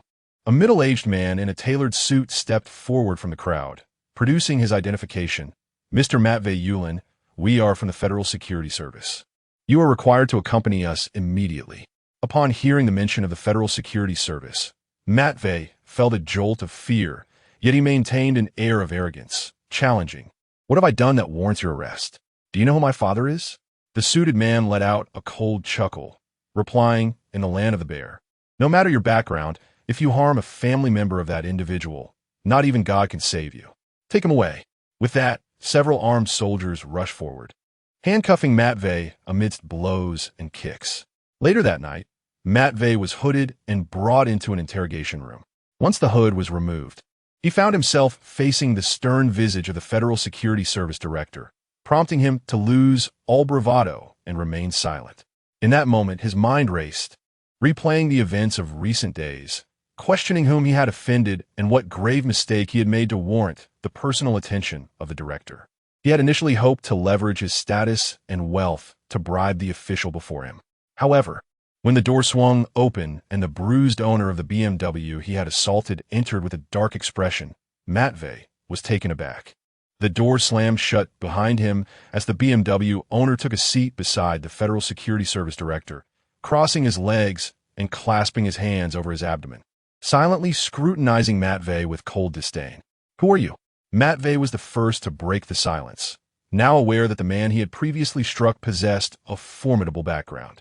The individual remained mute, exchanging a knowing smile with the director, a smile that made Matvey feel as insignificant as an ant. Anxiety surged within him as he demanded once more, Who are you? Yet, The man merely cast a scornful glance at Matvey before rising to leave.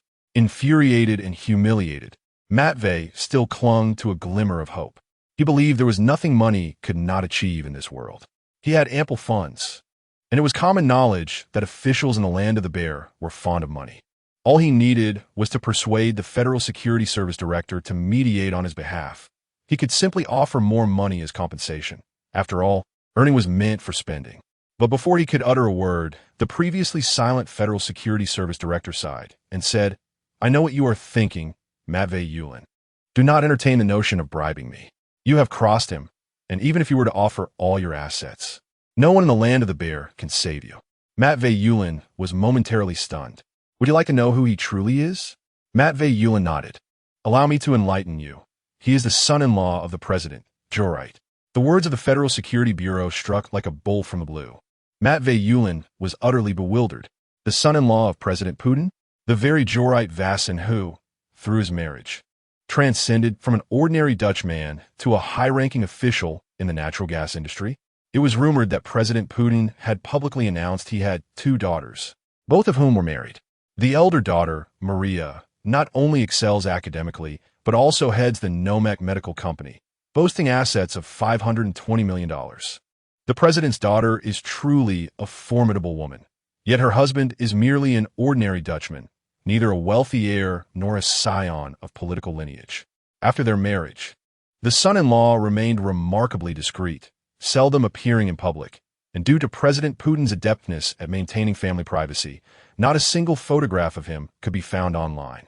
And now, the individual he had assaulted turned out to be the fabled fortunate son, the president's esteemed son-in-law, Jorite Vasin.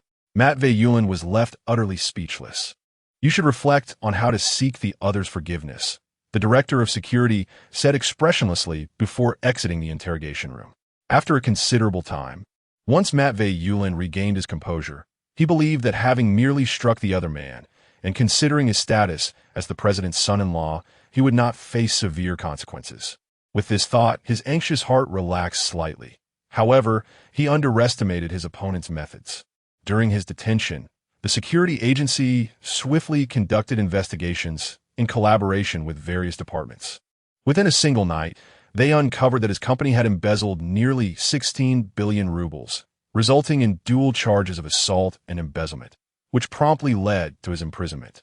Subsequently, within days, 6 banks under his name faced crises that threatened their licenses for various reasons. When he was taken to prison, he had hoped his father would intercede on his behalf. Yet, upon learning of the situation, his father realized that advocating for his son would jeopardize